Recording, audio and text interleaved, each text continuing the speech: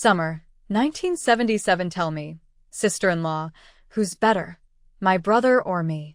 The sound of heavy breathing and the creaking bed made it clear what was happening inside the room. The woman tilted her graceful neck back, biting her lip to keep quiet. When she finally caught her breath, she turned to hit the man beside her. But her wrists were too slender, her strength too small. Her slap was more like a cat scratch. The man's dark eyes glimmered as he leaned closer. He admired her delicate beauty, her soft and fragile look. He gently kissed her shoulder and whispered, "Thank you to my brother for entrusting you and your daughter to me. Otherwise, how could he have been this lucky?"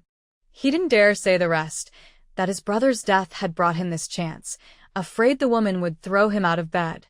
When she finally calmed down, she looked at the man, tall, strong, and stubbornly proud. Her lips were swollen, and though she was tired, the first thing she said was, "Sui, if you wake up Jiao Jiao, I won't forgive you." Her voice was soft and sweet, carrying a hint of warning. The man's throat tightened. He took her hand and placed it on his waist, muttering, "I know." After a pause, he added under his breath, "Nian Nian, can I at least stand tall once in front of you?" Then, he went back to his work with quiet determination. In the next room, little Su Yuqing felt the faint shaking of the old brick house. Only a thin curtain separated her from them. She looked at the shadows cast by the moonlight. Those two people, they were her stepfather and her mother. The two had been married for only half a month. Sui had married her mother, Jiang Yinyan, by using her late father's last wish as an excuse. Both mother and daughter were very beautiful. Su Yuqing was still young, but her delicate features were already as lovely as her mother's. Jiang Yinyan, now 40, looked no older than 20. Standing beside her daughter, she seemed more like an older sister than a mother. Ever since Jiang Yinyan followed her wealthy husband, Su Xingtian, to the countryside, her graceful figure and striking looks had drawn attention wherever she went. People outside said Sui had abandoned his wife and daughter to marry a charming woman who brought bad luck, and that he would soon lose everything. Su Yuqing, who had just traveled from another world, clapped her hands. This time, the rumors were right. Because in the novel Rebirth, taking the family fortune and having 8 children in the military district, they were only side characters. To be exact, their fates were all tragic. Jiang Yinyan and Su Yuqing were eventually sold to a remote mountain village. Su Yuqing died on the way, and Jiang Yinyan never escaped the mountains for the rest of her life.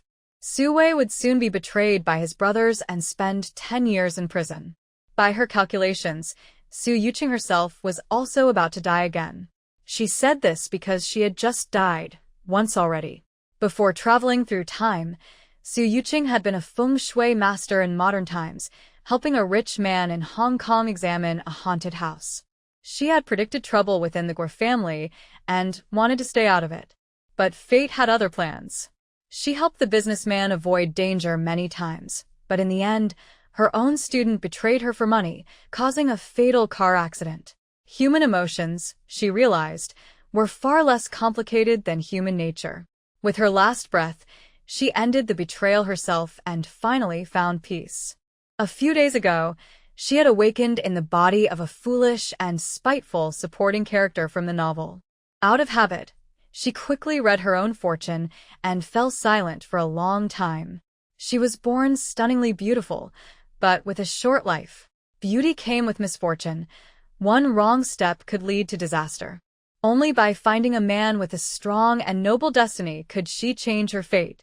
As for how to do that, her mother had already shown the way. She had only managed to calculate that this man was somewhere in the north, nothing more. Perhaps it was because her fate had not yet arrived, or her good fortune was too weak. Now, even leaving the village alive was difficult for her. Her luck seemed almost completely drained. Her birth father was the son of a wealthy family that had prospered for generations. During difficult times, he donated countless supplies and was known as a kind and generous man. With such deep family blessings, their lives should have been peaceful and healthy. The problem began when the original girl followed her parents to the countryside. Their neighbor was a woman who had lived through time once before and carried a mysterious power that allowed her to draw luck from others to strengthen her own. The girl's father, already troubled by the family's decline, lost his remaining fortune and health. During a flood rescue, he injured his leg and could not recover. Before passing away, he asked SHUI to take care of Jiang Yanyan and her daughter. SHUI was a man who disliked being under anyone's control. When he accepted Su Xingtian as his elder brother, he already had his own plans. He had been divorced for years, and 3 years after Su Xingtian's death, he finally ignored the village gossip and married Jiang Yanyan. But now, strange things were happening. By all logic, her stepfather should have been a man blessed with great fortune, if not the richest, then at least a powerful and successful one. Yet his luck, too, was fading.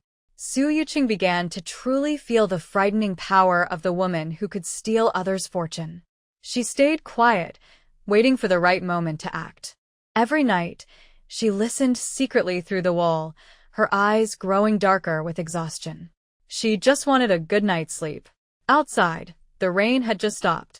Jiang Yanyan, weak and tired, looked at SHUI and said softly, "Wei, I want to ask you for a favor." SHUI held her gently, his voice tender. "Yanyan, whatever you ask, I'll do it." Jiang Yanyan's eyes shimmered. "Jiao Jiao has always been weak. Beijing works in the army in the capital. Could you ask him to help find an experienced doctor there?" Her eyes lowered. "Jiao Jiao is my everything. As long as she gets better, I'll do whatever it takes." Her tearful voice made SHUI's heart ache. The man who was always strong in front of others suddenly felt soft and helpless. But in truth, SHUI's eldest son, Su Beijing, was his late brother's child. Over the years, Beijing had earned many honors in the army, rising quickly through the ranks. He had grown independent and no longer listened to his father's words. Back then, when he wanted to marry Jiang Yanyan, the one who opposed it most strongly was his eldest son, Su Beijing. It took him 3 years to finally bring her home, and even SHUI himself felt it was too late. His eldest son had always disliked Jiang Yanyan and her daughter, thinking they looked too flashy. He especially couldn't stand the proud and delicate Su Yuqing. Because of his wish to marry Jiang Yanyan, his son hadn't returned home for 3 years. If Beijing found out that his new wife was Jiang Yanyan, and that the person he disliked most, Su Yuqing, had now become his stepsister, what if his stubborn son decided to cut ties with him? SHUI pressed his lips together nervously, about to refuse, when Jiang Yanyan gently held his arm. Her soft voice trembled as she looked at him with tearful eyes. "Wei, I know my request is too much. Maybe I should have left with my daughter back then, so I wouldn't trouble you anymore." Guilt filled SHUI's heart. From the first time he met Jiang Yanyan, he had felt something different. At that time, his leg was injured, and he had no one to rely on. Jiang Yanyan didn't look down on him, and even secretly brought him medicine. From then on, he swore he would protect her. After his older brother passed away, Jiang Yanyan and Su Yuqing became the targets of gossip and unwanted attention in the village. SHUI drove away many troublemakers and guarded them carefully. Jiang Yanyan had tried to end her life several times, but he always stopped her. Once, she jumped into the river, and he rushed to save her. Seeing her so fragile and helpless in the water made his heart ache deeply. It was a moment he could never forget. He had thought that marrying her would bring him peace, but instead, he found himself falling deeper and deeper for her. His usually sharp mind turned soft whenever she was near. For the past 3 years, he had given her almost all the good food and supplies he could get, caring for her wholeheartedly. He worried she might harm herself again or feel anxious about Su Yuqing's heart condition. Most of all, SHUI feared that Jiang Yanyan still missed his late brother, Su Xingtian. He wanted to prove that he could treat her even better. "Beijing has always had a strong will," SHUI said uncertainly. "If I talk to him, he'll listen to me." He spoke while quietly thinking about the little savings he still had. Over the years, he had earned quite a lot of money in the black market and gathered a few followers. It wasn't hard for him to raise enough money to take the mother and daughter to the capital for treatment, but the real problem was getting the paperwork done. Even with money, Big hospitals wouldn't easily accept them. Su Wei's sharp features softened when Jiang Yanyan gently kissed him. I knew you were our support, mine and Jiao Jiao's. I never misjudged you, Wei. I'll stay with you for life. Su Wei felt the soft touch like cotton, a light flutter in his heart. His throat tightened, and he returned her kiss with warmth, holding her fragile back firmly in his arms. He truly loved Jiang Yanyan. Everything he had done for her over the years, he did willingly. If only he had met her before Su Xingtian, things might have been different. Then there would have been no one standing between them. At 3 a.m, Su Wei quietly got up to head to the black market to manage his stalls. He had already overslept and didn't want to wake Jiang Yanyan, so he moved carefully. After softly comforting her when she stirred, he kissed her forehead. Once I'm done, I'll call Beijing from the team office. At noon, I'll bring back a hen so you and Jiao Jiao can have chicken soup to build your strength. In those days, people only killed chickens during holidays. Su Wei was capable and often brought home meat and fine grains. Jiang Yanyan had been drawn to his ability and reliability. She helped straighten his collar, her bright eyes full of warmth. Be careful, Wei. Jiao Jiao. And I will be waiting for you. Looking into her affectionate eyes, Su Wei suddenly didn't want to leave. With such a charming woman at home, he only wanted to stay close to her every day. Before he could finish buttoning his shirt, Jiang Yanyan playfully pushed him out of bed. Boss, you're up. Sister-in-law giving you a hard time again? One of his men teased. Su Wei snorted and took the pipe handed to him. I've got her well under control. What's there to fuss about? He never liked to talk about how good he was to Jiang Yanyan. He feared others might covet her as he once had. Still, he couldn't help worrying. His stepdaughter's health wasn't improving no matter what he did. Over the past 3 years, he had bought many tonics, but Su Yuqing had lost more than 20 pounds and was getting weaker by the day. If anything happened to her, Jiang Yanyan would be devastated. Thinking about how protective she was of her delicate daughter, Su Wei sighed. He couldn't keep being so cautious around that young girl. It wasn't right. After Su Wei finished helping his men pack up, he took a small bag of candies and went to the county office to make a phone call. He had many connections. Even people in the police department respected him wherever he went. Brother Wei, you've been in great spirits lately. Having a woman at home really makes a difference. Su Wei felt pleased inside, but kept a calm face. Stop teasing me. What's so special about getting married? The operator wasn't blind. He had seen Jiang Yanyan and her daughter before. They were like delicate red roses blooming in barren soil, so beautiful that people couldn't look away. Both mother and daughter were the kind that made others want to protect them. Brother Wei, you're funny. The call just went through. Su Wei picked up the phone. His throat felt tight, and after a short pause, he said, Hello, Beijing. It's Dad. Why are you calling me? Want me to attend your wedding? I'm busy with the army and don't have time. The young man's deep voice was pleasant, but filled with anger. Su Wei replied calmly, The marriage certificate is already done. I knew you were busy, so I didn't bother you. Uncle, are you out of your mind? My sister said that Jiang Yanyan and her daughter aren't good people, yet you still got involved with them. It had been a long time since Su Wei heard Su Beijing call him uncle. The word reminded him of his late older brother. The sister Beijing mentioned wasn't Su Yuqing, but his own daughter from his first marriage, Su Wanwan. No one supported Su Wei's marriage, but he was completely taken by Jiang Yanyan, as if under a spell. He flicked the ash from his cigarette, not wanting to argue. Life was good now. The future could wait. He said directly, Jiao Jiao hasn't been well these past few years. Do you have any friends who know a good heart specialist? Oh, calling her by her nickname already? Beijing sneered through the phone.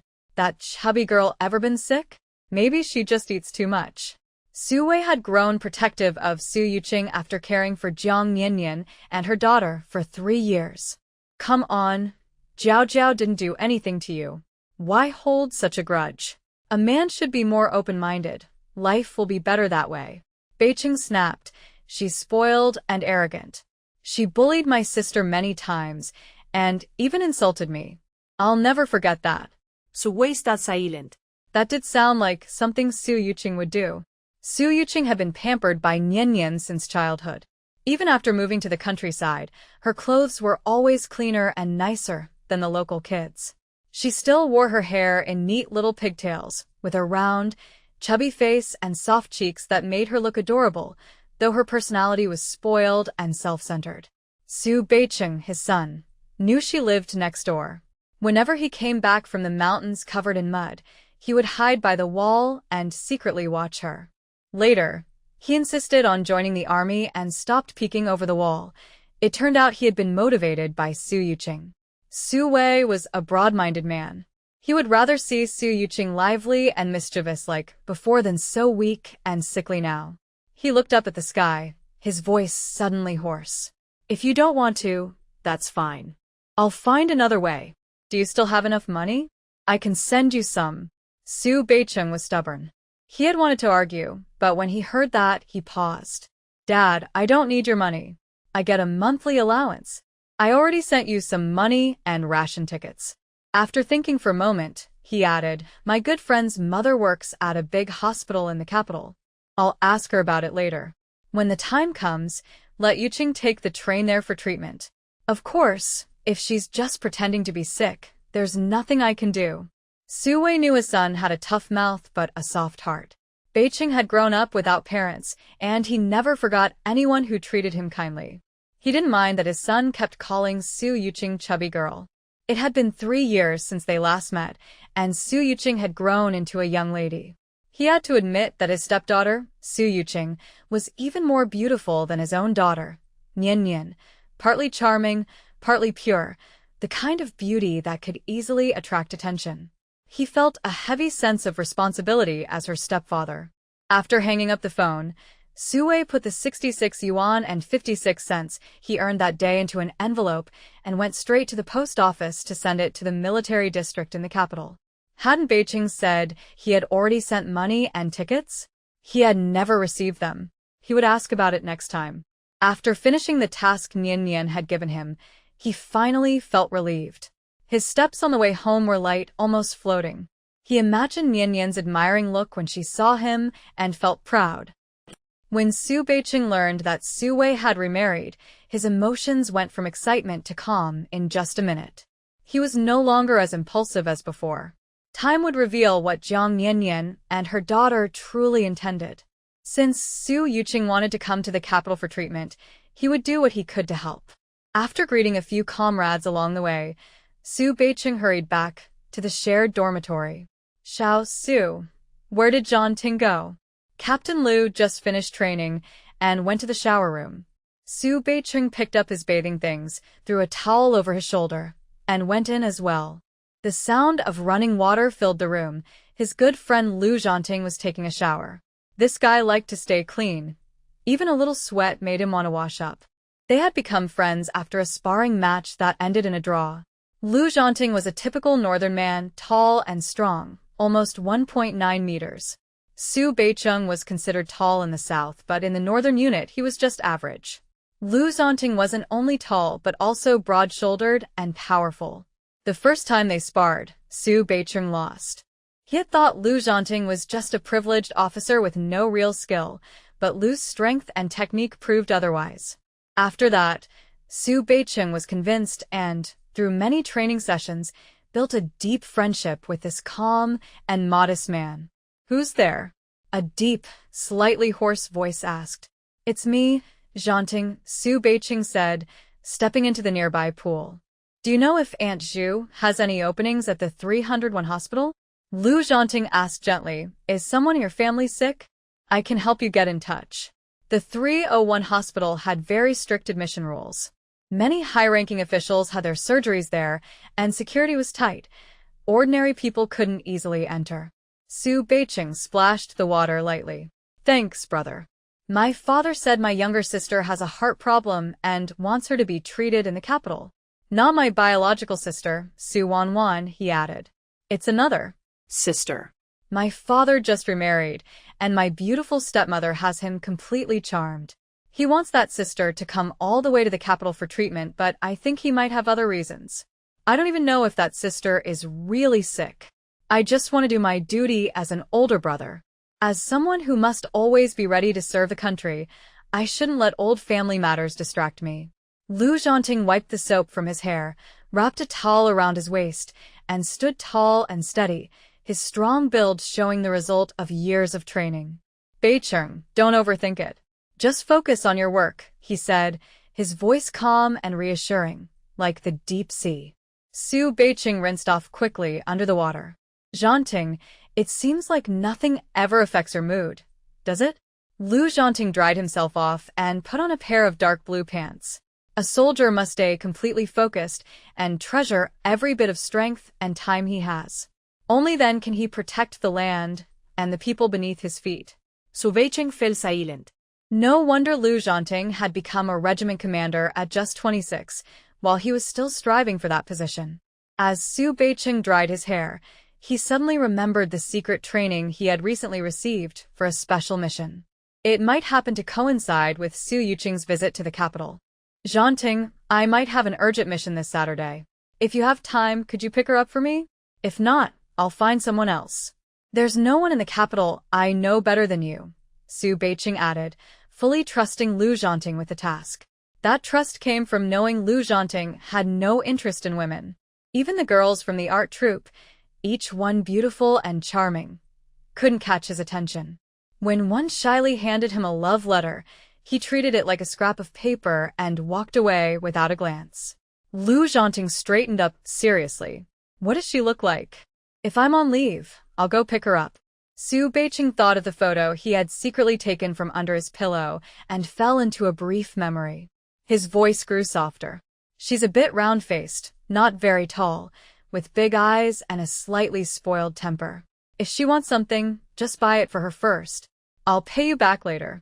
Lu Zhanting quickly jotted down notes on a scrap of paper. Beijing, you seem to care a lot about your stepsister. Don't overthink things. Meeting people is a kind of fate. Su Beijing disliked being lectured, especially about Su Yuqing. But since he needed a favor, he held back his irritation.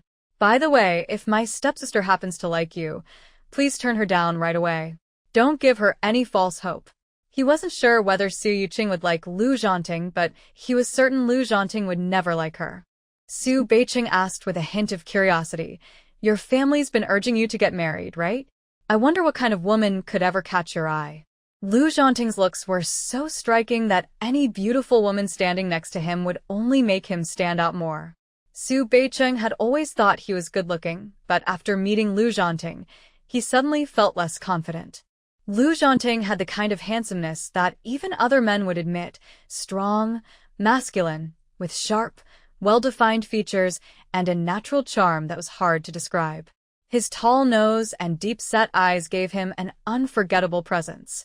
Her figure was still good, her body firm and strong, full of natural charm, like a perfect sculpture. Comparing himself to others was frustrating, so Su Beijing wanted to go to the hallway to look at the new recruits and calm his mind. After thinking for a while, Lu Zhanting replied in his deep, magnetic voice, If that happens, I'll find another way to handle it, so your sister won't feel embarrassed. My family is worried about my marriage, but I don't have many requirements for a woman. As long as she's not too clingy or spoiled, and looks decent, Lu Zhanting added. He wanted to focus on his work, and such a wife would be the easiest to get along with. Su Beijing tried hard not to laugh, his stomach aching from holding it in. Perfect. Su Yuqing was exactly the opposite of what Lu Zhanting wanted. Su Yuqing was delicate, loved to eat, and liked to act cute. Her round, cheerful face was far from the calm and graceful type. Buddy, your standards are great. A woman like that suits you perfectly. The tension in Su Beijing's heart eased, and he felt completely at ease with Lu Zhanting. SHUI hadn't returned yet when unexpected visitors arrived at the quiet courtyard. When Su Wanwan and her mother Wang Chunhua came, Su Yuqing was squatting by the well, rinsing her mouth with salt water, while Jiang Yinyan was sweeping fallen leaves in the yard with a bamboo broom. Jiang Yinyan had already cleaned the house and tidied the yard until it was spotless, not a single leaf left. Their small courtyard wasn't big. SHUI had no parents, and there were only 2 rooms. One larger room for him and Jiang Yinyan, and a smaller one that used to store his repair tools. now cleared out for Su Yuqing to live in. Worried that Su Yuqing might need help, Jiang Niannian had opened a small window between the rooms and hung a curtain, allowing air to flow through. Because of that, Su Yuqing could often hear what was happening next door. As for why Su Wanwan didn't have a room there, it was because when Su Wei and Wang Chunhua divorced and she remarried in the neighboring village, Su Wanwan had firmly chosen to go with her mother. Now, the mother and daughter had come back in a hurry, while Su Wei was away, clearly not with good intentions. Sister Wang, Jiang Niannian greeted with a bright smile, while gently pushing Su Yuqing back into the house. Su Yuqing was weak and easily tired after just a few steps, while Jiang Niannian, who had done farm work for years, was quite strong. Su Yuqing felt a push and quickly stepped into the house. Jiang Niannian was a careful woman. Every tool in her home had its own place, so Su Yuqing soon found the scissors. She picked up the scissors by the window, held them tightly, and ran back into the yard. When Jiang Niannian saw her return, worry filled her beautiful eyes. She glared at Su Yuqing as if to say, "I told you to stay inside. Why did you come out? Go back in." Su Yuqing was Jiang Niannian's dearest treasure. Whenever Su Yuqing felt even a little unwell, Jiang Niannian became more anxious than anyone else. Wang Chunhua was not an easy person to deal with, and if things turned physical, she feared Su Yuqing might get hurt. Su Yuqing held the scissors carefully in her hand and said politely, "Mom, please ask Aunt Wang and Sister Su to sit down." Wang Chunhua immediately realized that the little girl was protecting her mother. In her eyes, both mother and daughter were troublemakers. She had been waiting for Su Wei to bring her money, but he had given it all to that woman instead. Back then, she never thought Su Wei's injured leg would heal. Otherwise, she wouldn't have rushed to marry her current husband. "We just have a few questions, no need to sit," Wang Chunhua said sharply. "Jiang Niannian, I have to say, why do you treat your daughter like she's made of gold? Look at my Wanwan, she's strong and capable. She can wash dishes, cook, do laundry, even help with farm work. She keeps her brother's clothes spotless." Su Yuqing couldn't help but want to laugh, but her weak body made her cough instead. That was when she noticed Wang Chunhua's face. Her eyelids drooped, her eyes were narrow and sharp, and her forehead was uneven. She looked fierce and hard to approach. What caught Su Yuqing's attention most was the area beneath her eyes. The skin there was dark with visible lines, and there was a mole on the right side. In face reading, that meant trouble with children and relationships. People with such features often faced family misfortune. In her past life, Su Yuqing had been sought after by wealthy people in Hong Kong for her skill in reading fortunes, and she had even worked with the police to catch human traffickers, many of whom had similar appearances. Now, seeing Wang Chunhua's daughter, Su Wanwan, Su Yuqing thought, "So she's the one who's going to enjoy blessings, huh?" Jiang Niannian handed Su Yuqing an enamel cup and helped her drink to calm her breathing. Su Yuqing was Jiang Niannian's weakness. The moment anyone spoke badly about her daughter, Jiang Niannian's protective side came out. "She's my daughter. I'll raise her however I want. Sister Wang, why don't you worry about your own home instead of mine?" Usually, anyone who talked back to Wang Chunhua would end up regretting it. But now, she was short on money and still waiting for Su Wei's monthly 20 yuan. The 20 yuan was Su Wei's living allowance for Su Wanwan. 20 yuan was quite a lot. An apprentice in the city only earned 18 yuan a month after working hard all day. As a father, Su Wei gave 2 large bills every month to support Su Wanwan, her mother, and their family of 6. But Su Wei didn't know he was supporting so many people. Wang Chunhua was so angry that her chest rose and fell. "When will Su Wei come back? I need to talk to him." Then she smiled slyly. "Did Ah Wei tell you? He worries that my husband doesn't treat me well, so he gives me an extra 20 yuan every month." Her dark face showed a shy expression, as if Su Wei still couldn't forget her. Jiang Niannian's gentle features showed no anger. She had married Su Wei after he had spent 3 years tirelessly trying to win her heart. She never doubted his love. Who was her ex-husband, the eldest son of the once famous Su family in Shanghai, Su Xingtian, the heir to the family business. She used to be the Su family's young madam, managing over 200 people. She had seen all kinds of grand occasions. Men like SHUI, who admired her deeply, were countless.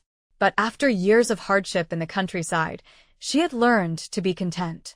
As long as someone treated her and her daughter well, was responsible, caring, and willing to work hard, she was happy to live a simple life with SHUI. She wasn't angry about SHUI giving money to Wang Chunhua. After all, Wang Chunhua was the mother of SHUI's own daughter, Su Wanwan. Seeing Jiang Yanyan calm and composed, even taking time to braid the little girl's hair, made Wang Chunhua burn with jealousy. She thought of SHUI and the past. SHUI used to drive a truck for a living and was away all year. Other than sending money home, he never showed any care. She spent many lonely nights. Later, she found another man, and life felt a little less lonely. But then SHUI had a terrible accident. He was badly injured, lost his job, and couldn't earn money anymore. He needed constant care, and there was also a nephew with a huge appetite to feed. She refused to take care of them. Taking the 5,000 yuan SHUI had sent home over 10 years, she remarried the man from the next village. Life wasn't as carefree as before, but it was still manageable. Her new husband wasn't as capable as SHUI. He spent his days idling around, playing with cats and dogs, while their savings slowly disappeared. She was so angry she could almost burst. If she had known earlier, she would have pretended to take care of SHUI for 2 months, and now the good life Jiang Yanyan was living would have been hers. SHUI was now generous with money, had built a brick house, and life was going well. His eldest nephew had even become an officer in the army. If she had known all this, she would have served SHUI and his son day and night. The more she thought about it, the more she felt that Jiang Yanyan and her daughter had taken advantage of her. She grabbed the broom Jiang Yanyan had left behind the door and was about to hit her with it. She planned that when SHUI came, she would say Jiang Yanyan had refused to give her living expenses and had treated her badly, causing her to fall while arguing. She just had to hit Jiang Yanyan once to calm her anger. That woman was too beautiful. No wonder she had caught SHUI's attention. Yuqing, holding a small mirror, saw through the reflection the fierce and angry Wang Chunhua raising the broom. She turned the scissors in her hand, thinking of using them to scare Wang Chunhua a little and vent her anger. But the plastic mirror tilted, and outside the wooden door stood a broad-shouldered man, her stepfather, whose eyes were always full of concern for her mother. Yuqing quickly pretended that her hair had been pulled by Jiang Yanyan and looked up sharply at Wang Chunhua. "Aunt Wang, why are you holding our broom? My mom already swept all the leaves." Wang Chunhua froze midair, not liking Yuqing either. She thought Yuqing had taken the place that should have belonged to her own daughter, Su Wanwan. But back then, Su Wanwan insisted on moving with her to the next village when she remarried, even though Wang Chunhua hadn't wanted to bring a child from her past. That child's father was someone she had met when she was young and foolish. Every time she saw Su Wanwan, she was reminded of that painful past and the man who had hurt her deeply, a secret she never wanted to face. If Su Wanwan had stayed with SHUI, Wang Chunhua would have happily visited often, trying to persuade SHUI to remarry her. Then Jiang Yanyan wouldn't have had any chance. Just as she stood there, torn and upset, a man's angry voice came from the yard. "Wang Chunhua, what are you doing?" Jiang Yanyan had always raised her daughter, Yuqing, with great care. Whenever she had free time, she loved to braid her daughter's thick, shiny hair. As she was braiding, SHUI's voice suddenly rang out. Jiang Yanyan turned around in surprise and saw Wang Chunhua collapse to the ground like a deflated balloon, crying as if she had been wronged. The Su family's brick house with a cement floor was unique in the village. SHUI had built it specially to marry Jiang Yanyan. Many village women were envious, saying that Jiang Yanyan must have charmed SHUI, making this once careless man change completely. He had eagerly built a new house so that Jiang Yanyan could live even better than city people. The cement floor was hard. When Wang Chunhua fell, she cried loudly, as if deeply wronged, her tears and runny nose mixing on her wrinkled, dark face. Seeing her fall, SHUI quickly walked over. Wang Chunhua thought he was going to help her up and reached out her hand. But instead, Su Wei stepped in front of Jiang Yinyan and Su Yuqing to protect them, saying coldly, "Wang Chunhua, what are you doing here?" Wang Chunhua froze, her hands stiff in the air, her face turning red with embarrassment. She hadn't seen Su Wei for months.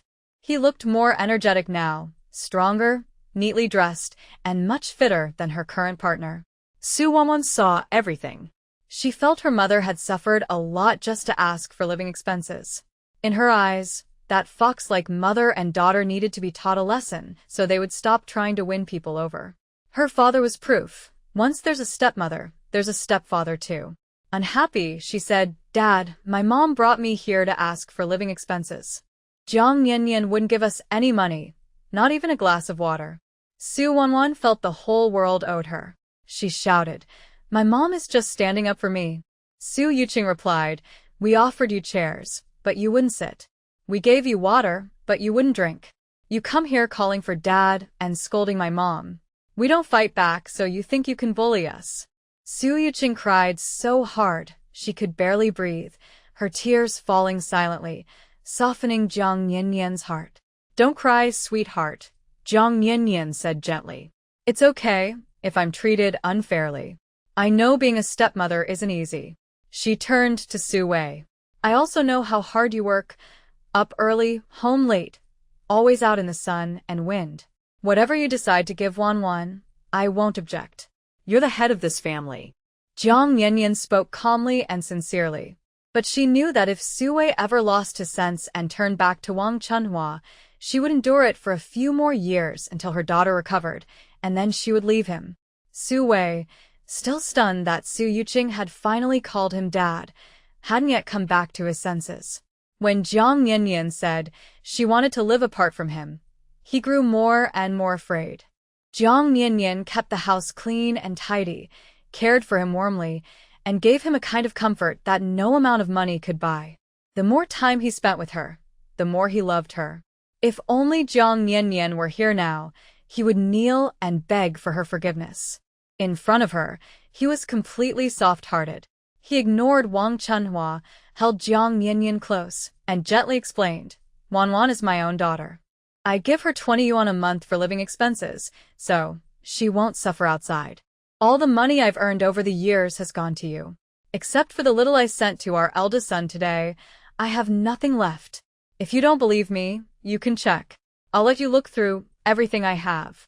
He whispered this, secretly pleased to see Jiang Yinyan's face turn red, already imagining how proud he would feel later.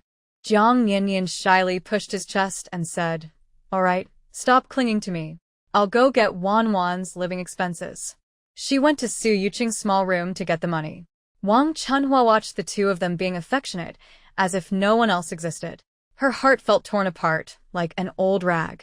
She waited for Jiang Yinyan to bring the money, planning to scold her to vent her anger over losing her husband's affection.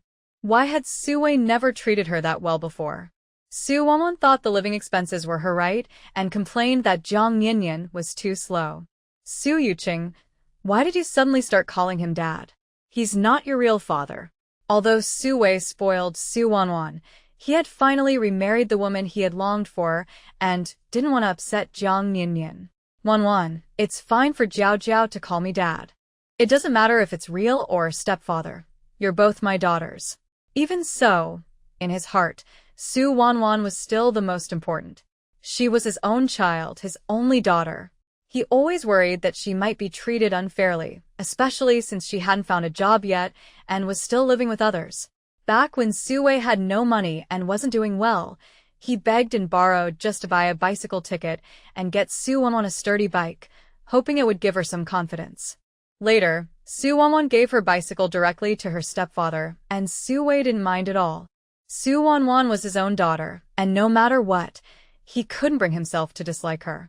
Su Yuqing still hadn't found the family jade bracelet that Su Wanwan had taken, yet unexpectedly, Su Wanwan came to pick a fight with her first. She was the kind of person who hated losing out. She had once read Su Wei's fortune. His early life was full of hardship. His parents died young, his elder brother passed away from illness, his nephew died in war, his brothers turned against him, and his youth was filled with misfortune.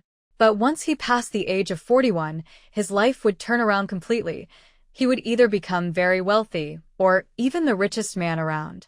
She had always found it strange that Su Wei's fate showed no daughters. Before 40, he was destined to have only sons. So, where did Su Wanwan come from? When Su Yuqing finally met Su Wanwan in person, she immediately realized that Su Wei and Su Wanwan couldn't possibly be father and daughter. Their features didn't resemble each other at all. Family resemblance usually shows in facial features or expressions. Even distant relatives share some similarities. But Su Wei and Su Wanwan looked completely unrelated. At best, they could be considered people from the same hometown. Su Wei was a strong man with a square face, double eyelids, a high nose bridge, and deep eyes, a typical handsome man by the standards of that time. Su Wanwan, on the other hand, had small, unfocused eyes, single eyelids, a flat nose, was short, and often looked at people sideways. A person's appearance can sometimes reflect their fortune through life. If Su Wanwan had somehow taken others' good luck, yet still turned out so ordinary, then how many people must have suffered for her to become a top university professor in the future? You. Why are you looking at me like that? Are you laughing at me for not being pretty? Su Wanwan asked, touching her face. Her skin had become fairer recently. She believed she would soon be as beautiful as Su Yuqing. No, even more beautiful than Su Yuqing. Su Yuqing said calmly, I never laugh at someone for being unattractive. It's not their fault. Then her tone changed slightly. Her gaze moved between Su Wei and Su Wanwan, and seeing the anger in Su Wanwan's small eyes, she said slowly, I just find it strange. Dad looks so dignified and handsome, but sister doesn't look like him at all. People always say daughters take after their fathers. She didn't need to say more, just plant a seed of doubt. Wang Chunhua suddenly stood up from the ground. She no longer wanted to cry or shout in pain. Grabbing Su Wanwan's hand, she pulled her toward the door. Su Wei, look at what kind of daughter Jiang Nianyan has raised. She says whatever she wants. She even suspects that Wanwan isn't your real daughter. I can't live like this anymore. Jiang Nianyan had just found 2 large bills under the bed. When she walked out of the room, she saw Wang Chunhua raising her hand to hit Su Yuqing. In an instant, Jiang Nianyan and Su Wei rushed forward to protect Su Yuqing. They didn't understand why Wang Chunhua was so angry. Everything happened too fast. But instead of hearing Su Yuqing's frightened cry, what came next was Wang Chunhua's painful scream. Su Yuqing had already been on guard against Wang Chunhua. Faced with someone so fierce and quick-tempered, she had prepared a pair of scissors for self-defense. The Su family's heirloom jade bracelet was still in Wang Chunhua's pocket. Although Su Yuqing didn't know how it got there, she could sense the energy coming from that muddy pocket. The sharp scissors struck out, and Wang Chunhua fell to the ground with a thud. Her triangular eyes widened as she saw the scissors stuck in her thigh, nearly fainting from shock. Blood trickled down like a small stream. Ignoring the pain, her eyelid twitched as she tried to speak. But Su Yuqing reacted even faster. She quickly ran to Wang Chunhua, picked up the jade bracelet that had fallen from her pocket, and hid it in her own clothes. Aunt Wang, I didn't mean to. I thought you were going to hit me, and I panicked. I just threw what I had in my hand. It won't happen again. I'll take you to the hospital. She apologized sincerely, folding her hands like a guilty child, looking pitiful. Dad, I really didn't mean it. Aunt Wang just scared me. Jiang Nianyan held Su Yuqing in her arms, comforting her softly. Her eyes toward Wang Chunhua were cold, and even when she looked at Su Wei, her expression was full of displeasure. Su Wei had only one thought in his mind. Nianyan was angry. To be honest, his son had always been distant, and his daughter often disliked him. None of them had ever been as gentle and affectionate as Su Yuqing, who called him dad so sweetly and made him feel needed and protective. This time, he clearly saw that it was indeed Wang Chunhua who had tried to hit someone, so it made sense that Jiao Jiao, in a panic, had thrown the scissors. Jiao Jiao, it's fine. I'll ask my friend to pull the cart and take me to the clinic. It's just a small injury. Wang Chunhua. Su Wei, do you even have a conscience? That girl Su Yuqing stabbed my leg. Wang Chunhua almost jumped up in anger, but the pain in her leg made her gasp. Jiang Yinyan's pale wrist moved quickly as she gave Wang Chunhua a sharp slap. Her cold eyes swept over her stepdaughter, Su Wanwan, who was reaching out for money. If you ever bully Jiao Jiao again, don't expect a single coin from me. Wang Chunhua was stunned, then started shouting angrily, Jiang Yinyan, how dare you hit me? Su Wanwan stomped her foot, her eyes wide. Dad, look at the wife you married. Jiang Yinyan is just pretending to be nice, and Su Yuqing is the same. They'll ruin you. Feeling the pressure, Su Wei reached for his pocket, wanting a cigarette, but found only an empty pack. He had always been stubborn. Everyone said his new wife was too beautiful and would bring trouble, but he was determined to live a good life. People shouldn't compare. Jiang Yinyan had raised Jiao Jiao to be gentle and polite, even though Wang Chunhua often spoke to her with sarcasm. Jiao Jiao still called her Aunt Wang. But Su Wanwan, after living with Wang Chunhua, had become rough in her speech. How could she call someone names like that? When Yinyan married him, she didn't hesitate to support him in providing for his grown daughter. Yet Wang Chunhua and Su Wanwan still acted arrogantly in front of Yinyan and Jiao Jiao. If he went away for business again, wouldn't they be bullied badly? Wanwan, think about what you just said. Was that something you should say? Su Wei's heart felt cold. He had lost his parents young, and his older brother had passed away. He cherished his family deeply, but except for Jiang Yinyan, no one truly understood him. Seeing the situation turn against her, Wang Chunhua quickly said, Wanwan, apologize to your father. Getting 20 yuan a month for doing nothing, sometimes you just had to bow your head. Wang Chunhua was so pleased with herself that she almost forgot about the pain in her leg. Su Wanwan felt as if the whole world had betrayed her. I didn't do anything wrong, so why should I apologize? It's those two women who took my father away. Su Wei listened quietly to her angry words, unable to understand. Back then, it was Wang Chunhua who wanted a divorce after he injured his leg. He had agreed. It was also Su Wanwan who insisted on following Wang Chunhua when she remarried. He had tried to persuade her otherwise but eventually gave in. He had finally met a woman he truly liked, and after treating Jiang Yinyan with care for 3 years, she had finally accepted him. Yet now, she had to endure so many misunderstandings because of him. He looked regretfully at Jiang Yinyan and Su Yuqing, who were holding each other tightly. Both kept their heads down. Jiang Yinyan said nothing in response to Su Wanwan's harsh words, as if she had long grown used to them. Su Wei felt a sharp pain in his heart. At least when Yinyan was with Su Xingtian, no one would gossip about her. From now on, do whatever you want, he said tiredly. He was exhausted by Su Wanwan's endless demands. He picked up a red towel hanging on the clothesline and a red thermos with the word double happiness printed on it. After warming the towel, he crouched down and gently wiped Jiang Yinyan's tears. Yinyan, I've made you suffer by marrying me, he said softly. He didn't want to make empty promises. Sweet words and vows meant little to him. What mattered was finding a way to earn money and give Yinyan and her daughter a better life. Right now, the most important thing was Jiao Jiao's heart condition. Jiao Jiao had already accepted him as her father. Jiang Yinyan took the towel from his hand and gave him a playful look. You're wiping too hard, she said with a small smile. Su Wei's heart raced. He rubbed the back of his head awkwardly. Oh, sorry. He remembered how charming she looked at night, and even when he tried to stay calm, he couldn't help but be moved by her. Meanwhile, Wang Chunhua's leg was bleeding badly. Seeing Su Wei and Jiang Yinyan talking so tenderly made her furious. Su Yuqing hit me. I'm going to the county hospital, and I'll need to stay there. You'll pay for the medical bills, she demanded.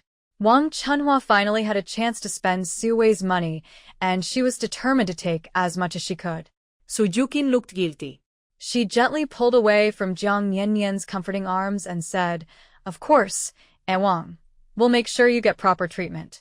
I wrongly accused you just now, saying that Sister Wanwan doesn't look like Dad. I really misunderstood you. Wang Chunhua nodded with satisfaction and glanced sideways at Su Yuqing. That one look truly surprised her. Not only did the girl inherit the charming looks of her mother, Jiang Yanyan, but her skin was as fair as porcelain, and her bright eyes made her even prettier than her mother. Such a beautiful girl could easily attract more attention and bring in more money. Just as Wang Chunhua was lost in thought, she suddenly felt a sharp pain in her leg. The little girl had crouched down and accidentally pushed the scissors deeper. Wang Chunhua cried out in shock, her face full of disbelief. Because Su Yuqing had always spoken so gently and politely and had readily agreed to go to the hospital, Wang Chunhua couldn't tell if she had done it on purpose. Then Su Yuqing softly said, "It's a good idea to go to the county hospital. They can do a family test there. If we compare Dad's hair with Sister Wanwan's, we can clear Aunt Wang's name." Wang Chunhua was so angry, she felt faint, her fear of Su Wei finding out the truth stronger than the pain in her leg. Because Su Wanwan was not actually Su Wei's daughter. When she had gotten him drunk that night, she had already been pregnant.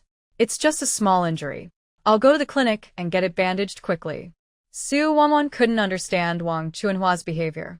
She felt her life was miserable. Her father always sided with Su Yuqing just because Su Yuqing called him Dad once.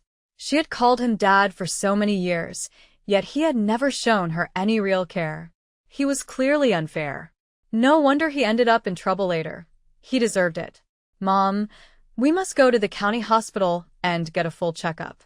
It's not like we're paying for it anyway." Sometimes, insisting on taking advantage of others only made one look petty.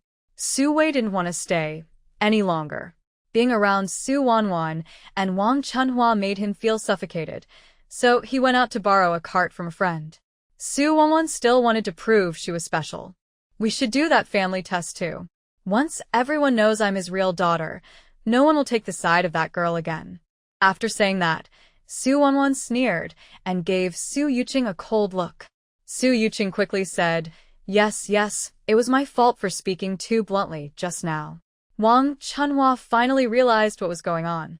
The more she looked at Su Yuqing, the more uneasy she felt. Those bright, clear eyes seemed like mirrors that could see through everyone and everything. Su Yuqing didn't look innocent at all. Instead, she was a very clever girl. Wang Chunhua felt as if Su Yuqing knew all her secrets. In a panic, she hurriedly asked Su Wanwan to take her away, not even wanting to lie down on the cart that Su Wei had just borrowed. She slapped Su Wanwan hard on the back, venting her anger. "You silly girl, hurry up and carry me to the clinic. If my leg doesn't heal, I'll never forgive you." Su Wanwan's heart almost jumped out of her chest. Something felt wrong, but thinking about what would happen in the future, she still worried about Wang Chunhua's leg and carried her to the clinic. She had been reborn at the age of 10 and knew everything that would happen later.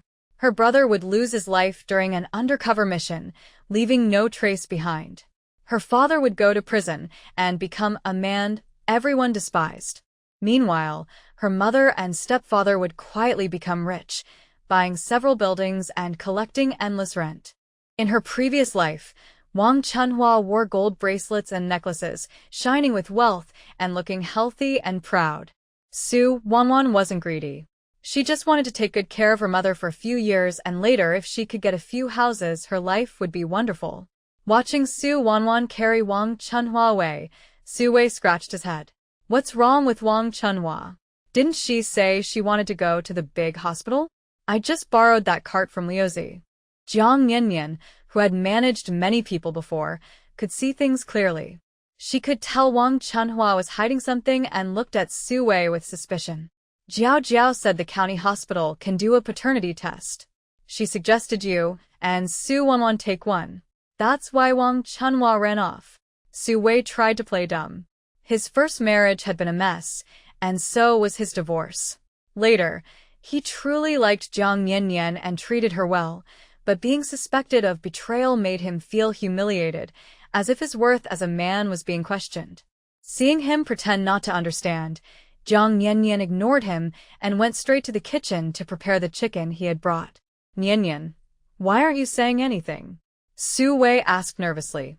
His tall figure, nearly 1.85 meters, made the small kitchen feel even smaller. "Let me do it," he said. Sui quickly took the clucking chicken from Jiang Yanyan's hands, skillfully killed it, plucked the feathers, and cleaned it.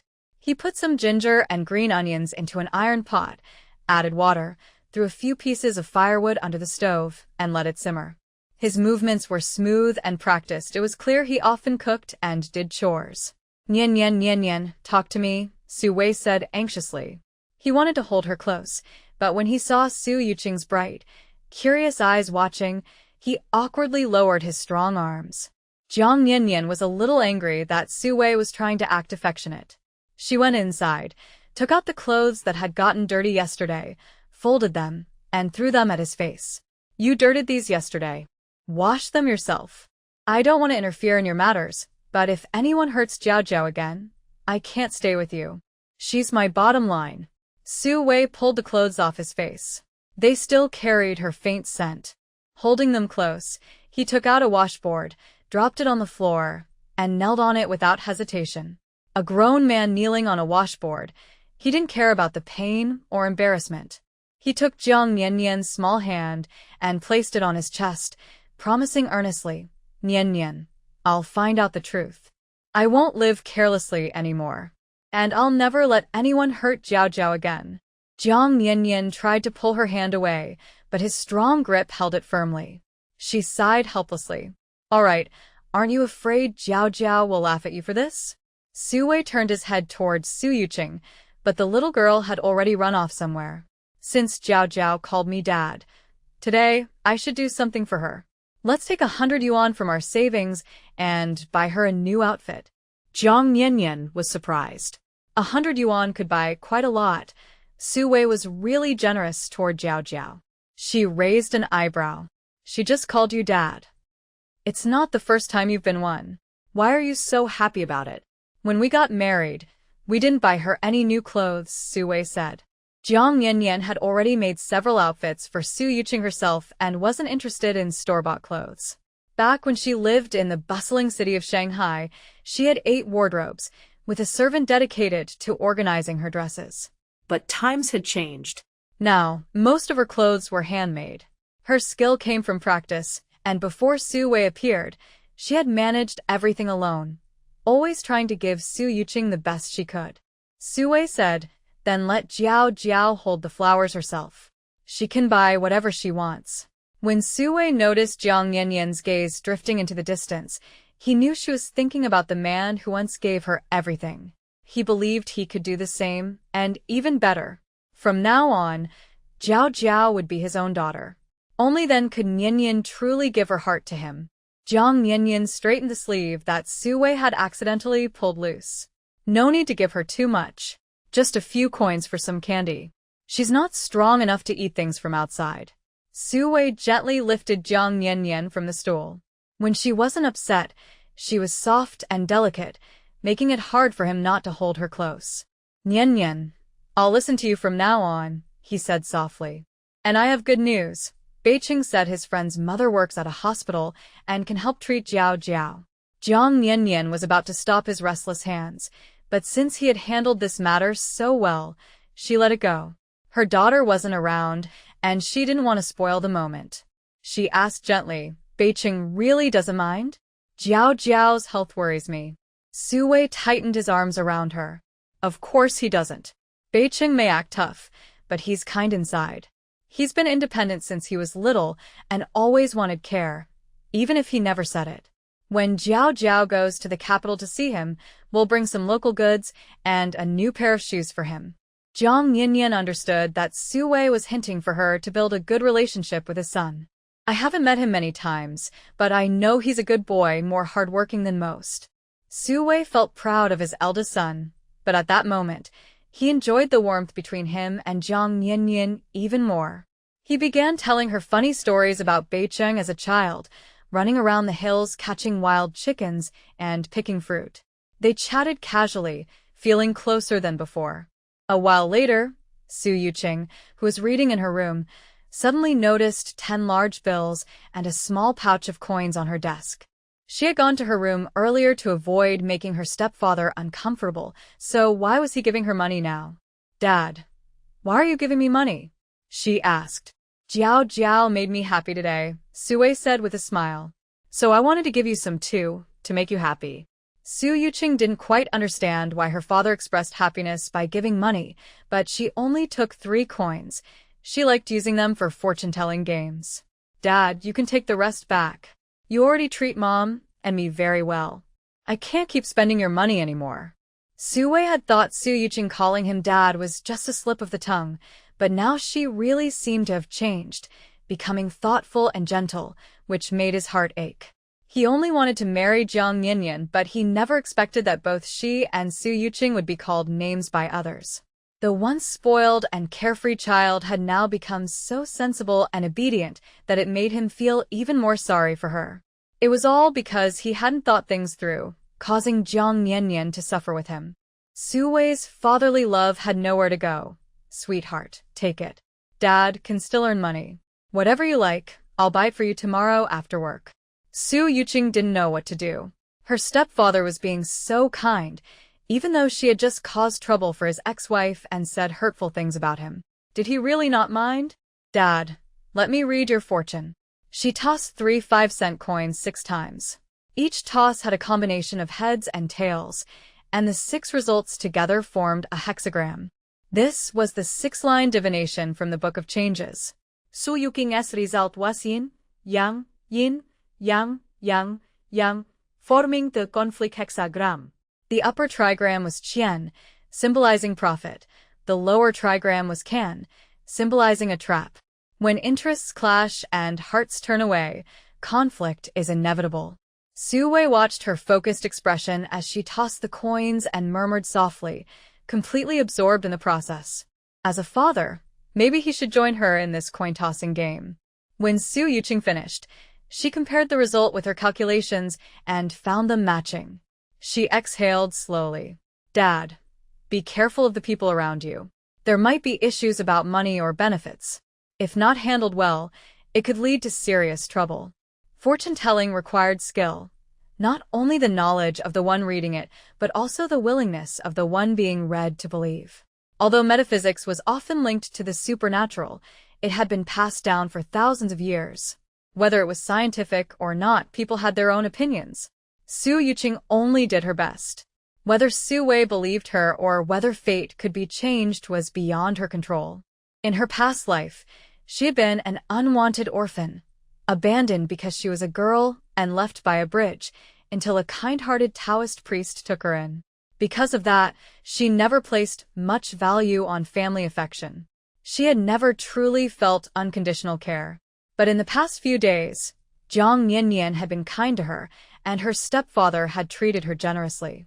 She vaguely knew that in those days, 100 yuan could feed a large rural family for a whole year. Having accepted this bond, Su Yuqing decided to take part in the fate that came with it. The original owner's destiny might be the trial she needed to overcome. She couldn't live aimlessly anymore. She had to take care of her health and then go north to find a man with a strong and noble fate, hoping to change her own destiny through him. Su Yuqing blinked her bright eyes, lifted her chin, and looked at Sui to see if he believed her. Sui's body stiffened. He had just gotten married and was living happily, but now this little girl said he would end up in trouble. Who would want to hear that? He had little experience dealing with children and facing Su Yuqing's soft, gentle voice. He didn't know what to do. Before his leg injury, Sui had worked as a truck driver, traveling all over the country and meeting all kinds of people. He had seen many tricksters pretending to be fortune-tellers, so he never believed in such things. But when Su Yuqing called him Dad, he couldn't bring himself to scold her for trying to help him. Jiao Jiao, I'll remember what you said. I'll keep a low profile these days so you and your mom can live well, he said. Su Wing admired Sui's courage and boldness. If Sui hadn't lost his spirit after spending 10 years in prison, he could have become a true success in that golden era. Understanding human nature well, Su Yuqing pouted and said sweetly, Dad, I just want you to stay safe. You'll have your chance to succeed later. I also hope you and Mom can have a little brother to protect me. Of course, she didn't mean it. She was just trying to please her stepfather. Sui was overjoyed by her words. All right, Dad will do his best. He had always wanted to have a child with Jiang Yinyan, but she didn't want to. She only wanted to give all her love to Su Yuqing. Su Wei felt unhappy about that, but if he refused, Jiang Yanyan wouldn't have married him. Su Yuqing's encouragement gave him new hope. Su Wei carefully went over the fortune in his mind several times and observed his friends around him.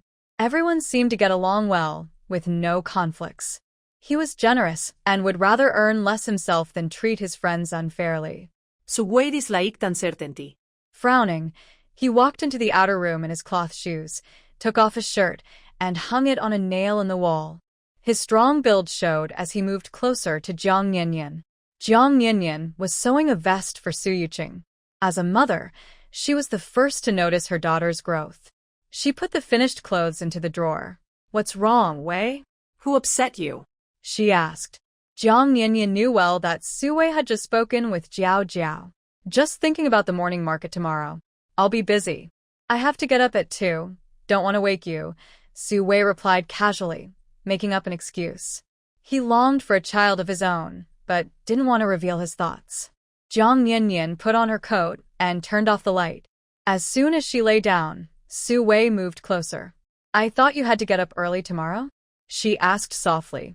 Su Wei pulled the quilt over them both and held her gently. "I just can't sleep," he said in a low voice. Jiang Yanyan blushed, her eyes bright as she playfully nudged him with her foot. He caught her foot and held it, smiling. In the next room, Su Yuqing looked out at the darkening sky. While her parents were busy, she took out the family heirloom jade bracelet and placed it on the table. The soft white glow of the jade filled the room. The bracelet had been hidden under Su Xingtian's bed mat, the only dowry he had left for the original owner. Su Wanwan, jealous that Su Yuqing was still loved even after moving to the countryside, had once broken into the house when no one was home. She wanted to take anything valuable and even smash the bed. She had hoped to see Su Yuqing lose her temper, but instead, she found the jade bracelet and stole it. Later, by chance, Su Wanwan discovered a secret space and a magical spring. After using them, she became more beautiful and skilled, talented in medicine and cooking, attracting admiration from many. Seeing how rude Su Wanwan had been, Su Yuqing decided she couldn't just let it go. She was also curious about the mustard seed space described in ancient books, how large it was, and what it looked like. Moving quietly to the stairway, she found the butterfly sewing machine in the corner. From the side of the sewing kit, she took out a silver needle. The sounds from her parents' room suddenly stopped, and she quickly went inside and closed her door. From a distance came Jiang Yanyan's voice of complaint. "Su Wei, I told you to be quieter.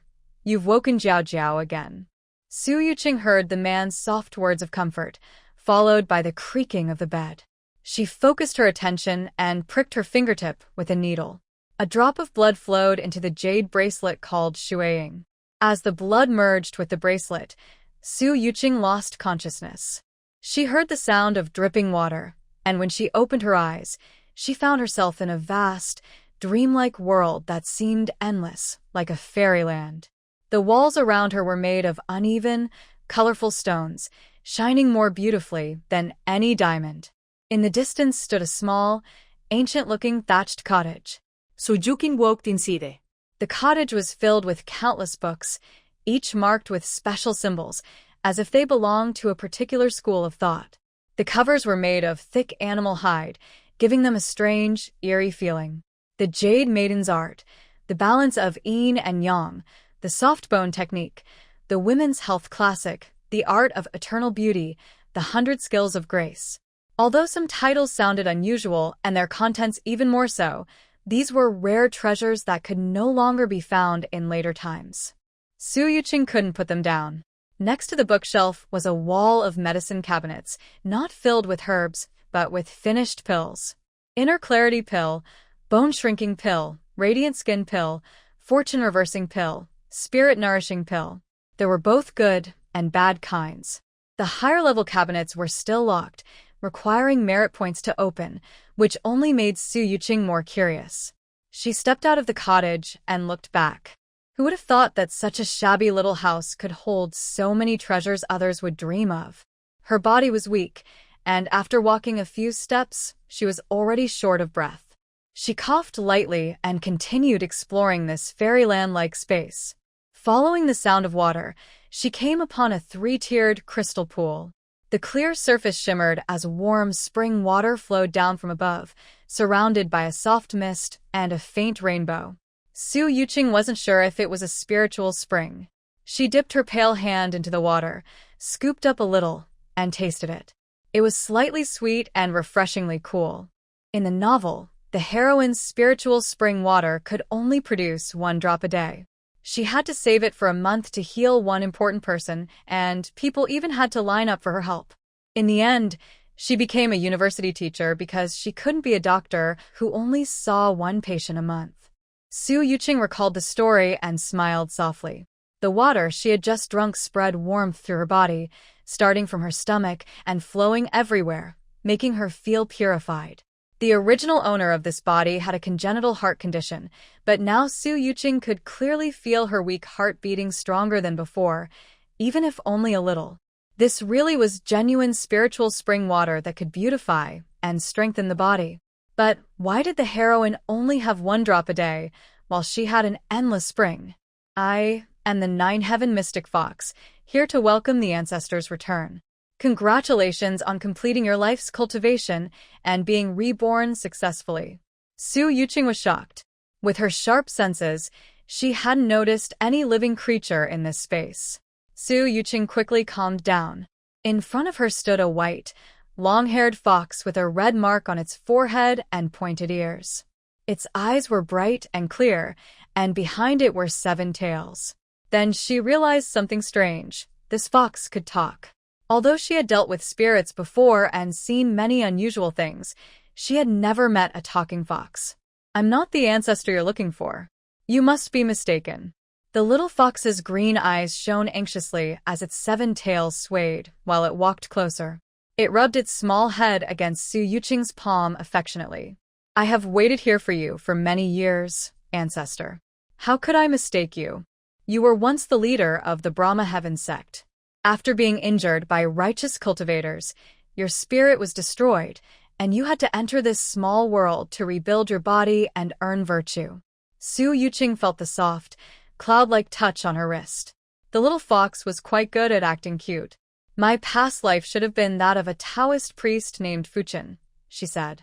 The fox's eyes curved proudly. Ancestor, you are the most talented successor of the Brahma Heaven sect, with over 3,000 disciples. Many admired you throughout the cultivation world. Wait a minute. Su Yuqing's mouth twitched. Was this Brahma Heaven sect really a proper sect? All right, enough about the past. I just want to know what kind of opportunities this jade bracelet can bring me and how it can help. The little fox wagged its tail as it introduced things to Su Yuqing. After the ancestor was reborn as the Dust Taoist and did many good deeds, nearly 100,000 merit points were gathered. Now, the beauty pool in this space has been refilled with spiritual spring water, and the ancestors' training room has reappeared, filled with various techniques and elixirs. Su Yuqing suddenly noticed a patch of gray-black land, dark as charcoal and faintly glowing. It looked unusual, like the rich black soil of the northern plains. She asked curiously, "Little fox, what is this?" The little fox sighed with some resentment. This was the medicine field where my master once planted countless rare spiritual herbs. It was burned down by the true lord of primordial chaos. The ancestor used her last strength to move it into this space. Su Yuqing had no memory of these events. Seeing how fertile the land looked, she thought it would be perfect for growing fruits and vegetables. The little fox, realizing Su Yuqing didn't understand, still spoke with concern. Ancestor, the true lord of primordial chaos is also in this world and is blessed with great fortune. You must be careful. Su Yuqing, confident in her fortune-telling and medical skills, replied, "If we meet, we meet. I know you care about me, and I'll protect you too, so your tail can heal soon." She had thought the little fox was born with 7 tails, but as it moved, she noticed 2 faint gaps between them, with traces of blood that were easy to miss. The little fox was actually a rare 9-tailed fox, a creature known only in legends. Thank you for your concern, ancestor. Even if I must give my life for you, I will not hesitate, said the little fox, its clear eyes glistening with tears. Even though Su Yuqing no longer remembered the past, the fox still regarded her as its true master. Licking the wound on its tail, the little fox proudly led Su Yuqing toward a tall pavilion. Inside was a door made of dark iron. When it opened, Su Yuqing was surprised to see familiar modern equipment. As they walked, one of the fox's tails playfully rested on its fluffy head, covering one of its bright eyes. Because my master accumulated so much merit in her past life, I used the remaining points to build a modern supermarket for you. It has everything you might need. Yuqing listened quietly. The little fox kept mentioning merit. Perhaps the magical elixirs in the training room also required it. Could it be that in her past life, she had earned all this by building schools and healing the sick? This supermarket looked a bit like the Sam's Club stores from later times. In the grains and oil section, all kinds of goods were neatly displayed: snowflake flour, whole wheat flour, cornmeal, and rye flour, each packed in 10-pound bags, stacked in perfect order. There must have been thousands of pounds of flour on the shelves. Even someone with a love for neatness would feel deeply satisfied seeing it. Corn oil, peanut oil, canola oil, and even olive oil, known in later times as a healthy choice, were all lined up on the shelves. The snack section was full of variety: sodas, chips, dried fruits, and baskets of candies that children would love. Su Yuqing felt as if she had returned to her past life, with the same sense of wonder as a villager visiting the city for the first time. Her senior brother was still waiting for her at the temple to make dumplings. But in this warehouse-style supermarket, there were no other customers, only her. All these countless supplies belonged to her alone. The thrill of it filled her completely. She had a small habit. The more things she stored, the safer she felt. The sadness of being separated from her senior brother faded away. Now she had enough supplies to let her loving parents enjoy good food. She kept exploring. The fresh produce section gave off a light mist to keep the vegetables crisp. Strawberries, blueberries, bananas, jackfruit, apples, fruits from both tropical and temperate regions were all there. Baby cabbage, enoki mushrooms, Chinese cabbage, green onions, sweet potatoes, and potatoes were neatly arranged in different areas. Su Yuqing picked up a clean strawberry and took a bite. It was big, red, and perfectly sweet and sour. When she turned her head, she saw that new strawberries had grown where she had just taken one. What an incredible space, endless and self-replenishing. She was about to ask the little fox about it, but then noticed the fox staring eagerly at the half-eaten strawberry in her hand. Su Yuqing couldn't help but smile at its cute, hungry expression. People often said foxes were clever and sly, but hers was simply adorable and greedy. After she gave the little fox a bowl of big, red strawberries, new ones appeared again on the shelf. Su Yuqing was thrilled. She ran into the cold storage area, where the air was icy and sharp. The pork was neatly arranged by cut: front leg, hind leg, shoulder, tenderloin, all looking fresh and pink. The little fox, delighted by the strawberries, had red stains on its white fur. "These red fruits are really tasty," it said happily. "The gift from my ancestor truly is special." Su Yuqing looked at it with her clear, almond-shaped eyes. "If you're hungry, you may take whatever you like. When I recover, I'll make some human food for you to try." The little fox scratched its face with its paw. Its owner used to enjoy hunting monsters, stripping their bones and skin, sleeping on animal pelts, drinking beast blood for beauty, and having a violent and unpredictable temper. Now, not only has the person become gentler, but their personality has also become simple and friendly. The fox really wants to get close. Can you imagine? No matter what, the little fox loves its owner more now. Su Yuqing didn't care what the little fox thought. She noticed a wall with sanitary pads and a warehouse full of toilet paper. At first, she was quite excited, but then she remembered that the toilet paper on her bed was pink, and it seemed that in this era, toilet paper wasn't white. She then went to browse the underwear section. Actually, she couldn't take any of these things outside the space. She only had 100 yuan forcibly given by Su Wei. To leave with it, she would have to tell countless lies. But there was one thing she really needed: bra. Her figure had become like Jiang Nian Nian's, with big breasts, a slim waist, and long, slender legs. Having a good figure was great, but it made dressing complicated. Clothes in this era were just like warm vests in later times, lacking support and only good for keeping warm. In the hot summer, they couldn't cover anything and only kept heat in. When she walked, her chest bounced loudly, like two water balloons swinging around. It was tiring and risky for wardrobe malfunctions, so she often hunched her shoulders and kept her back bent. Eagerly, Su Yuqing used a hook from the shelf to pick out the largest pink bra. After comparing, she found it was a bit big, but didn't put it back. Finally, she chose a soft yellow C-cup bra. When she put it on, she felt like she had come back to life. Modern clothes were much more comfortable to wear. Su Yuqing finally could stand up straight, feeling refreshed all over.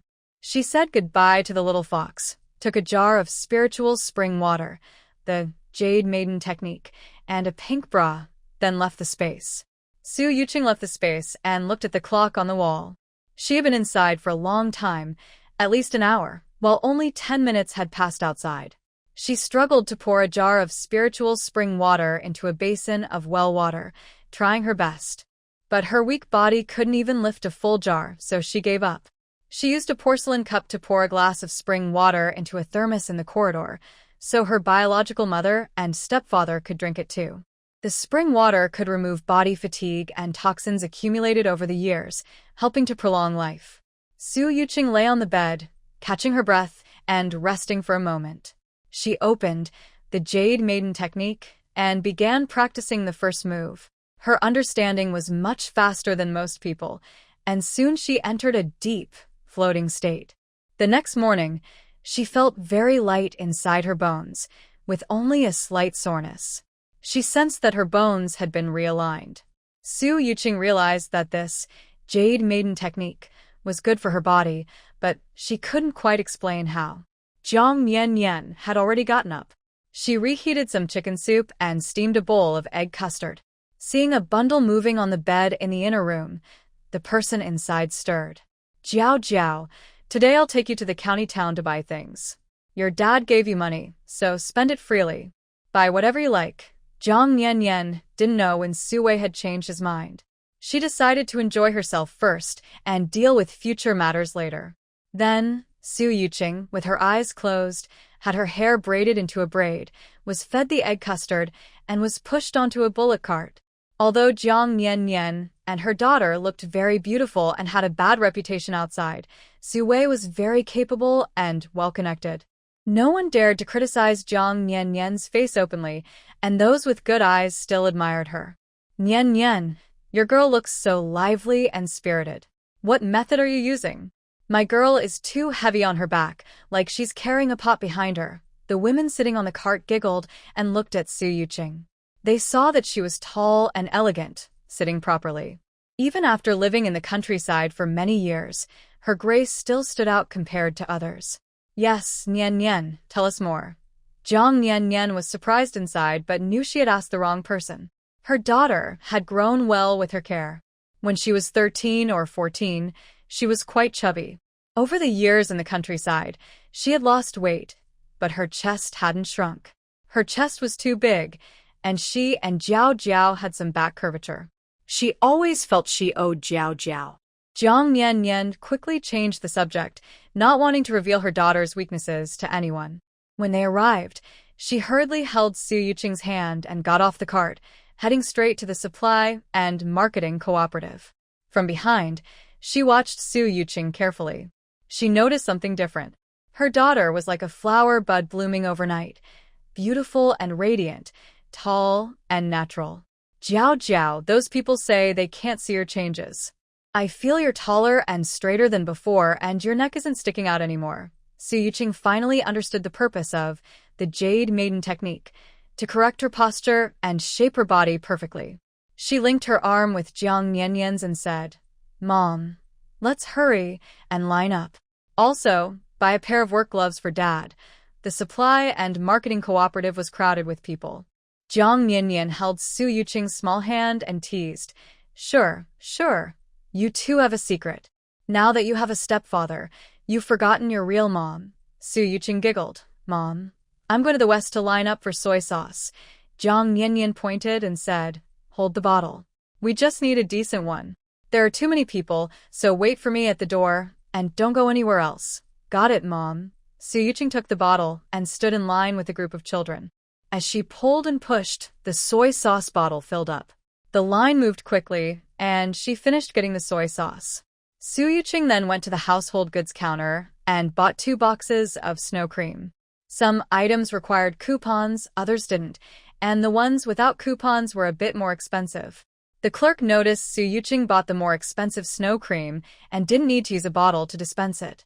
Her attitude improved noticeably, and she gave her a paper bag to hold the snow cream. Su Yuqing quickly finished her shopping, folded the pink bra she was wearing, and placed it together with the snow cream in the paper bag. Su Yuqing's health was naturally poor. When she was in crowded places, she easily felt anxious, so she just waited outside. In the distance, a bicycle team of young people from the county town rode up, showing off their bikes. A group of young men saw Su Yuqing standing there like a bright white light, beautiful as if she were a fairy descending from the heavens. They started talking about her, some deliberately avoiding eye contact, but still couldn't help but stare. Some brave ones even approached to chat.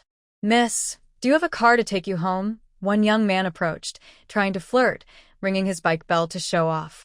Su Yuqing looked at his eyes, which sparkled like water, and noticed faint wrinkles at the corners, indicating he had experienced love before. She gently said, no, thank you. The young man looked disappointed, and a group of his friends whistled, seeming to tease him. Su Wanwan was pushing a bicycle with a broken gear to get the tire fixed. It was her little brother's bike, which he had damaged, and her mom told her to repair it. In the past, she would have called Su Wei to fix it, and he would have done a great job. But now she was angry with Su Wei, feeling that his heart had been completely taken by Jiang Yanyan and her daughter. She planned to ignore Su Wei for a few days, so he could reflect on himself. Seeing Su Yuqing being pursued by a good-looking man, she felt jealous and clenched her fists suddenly. Hey. Who do you think you are? Starting to imitate your mom and flirting with everyone. Su Yuqing covered her eyes with her delicate hand to avoid being dazzled. It's daytime. You better stay indoors so you don't scare the kids. Su Wanwan instinctively touched her face, which still had a bruise. She had been beaten by Wang Chunhua because she went to the clinic behind Wang Chunhua's back and accidentally dropped a beautiful jade bracelet on the ground. She looked for it many times but couldn't find it. She had given that jade bracelet to someone else when Wang Chunhua remarried, and she only agreed to leave with her then. Now the bracelet was with someone else, and she felt like she had lost something very important. Thinking about how this bracelet could be exchanged for many houses in the future, Su Wanwan couldn't help but laugh out loud. Plus, she had stolen this bracelet from Su Yuqing. It's a zero-cost deal. Su Yuqing, don't be so smooth-tongued here. In half a month, you'll face a big problem. Do you think you can still mock me? You'll end up worse than me. Su Yuqing blinked her beautiful eyes and said with a smile, well, I can already mock you now. By the way, how is Aunt Wang's leg? Su Wanwan immediately looked like a chattering parrot.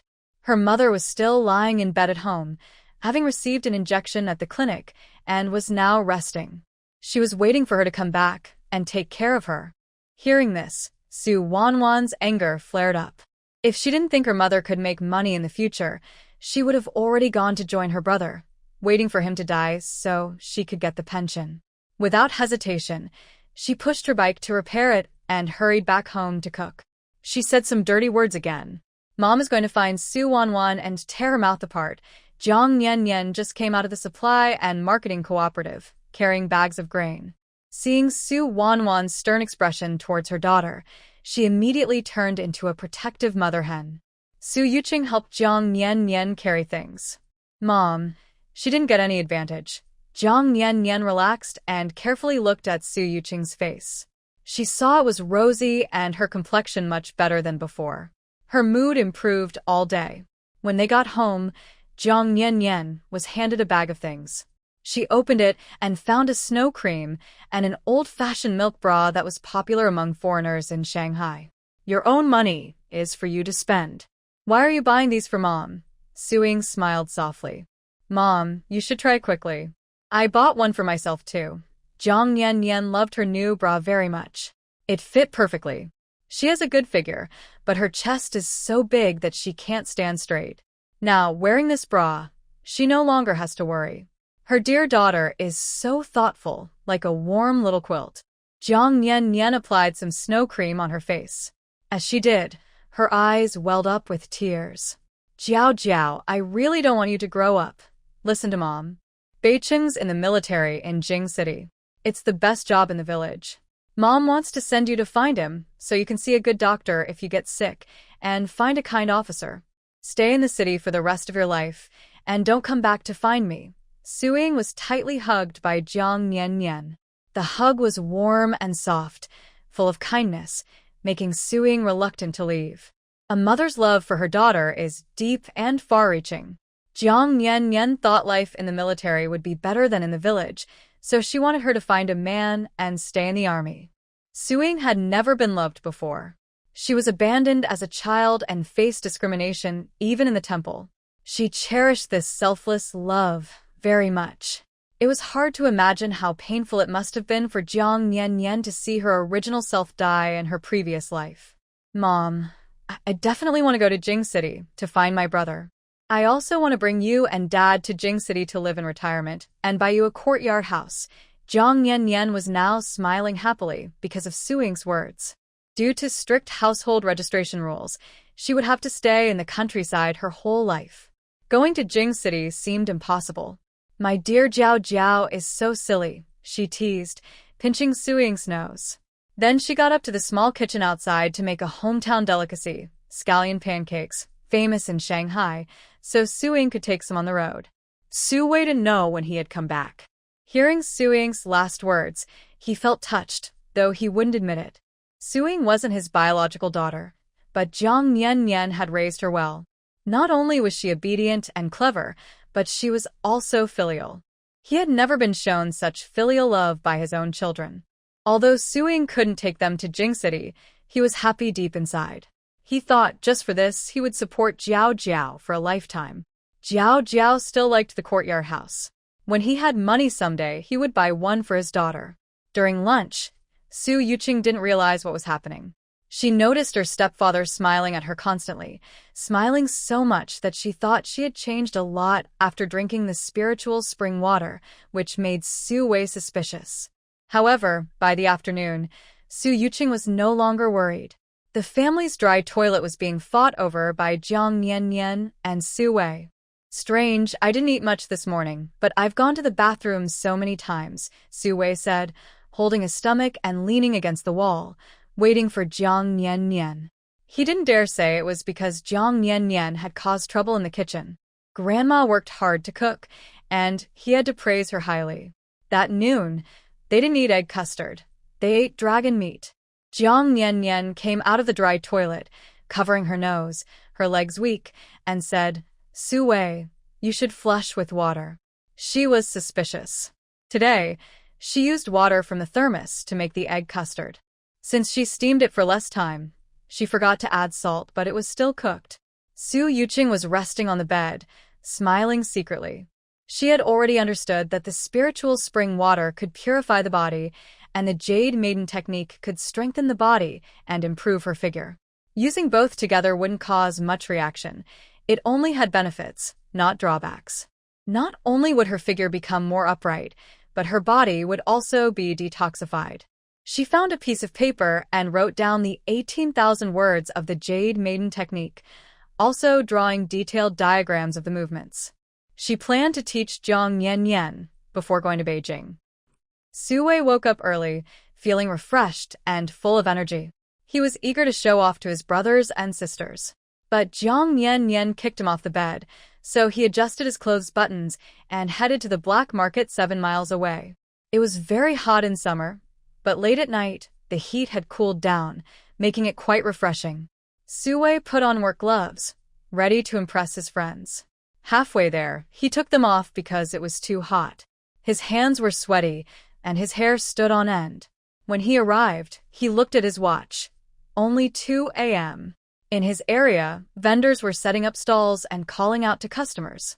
The morning exercise had made him sweat a lot, so he took a quick shower in the cold water room. He wrapped a towel around himself and, through the door crack, noticed two suspicious-looking people. He stayed still, quietly crushing a cockroach about the length of a finger with a stone. "Brother Lu Zi, did my dad not give you enough money to see Aunt Zhang? His mind is all on Jiang Nian and Su Yuqing, and he doesn't recognize me as his daughter anymore," Su Wanwan said, pouting and feeling wronged. She wanted to cry, but no tears came. Maoyozi is one of Su Wei's many close brothers. Usually, he isn't short of money, but he has a small hobby, playing cards and gambling big. A few days ago, he lost all his money. His mother was seriously ill, and he was anxious, so he asked Su Wei for a loan, but was refused. Maoyozi sighed while smoking a dry pipe. "Brother Wei just got married. It's normal to be tight on money." Su Wanwan saw clearly how Jiang Nian and Su Yuqing came out of the supply and marketing cooperative carrying lots of things. Su Wei spent all the money in his pocket on that little troublemaker. "Really? My dad even brought home a chicken the other day. He doesn't seem like someone lacking money. Brother Liuzi, you're so capable. Why not work with my dad? Going solo, you could earn so much more." Liuzi didn't speak. He just kept smoking and thinking deeply, then nodded silently. "Wanwan, you're right. I am indeed very capable." Su Wanwan naturally thought she had convinced Maoyozi. In her previous life, it was Maoyozi who caused trouble and reported her father. Maoyozi reported Su Wei, and he didn't come out ahead. In the first year Su Wei was in prison, Maoyozi came to say he regretted reporting Su Wei. Maoyozi had 2 broken fingers, looked pale and unwell, no longer the same person. Without Su Wei's protection, Maoyozi owed more and more. His mother was driven to death by anger, and he became homeless. At that time, Su Wanwan hated Maoyozi and also hated Su Wei for being useless, which caused her to be looked down upon. Su Wei helped her pay her tuition. Even with many uncles protecting her, what did it matter? Having a father in prison, she could never lift her head high in her life. Seeing Su Yuqing being spoiled by Jiang Nian and knowing Su Wei would also spoil Su Yuqing in the future, she felt like 1,000 ants biting her. In this life, she decided it was better to have Su Wei go to jail early. Does Su Yuqing want Su Wei to spoil her? She deliberately let Su Yuqing experience her own pain. Su Wei stood inside a shower room made of long metal sheets, listening to everything. He was silent for a long time without saying a word. He released his grip on his thigh. He never expected his daughter to hate him so much. He couldn't even be sure if Su Wanwan was truly his child.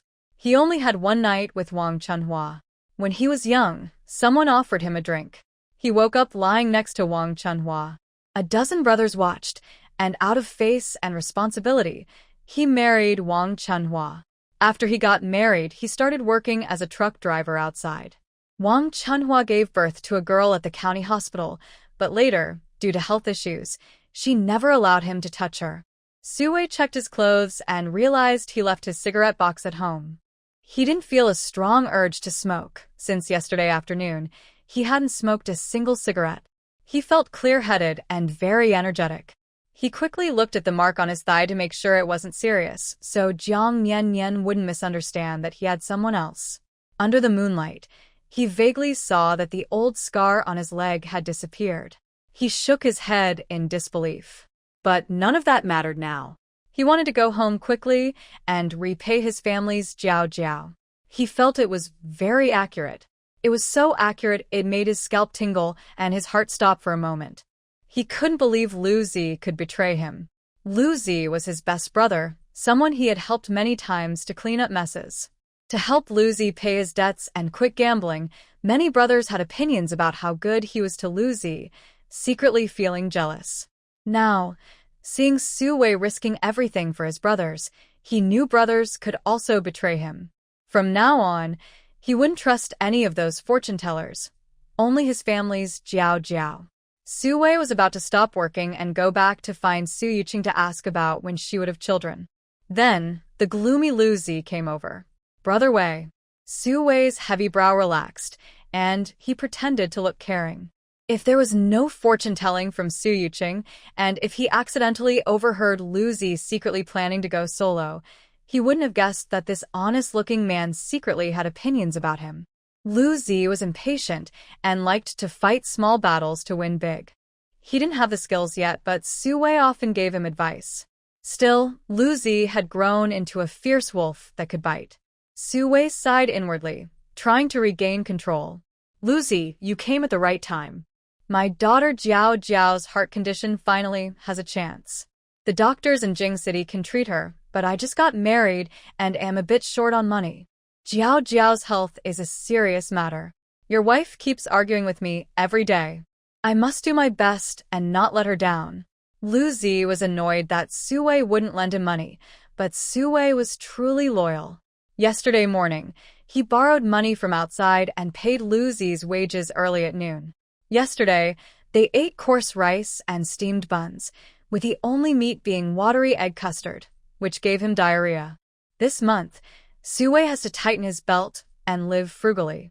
Su Wei prefers to suffer himself rather than make his brothers suffer. Ma Liu Zi's mouth trembled.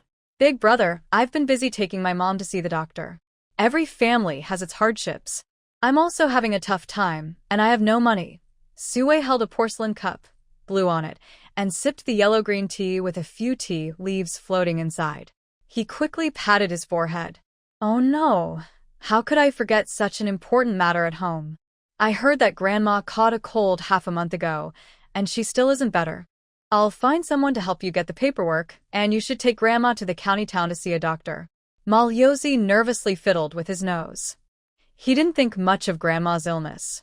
Last night, he stayed out all night and didn't sleep, rushing to meet Su Wanwan, hoping to get some advantage. But when he saw Su Wanwan's face pale and purple, swollen like a pig's head, he couldn't even speak. However, Su Wanwan is good at judging people. Big brother is indeed completely hooked by two charming women. He's buying chickens to improve his health and going to the city for treatment. If you ask him about Su Yuqing, that sickly girl, anyone who marries her will be unlucky. Heart disease is hard to treat, just a bottomless pit. He works under Su Wei and can't go to risk his life in that bottomless pit. Malyozi looked miserable and suddenly knelt down. Honestly, big brother, my mom's illness was cured a long time ago. The reason I've been delaying is that my mom wants me to learn a craft. I didn't want to leave big brother, so I argued with my family and my mother. Su Wei almost vomited the food he ate yesterday out of disgust. But since he had already emptied his stomach, he forced himself not to get angry. He felt like all his previous efforts had been wasted. If you want to learn a craft, go ahead. I won't force you. But you need to pay back the 1-month advance salary I gave you.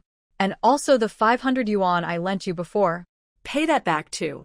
Malyozi didn't want to give the money back. The money in his pocket was his now. He also wanted to recall their brotherhood, but his sausage-shaped mouth hesitated. Su Wei knew Malyozi well and said calmly, "We're brothers. If there are difficulties in the future, we should help each other. I don't want that money back from you." Malyozi didn't want Su Wei to help him again in the future. He thought Su Yuqing was just a money-draining burden. Big brother, that's not right. Brothers should settle accounts honestly. Besides, we're half-brothers from different mothers. Malyozi received 108 yuan in wages, which is more than twice the monthly salary of a worker in the county town. He firmly believed what Su Wanwan said. He thought that working alone was much better than Su Wei, and he would surely make a lot of money in the future. He went home and paid back the 500 yuan he had earned from a small gambling house to Su Wei. The more Malyozi thought about it, the angrier he became. He couldn't beat Su Wei, so he finally slammed the door and left angrily. Everyone vaguely felt that Su Wei and Malyozi had a falling out. Su Wei also told his brothers that he wanted to quit and transfer his stall to them. He briefly mentioned that he had cut ties with Malyozi. One tough-looking man with a dark face said, "Big brother doesn't want to do this anymore." Malyozi hurt him deeply, and we all understand. But these stalls have been run for over 3 years, and Big Brother has been in charge. Without him, no one can manage them. Su Wei really didn't feel like working anymore. If Malyozi caught him in the act again, he might end up in jail. Inside the jail, his family, including Nian Nian, was not there. He also wanted to ask Jiao Jiao to do some calculations for him. Jiao Jiao said the future would be safe, but how long would that future last? Su Wei thought that as long as he could live with Jiang Nian Nian, no matter how hard life was, it would taste sweet. He took over 600 yuan in his pocket and went home, not knowing how to explain these troubles to Jiang Nian Nian. Su Yuqing just woke up. She first entered her space to enjoy a luxurious spiritual spring bath. As she gently scrubbed, she noticed blackish mud appearing on her body, increasing more and more. While washing, she also fertilized the fields. After 4 washes, she finally cleaned herself. She found that her pores and hair were gone, leaving only smooth, slippery skin like fine jade, soft, gentle, and fragrant. A little fox jumped around happily. Congratulations, ancestor, on cleansing your body in the spiritual spring. Your body has been further purified, and all the toxins absorbed before have been expelled. Using the pure body to practice will make your progress twice as fast. Su Yuqing, wearing an unknown beast hide, lay naked on a large throne made of animal bones. The throne was embedded with various gemstones she couldn't recognize, red and blue, shining brightly. Sitting on it felt warm, with a gentle energy flowing into her body. The throne looked priceless, not an ordinary object. Thank you, little fox, for finding me clothes. Su Yuqing had no clothes to wear. The clothes she was wearing were stained with dark green mud, as if they had been washed at the bottom of a river, stinky and dirty. The little fox tiptoed lightly and said softly, "Ancient ancestor, these are all the treasures you discarded before. There are many good things in your storage. I am injured now and can't go in, but there are still many useful items. It's such a pity to leave them unused." The little fox looked quite aggrieved, and Su Yuqing didn't know what to say. So, these sparkling, beautiful items were just junk to the legendary ancestor? Su Yuqing found it hard to believe. The little fox could fly inside the space. It even flew to the warehouse supermarket and picked out a basket of colorful fruits, strawberries, blueberries, durian, cucumbers. Su Yuqing opened her mouth in surprise, but the little fox gently fed the fruits into her mouth. The remaining 7 small tails wagged, massaging her calves. Is this what they call being served at your beck and call? Su Yuqing felt very comfortable, squinting her eyes, feeling relaxed and about to fall asleep. The little fox exclaimed happily, "Congratulations, master, on changing Su Wei's fate and promoting him to a great luck bearer." His merit points increased by 300. The little fox looked like Su Yuqing's little housekeeper. Recently, she hadn't seen any merit points added, which made her anxious. She thought to herself, she must serve the ancestor well, so the ancestor can expand and strengthen the merit-building efforts, creating more glory. Su Yuqing didn't expect Su Wei to change her fates so quickly. Someone like Su Wei, firm in character, daring to think and do, decisive, can succeed at any time. Finally, Su Yuqing exchanged for the Yuan restoration pill in the practice room, which required merit points to redeem. The pill's function was to replenish qi and blood, restore vitality. It could help the little fox rebuild its body. The little fox was surprised that the ancestor thought of it. Tears welled up in its eyes. "Ancestor, is this good stuff for you to eat?" Su Yuqing didn't think the Yuan restoration pill suited her, and since the little fox and she were one, if the little fox was well, she would be well too. They would grow stronger together. "Since you call me ancestor, I have to look after you." The little fox held the Yuan restoration pill, staring at the red, patterned pill for a long time. It wasn't just an ordinary pill. It was the ancestor's endless love and care for her. When her spiritual energy revived, she would go through fire and water for the ancestor. Su Yuqing didn't know about the great ambitions of the silly, cute fox. She quickly left the space because her stepfather came looking for her. Su Wei, who once didn't believe in astrology, had become a strong believer. "Jiao Jiao, can you do another calculation for Dad?" Su Yuqing sat upright at her small desk just like last time. On the table were 3 5-cent coins, ready for tossing. "Dad, what do you want to calculate?" Su Yuqing asked absent-mindedly. Su Wei believed he had just overcome a big challenge, so he could handle any future difficulties. This time, Su Wei was very serious. "Jiao Jiao, Just wait 2 minutes. Only 2 minutes.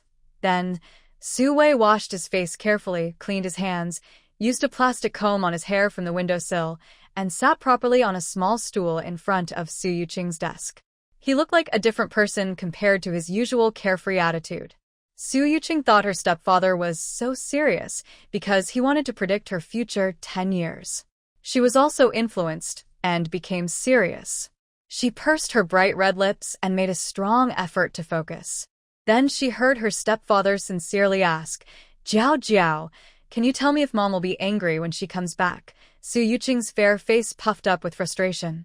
When someone is speechless, they often don't want to talk. Her stepfather was more love-struck than she imagined, and he was hopelessly love-struck beyond saving. "Jiao Jiao, is this too hard to calculate?" Su Wei sighed. "If my wife knew I wasn't earning as much as before, would she dislike me?" Su Yuqing couldn't understand how a tall man of 1.80 meters could feel so helpless. "Did Dad lose his business?" she asked.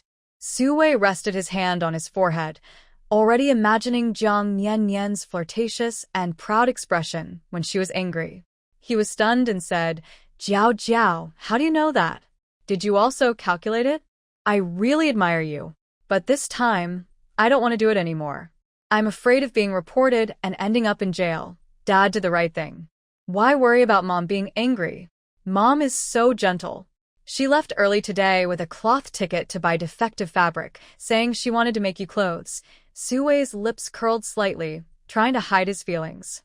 He kept peeking out the window to see if Jiang Nian had returned. It seems he thought of something and took out a train ticket from his pocket. The ticket had a stamp on it.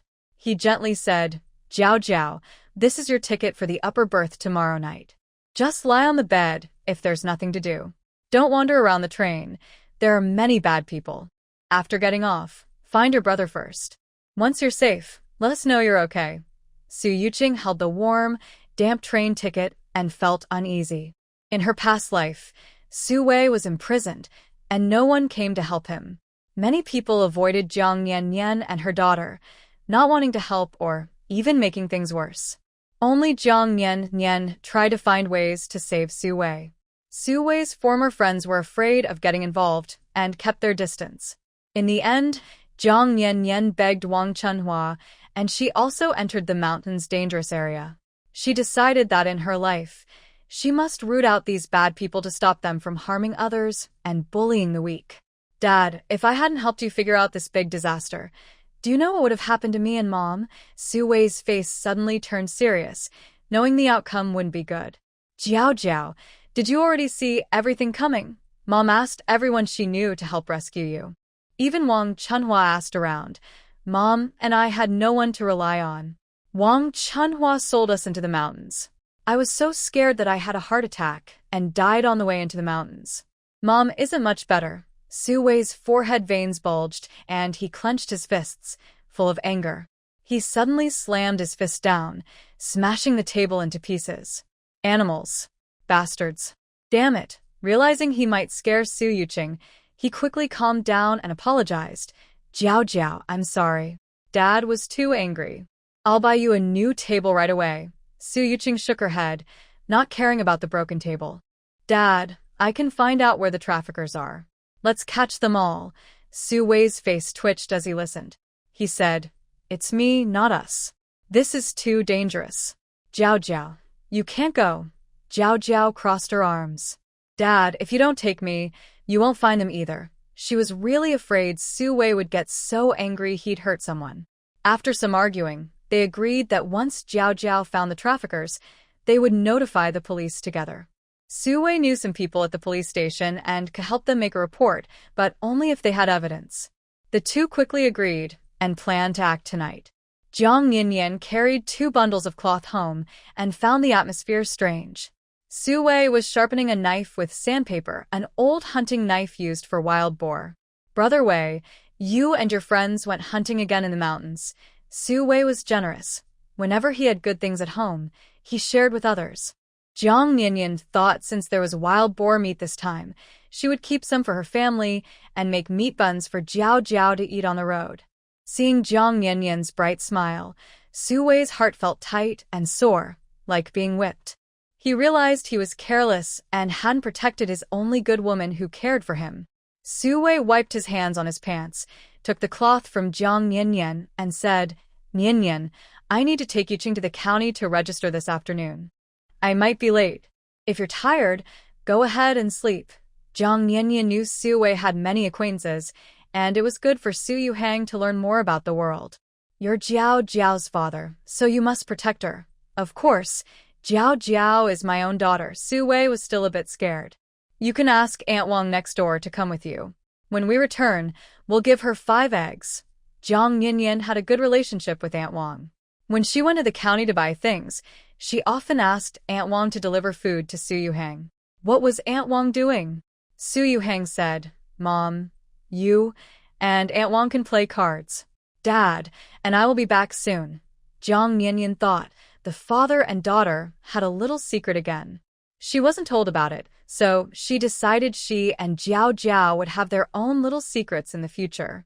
In the afternoon, Su finished packing his tools and took Jiao Jiao to the county by bus. The bus was faster than a bullock cart, and the fortune-telling indicated they would have some unexpected gains. The bus only ran 3 times a day, and it was very crowded. They disguised themselves by dressing shabbily, got on with the crowd, paid, and sat in the second-to-last row. Suddenly, a sharp voice rang out. "My leg is hurt. Can someone kind help me?" It was Wang Chunhua. Su and Yuhang exchanged glances. If it weren't for Yuhang pulling Su sleeve, Wang Chunhua's leg might have been in danger too. Wang Chunhua shamelessly asked to be helped onto the bus, claiming she forgot her wallet, and asked the person helping her to buy her a ticket. She also asked for a seat and for others to open the window for ventilation. Everyone saw her as a troublemaker and kept their distance from Wang Chunhua. At the stop, Wang Chunhua sat in the aisle, pretending to be pitiful and waiting for someone to help her. As Su Yuqing passed by Wang Chunhua, she precisely stepped on the wound on Wang Chunhua's leg with her plastic sandals, accidentally pressing down with both feet. Wang Chunhua shouted loudly for help, but no one came to her aid, afraid of being blamed. Su was eager to learn and said, "Oh, look at these broken things on the ground. I can't see the way." 1 step, 2 steps, 3 steps before Wang Chunhua could cry out in pain, Su kicked and stomped on her again.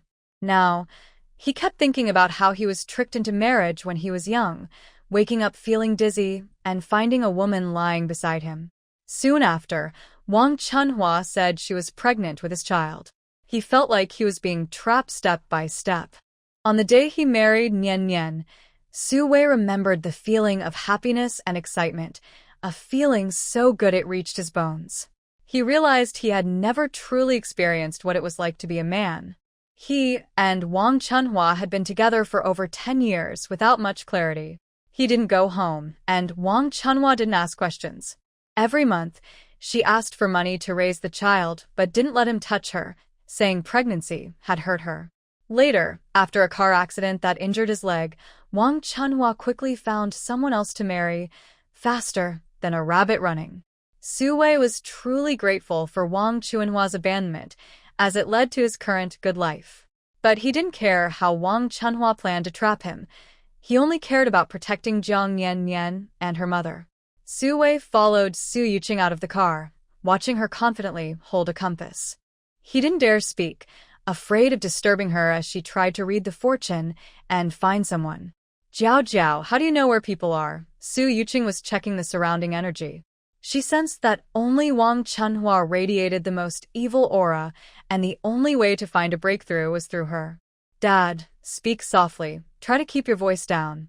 Don't be too loud or rough, or people might recognize us." Su used to have a dozen subordinates who obeyed him, and no one dared to speak to him in such a commanding tone.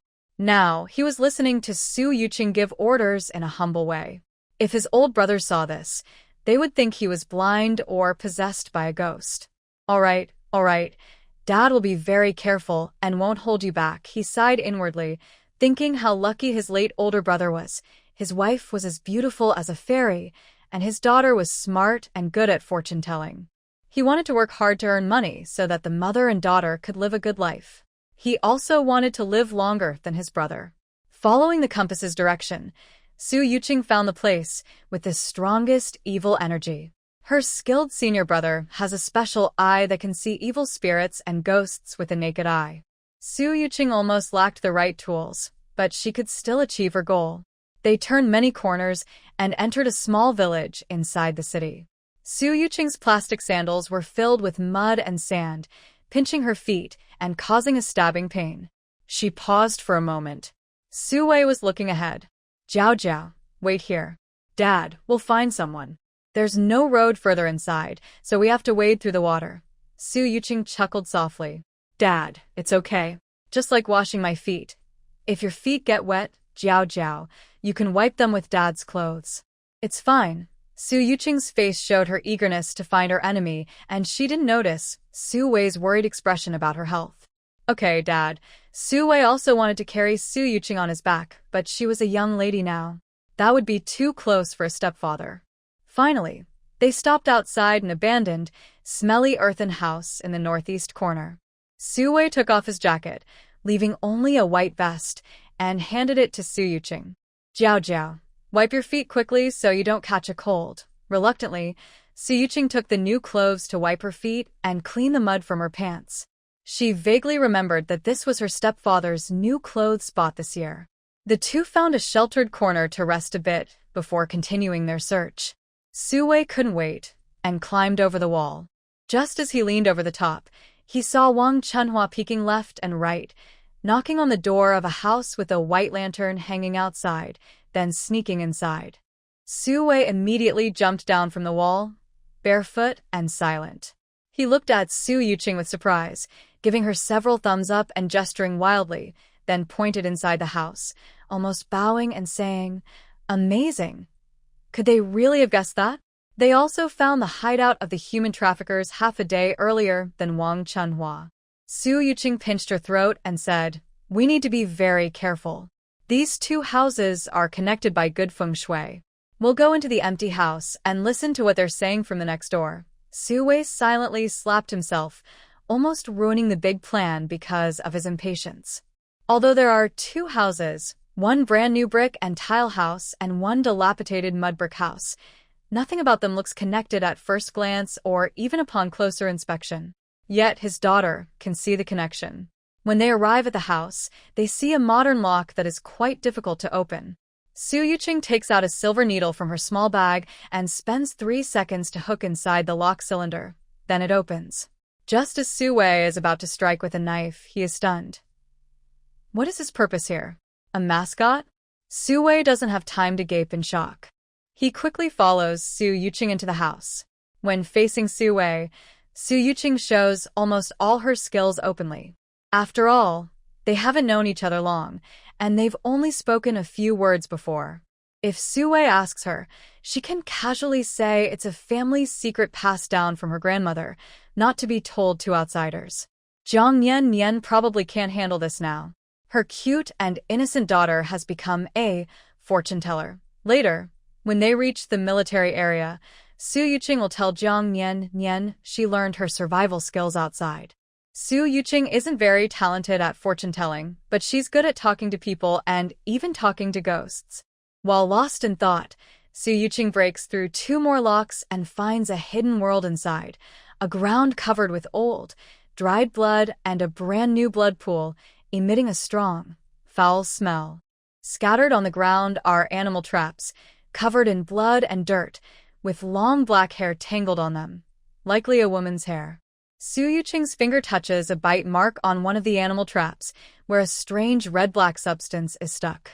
Her eyes glow coldly as she pinches her fingers, saying, "It's human skin." Su Wei's mouth opens wide, as if to swallow an egg. He instinctively steps back, afraid someone might be behind him.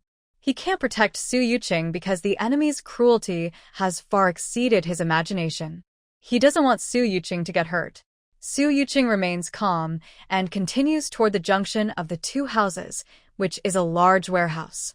Inside, there are many ropes of medium thickness, along with rusty knives smeared with fresh and old blood, probably used to tie up many people. Countless ominous, chilling energies seem to seep into Su Yuqing's bones, threatening to swallow her whole. Su Yuqing stood still for a minute, recited some spells, and performed a ritual to help the spirits find peace. Her eyes, which were almond-shaped, gradually softened, and she let go of the emotions she had just experienced. Anger couldn't solve her problems now. What she needed to do was to execute the entire gang, find the women and children they sold, and send them back home. She also wanted to avenge her family. Just then, next door, someone had finished a romantic scene. Wang Chunhua, with a hoarse voice, acted cute and silly while lying in a man's arms. "Brother Jiu, why did you only remember me now? I gave birth to your children for you. Even if I didn't do much, I worked hard. Why do you say you don't want me and Wanwan?" The man ignored her words. "How are Jiang Nian Nian and her mother?" Back then, Su Xingtian hid the family assets in a good place. "I finally found them. There's no need to keep this mother and daughter anymore. Go bring them here. I'll take them to a better place." Wang Chunhua's fingers, stained with black mud, dug into her palm. Her face's fine lines suddenly deepened.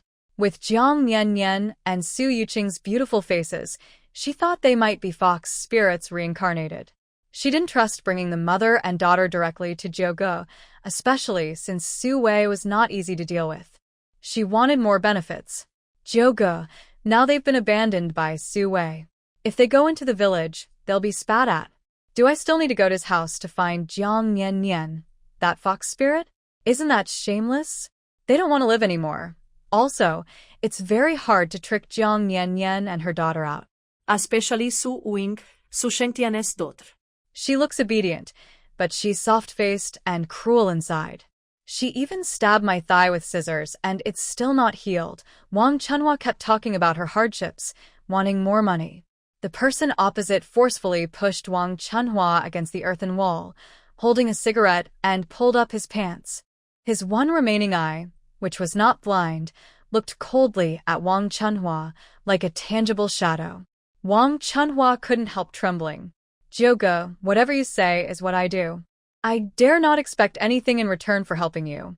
I just want you to love me more." Zhouge picked up his blindfold from the ground, put it on his ears, covering his blind right eye. "You're sensible. Our daughter has come to see me. She said she would help me deal with Su Wei. I know she can't do it, but I appreciate her good intentions. When Su Wei was in great danger, he tricked 2 young women into coming over, which was an easy task for him." Wang Chunhua's mind was buzzing, as if she had been fooled by Su Wanwan's normally honest appearance. "Wanwan knows you're her father." Brother Jiu continued smoking, filling the room with white smoke. Suddenly, he stomped out his cigarette with his shoe and asked, "No, she told me that in a month, the police will come looking for me, so I need to move somewhere else. This young girl seems to know something. I thought the place was exposed, and I wanted to kill her right away." Wang Chunhua's toes curled uncontrollably out of fear. She supported herself with her arms and half rose. Wanwan is quite obedient, and Brother Jiu's hiding place is so secretive. Only he and Wanwan have a natural father-daughter connection. No one else could find such a good spot. Wang Chunhua was afraid she wouldn't make it home alive. She quickly asked, "Where is Shuangzi? Why is only Brother Jiu here?" Brother Jiu's tone relaxed noticeably. Shuangzi went with the brothers to deliver goods. Wang Chunhua breathed a sigh of relief. When they said delivering goods, they meant women and children. Brother Jiu was about to make a big profit, so he was in a better mood.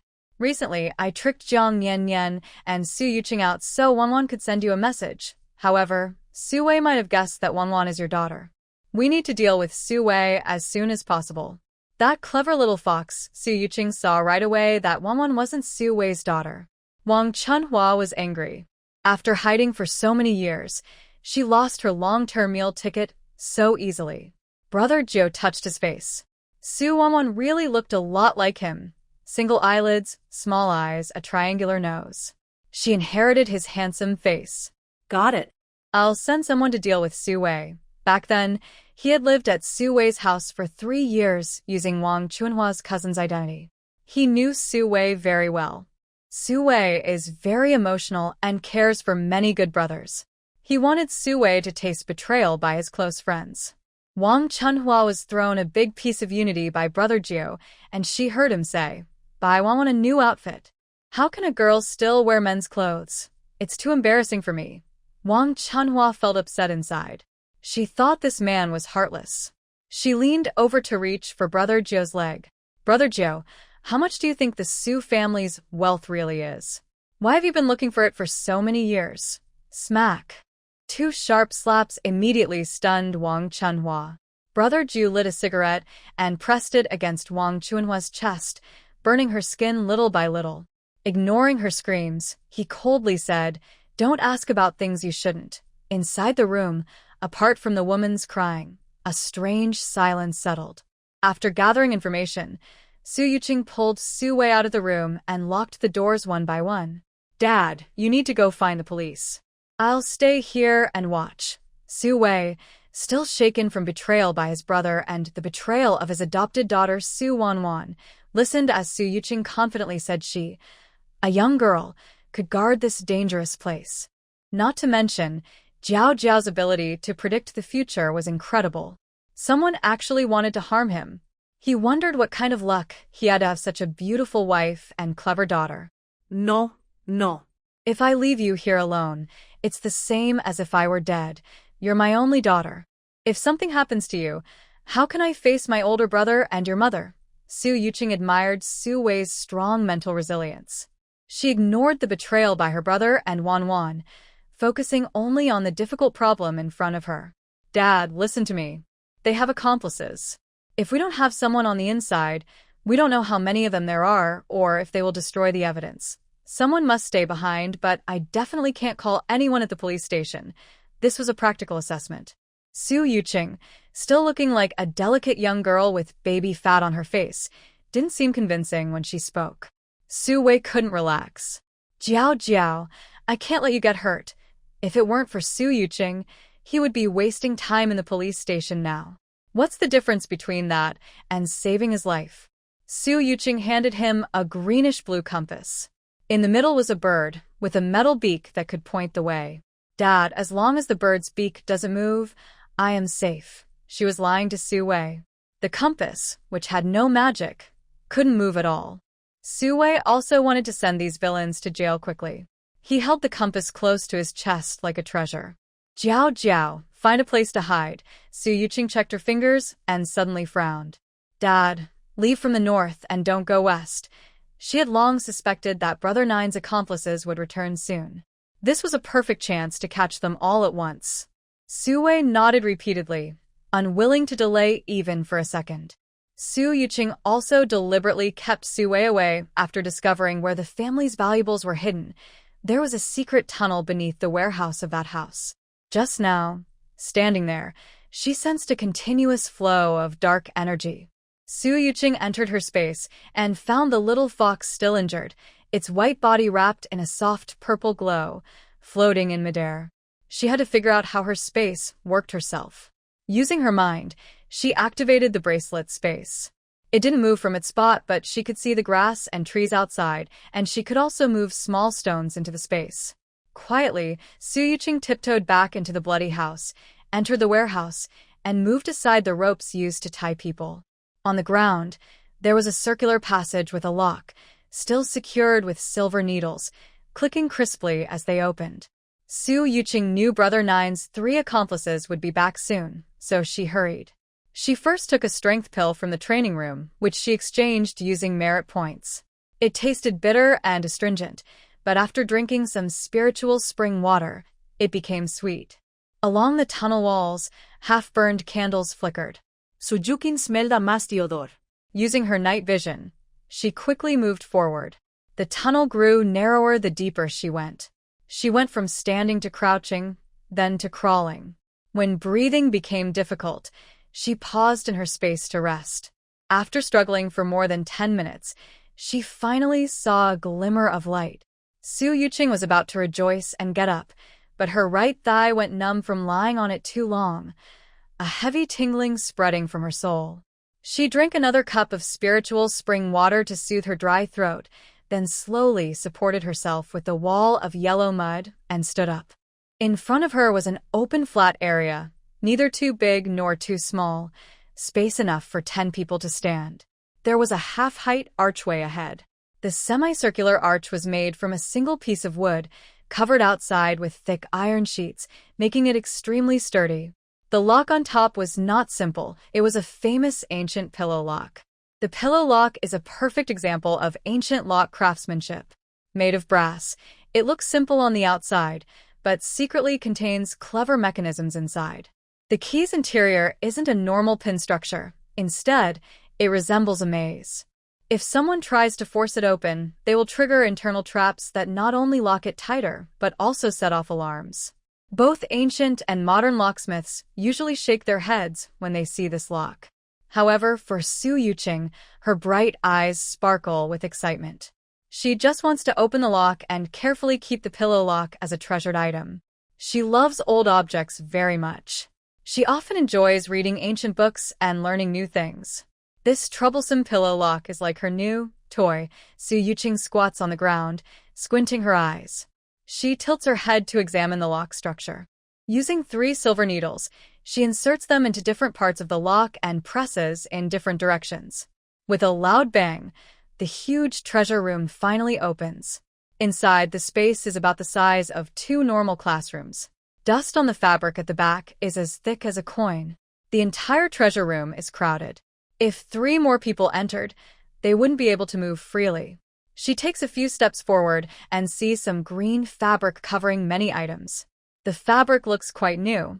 There's no dust on it, so it must be part of the new family assets that Brother Nine brought into the Su family.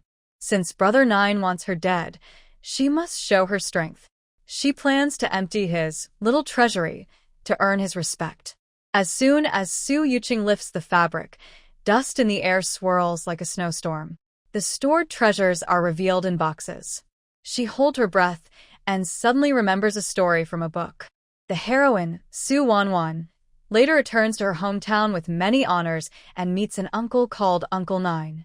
He recognizes her as his adopted daughter and gives her many treasures.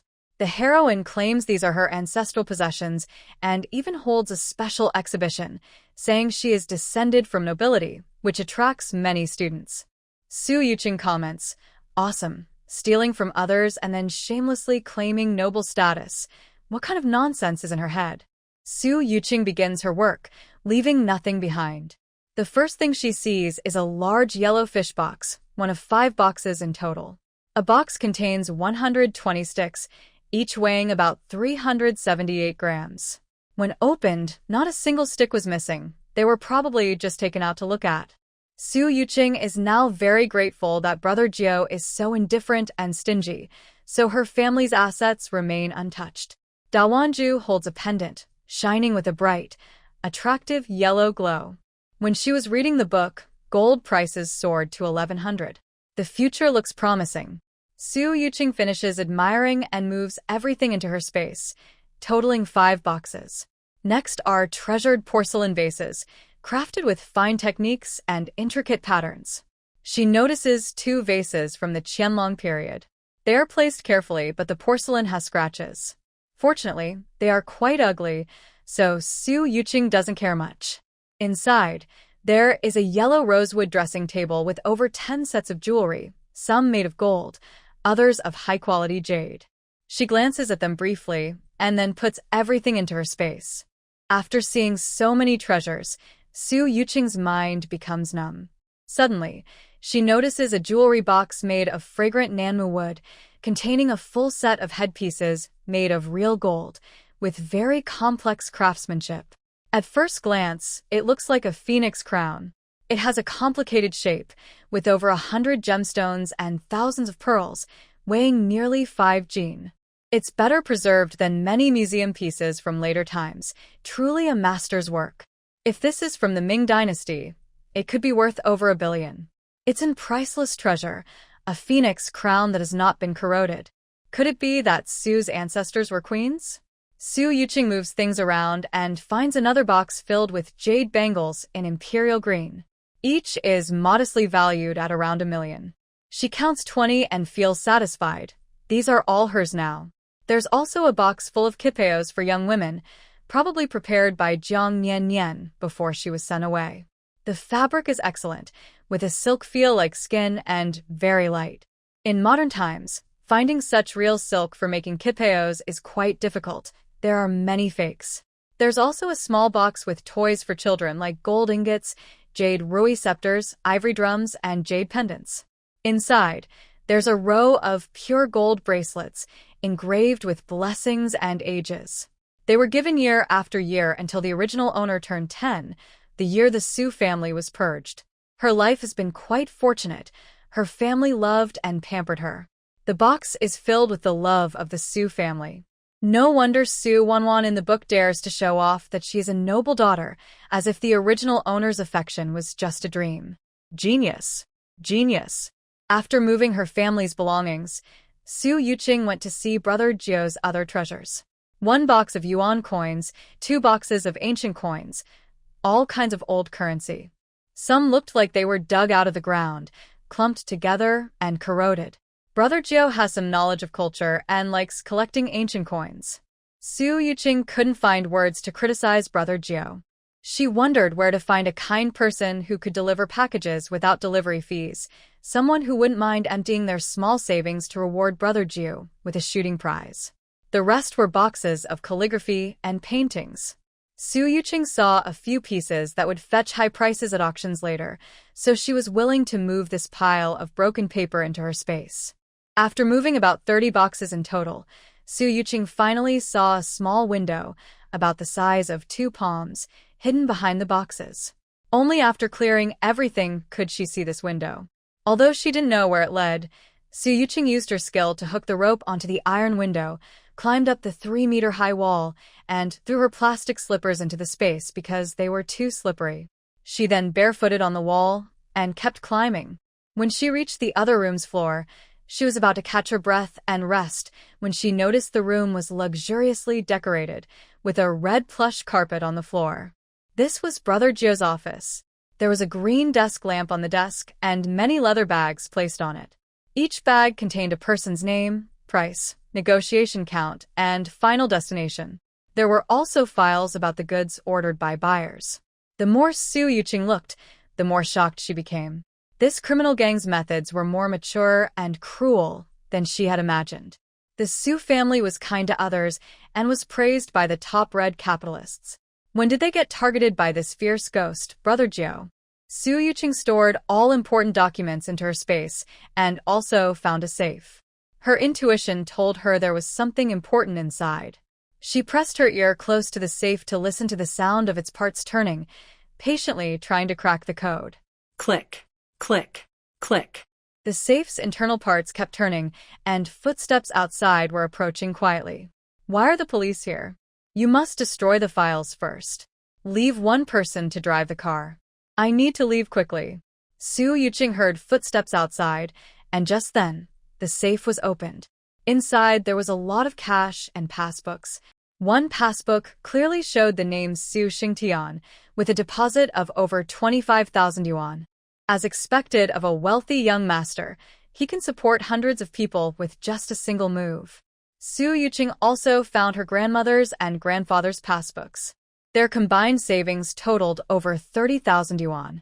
Since they're no longer alive, this money is essentially dead money. Only Jiang Yan and she can claim it with proof of blood relation at the bank. Others cannot access this money. Now that Jiang Yan has remarried, the legal heir to this inheritance is only Su Yuqing. Brother Jio has found the Su family's assets and plans to bring her and Jiang Yan to the bank to make false claims and withdraw money. The dead cannot speak. The only possible outcome for mother and daughter is, of course, to be killed. But Brother Jio is ruthless and wants to squeeze every last bit of value from the weak. The original owner's fate was inevitably death, and Jiang Yan, who knows the truth, was sold into the mountains, living a life worse than death. Su Yuqing's eyes remained calm, but tears blurred her vision. When people are weak, they are often bullied and unable to fight back. Only by becoming stronger can one become the rule maker of the game. She emptied the safe, took a few Rolex watches, several thousand yuan in cash, and many passbooks. Then she turned and entered her space, where she ate fruit, drank tea, and quietly watched their drama unfold. Su Yuqing understands very well that Brother Jio is ruthless. He is lenient to himself, but strict to others. He is very suspicious of everyone except herself and has many demands. Brother Jiu is very proud. He would rather bear the world's hatred than let the world hate him. Unlike SHUI, who values loyalty and righteousness, Brother Jiu is narrow-minded. If the money-loving Brother Jiu sees these funds disappear and the police come to arrest him, his anxious mood will expose his true nature. Brother Jiu would definitely suspect that these people betrayed him. Yuqing took a durian from the warehouse's freezer, tore open a 6-room reward durian with her hands, and held the yellow, treasure-like durian to her mouth. Soft, sticky sweet, durian smells so good. Watching the tiger fight from the mountain.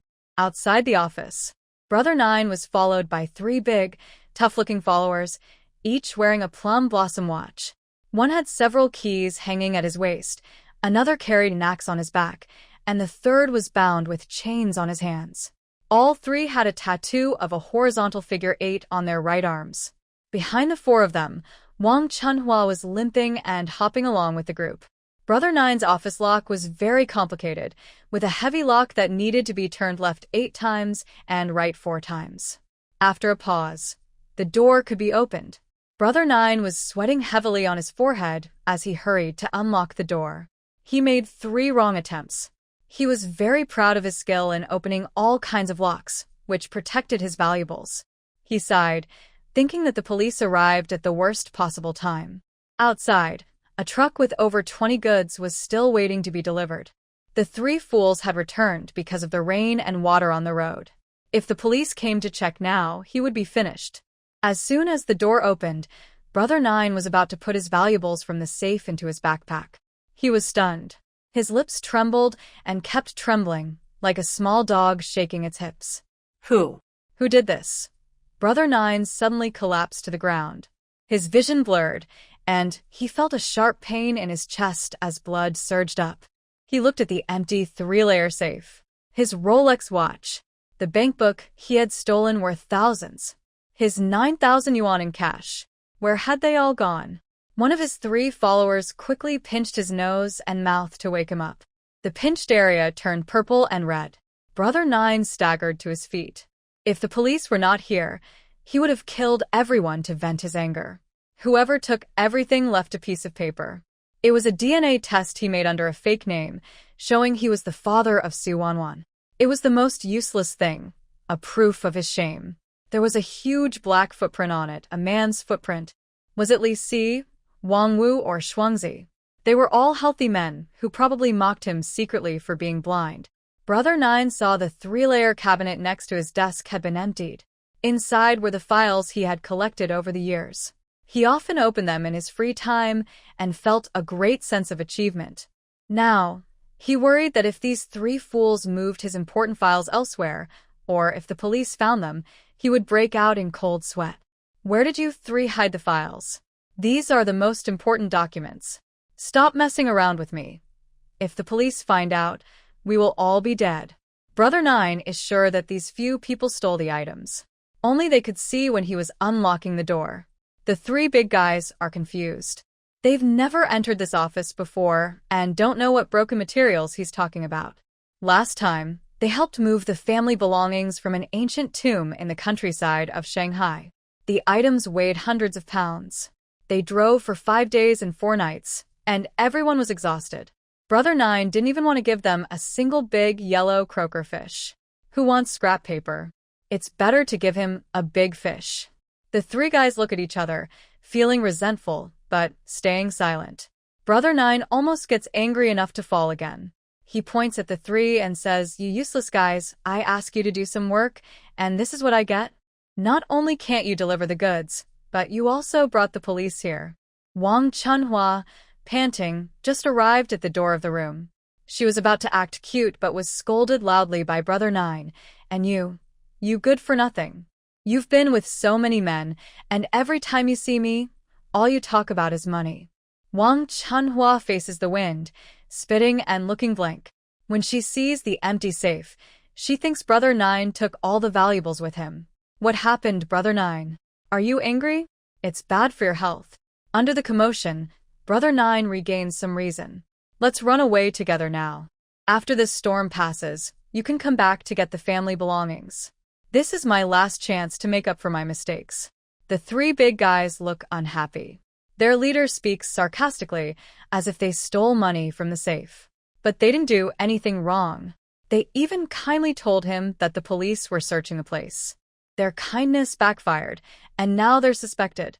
The three brothers aren't good people, and their anger is stuck in their chests. They decide to wait a bit. After all, the leader has been feeding and clothing them, and life is better than before. Brother 9 is still lost in his own world. The money in the safe is all his savings from the first half of his life. His heart is bleeding. Fortunately, there are still gold and cultural relics from the family that can be sold to get money back. There is still hope for a better life. Brother 9 instinctively looks at the small window on the ground leading to the tunnel. The one-eyed man immediately notices that the iron window on the window is gone. His heart was pounding so hard it almost jumped out of his chest. He quickly knelt on the ground, using his one eye to carefully look at the hidden family property of the Su family inside the tunnel. But all he saw was an empty tunnel filled with a musty smell that hit his face. Suddenly, Brother 9's head tilted and fell to the ground. This time, no one came to help or rescue him. Brother 9 sneered repeatedly, his brow furrowing. "It was you three, wasn't it? You took all my good stuff and split it among yourselves. You think you can sit on my head and do your business? Just look at what kind of people you are. If I hadn't taken you in, you'd still be digging in the fields for food." His empty voice echoed in the tunnel, growing more arrogant. "You're angry because I lost an eye, but I think you three are as stupid as pigs, simple-minded. Without me, you wouldn't be living such good lives now. Quickly return the money, bank books, and all the Su family property you stole, or I'll make sure you wish you were never born or dead." Wang Chunhua was outside the door, nervous. She was good at reading people's faces. Seeing the three men's expressions getting worse, she turned and ran. Her injured leg didn't seem to hurt anymore. She was fleeing for her life. Brother 9 kept talking loudly, as if he wanted to tell the whole story. "Do you know why those women didn't stay with you later? Because I'm even more powerful, haha. They're so cheap. I can easily make them betray you." Before he finished, the man with the axe moved.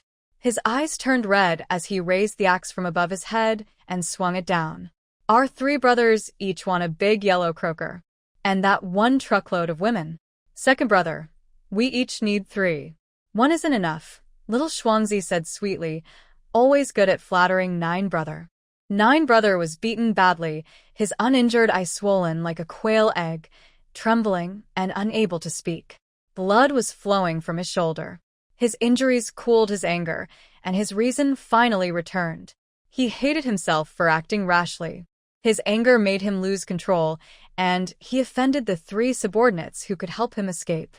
Since they wanted money, even if he didn't have it, he would give it to them, as long as he could escape from the police. If he was caught, whether guilty or not, the man who reported on the Su family would be afraid he'd reveal secrets and would kill him. "Take me with you. The money. I'll give it to you." The 3 big men looked at each other, regret on their faces. They thought they should have asked for more, but they knew the area well, and it was easy to leave with one more person.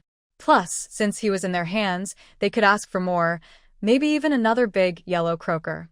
Each of the 3 held their heads, while the other 2 grabbed a leg, rushing downstairs to get in the car and escape. The driver, Shuangzi, directly put 9 brothers' head on the ground, reaching for the car keys on his waist, but found his waist was empty. Suddenly, a soft, sweet female voice came from the empty backyard. "Where are you going?" "The keys are with me."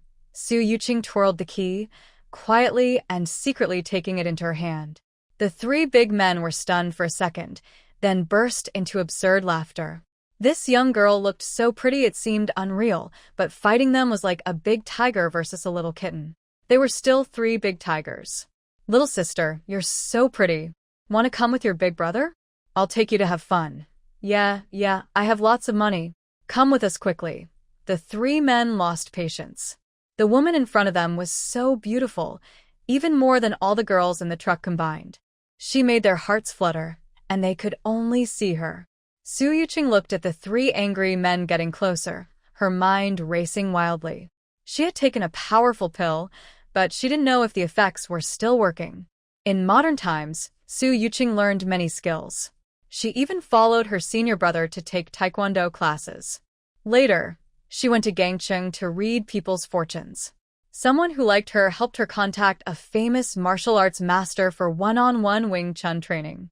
Su Yuqing, who knew a little of everything, faced 3 people but couldn't handle 6 hands at once. She had just finished moving many treasures and was exhausted. Of course, she wouldn't fight head-on. Su Yuqing rarely used brute force. She preferred to outsmart her opponents whenever possible. Her soft features suddenly showed a scared expression. "Please don't come closer. Don't take me away. I was just passing by. My dad is coming soon, and he will bring many people. Think carefully about what you're doing. I'm telling the truth." Brother Joe sensed a hint of conspiracy. His hoarse voice was so sore, he couldn't speak properly. Frustrated, he grabbed some yellow mud from the ground and threw it. But the 3 young men swaggered towards Su Yuqing. Oh, we're so scared. Little girl, you're young, so don't lie. We can see through lies easily. Come with us quietly and we'll treat you well. You're really pretty, girl. We've done a lot of business, but we've never seen someone as beautiful as you. We'll take good care of you. The 3 men slowly chased after Su Yuqing, acting as if she was their prize. They looked at her like hunters stalking prey, eyes fixed on her. Su Yuqing pretended to be scared, jogging backward, constantly looking behind her. Her eyes looked soft and fragile, her expression full of fear. "Please don't come closer. Don't come closer. My dad will be here soon." Ahead was a deep water pool that looked calm and still. Su Yuqing quickly lifted the manhole cover. Mud and debris from the rainwater had clogged inside, causing the water level to rise quickly. Knowing her dad, SHUI, was almost there, Su Yuqing crouched by the well, hugging her shoulders, looking helpless and crying softly. Suddenly, there was a splash. 2 splashes. 2 people inside the well couldn't turn around. The younger brother was stunned. After a few seconds, he finally realized what was happening. "You damn woman! You dared to trick us!" Furious, he grabbed an axe and walked towards Su Yuqing. Maybe he believed this move was foolproof, so he wasn't afraid and charged straight ahead. Su Yuqing took a cowhide whip from her waist, jumped into the muddy water, splashing mud everywhere and creating waves. She used all her strength to swing the whip forward, its tail like an outstretched hand, directly choking the other person's neck. It wrapped around tightly, and the more they struggled, the tighter it became. The young man with a dark face was so angry he turned purple, unable to speak. Only then did Su Yuqing put away the whip. "Third brother, how is he? Please come save us," the 2 people in the well shouted angrily.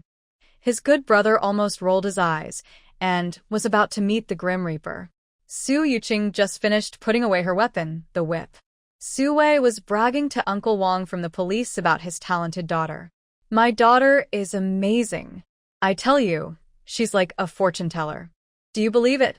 Later, you'll see a wanted criminal from the whole province and you'll know how incredible my daughter is. Everyone, hurry up and leave. My daughter is waiting for me to protect her. She's obedient and cute, delicate and weak. She's been exposed to cold wind for so long. She probably won't catch a cold, right?" SHUI had no time for small talk and ran off to find someone. Uncle Wang, just about to finish work, didn't understand why SHUI said there were human traffickers here. Without any evidence or witnesses, he came anyway. It was all because of their long-standing friendship. He didn't believe that a young girl could use some mystical methods to find the location of a wanted criminal. If such a person existed, the police chief would have to worship them as an ancestor. Uncle Wang followed with a puzzled look, along with 2 new police officers who were going to his house for drinks. The 3 of them thought this was just a casual investigation. They only felt the road was bumpy and blocked, and planned to write a report for the local government. They couldn't even dream of being after a major wanted criminal from the province. They just wanted to do their jobs well, and not rely on luck. "Police Officer Wang, it looks like there's a person lying on the ground. It seems to be a disabled person. How pitiful." Uncle Wang and the 2 police officers kindly helped the person up. The person in front of them was covered in blood, as fragile as cotton. Their bones seemed to be broken, with a fatal wound on the shoulder, and blood was flowing out constantly. Police Officer Wang, let's quickly carry this person to the hospital for emergency treatment. Once the victim wakes up, we can ask them in detail who hurt them. Police Officer Wang fully agreed with the young officer's words. This was a matter of life and death. He couldn't waste any more time with SHUI and his daughter. Brother Jiu's consciousness was fading. When he heard it was the police, he almost lost his soul. He instinctively tried to walk with his feet, but found his heels so soft they felt like noodles. He remembered a beautiful young girl approaching him, then whipping him all over his body, making him feel dismembered. He lost consciousness afterward. Inside, Brother Jiu prayed, hoping he wouldn't meet that female executioner again. Maybe his prayer worked. At 50 meters away, he saw SHUI and Yuqing. Suddenly, he felt like dying. His whole body twitched with fear, and he was truly scared he might go crazy. SHUI put a thicker coat on Yuqing and took out 2 hot buns. He was worried she might be cold or hungry. Uncle Wang saw this and first wiped his eyes, then said with interest, "SHUI, you take better care of your little girl than your older daughter." Everyone knew that SHUI's older daughter was his biological child, but his younger daughter was brought by his second wife, Jiang Nian. Su Wanwan calm.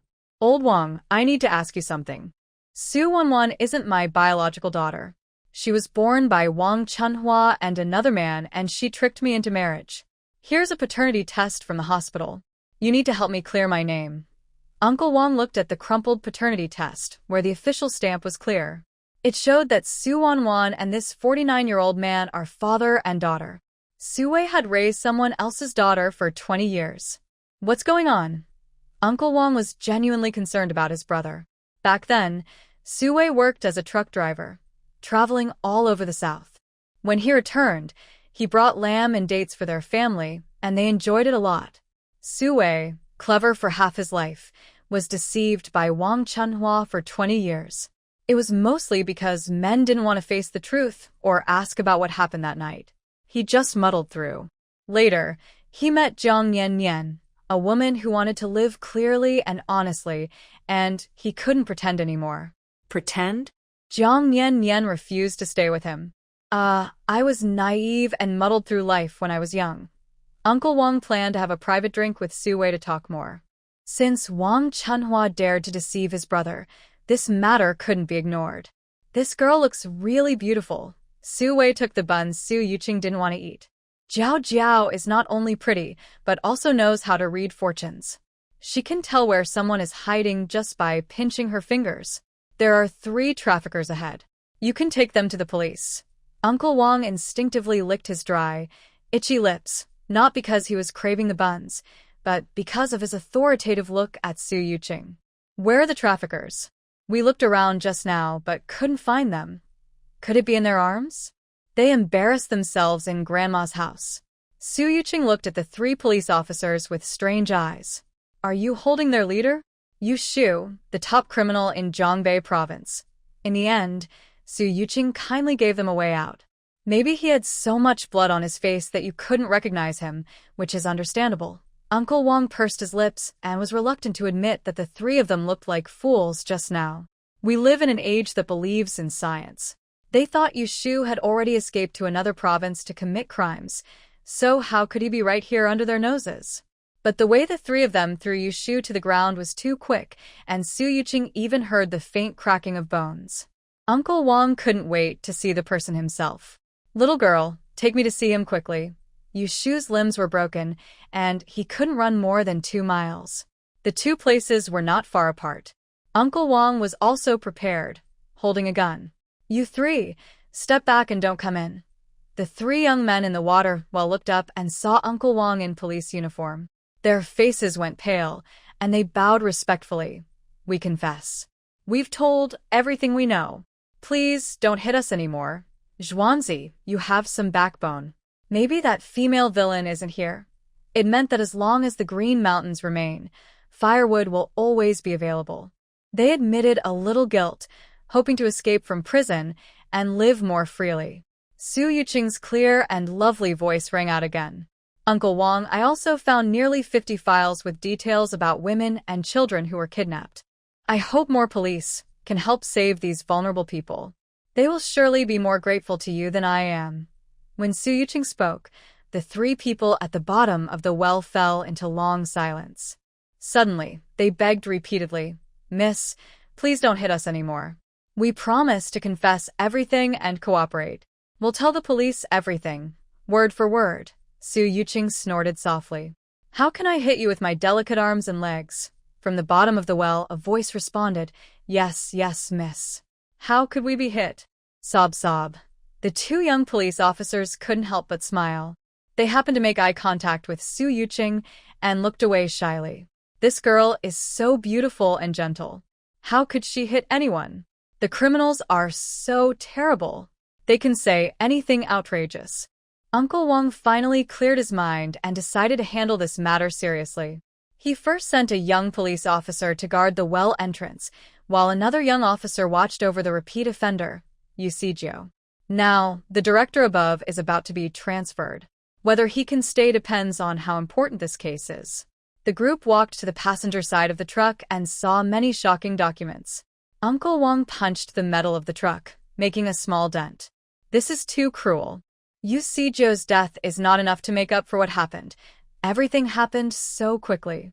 Su Yuqing kindly reminded him, Uncle Wang, there are more than 20 victims inside the truck who are unconscious. Please make sure to take them to the hospital tonight for a checkup. They will be very grateful. This is over 9,000 yuan of stolen money I found. It's their life-saving money and also their support fund for this vulnerable group. Uncle Wang considered a lot, but Su Yuqing seemed to have thought through all the problems in advance. When the human problem was solved, the money problem was also resolved. Is this Su Wei's new daughter? She's thoughtful and strong, almost like a demon. How does she see through all his thoughts? It can't be real. But the truth is right in front of him. Evidence from witnesses and documents, over 50 files, more than 20 witnesses, and 4 repeat offenders begging for mercy. This could be considered a major achievement. Most importantly, this young girl has already planned the follow-up arrangements for the case. She's meticulous, knows the whole situation, and acts confidently, like a modern-day Zhuge Liang. Uncle Wang took the credit easily, feeling uneasy, as if worms were crawling on him. He was embarrassed and asked, Your dad said you figured all this out. You're so young and capable. What do you want to do in the future? Would you be interested in working with Uncle Wang? Su Wei used to have no standard to judge Su Yuqing's abilities, but seeing how the old friend's subordinate treated his daughter, he thought briefly. What word to use? Respectful? Is that right? Su Wei didn't say much, but he was smiling so broadly his face almost split. Su Yuqing politely declined, Uncle Wang. I'm not feeling well right now. I need to go to Beijing for medical treatment. As for the future, I plan to take things step by step. Uncle Wang ignored his old friend's smug expression. He knew this girl's future was bright. Even though she refused, he was so happy he couldn't stop smiling. All right. Uncle Wang will always remember you. This time, you performed very well. Uncle will give you a big reward. Now, you and your dad can go to the police station to collect it. Your dad is mostly just running errands. Su Wei said proudly, I'm happy to run errands with my daughter. This time, her daughter made such a big contribution that old Wang's bad temper was completely tamed. Later, everyone wondered if old Wang's face was swollen. I heard your nickname is Jiao Jiao. Uncle Wang and your dad are good friends. You don't mind if I call you Jiao Jiao, do you? Wang Ming continued to get close to Su Yuqing, ignoring Su Wei's teasing expressions. He was now very jealous of Su Wei. Not only did he marry a beautiful wife, but he also knew how to read fortunes. Just one calculation, and he found a wanted criminal in Zhongbei province who had been on the run for 5 years. Could he learn from her? Uncle Wang can call me whatever he wants, Su Yuqing replied politely. On the way, Wang Ming kept trying to start conversations. Su Yuqing responded smoothly, while Su Wei couldn't help but keep a stiff smile. When they arrived at the police station, Wang Ming didn't take credit for himself. He clearly explained the whole process. Many police officers on night shift looked at Su Yuqing differently. Now, the so-called fortune teller in the city was no longer an old man. Instead, he had transformed into a charming, beautiful young woman. Many people wanted to ask her for advice, but Wang Ming kept pushing them away. Wang Ming wanted to keep Su Yuqing working at the station. He even called city leaders to explain the case, using his years of experience to vouch for Su Yuqing. Such talent needed to be recruited early. Su Yuqing didn't know about this. She followed the police to a meeting where she explained the case and summarized the investigation. She even participated in questioning the suspect. This case was almost entirely solved by Su Yuqing herself. From evidence and witnesses to the criminal, Wang Ming and the others were just responsible for bringing the suspect into the station. The case was handled very smoothly. The three key criminals were so scared when they saw Su Yuqing that they trembled and spilled all the details of their crimes. Yu Siju was still unconscious. Victims who woke up early in the hospital wanted to thank Su Yuqing personally. After a busy day, it was almost dark.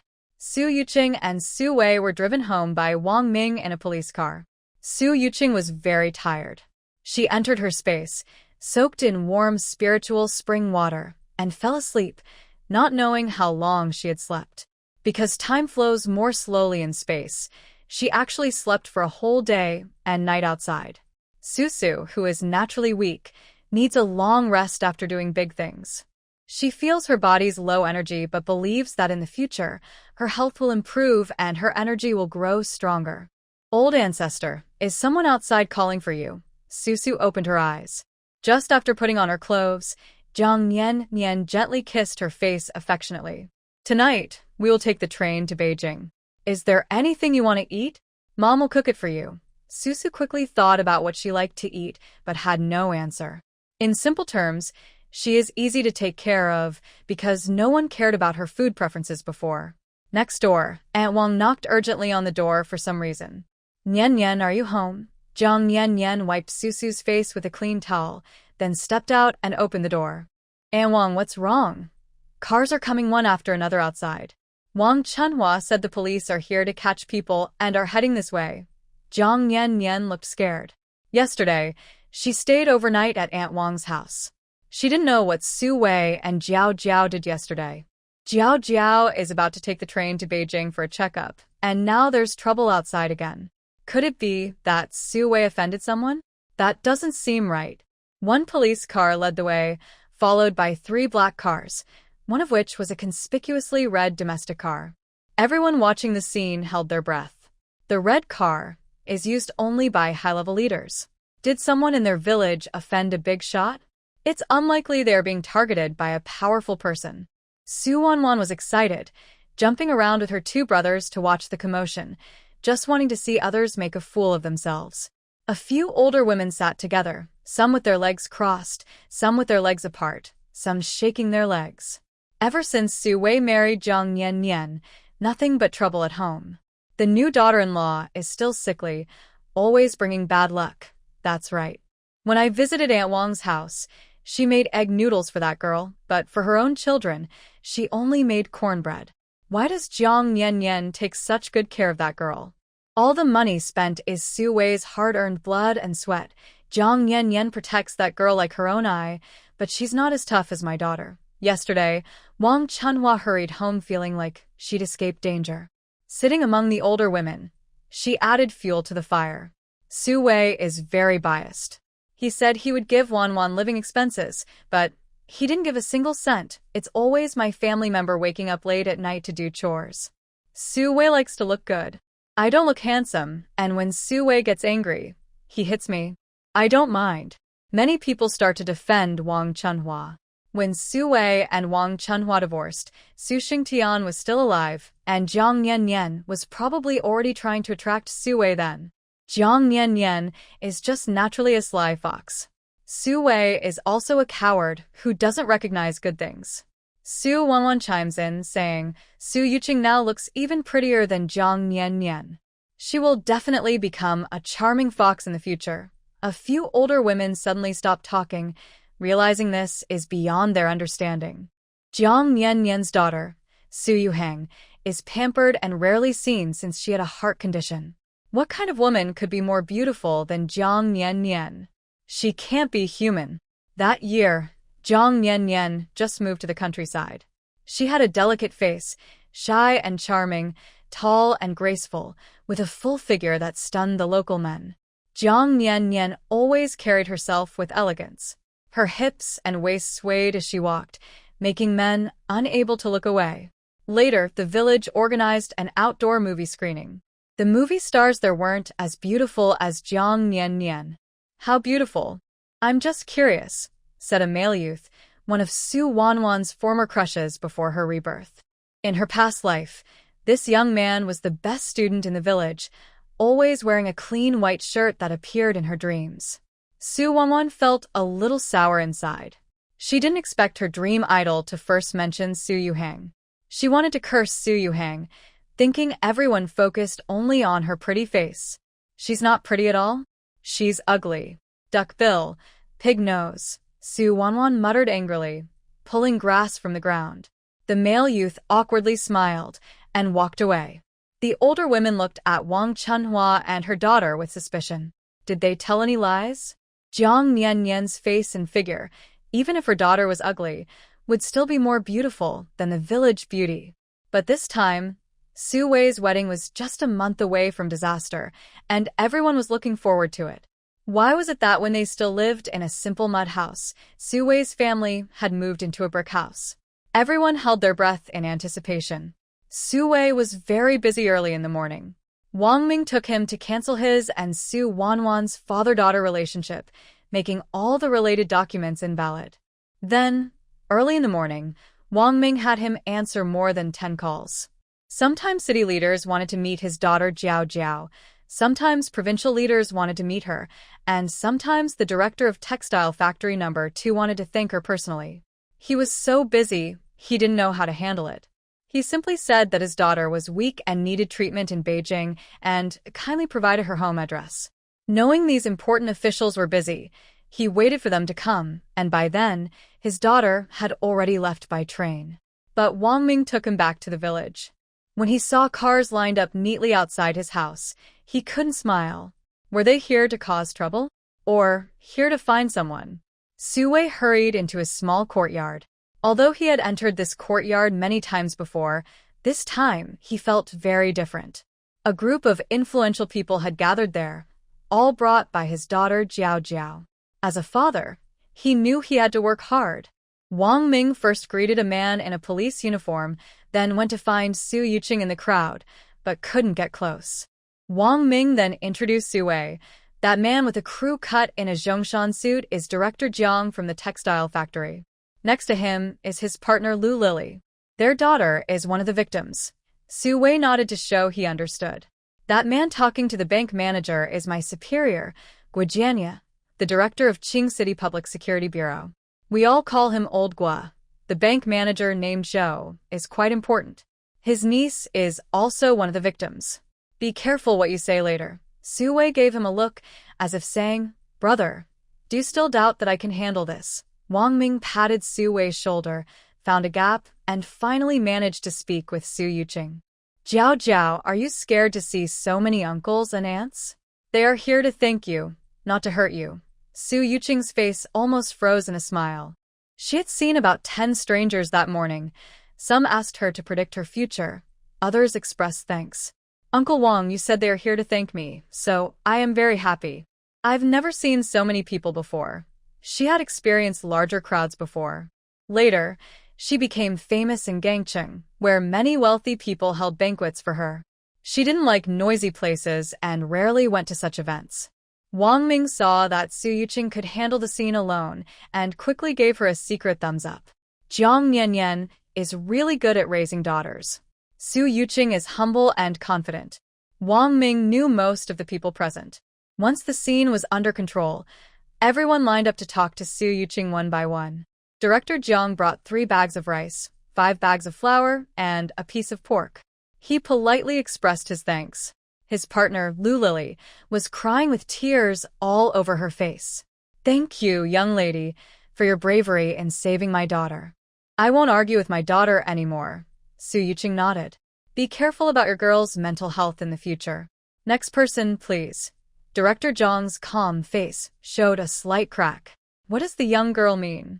He was about to ask further when President Zhou held up a card with the number 2. Director Zhang, please step back a little. It's my turn now. Director Zhang rarely lost face. He held a high position and didn't want to lose face fighting with juniors. He clenched his fists and stepped back. President Zhou took out a notebook. Miss Su, this is a thank you letter from my niece. Our family is very grateful to you. He then asked 3 people to start bringing things. A large ham about half a meter long, a small yellow wood desk, and 2 beautiful colorful skirts. Su Yuqing also observed their faces. President Zhou is a typical wood element person, slim, tall, stubborn, with horizontal lines on his forehead. Such people don't respect leaders or elders. Su Yuqing thanked him. Thank you for your gift. Please take care of your mother's health, especially her lungs. President Zhou looked confused. He respected rules and waited until everyone had expressed thanks and given gifts before asking questions carefully. But Director Jiang spoke first. Young lady, you said my daughter has a mental problem. What kind of problem is it? Is she physically ill? Su Yuqing explained carefully. I understand a little. In simple terms, if children are too controlled, they can become depressed. Unstable emotions can harm their health and feelings. When the heart is dead, the body is also dead. She doesn't want to hurt you, but she might hurt herself. You all need to think about this. Wang Ming nodded in agreement. Jiao's analysis was very accurate. He also knew Director Jiang and had spoken with him. Jiang's partner, Lu Lily, had a daughter in her first pregnancy, which affected her health. Her mother-in-law is not easy to deal with. Jiang's daughter has been obedient and shy since she was young. She speaks very softly, like a mosquito, and rarely smiles. The person involved, Director Jiang, was crying and then suddenly stopped. She no longer wanted to bother her daughter by comparing her to others every day. Losing this only child made everything else seem unimportant. Girl, I remember what you said. I heard old Wang say you can read fortunes and see faces. I didn't expect you to be so accurate and guess my family situation. Sorry for making you the joke. Lu Lily, who is strong-willed, was able to admit her mistake. It was like the sun rising from the west. Even Director Jiang, usually calm, was surprised and looked at Su Yuqing with gratitude. It's hard for honest officials to settle family matters. He told his wife many times to say less about their daughter, but she didn't listen. But when it came to the little girl from the Su family, his wife listened. Initially, Director Zhou wasn't interested in finding out about Su Yuqing. He trusted no one except himself and just wanted to join in the fun. He noticed that Director Jiang, an old man, clearly respected Su Yuqing. It made him feel uneasy, like a cat scratching, and he wanted to understand more. Miss Su, does my mother have a lung problem? She's in good health. Su Yuqing simply replied, she's angry. Director Zhou didn't want to ask more in front of others. He had been living in the company dormitory for 2 months and couldn't talk to his mother. Still, he cared about her deeply. Miss Su, if this is true, I will thank you personally. Su Yuqing nodded slightly. She saw the gratitude from the bank president as the same as from ordinary families. Neither Director Jiang nor Director Zhou left immediately. Both were clever and liked to learn from wise people they met. Director Gua, who oversees everything, watched everyone's reactions carefully. He used to think Wang Ming was foolish for letting a young girl join the police system. It seemed unlikely that a teenage girl would accidentally find a major criminal in the province, but it wasn't impossible. It was just a coincidence, wasn't it? And a girl with a congenital health issue working in the police, catching criminals? If she got sick during a chase, should they focus on catching the criminal or saving her? But this girl was steady and capable of achieving anything she set her mind to. The police department didn't lack talented people like her. Soon after, Director Guo was overwhelmed with emotion and cried. He received a certificate, a thermos, a porcelain mug with Chairman Mao's quotes, and a special provincial bonus of 600 yuan. This time, a strong crackdown was carried out to seriously fight against the smugness of human traffickers, and it also helped gather more clues. Because of this, rewards must be given. Young lady, The provincial authorities have recognized your contribution in this major case and awarded you the title of Hero Model. May you have smooth progress in your studies and career. Thank you. I just did what I should. Wang Ming was still waiting for the leader to bring talented people into the police system, but this was all he got? Old Gua, Wang Ming, a dark-faced man, stomped his foot and hinted with a playful gesture. Director Gua and Su Yuqing finished shaking hands and didn't say much. After tidying up, they were about to go to a city meeting. Wang Ming was so anxious that sparks seemed to fly from his eyes. Seeing Director Jiang and President Zhou chatting happily with Su Yuqing, he became even more worried. Lu Lily held Su Yuqing's hand and said, "Girl, do you like to weave clothes? Recently, the textile factory is hiring. My husband Jiang is the factory director. If you can work there, we can take better care of you." President Zhou saw the couple working together and thought it was unfair. He was alone. Trying to recruit people? He could do that too. Miss Su, our bank is also short of staff recently. The work isn't hard, just drink tea and read the newspaper. Both sides wanted to build a good relationship with Su Yuqing, hoping that in the future, they could ask her for help with family matters. Although they now believe in science and are not superstitious, Su Yuqing was honest and accurate in her predictions, and she didn't cheat them. Such good fortune was hard to come by. Su Yuqing chatted with them, but she had her own plans. Usually, people in her line of work don't actively seek relationships, they only help when someone offers payment.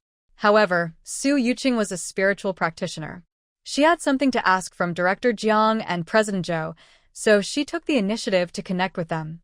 Her biological mother, Jiang Nian, was interested in making clothes herself. If she could work in the textile factory, it would make Jiang Nian happier. Su Yuqing was happy to help her family live harmoniously. Women's worlds are not only about men and children. And now the jobs are very valuable. For ordinary people, such a job is not only decent and easy, but also comes with comprehensive and generous medical care and retirement benefits.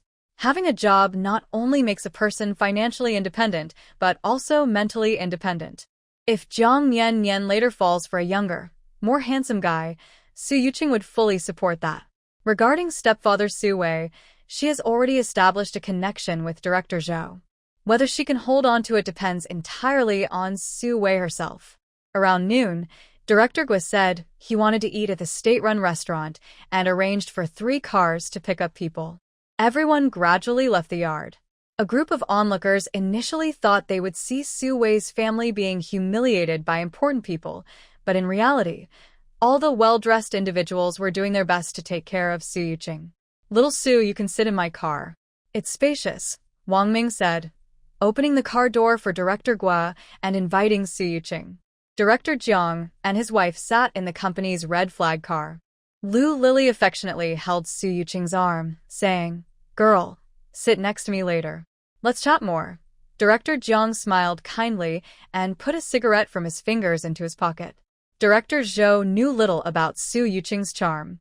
He only knew that this girl had risked danger to save his niece and deserved thanks. But those in high positions are good at reading people's eyes. Few young people with Jiang Lao's status could catch his eye.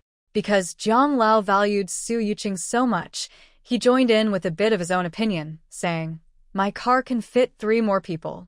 We can talk more at the state-run restaurant later." Su Yuqing thought Zhou's car situation was the simplest.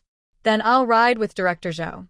His car has a writing board, and I want to reply to that letter on the way." Everyone looked a bit disappointed but didn't feel upset. They just thought Su Yuqing didn't choose to ride with them because of a small wooden board. More importantly, they admired her loyalty. Despite being busy, she still wanted to reply to her niece.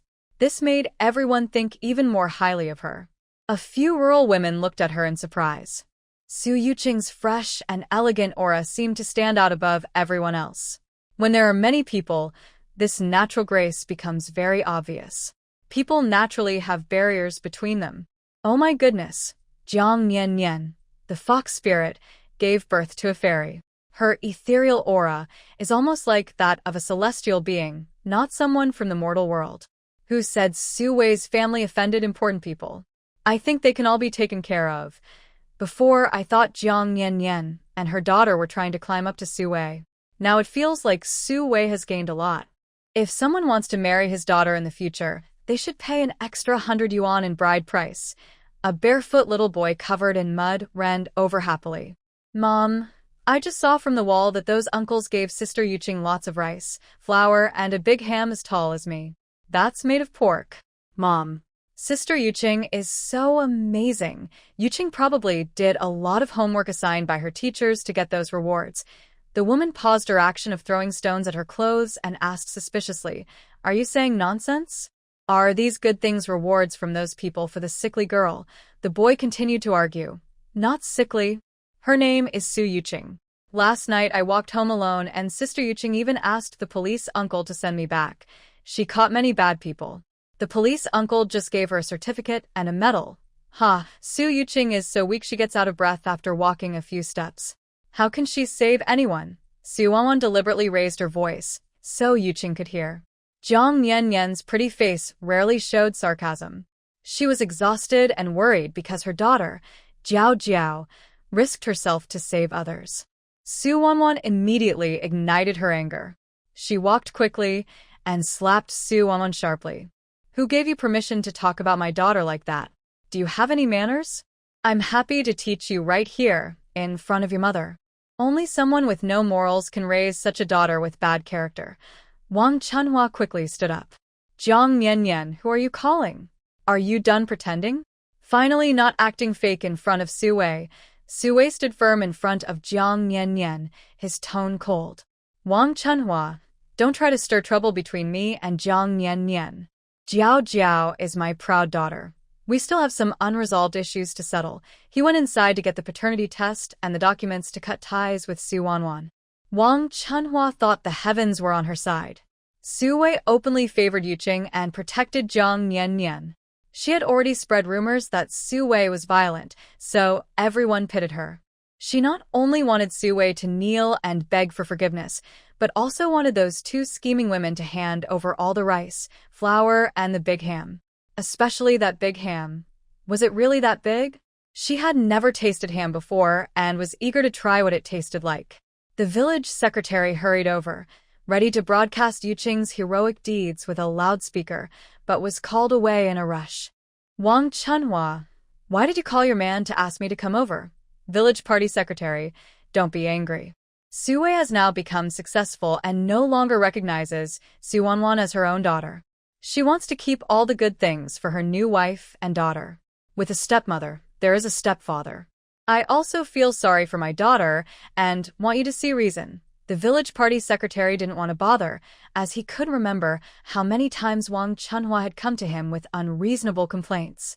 Once, when a scallion was missing from the field, she suspected someone was spying on her. Another time, 2 leaves appeared in front of her door, and she thought someone liked her. Wang Chunhua married into the neighboring village and finally stopped bothering him, but now she was back. "Later, we'll talk. I have more important things to do now." Su Wanwan originally wanted to see Su Yuqing get scolded, but when she heard He Dan say that Su Yuqing had been given many good things, she became angrier. She thought these people didn't appreciate what they had. If she told them everything she knew from her rebirth, Su Yuqing would definitely be pushed aside. "I was also beaten by my stepmother. My father dislikes me. I don't want to live anymore. I don't want to live anymore." Wang Chunhua thought this was a sure way to succeed. Her daughter had learned her true tricks, crying, making a fuss, and threatening to hang herself. These 3 moves could definitely fool people and make Jiang Niannian's precious daughter disliked by those important figures. Su Yuqing, with her elegant wrist, raised her hands and clapped. "If you don't want to live, then don't. Why waste everyone's time?" A woman wearing a headscarf scolded. "A young girl being pretty isn't enough. Saying such things is too cruel." Su Yuqing's light, clear voice responded. "I think this uncle's face shows he's capable." No need for the lady to interrupt. "Our village should promote righteousness. Only by helping each other can we develop. We need to set a good example, not a bad one. Someone like Su Wanwan who keeps saying she might die or not, makes the village atmosphere chaotic. The environment becomes poor, and it's hard to develop anywhere." The woman's mouth suddenly went silent, as if she had slapped herself and felt the pain. Everyone who wanted to speak up for Su Wanwan kept their distance. The village party secretary thought about Su Yuqing's words and felt like he had seen something similar in a newspaper. Su family girl, those words are good. I'll write them down in my notebook. He publicly approved, and the onlookers no longer dared to interfere. Su Wanwan squinted her eyes. Had Su Yuqing always been so eloquent? She secretly had a suspicion deep in her heart. However, Su Wei was still on her side. She was Su Wei's only biological child. Su Yuqing, what's the use of saying all that? My dad gave you a share, and I have my own share too. Today, whatever they give you, you have to share with us. Wang Chunhua patted her thigh, her crippled leg bouncing quickly. Oh, that's great. My daughter finally doesn't want to suffer anymore. All the good things from Su Wei's side over the years have probably been taken by you and your mother. My daughter is Su Wei's biological child. Now that she's in Su Wei's house, we want our half too. Su Wei, just having finished with some documents, was so angry he frowned deeply. Wang Chunhua, I've never touched you. Where do you get the nerve to say that Su Wanwan is my daughter? He threw a paternity test report at Wang Chunhua's face. Then he looked at Su Wanwan and said, "This is your household registration information, and this is proof of your relationship with me. All of it is now invalid. Go ask your real father for money and living expenses." Su Wei took the documents out of a paper bag, tore the discarded papers into pieces, and also tore apart his own weakness, fear, and unnecessary sympathy. From now on, he would only give his true feelings to those who deserved it. The yellowish fragments and the full paternity test paper floated onto Su Wanwan and Wang Chunhua's faces. Wang Chunhua clutched the paternity test, crying and laughing at the same time. This test was a huge irony for her. She didn't expect Yu Sijio to be so cold and unfaithful, doubting that she hadn't remained faithful to him, secretly doing a paternity test. So all those years she stayed faithful to him, refusing to let Su Wei touch her. What was the point? She deeply regretted it. From the beginning, she should have firmly held Su Wei in her hands. Now, Jiang Nian's good days were all stolen from her. Is this fake? Su Wei, don't believe this piece of paper. Wang Chunhua tore it up, swallowed it in her mouth, and took over 10 seconds to swallow it, with dirt still on her lips. Su Yuqing's clear eyes flickered. Aunt Wang, that's a copy from the police station. They keep over 10 copies in their files. If you're hungry at noon, you can go to the police station and eat there. Wang Chunhua was about to cry, but Su Yuqing, angry, shoved a piece of paper into her chest, making it hard to breathe. You. Cough. Vomit. Su Wanwan patted Wang Chunhua's back. Mom, who do you think I am? Why did Su Yuqing want to reveal everything? Su Wanwan seems to see through Su Yuqing. Perhaps Su Yuqing has also been reborn. Otherwise, how could she seem like a different person? The reborn Su Yuqing is still naive, truly believing that Su Wei is a treasure. Su Wei's ending is still ending up in jail. Su Yuqing, do you think kicking me out will make everyone like you? My brother, Su Beicheng, really dislikes you. Su Wanwan smiles wickedly, as if she is the final winner. Su Yuqing replies, others' likes and dislikes have nothing to do with me. Su Wei doesn't want his daughter, Su Yuqing, to become estranged from him. Girl, Dad understands. If anyone bullies you in the future, I will get back at them. Some voices from the crowd say, Su Wei is too unkind. That little girl, Su Yuqing, seems to be carried away by winning awards. She talks without manners and is too proud. Wang Chunhua used to think that Su Wanwan was my daughter, so I turned a blind eye to many things. You took the 5,000 yuan savings you stole, pay it back and return that bicycle too. After speaking, Su Wei sighs heavily. At that time, he had a broken leg, and Wang Chunhua stole all his savings, leaving him without even money for medicine. In his darkest days, a woman from next door threw him a basket of herbs. Jiang Nian was like a bright moon in the sky, lighting up his dark future. Su Yuqing is slightly shocked. Before her stepfather started his business, he was also successful. Are truck drivers earning so much these days? Some people in the crowd are silent, realizing Wang Chunhua is a master at deception. Giving Su Wei a green hat and stealing so much money, she probably didn't want Su Wei and his nephew to survive. Anyone who marries Wang Chunhua will be unlucky for 3 generations. Wang Chunhua, you shameless woman. You still have 5,000 yuan in your pocket and didn't give it to me, says her current husband, who has not appeared before. He is a well-known middle-aged man from the neighboring village, famous for drinking, gambling, and sleeping around. He kicks Wang Chunhua in the face, leaving a footprint on her face. Recalling her hurried half-life, she was deceived by Yu Sijio when she was young, tricked into having a child with SHUI, and then despised SHUI for not coming home, for his broken leg, and for not earning money. After her second marriage, she thought she could marry a good man who would always stay with her. But her old lover, who spoke nicely, never did anything serious. He spent his days hanging out with friends, never brought money home, and often hit her, demanding she give him money. Wang Chunhua suddenly felt like she had aged 10 years. She finally understood that neither Yu Sijio nor her old lover were reliable. She realized that SHUI was the only man she could trust with her future. Suddenly, she felt a glimmer of hope. Maybe if she followed SHUI's ideas once, he might change his attitude toward her.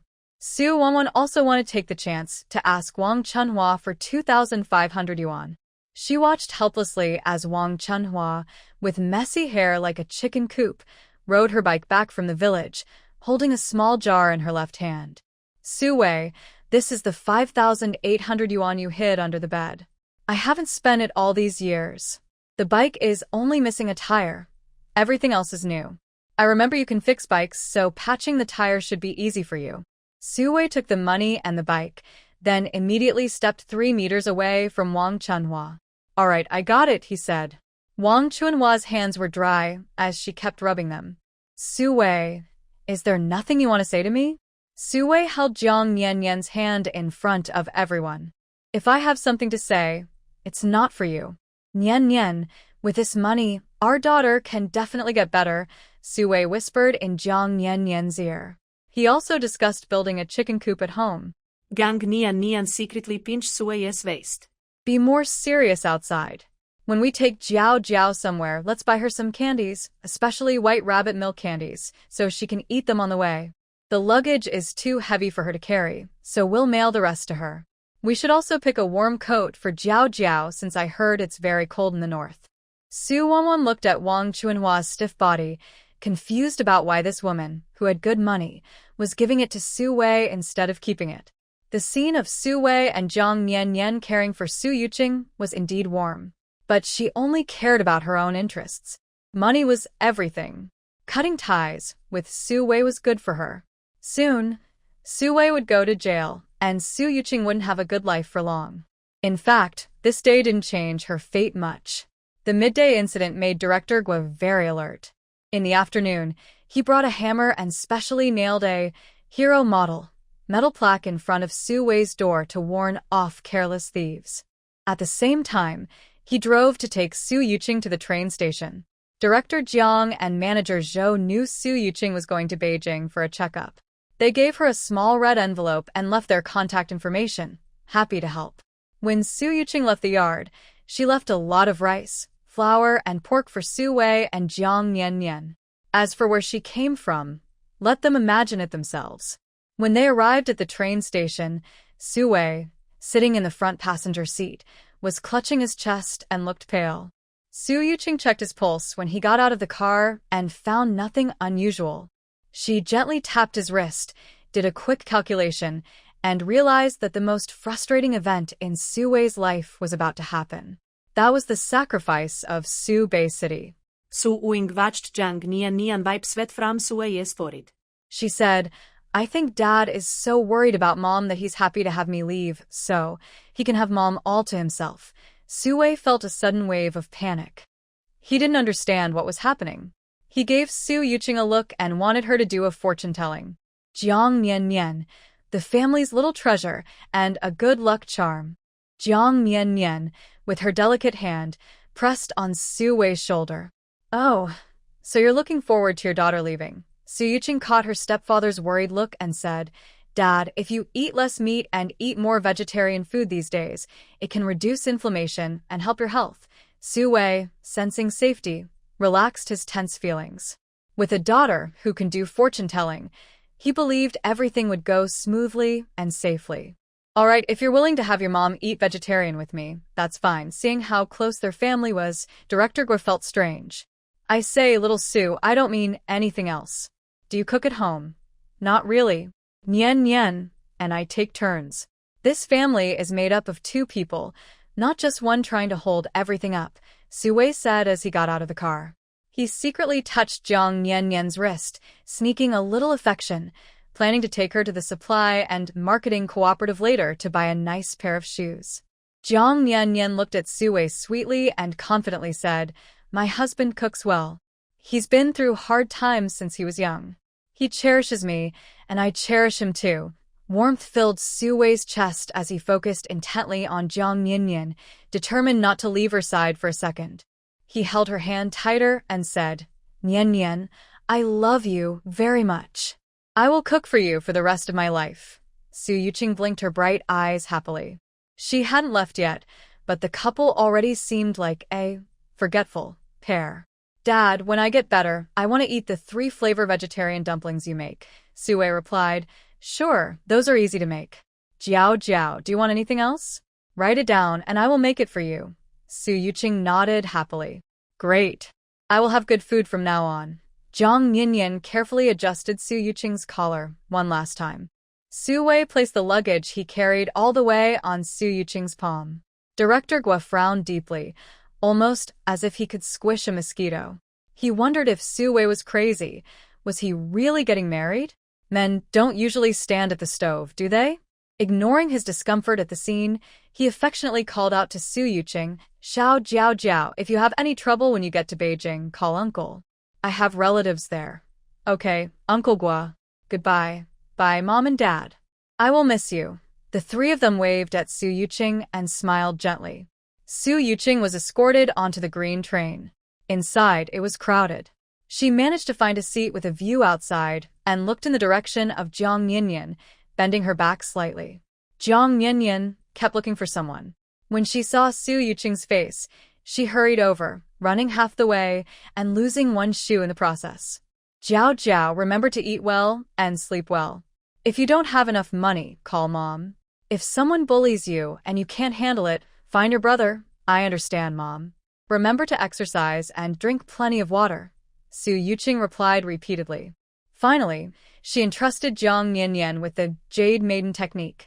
The little fox had just woken up in the afternoon and told her that the minerals at the bottom of the spiritual spring pond could filter and purify well water.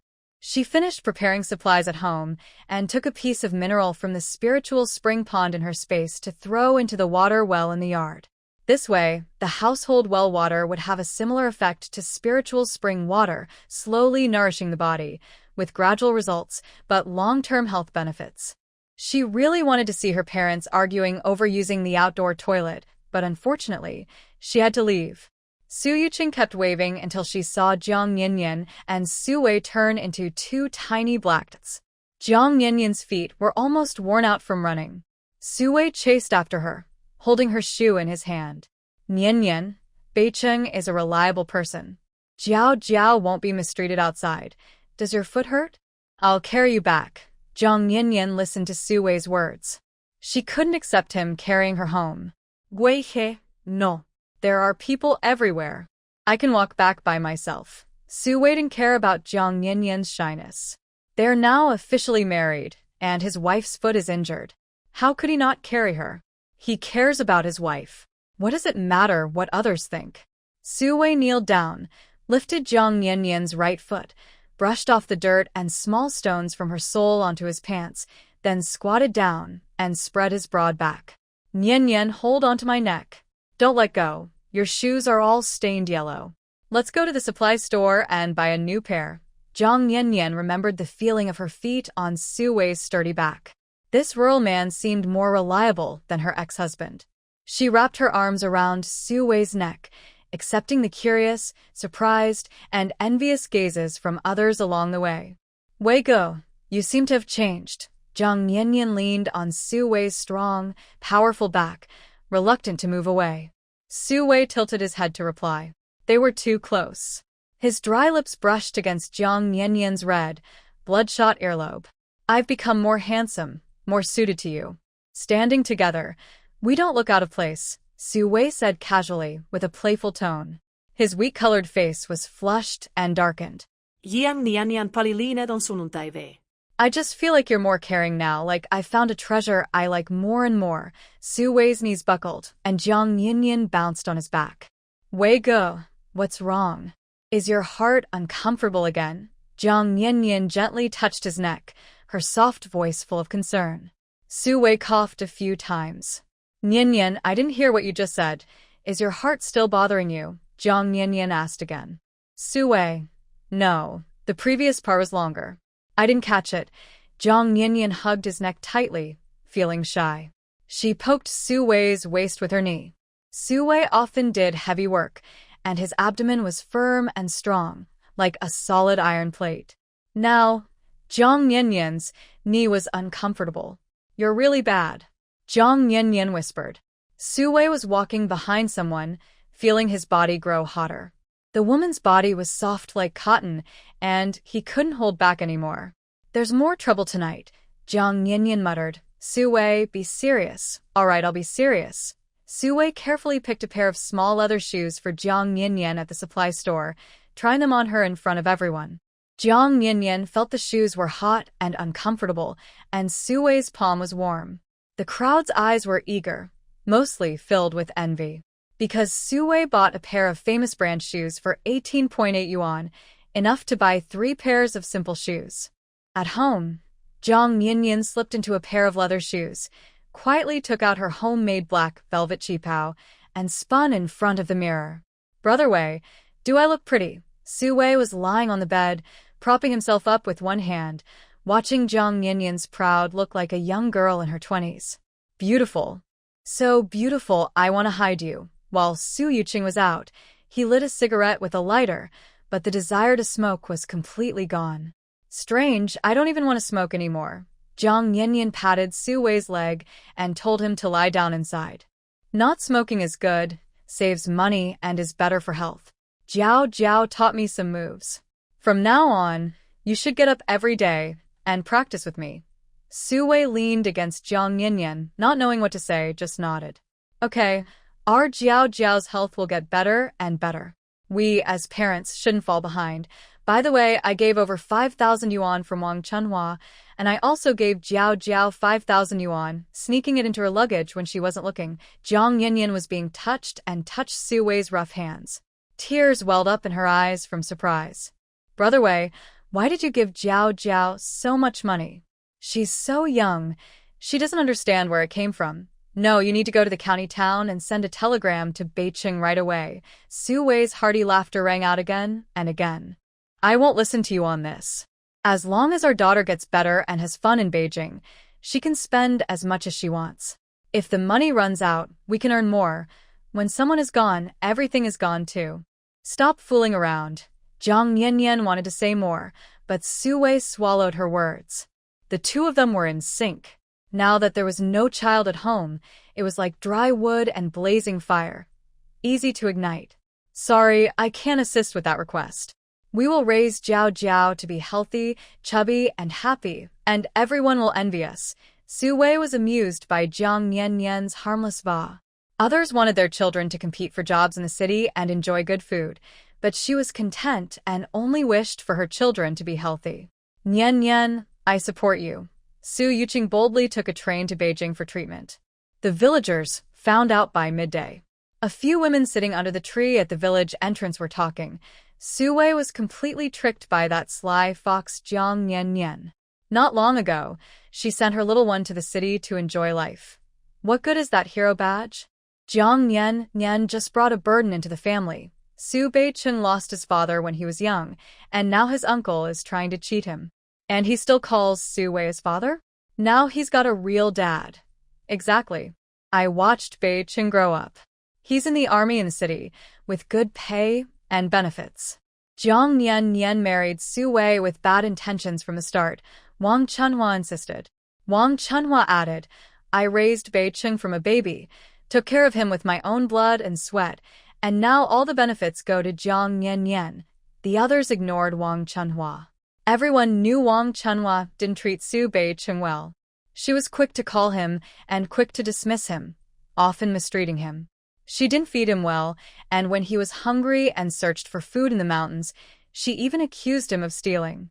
Su Yuqing, that sickly girl, if Sui has to raise her forever, only Su Beicheng will suffer in the future. Zhang Niannian and Sui returned from outside, bringing salt to cure meat.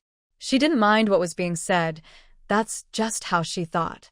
She just wanted to raise her daughter happily for life. Zhang Niannian's steps slowed down. At first, she was chatting with Sui about making some cured meat to send to the children.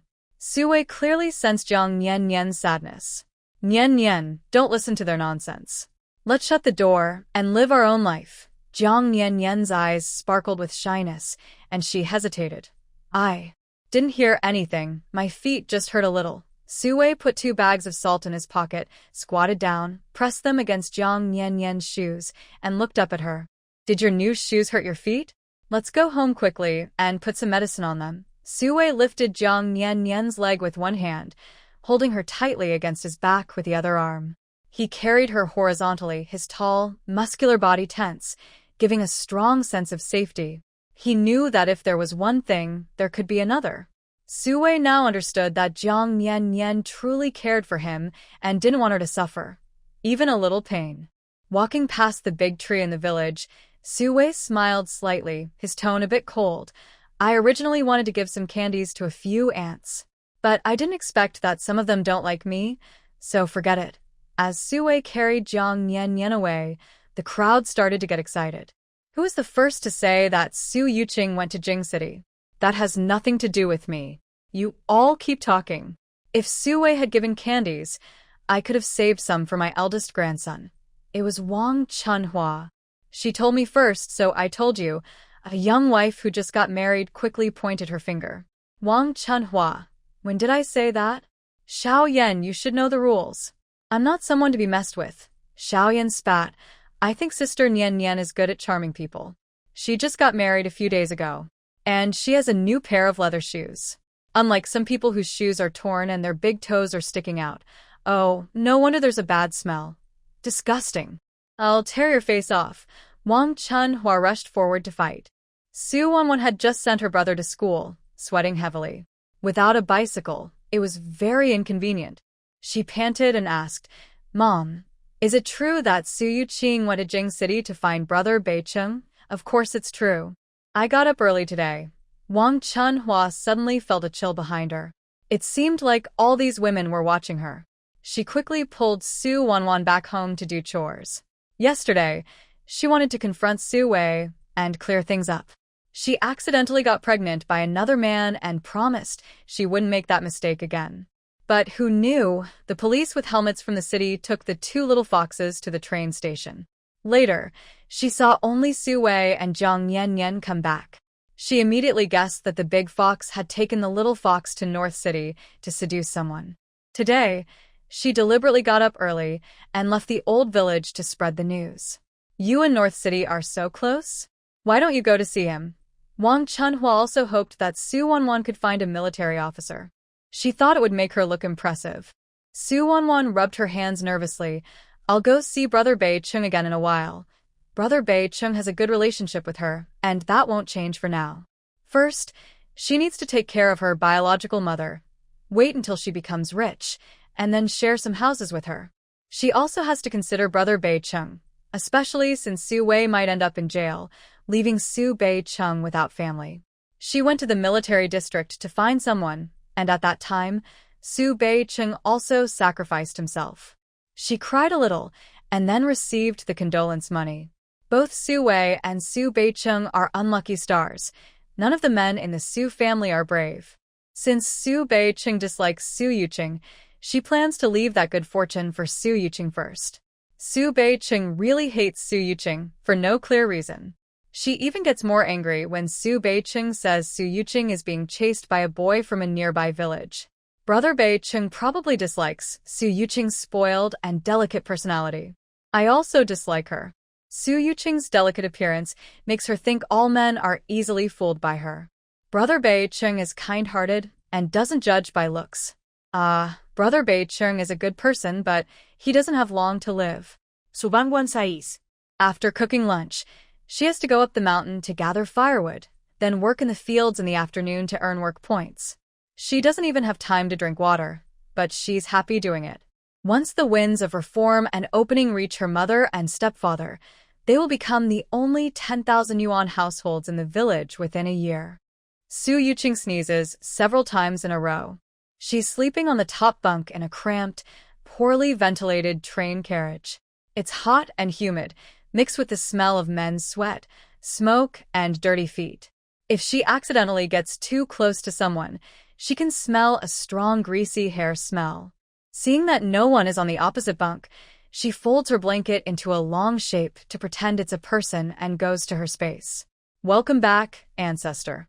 You saved so many people and earned 10,000 points of merit. Where do you want to use them? The little fox floats in midair, its 9 tails glowing faint purple, dancing gracefully.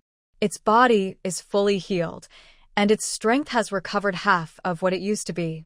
Can 10,000 merit points buy all the pills in the pill room? The little fox's eyes flicker. The ancestor's power is impressive. It holds a purple jade abacus, tapping the beads with its 2 tails. Ancestor, you only need 9,998 merit points to unlock all the pills. What does it mean, only 9,998 merit points? No, that can't be right. Exchange, exchange. Su Yuqing quickly exchanged her items, not knowing exactly what injuries Su Beijing had suffered, but she had all kinds of magical pills prepared just in case. Su Beijing must be saved. The responsibility of caring for her parents now depends on him. Su Yuqing's crossing into this world was for a good life, not to suffer. She tried not to worry about stressful things. In the original story, Su Beijing was a shy, lonely boy. Because Su Wanwan often bullied him, he also disliked her, thinking they were in it together. When she first moved to the countryside, the original owner was protected too well by Jiang Nian, so she couldn't see the bad intentions of others around her. Later, Su Wanwan isolated her, claiming she was from a wealthy family and refused to play with her. She even tricked her into the back mountain and let dogs bite her leg. The original owner was delicate and couldn't stand being ignored. She was a proud little peacock, rejecting everyone. After being bitten by the dog, she looked down on all the children in the village, but was actually afraid they would hurt her again. She didn't want to make friends and pushed everyone out of her world. Later, Su Beijing mysteriously sent her a little rabbit. She thought he and Su Wanwan were both trying to scare her with animals. Feeling wronged, she thought the harshest word she knew, brat, because others had called her that before. Later, she realized she should take her anger out on the right person. She looked for chances to hit Su Wanwan whenever she saw her, using small stones, broken wood, and any available tools. They were like water and fire. When she couldn't beat her, she ran home, fighting a guerrilla war. Every time she saw Su Beijing, she wanted to apologize, feeling she had wrongly blamed him. But each time, Su Beijing protected Su Wanwan, so she gave up. After all, they were family. Su Yuqing's memories showed her that her inner feelings of frustration gradually eased. She and her original self were one. Why was she always so adorable in every world? Even when she was isolated, she was brave enough to protect herself. She was the villainous female character in the story, but she also had her own world. Since Su Beijing didn't like her, she decided on a forced love plan. Su Beijing must stay alive so her stepfather could focus on his career. She came into this family to relax and enjoy life. When she found a lucky man in Jing City, she would use some tricks to change her fate, then go home to rest, letting her stepfather work hard to earn money. She would enjoy Jiang Nian's full care. Now, she had evolved into a devoted daughter. Su Yuqing opened the scallion pancake made by Jiang Nian from her luggage. Before leaving home, she already missed it. She opened her small cherry mouth and took a bite of the chewy, crispy pancake. The taste was very good, not only because of the generous amount of lard but also because of the light egg aroma. As she checked the contents of her bag, she realized something was wrong. Half of the items were large bundles of Chinese yuan, all in big denominations. Some bills were yellowed, and the edges were dirty. Was the money from Wang Chunhua, and did her stepfather use it all for medical expenses? There was so much money. No wonder the bag was so heavy, pressing down on her shoulders and leaving marks. Her stepfather was kind-hearted, but she couldn't spend that much money. Su Yuqing stood up and did a quick practice of the Jade Maiden technique by the spiritual spring pond. She broke out in a light sweat. Once her stamina recovered, she would focus on nourishing her internal organs. Healing takes time and patience. Where was that important man with the noble destiny? She bathed in the spiritual spring pool. Since the water was warm, she dived underwater to the bottom, touching the mineral stones that were bubbling with air. The spring could purify itself thanks to these stones, which was amazing. She leaned on the edge of the spring pool. Nearby, there was a small shell-shaped table made by a little fox.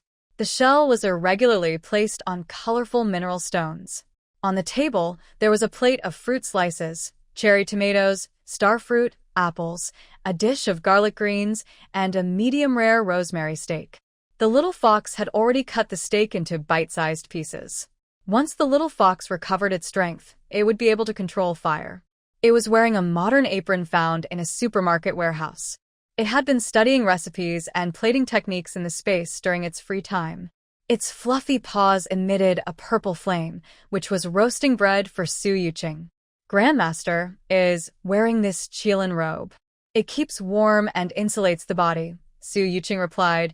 Thank you, my friend. The little fox's white fur bristled, and its mouth curled into a smile. Su Yuqing struggled to move two large stones to serve as stools, startling the little fox, which almost widened its eyes in surprise. Grandmaster, let me do it. The two stones fell like two clouds under the fox's control. This beef is juicy and tastes amazing. Little fox, is this your first time cooking? The little fox, feeling uneasy sitting at the table with Su Yuqing, was her spiritual pet and was still getting used to it. Ancestor, just eat well. It's what 9 heavens should do. Su Yuqing has already asked the little fox to call her by her name instead of using the servant title. Su Yuqing picks up a piece of beef and says, "Try this, it's really delicious." The little fox, gently fed by Su Yuqing, can't help but chew happily. Ancestor, why are you so kind to it? Su Yuqing suddenly seems to realize something. Can a fox eat beef? She has never kept pets before. The little fox licks its lips and says, Ancestor, 9 heavens ago, I followed the ancestor, drank beast blood, and ate wild animal meat. There's no problem, the ancestor still cares about it. Su Yuqing didn't expect herself to be so fierce before. She shivered in fear, changed into clean clothes. Seeing that someone seems to be coming outside, she quickly leaves the space. She folds her legs on the narrow bed, her shiny white arm resting on the window frame. She keeps feeling a sweaty smell, holding onto the rusty iron frame, and finally gets off the bed. 2 ordinary-looking men enter the carriage, carrying large luggage. They are tall and strong, with good figures, filling the cramped space. Su Yuqing hurriedly gets off, her hips sticking out, unsteady on her feet, almost falling from the middle stairs. When Su Beijing comes in, he is wearing a scarf. Because this mission is highly confidential, he decides to dress low-key. Out of a sense of duty as a soldier, he quickly reacts when he sees a comrade about to fall from the iron frame. He extends his long, strong arm and catches the soft bundle in one move. Her long black hair flows like a waterfall over Su Beijing's hand, feeling soft like dough. That's Su Beijing's peach blossom eyes flash with surprise. Sorry, comrade. I was in a hurry, just now. I just wanted to prevent you from falling. Su Yuqing is lifted down from the iron frame by a man with one hand. Besides being shocked by his strength, he can hold a person with one hand. She doesn't think much more. She curves her almond-shaped eyes and smiles brightly, like sunshine. Thank you for catching me. Otherwise, I would have fallen and hurt my bottom. Su Yuqing is a typical beauty from the water towns of Jiangnan. Her voice is soft and gentle, like a teasing whisper, making anyone listening feel ticklish. Her thick, shiny black hair hangs down her back. Her eyes are like apricot blossoms, with a charming upward curl at the corners, making her look alluring. She has a small, delicate nose and a smiling cherry-shaped mouth. Her skin is very white and shiny, giving her an innocent and pure look without any tricks. Her beauty combines charm and innocence perfectly, making her look almost unreal. She is so pretty that she doesn't seem threatening, and both men and women find it hard to look away. Su Beiqing's eyes, like deep well water, hide hidden currents. He calmly turns his gaze away and suddenly becomes cold. "I'm glad you're okay," he says. Another man, standing straight and tall, is staring at Su Yuqing with fascination, not even blinking. He is brought back to reality when Su Beiqing elbows him roughly. Su. "Why did you bump into me?" he asks, originally wanting to say Su Beiqing's name. But now, because the mission is dangerous, they can't reveal their names. If enemies find out, it could threaten their family's safety. Wu Tao rubs his stomach and looks at Su Beiqing, sensing something unusual about him. Su Beiqing is sleeping on the top bunk. His comrade Wu Tao is on the middle bunk. After tidying up their beds, they go outside to get hot water. Wu Tao rubs his face with a black cloth. "Be honest. Do you know that girl?" Su Beiqing's eyes, like peach blossoms, glance at the pretty figure. "No, I don't. Why is she dressed so lightly? Isn't she cold? Does Jiang Yan not care if she's eating? Why has she lost so much weight? Her waist is so thin it seems like it could be snapped with one hand. Damn it. Is she seriously that sick? Why didn't she come to see him earlier?" Su Beiqing presses his tongue against the roof of his mouth, feeling an inexplicable irritation rising. His brow furrows tightly. Su Yuqing opens a small window in the corridor to get some fresh air. Usually, with the spiritual spring water nourishing her, her heart wouldn't feel so uncomfortable. But inside the sealed train carriage, with all the smells, her breathing speeds up, and she even starts to gasp. She covers her chest and glances back with charming eyes, feeling like someone is watching her. "Does anyone want hot tea?" A train attendant in uniform holds a large kettle, pouring into enamel cups one by one. Wu Tao takes a cup of hot water, watching Su Beiqing scrub his enamel cup thoroughly before rushing to find the attendant for more water. "Don't pretend to be innocent. We drink muddy water, river water, even urine, and we're still alive," Wu Tao says. Su Beiqing gives him a sharp look. "Say less." Wu Tao drinks a steaming cup of tea, thinking that if he still claims not to know that girl, he's lying. His eyes are practically glued to her. His comrade was the fastest civilian soldier to be promoted, with several military honors displayed. It was only a matter of time before he became a company commander. He usually didn't show much interest in girls, except for hiding a photo under his pillow that he didn't want others to see. Everyone had secretly glimpsed it, a picture of a round-faced girl. Sui held a porcelain cup in his hands, feeling the warmth of the water inside. Steam rose gently, blurring the distant figure of a beautiful woman. She has grown up and become even more beautiful. Su Beiqing clenched the handle of the porcelain cup, his small face getting closer to her. Suddenly, he hesitated. The water was just right for drinking. Would Su Yuqing drink it? Only he knew how much Su Yuqing disliked him. Su Wanwan was right. In Su Yuqing's eyes, he was like a begging stray dog, unworthy of speaking to her. Ignoring the sharp pain in his heart, Su Beiqing tilted his head and swallowed all the water. The tea dampened his thin clothes, revealing his well-defined figure. He roughly wiped his mouth dry. The man's inner fire kept burning. Feeling upset, he took the cup and left the carriage. A faint scent of milk drifted through the air. On Su Beiqing's tanned hand, suddenly a soft pink cotton handkerchief appeared, very gentle, with a light fragrance. "Comrade, your clothes are wet. Use this to wipe yourself," he said. Su Yuqing watched the masked man standing still, puzzled. Was he disgusted that she used his handkerchief? "This is new. I haven't used it to wipe my mouth," she explained. After explaining, she tried to take the handkerchief back. Since he had caught her to prevent her from falling and saved her, whether he used the handkerchief to wipe his wet clothes was his choice. Su Yuqing raised her arm to retrieve the handkerchief, but the man's strong hand held her delicate, white hand at the same time. Su Beicheng seemed to be holding a tender tofu block. He immediately relaxed his grip. His deep voice sounded like he was holding back something. Sorry, I was thinking about something else just now. Whether you used it or not doesn't matter. Thank you for helping me out of a tight spot. With a loud clatter, a porcelain cup slipped from Wu Tao's hand and rolled loudly to Su Beicheng's feet. Wu Tao immediately crouched down to pick up the cup. Sorry about that. I haven't slept well these days. I thought I saw a ghost in broad daylight and got scared.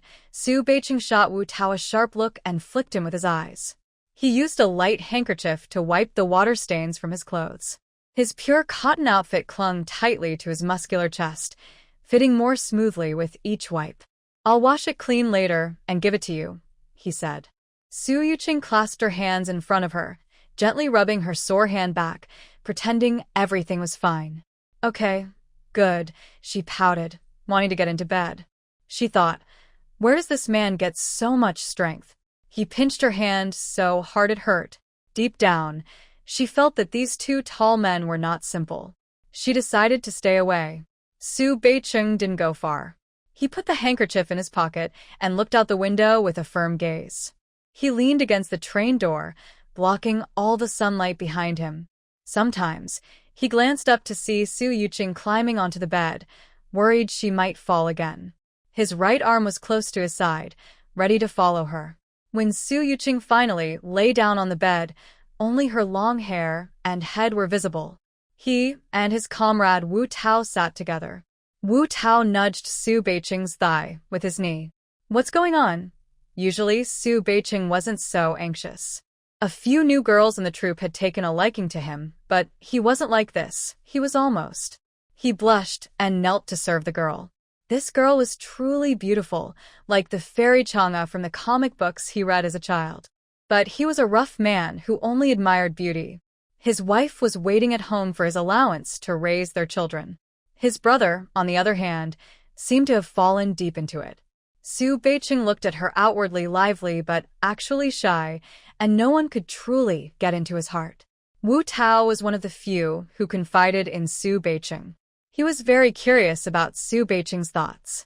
Can we talk about it when we get back? When does the train staff usually serve the meal boxes? Su Beicheng frowned and secretly looked at the small person on the bed. She hadn't eaten and was sleeping. Weren't she the one who loved eating the most before? Wu Tao twisted the corner of his shirt and looked at Su Beicheng with disdain. Aren't we carrying food? Su Beicheng was the least picky eater he knew. He ate whatever was given, even when on missions outside, eating bark as if it were food. Who needed a meal box? Wu Tao took off his shirt, preparing for a mission tonight. He needed rest during the day. If you want to eat, go ahead. I'm going to sleep. Wu Tao lay on the lower bunk, stretched out and ready to sleep. Because he was tall, he had to bend his legs while sleeping, which pushed Su Beicheng off the bed. Was it just an accident? Su Beicheng left the train carriage but didn't go far. He leaned outside, lit a golden leaf cigarette, and pinched the tip after taking a puff. Suddenly, he remembered something, snuffed out the cigarette with his hand, and walked toward the train attendant selling boxed meals. Anyone want a meal? Freshly cooked and very hot. The box meals on the train are usually quite expensive. The attendant wasn't in a hurry. She trusted her cooking skills and the amount of meat in the meals. Passengers weren't anxious. They just waited for the remaining few cheap meals costing only a dime. Su Beicheng, tall and strong, stood in front of a small cart, almost blocking it. Conductor, what dishes do you have today? Seeing his thick eyebrows, big eyes, handsome face, and strong presence, the attendant thought he wasn't short of money. She first mentioned the meat dishes. Comrade, we have scrambled eggs with wood ear mushrooms, shredded pork with pickled vegetables, braised pork, fish fillets. Buy a meat dish and get a vegetarian one free. Today's vegetarian options are tomato scrambled eggs and stir-fried shredded potatoes. One box for 30 cents. No food stamps needed. You're lucky today you got the fish fillets. This tests the chef's skill. It costs 40 cents if you want an egg with it. Su Beicheng remembered that Su Yuqing couldn't eat spicy food. He asked the attendant to open the aluminum lids of the boxes carefully, checking which dishes had no chili. The attendant was getting annoyed after opening over a dozen boxes. Whether to buy or not, She covered her face, suspecting he might be up to something bad. "I'll take 1 box of braised pork with shredded potatoes and another with fish chunks." The attendant smiled happily. For the next 7 cents, she specially picked a box with fish chunks and tomato eggs for Su Beicheng. She also took a hot tea egg from a small pot on the second layer of the cart. "Comrade, enjoy your meal. If you need anything, just call me." Su Beicheng ignored the attendant's indifferent attitude. Having come from the bottom, he had seen all kinds of coldness and warmth. He deliberately walked in a relaxed manner to make curious onlookers look away, then took the 2 boxes of meals and left. Back inside, thunder roared loudly, again and again. Whoosh. Swoosh. Huff. Swoosh. Su Beicheng placed the boxes on the table and pushed aside Wu Tao, who was snoring loudly. "Wake up, watch the meals for me. I'll go get some water." Su Yuqing, lying on the upper bunk, turned over and secretly peeked at the bed below with her eyes half closed. Finally, everything was quiet. Her clear, bright eyes met a pair of deep peach blossom eyes. Su Yuqing covered her face with the blanket. She wasn't intentionally looking at that man. Su Beicheng left a sentence. "I bought some meals." He went out to fetch water with a military-style water bottle. Wu Tao excitedly replied, "Good brother, I understand. Why do you repeat it again?" Wu Tao rubbed his hands together, holding a plate of braised pork, a plate of fried fish pieces, and a hot-boiled egg. The city of northern Jiangsu truly considers him a brother, even thinking of him. He was so touched that tears almost fell from the corner of his mouth. 2 minutes later, Su Beicheng returned. Outside the carriage, he rinsed the chopsticks with hot water and flicked the water out of the basin. Wu Tao stretched out his arm to take the chopsticks. "Brother, you're still washing the chopsticks. Eating with unclean utensils won't make you sick." "I don't care about these things." Su Beicheng ignored his shameless comrade and stood inside the carriage, looking straight at the small head hidden under the quilt on the upper bunk. "Get out of bed, time to eat. The food will get cold soon. If you're worried about falling, I'll support you from behind." Jiao Jiao. That one voice exhausted all of Su Beicheng's strength. Even if Su Yuqing naturally disliked him, he couldn't help but treat her kindly. Yes, he's a grown man. Why be so stubborn? If he wants to be good to her, then just be good to her. Su Yuqing originally wanted to curl up under the quilt and stretch her back, but suddenly heard someone call her nickname. The quilt covered half her head, but her charming eyes showed through, clear and bright. Not far from her was a pair of large, sturdy hands. The man held them with reverence. "Jiao Jiao, come down now, or the food will get cold." Su Beicheng's lips, hidden under a handkerchief, lifted slightly. Jiang Nian Nian was cunning and deep. Her daughter was like a blank sheet of paper. She was like a tiny kitten just separated from her mother, delicate and weak, swinging between being bullied and protected.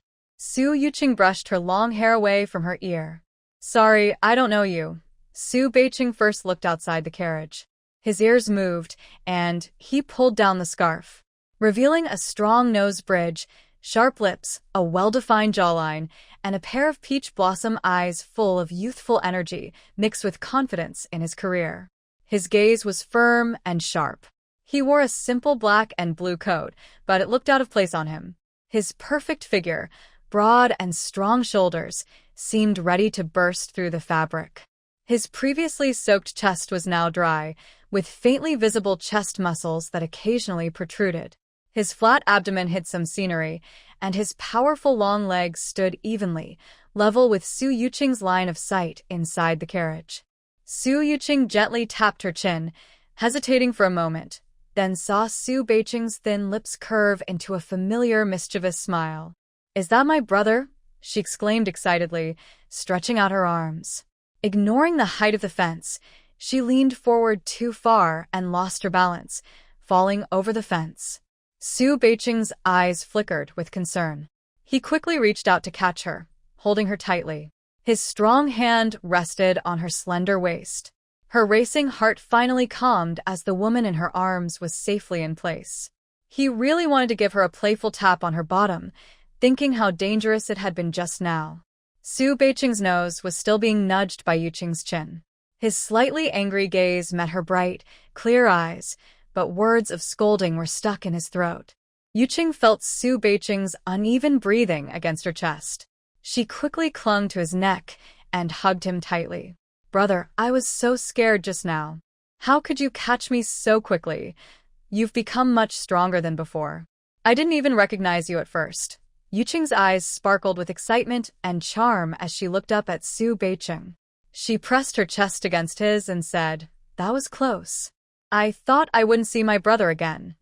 She was very afraid of losing Su Beiqing, who was on a mission. Yuqing's fear was not just about losing a life, but also about respecting a brave warrior. Su Beiqing was about to put her down when a soft head pressed against his chest. He didn't understand why his heart felt so soft and warm. Is it because he's her brother? Doesn't he dislike her? "Isn't this where I am? Did you meet any bad people on the way?" Su Beiqing quietly observed Yuqing's expression, worried she might be hiding something. He wanted to defend her. As Yuqing approached Su Beiqing, she felt a warm energy flowing into her body. She was momentarily stunned. Her small cherry lips parted, as if she was reminiscing. Wu Tao's saliva was almost dripping down. "Beiqing, shouldn't our sister wear socks with her shoes? Her food is almost cold now." Su Beiqing's charming eyes finally moved away from Yuqing's face, down to her delicate ankle and her fair, smooth foot. Her foot was very small, even smaller than his palm. Yuqing lifted her little leg, her tiny toes curling up shyly as a man's gaze lingered on her. Su Beiqing placed Su Yuqing on the lower bunk bed, took out his blanket from his bag, and covered her legs with it. The blanket hung down to the ground. "Eat first." Su Beiqing arranged the food for Su Yuqing. Although it was his first time doing this, he seemed to rehearse it in his mind many times. A box of braised pork rice was placed in front of Su Yuqing. A box of fried fish pieces was also set in front of her. Hot chopsticks were placed beside her. Wu Tao's hand paused in midair. "Hey, brother, so none of this food was his?" Wu Tao had heard that Su Beiqing's father had remarried, so he understood that he was worried about his younger sister. He was hungry and muttered softly, Su Beiqing pil da te a egg. "Jiao Jiao, do you want to eat?" Su Yuqing had already eaten enough in her space. A tall man sat beside her, but they weren't very familiar. "Brother, you eat." Su Beiqing threw the egg in a curved arc toward Wu Tao. Wu Tao's eyes seemed to have eyes, and he reached out to catch the tea egg, swallowing it in one bite. "I knew you considered me a real brother. Since the box of food is cheap at this time, I'll go buy another one." He rubbed his fingers on his clothes and looked at the siblings. Next to this tall, strong man sat a delicate, pretty girl who didn't look like a real person. They didn't seem like siblings, but rather quite a good match. Wu Tao was startled, feeling a chill at his feet. Suddenly, he locked eyes with Su Beiqing's deep gaze, which seemed to hide a dark blade. He only took one look. Was that necessary? Wu Tao left the carriage, took out 2 banknotes from his waist. His family was strict, and he didn't have much money left. He still had to eat his box lunch outside. Su Beiqing was tough in the army, born with great strength. He could climb with fists alone, and only the son of a high-ranking officer, Lu Zhanting, could match him. Suddenly, the carriage became quiet. Su Yuqing curled her toes inside the blanket. Why was this person watching her eat, but not eating himself? She took small bites of 2 pieces of braised pork. The braised pork was cooked with hawthorn, sweet and sour, very tasty. She chewed the fish pieces along with rice. The chef's fish was tender and fragrant. Su Yuqing ate happily and nodded, feeling full. "Brother, I'm full. You should eat too." Su Yuqing's lively eyes looked at Su Beiqing. Su Beiqing frowned. He had only taken 4 or 5 bites and was already full. Previously, Fatty Yao could eat 2 bowls of steamed bread just by working in the pig pen. Was he trying to lose weight by not eating? Or was he seriously ill? Su Beiqing frowned as he ate his meal quietly. He was a big man with a big appetite. Soon, the 2 full lunchboxes on the table were all gone. Su Beiqing casually wiped his mouth with a small white cloth. The lunchboxes were stacked together, waiting for the train attendant to collect. "What's wrong?" Su Beiqing wiped his mouth inside and out. He usually didn't care about manners, but he was worried Wu Tao might laugh at him, so he quickly hid the evidence, clutching the cloth in his hand. Su Yuqing pointed to her mouth. Brother, that's what I used. Su Beiqing's fingers instantly relaxed. His sharp gaze fell on her full, red lips, and he immediately softened. No wonder there was a faint fragrance. I'll wash it and give it to you later. By the way, don't give your personal items to boys outside. They think bad things. Just thank them verbally. Or tell your brother, and he'll thank them for you. Su Yuqing listened to Su Beiqing talking about thanking people as if he was about to fight. Okay, I'll listen to you, brother. Su Beiqing really felt like Su Yuqing had changed completely. Not only was she sweet-talking him with brother all the time, but her hair was also obedient, and she said whatever he told her without arguing. Someone tricked her, and now she had to pay the bill. Su Beiqing's heart burned with anger. He was so soft-hearted that he almost wanted to ask about her heart condition. Wu Tao hurried over, sweating. Beiqing, come quickly. There are spies on the train. They took the daughter of the returning scientist Zheng Hualin. Wu Tao crossed his arms and spat out saliva into the carriage. These bastards, they couldn't persuade Zheng Hualin to work there, so they used sneaky tricks to distract him from serving the country. What does it matter if it involves the child? The little girl is only 3 years old. Her parents just had her after many years, and they're so anxious they fainted. Wu Tao felt very empathetic because he had 3 chubby boys at home. He really wanted a daughter, so he understood this pain. Su Beiqing stayed calm. This was an unexpected accident. They needed to gather more information and investigate thoroughly before finding the person, which would be more effective. How long ago did they realize the child was missing? Before the couple fainted, did they describe what the child looked like and what the most noticeable features were? The most important thing is that you were in casual clothes. How did they recognize you? Wu Tao was confident at first, but when he heard Su Beiqing's last comment, he was distracted. He patted his head and said, "They were crying in the crowd. I got worried and said I wanted to help find the children, and I accidentally revealed my identity. Now, regret doesn't help." Wu Tao's voice became hoarse for a moment. The child was lost around noon when many people were eating. The 3 of them bought a box of vegetarian meals and went to the bathroom. During the train stop, the child suddenly disappeared. The child was very pale and thin, with red braided hair made of wool, a black mole in the middle of the forehead, a rather thin face, round eyes, and a slightly flat nose. As for the clothes, the child was wearing an old yellowish shirt for adults, dark blue pants, and cracked black rubber shoes. Su Beiqing listened without any sign of anxiety or urgency. He clasped his broad hands in thought and could only conclude there's no need to look for the child anymore. Wu Tao slammed the table in anger. A 3-year-old child's life is real. If we say we won't look, then we won't. We still have half a day and trains to catch. We have time to find him. Beiqing said, "You haven't been a parent. You don't understand the pain of losing a child." Wu Tao lifted the curtain and picked up his clothes, saying he would go out to look for the child himself. Su Yuqing also wanted to be a beautiful figure, but Wu Tao had already put them in danger. Clearly, this couple who falsely reported their child lost might actually be spies in disguise. The whole family might be in the hands of spies, and trying to find them would be impossible. Moreover, Wu Tao revealing his military identity made the spies more cautious, like startled birds.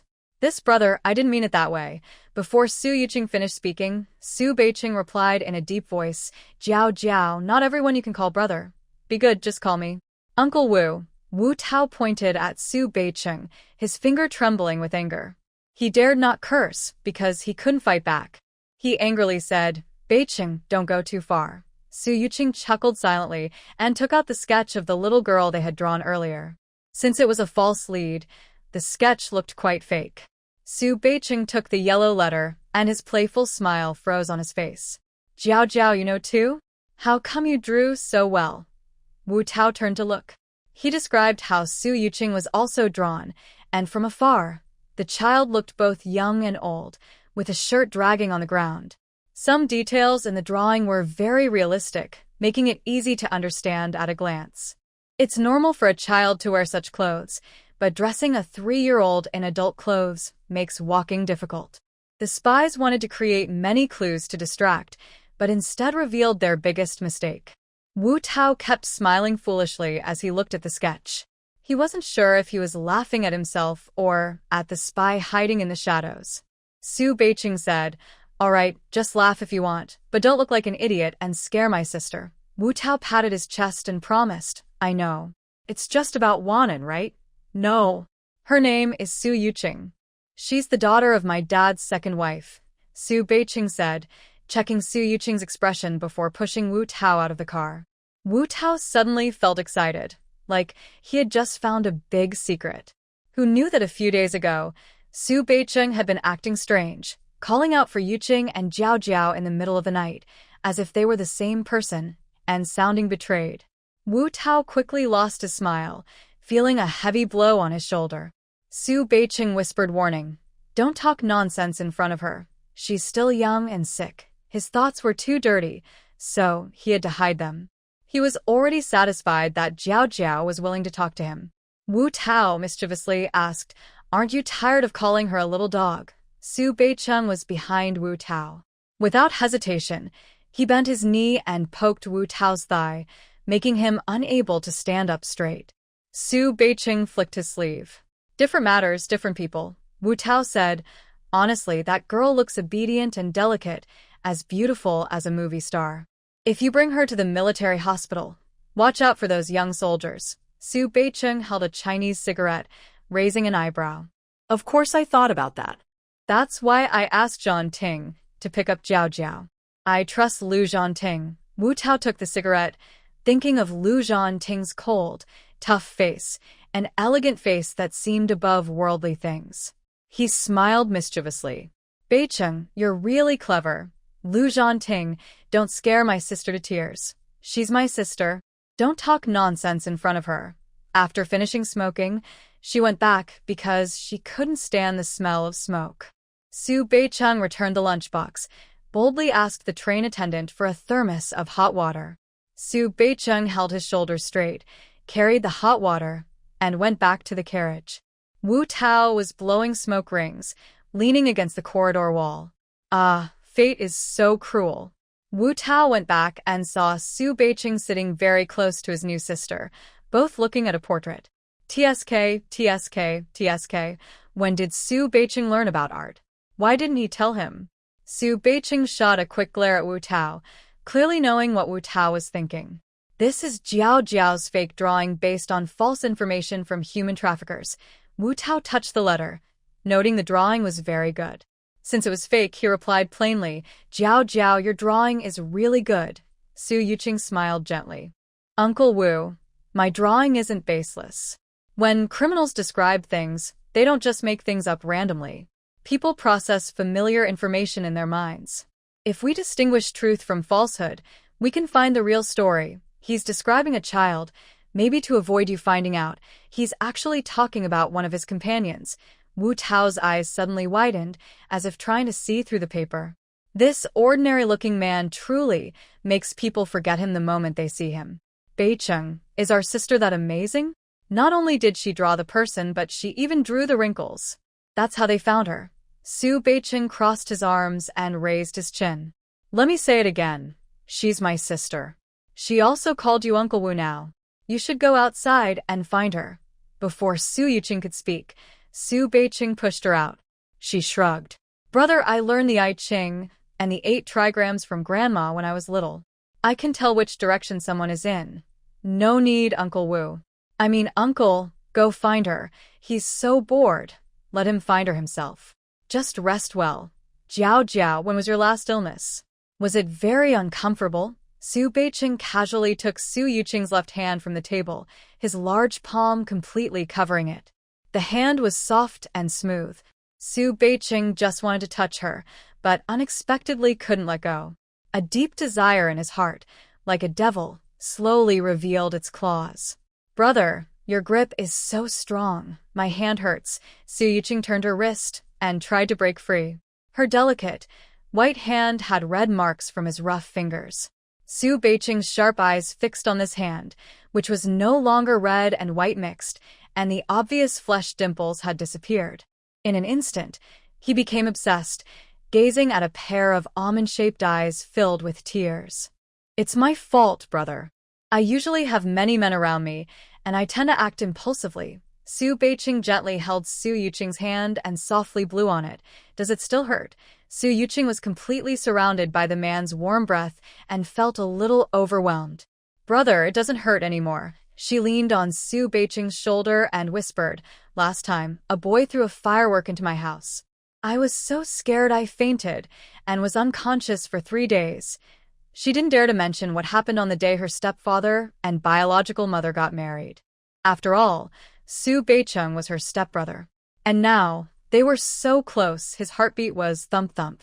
Thump-thump. Su Beiqing's large hand pressed on Su Yuqing's back, trying to tighten his hold, but relaxing his arm instead. A bloodthirsty flash appeared in his eyes. Jiao Jiao, with brother here, no one will bully you in the future. By the way, I have to go on a mission soon. Jiao Jiao, now that you're in Jing City, my best brother Lu Zhanting will come to pick you up. He's quite cold and doesn't like talking much. He's not interested in women, always with a cold face and silent, that's normal. You don't need to try too hard to get along with him. Su Yuqing nodded slightly, trying to get out of Su Beiqing's embrace, but she found his big hand holding her tightly. She poked his chest with her finger, feeling the firm muscles there.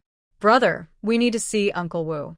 He seems to be in danger because there are more than one spy. There are 10 of them. Su Beiqing's deep voice remained steady. How do you know that? I told you I can predict and read fortunes. Just a pinch of my finger, and I can tell the outcome.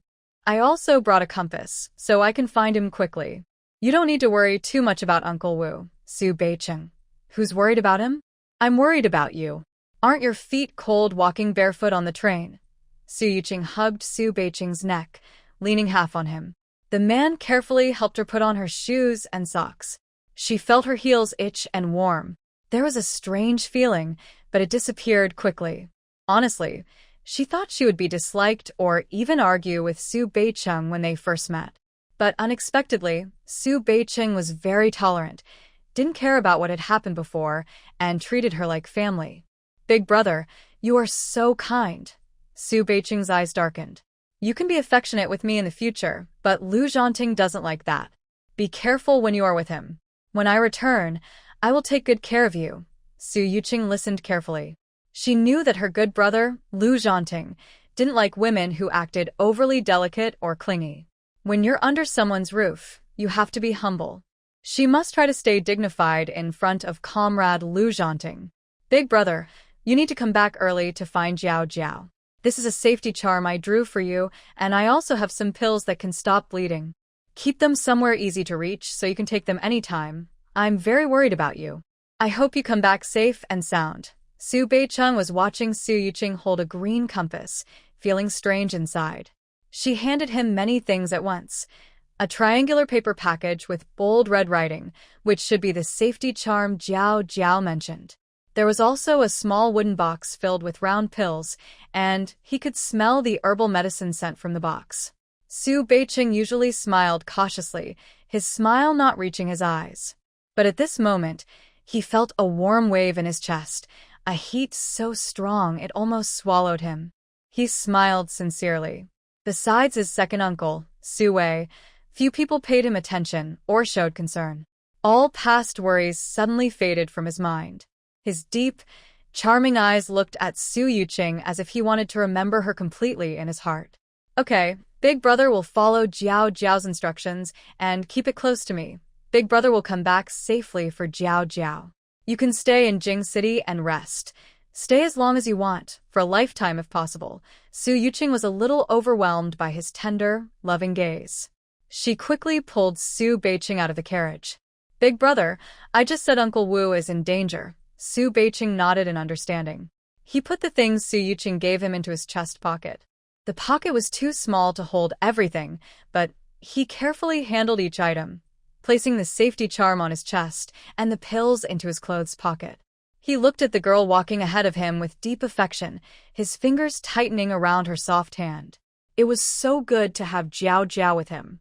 Since Jiang Nian Nian was secretly scheming to get close to his second uncle, it was only natural that Jiao Jiao was involved too. Su Yuqing held Su Beiqing's wrist and used her other hand to control the compass, which pointed northeast, confirming the direction. She then put the compass into her bag, an old military-style bag with a small rabbit sewn by Jiang Nian Nian and decorated with flower-shaped buttons. "Should I carry your bag?" Su Beiqing asked, his slender finger pointing at the green strap on Su Yuqing's shoulder. Su Yuqing quickly shook her head. "Big brother, can you fight 10 people at once? Uncle Wu's leg is injured now. I can help too. I have a whip." Su Beiqing raised an elegant eyebrow. "Did you figure all this out yourself?" Uncle Wu is brave but reckless. Without someone to advise him, he just rushes forward. This group of spies is here to send messages back home. They are only gathering briefly. There's a clever female spy among them. She relies on her numbers, thinks she's smart, and wants to make a name for herself. When she saw Uncle Wu as a big fish to catch, she definitely wanted to humiliate him and show off her skills. Su Beiqing's heart softened. In the past, if someone told him such stories, he would have mocked them. But his gentle Jiao Jiao told stories differently, with a simple, adorable charm. Does she know how to use a whip? Would she throw it at herself? "Okay, you take me with you," Su Yuqing agreed, confident that Su Beiqing could fight 10 because his strength was much greater than most. Many people thought heavy loads were hard, but for Su Beiqing, they were light. Su Yuqing and Su Beiqing walked east, passing 4 train cars, seeing more and more people. Gradually, Su Yuqing realized her face was attracting attention. Many people's eyes were fixed on her, mostly curious. At first, Su Beiqing felt proud that Su Yuqing was holding his hand. But then, too many men stared at her face. He turned to the side, slightly ahead of her, still holding her hand without letting go. Nowadays, trains carried both passengers and goods. Transporting coal was quite common. As they moved toward the back of the train, the black coal ash on the ground made it slippery underfoot. When Su Beiqing reached the connection between 2 cars, his happy smile suddenly faded. He smelled a strong scent of blood. It was a familiar smell from his memories. He had smelled it countless times, recalling nightmare scenes from his past. Many comrades, laughing and joking, had gone to the battlefield days later, covered in this heartbreaking scent. North Su City, holding Su Yuqing's waist with one hand, lifted her up and found a small space to hide her, filled with many packages that could cover her body. His rough fingers touched Su Yuqing's soft face, and his little finger trembled slightly. "Jiao Jiao, listen to me. Stay here, and don't go anywhere. Big brother will come to get you. Jiao Jiao, you don't need to be afraid. Big brother will be fine too." Su Yuqing was still confused and felt the strength of North Su City more clearly. How could a man easily carry someone with just one arm? What she didn't know now was that there was someone even stronger. Su Yuqing looked at North Su City's determined back. Her small body was buried in various luggage, and her right leg was pressed so she couldn't move it. "Is staying here really safe? Big brother, I saw the photos. You won't succeed this time." When North Su City faced the light earlier, Su Yuqing observed his face. Heaven gives a person a last farewell before death, so it shows on the face. North Su City's face was red, with blue pores, a sign of approaching death. Is North Su City doomed to face disaster? She wouldn't allow someone who cared for her to leave. North Su City turned around, walking a few steps, feeling uneasy inside. He was torn between worries that spies might find Su Yuqing, and worried that Wu Tao's leg was injured and he couldn't go with him on the next mission. He turned his head and saw Su Yuqing buried in a pile of packages, swinging a whip. Su Yuqing skillfully wrapped the whip's end around the rusty door handle of the carriage, using leverage to free herself from the heavy luggage. Her legs could now exert strength. She wanted Gu Yong to slowly crawl out of the luggage pile, but North Su City grabbed her. "Big brother," Su Yuqing said unhappily, her body hanging in midair. "Is having great strength really impressive?" Sooner or later, she would whip her big brother and make him taste her power. North Su City sighed. His mischievous smile disappeared. A person who wants to win doesn't show a smile on his face. Even though Jiao Jiao said he wouldn't succeed, this time, he dared to take Jiao Jiao to see. How can North Su City fight 10 people alone? Okay, big brother will take you. Jiao Jiao, I hope I didn't hurt you just now." Su Yuqing hugged Su Beiqing's neck like a koala hanging on him. She gently pressed her nose against his skin. The man's neck had prominent veins and muscular lumps that felt firm, making Su Yuqing realize the physical difference between women and men. "Brother, I don't hurt, but you can't leave me alone in the future. I have strength too." Su Yuqing raised her slender arms to show her muscles. Su Beicheng looked at her arms, which were thinner than his wrists, and was afraid he might accidentally hurt her if he squeezed too hard. Seeing her excited expression, he said, "Yes. Yes, I see, brother." Su Yuqing pounded her chest a few times, knowing he was just pretending. Su Beicheng smiled softly and, without realizing it, carried Su Yuqing all the way to the place they had just discovered, a train car used for transporting coal. "Wait here. Don't go anywhere else." Su Beicheng pushed Su Yuqing into a train car that looked like it was for passengers. Only Su Yuqing could tell that these people had all been drugged. She boldly guessed that the family from the north was Zheng Hualin and his wife and child. Two middle-aged men had pale lips. They leaned their heads together, relying on each other. Both of them stretched out their arms to protect a 3-year-old girl in the middle. Their faces looked unnaturally red, with shiny, bluish pores. If Su Yuqing had arrived a little later, this family might have gone straight to the afterlife. One person had taken 3 sips of spiritual spring water. Zheng Hualin, a strong middle-aged man, was the first to wake up. His voice was hoarse. "Comrade, you need to run quickly. There are bad people here. Help me tell the leader I will never betray my country." Living as a Chinese, dying as a Chinese soul, Su Yuqing coughed twice. "Comrade Zheng, I don't accept your farewell letter. I order you to take your family and find a strong train attendant and police officers on the train. We need you to work together to subdue the spies and help the country eliminate traitors. This is your mission from the organization." Zheng Hualin, already confused from the drugs, had just dreamed of drinking some sweet water. His fatigue seemed to be swept away. He looked at the spiderweb ceiling of the train car, blinked, and suddenly stood up. "I will not fail my mission." Zheng Hualin rushed out alone, moving so quickly it seemed like he was flying, busy trying to help others.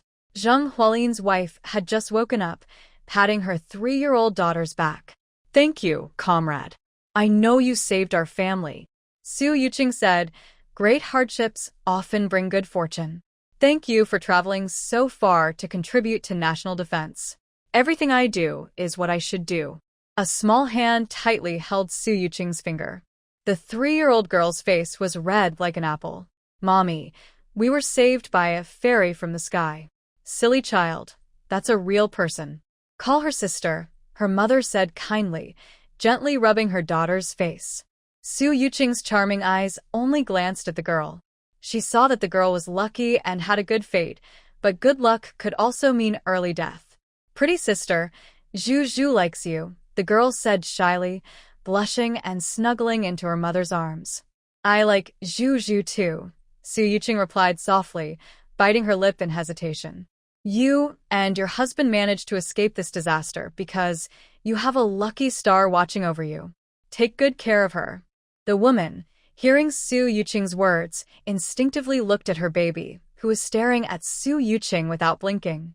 "Miss, you and Zhu are our lucky stars," the woman said gently, brushing Zhu's small braid. For a moment, Su Yuqing no longer worried.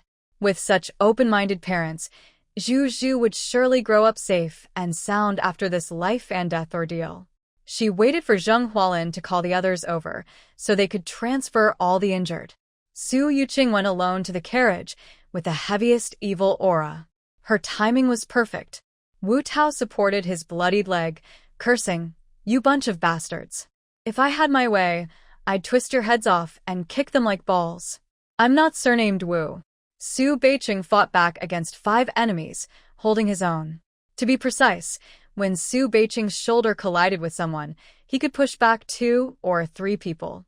He also lifted his leg and nearly kicked a female spy out of the carriage. The coal-carrying carriage's door was wide open. Su Yuqing could smell the thick coal dust as she opened her mouth. The sunset was clearly reflected in her eyes. Her attention was fully on Wu Tao. If he couldn't hold on, she would step in to prevent Su Beicheng from being overwhelmed from behind and in front.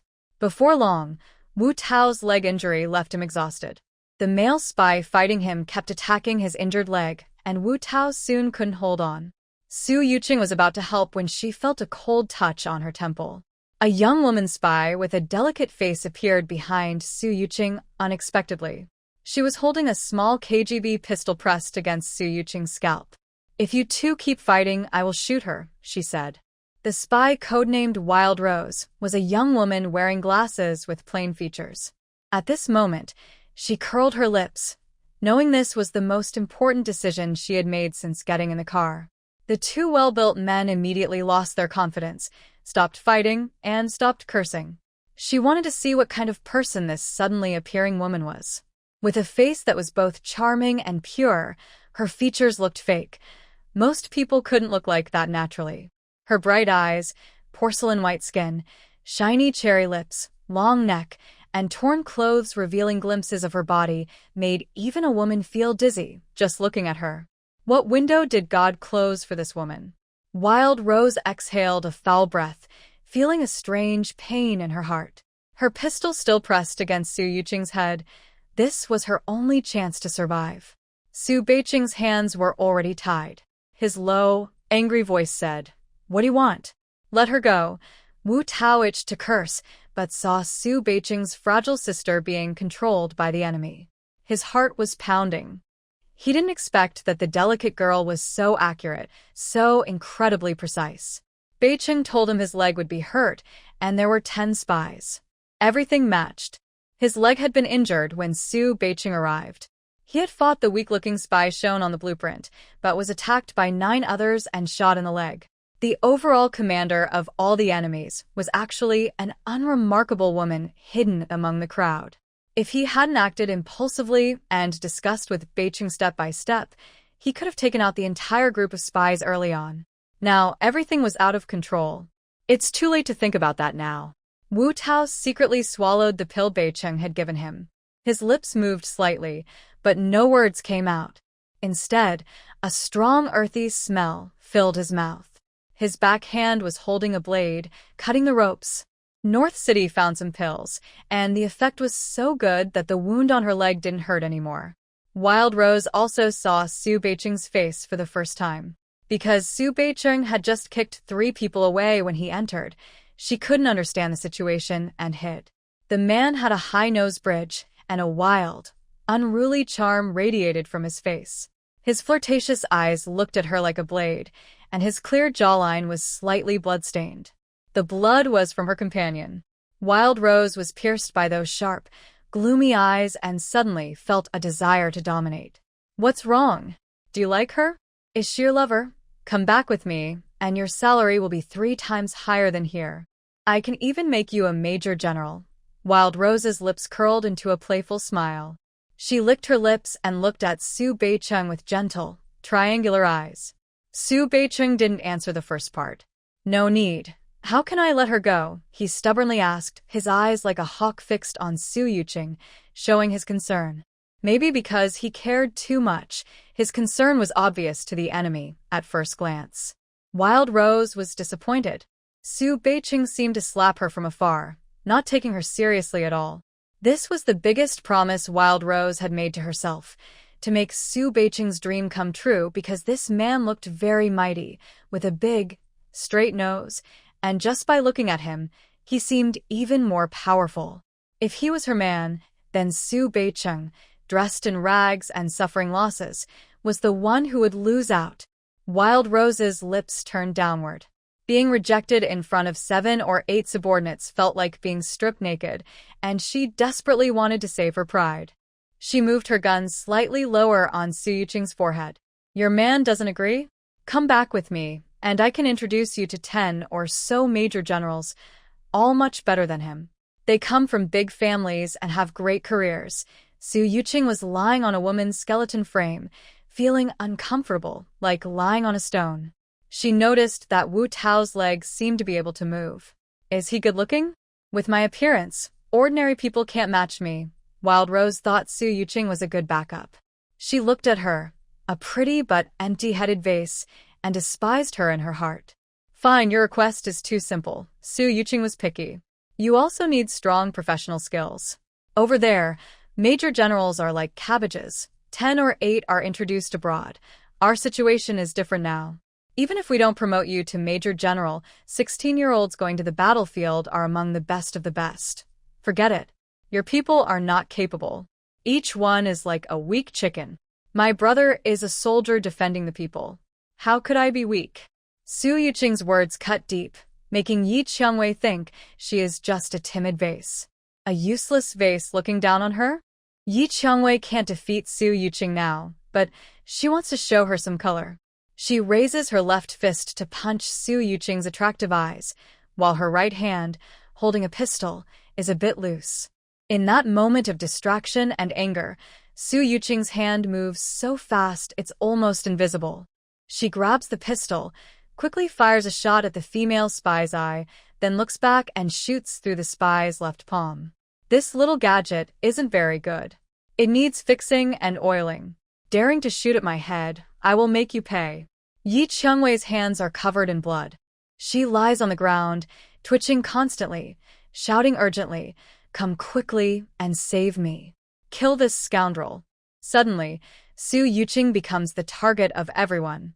Almost all the spies rush toward her, but their 8 guns are useless. Su Beicheng, full of strength, breaks free from his restraints. His powerful legs kick the back of a male spy in front of him, and his other leg sweeps down 2 more people, with a loud cough of blood. He comes to Su Yuqing, gently taps her forehead with his finger. "Jiao Jiao, you can't take such risks in the future." Yi Qiangwei's eyes bulge out. The pain of her heart being torn apart is nothing compared to the sight of Su Beicheng's gentle, water-dripping eyes. It makes her feel sick. And they say they are siblings? I don't believe it. This man's look at that scoundrel is anything but innocent. Kill them all. Kill them all. Su Beicheng's back is cut by a curved knife. He quickly dodges, pinches the blade with his fingers, straightens the curved knife with his bare hands, and throws it out of the carriage. His moves are even more ruthless, breaking bones with every strike. If it weren't for keeping these spies for questioning, he would have kicked them all out of the carriage long ago. Wu Tao, who is injured in the thigh, manages to stand and joins the fight. Su Yuqing is also busy. The female spy's hand is shot, and her attack power drops sharply. She carefully searches the spy's body but finds nothing useful. Her attention then shifts to the spy's glasses on her face. Yi Qiangwei's eyes twitch slightly, trying to stay calm. "I don't have what you're looking for. Even if we die, we won't tell you a single word."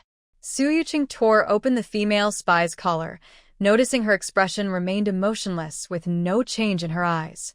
She shoved a rag soaked with coal dust into the spy's mouth. "If you don't want to say anything to me, just shut up. Do I care?" Su Yuqing's gaze lingered on the spy's face and glasses, then quickly shifted away to deal with the aftermath. She tied the spies, who had injured Su Beicheng and Wu Tao, into a chain with hemp rope. When she reached the 5th one, a group of people suddenly burst into the locked carriage with a strong push. Wu Tao, exhausted, lay down but then propped himself up and said, "Hey, little Jiao, I counted 10 spies, but I didn't expect a second group. Huss, I still have endless energy." Su Beicheng didn't speak. He wiped the blood from his face, completely shielding Su Yuqing behind him. His large blood-stained hand held hers, rubbing her palms silently, giving a calming feeling. Wu Tao also prepared a defensive stance.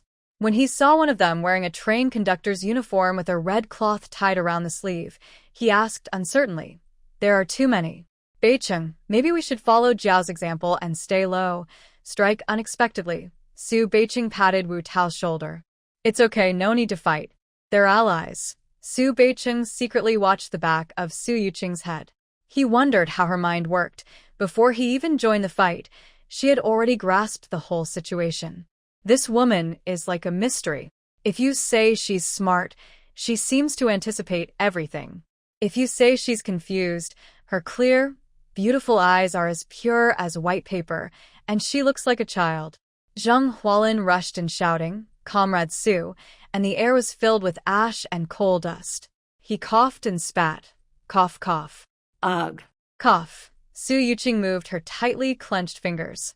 Brother, I called for help just now. This is Professor Zheng Hualin, the scientist who gave up a high-paying job abroad. Zheng Hualin swallowed a few times, wiped his hands on his clothes, and said, Comrade Su, your introduction makes me feel ashamed. My wife told me it was you who saved our family. Without you, it would just be the three of us. I gave up personal wealth for what? To contribute to the country, not to hold us back. Because Su Yuqing struggled free, her hand was empty, and she felt a sudden sense of loss. She then shook hands with Zheng Hualin, saying, Hello, Professor Zheng, Su Beicheng. Zheng Hualin looked at Su Yuqing as she exchanged a few words with Su Beicheng. Wu Tao was treating the nurse's wounds and secretly glancing at Su Beicheng. Jiao Jiao is really amazing. I haven't even gotten off the train, and I was already waiting for the rescue team. Hey. Nurse, be gentle. Su Yuqing asked Zheng Hualin. Professor Zheng, thank you so much for finding the nurse sister. Are there police officers on this train? There are 10 spies here that need their help. I and my brother still have some things to do. Su Yuqing half leaned on Su Beicheng, relying on him and holding his arm. Su Beicheng looked down, smiling faintly and softly coaxed. Jiao, what do you need to do with me? Zheng Hualin watched Su Beicheng's clingy look and frowned slightly. He clapped his hands and interrupted. A comrade named Guo will arrive soon. Without Comrade Su, our family is even more pitiful than the injured comrade here. Wu Tao pointed at himself. You pity me? Yes, you're all alone. How can I not pity you? Zheng Hualin looked at Wu Tao with sympathy, then at his bleeding wound. TSK. Thanks to Comrade Su for finding a nurse early. Otherwise, your leg might not be saved. Zheng Hualin squatted down, waiting for the nurse to finish cleaning the wound. He asked the nurse for some tools, then turned to Wu Tao. Young man, it might hurt a bit when removing the bullet. Hang in there. Wu Tao was about to point at himself, but the pain of removing the bullet was worse than being shot. He clenched his teeth and fainted. Zheng Hualin used tweezers to remove the bullet. He had studied bacteriology and public health at Hopkins University abroad, with very steady hands. Working with a nurse, he carefully took out the bullet, and within 2 or 3 minutes, stitched up Wu Tao's wound. Wu Tao waited for the next stop, where he would be taken to the hospital for treatment. Su Beicheng helped carry Wu Tao onto the stretcher. Seeing Zheng Hualin and his family reunited, tightly embracing each other, he fell into a long, thoughtful silence. Not long after, an old police officer with a potbelly led a group of young police officers toward them. Guo Jianye was originally on his way to a meeting in Beijing. While resting briefly, he was informed by the train conductor that there was a spy causing trouble on the train. He immediately began to investigate and was led by the conductor to the coal car at the back. He felt some suspicion but showed no outward sign. He wasn't sure if little Jiao Jiao was used to riding the train, so he wanted to check on her before getting off. When he arrived at the scene, he put on his glasses and asked, "What is the situation now?" Zheng Hualin enthusiastically introduced Su Yuqing, saying, "Xiao Su, this is Director Guo. He's also going to Beijing for a meeting. I asked many people, and only he could come." Zheng Hualin liked Su Yuqing very much, and was always pleased with her. He quickly called out, "Xiao Su." He didn't want to keep calling her Comrade Su all the time. It felt too formal. "Jiao Jiao, what are you doing here?" "It's too dangerous." Guo Jianye had just put on his reading glasses and finally saw the person clearly. As Guo Jianye hurried over to Su Yuqing, he accidentally stepped on a thorny rose bush, which pricked his palm. "Who's this?" Using a person as a cushion in broad daylight, the rose thorn caused his left hand to twitch, and he couldn't speak clearly. His right hand, also wounded, tried to reach for his glasses on his face. Su Yuqing's eyes flashed with coldness. "Uncle Guo, you should stop her quickly. There's something hidden in her glasses." Guo Jianye casually took the black-rimmed glasses from her, as easily as picking a wildflower. But the list inside the glasses' arm later affected his career advancement for the rest of his life. "Jiao Jiao, was this also your plan?" Guo Jianye looked at the ordinary glasses, feeling confused. Su Yuqing smiled and said, "This has nothing to do with fortune-telling or observing micro-expressions. It can also be related, just a form of face reading. Uncle Guo, your face looks healthy and shiny. You'll be promoted soon. Anyone hearing this would feel happy inside. Guo Jianya, who is usually serious, said sternly, "Jiao Jiao, you can say these things in front of me, but others shouldn't mention them. Are these people all spies?" Su Yuqing snorted. "Humph, Uncle Guo, you'll find out after questioning them." Guo Jianya was silenced by Su Yuqing's words. He felt a bit amused about being here. He hadn't done much, just came to arrest people. This situation seemed all too familiar. He ordered his subordinates to take everyone to the police station, especially the female spy who had just caused a disturbance. He arranged for 2 people to guard her carefully. Some police officers recognized Su Yuqing as the hero who caught the human trafficker's boss and greeted her warmly. "Comrade Su, something came up on the bus, so I came to see you. I am Xiao Lu from Xian Town. Comrade Yuqing, my cousin is from the same village as your family. My name is Li Sheng, and I can help too." Su Beiqing's face grew angrier. "How does Director Gu know my sister?" "And those people?" Guo Jianya hadn't seen Su Beiqing in a long time. Su Beiqing looked like a true dragon emerging from a poor village. Guo Jianya remembered him very clearly. He had met Su Beiqing twice in public. Both times they were fellow villagers. Seeing that the situation was almost under control, Guo Jianya arranged for 2 people to escort Zheng Hualin and his family of 3. Watching the Zheng family say a heartfelt goodbye to Yuqing, he secretly admired Yuqing's ability to win people's hearts. Forget it, he thought, just doing this small favor. Your younger stepsister is naturally not in good health. Your father cares for her a lot. Even though your family is remarried, there are bound to be some conflicts. Jiao Jiao is a tough girl. In the village, people looked down on her as a burden. When I went to pick her up, many looked down on her. Your former mother, Wang Chunhua, and your sister, Su Wanwan, even tried to take her things. But Jiao Jiao is kind-hearted. She and your dad happened to find the hideout of human traffickers and rescued more than 20 vulnerable women and children. Someone who risks her safety to do good can't be a bad kid. When Jiao Jiao is bullied, someone needs to stand up for her. Su Beiqing, I tell you honestly, if you can't protect her, don't hurt her. Su Beiqing's eyes darkened. This was completely different from what he imagined. He thought Yuqing was still that spoiled and stubborn girl, just staying with him to see the doctor and enjoy city life, willing to act obedient. But now, from Director Guo's righteous words, she seemed like a little poor girl. He remembered how Wanwan used to bully Yuqing, grabbing her things. In his memory, Yuqing was always chasing Wanwan to fight back. Although Yuqing had changed, he felt that with scheming Jiang Nian protecting her, Yuqing's true nature hadn't changed. Director Guo, I don't quite understand. Who is bullying Jiao Jiao? Wanwan? Of course, Wanwan is the loudest. Guo Jianya also found it strange when he mentioned Wanwan. By the way, Wanwan isn't your father's biological daughter. Currently, our police suspect that Su Wanwan is the daughter of the leader of human traffickers in Jiangbei province. But just in case, no one has been alerted yet.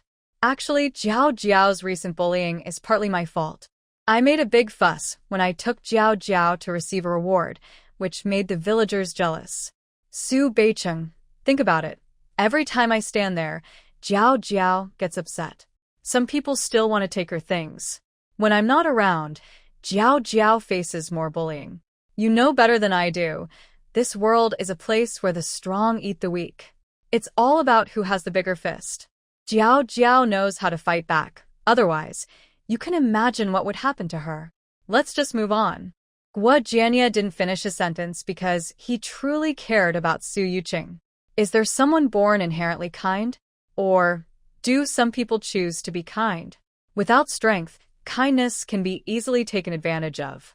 I like Jiao Jiao's little stubborn streak, even with her prickly personality. The case involving the secret agents isn't even over, but I already feel like I've gained a lot. Jiao Jiao is my lucky star. Su Beiqing looked at the distant figure of Su Yuqing holding Professor Zheng's daughter. Her waist was slender and soft, and she was smiling sweetly as she played with the child. Such a beautiful scene made his heart race. A flood of memories rushed into his mind. Big brother, Su Yuqing hit me again. Hurry and judge for me. She even called me a little bastard, and I heard her. Big brother, Su Yuqing falsely accused me of stealing her clothes and said I'm a freak. Boo-hoo. Big brother, Su Yuqing even said I tore up her bed. Do I have that much free time? She's throwing all this dirt on me. Big brother, today Su Yuqing tore off my clothes and accused me of stealing from her family. I'm so angry. In countless disputes between Su Yuqing and Su Wanwan, he always chose Su Wanwan. Because Su Wanwan is the weaker one, and he's just venting his feelings? No, that's not it. Su Beicheng just wanted a proper chance to see Su Yuqing, even if she disliked him. He rarely faces his own feelings because admitting to love feels like self-destruction. Does it matter whose daughter Su Wanwan is? He's never really thought of her as a sister. When Wang Chunhua mistreated him, Su Wanwan smiled more happily than anyone else. Later, after Su Wanwan went to the back mountain and hurt her head, she became nicer to him and said he would become a soldier in the future, more successful than all the men in the village. Su Beicheng didn't care about anything. He only wanted to climb higher and become stronger, so he could wash away his humble and timid nature and have the ability to love someone. Su Yuqing saw off Professor Zheng and his family of 3, and they agreed to meet again in Beijing. She wanted to say a few more words before Su Beicheng left to complete his task. Before they reached Su Beicheng, he stepped forward quickly. Did Su Wanwan bully you? A look of doubt appeared in Su Yuqing's eyes. Huh. If someone bullies you in the future, tell me. I will support you, Su Beicheng said, touching his nose. After all, I am your brother, and it's what I should do. Su Yuqing's right hand was held tightly by Su Beicheng's large, firm hand. His grip was strong, giving her an odd feeling, but she didn't think much of it. They returned to the carriage to rest. Su Beicheng was about to get off at the next stop, but he still had 3 stops to go. This pill stops bleeding. This one disinfects. The white one reduces inflammation. Brother, actually, you might be safer doing the task alone. Wu Tao's brother was straightforward and honest. His undercover mission involved him, which not only put Wu Tao in danger, but also Su Beicheng. Everything was as Su Yuqing had expected. Su Beicheng instinctively wanted to ignore Su Yuqing's ability to handle things on her own because he wanted to protect her, but he knew he had to return alive. Jiao Jiao, your fortune-telling is so accurate. Did you really predict that I might have an accident this time? Su Yuqing shook her head. The fortune-telling only shows us the outcome, helping us avoid bad luck. It's up to us to act. If your brother knew he might die, he would still go, given his personality. You're never afraid of death or difficulties. You fear that your sacrifice would be meaningless. Su Beicheng laughed openly. He had never met someone who understood his innermost feelings. He truly wasn't afraid of death. Afraid of death? He had already jumped into the river when Wang Chunhua mistreated him. Afraid of hunger, cold, or hardship.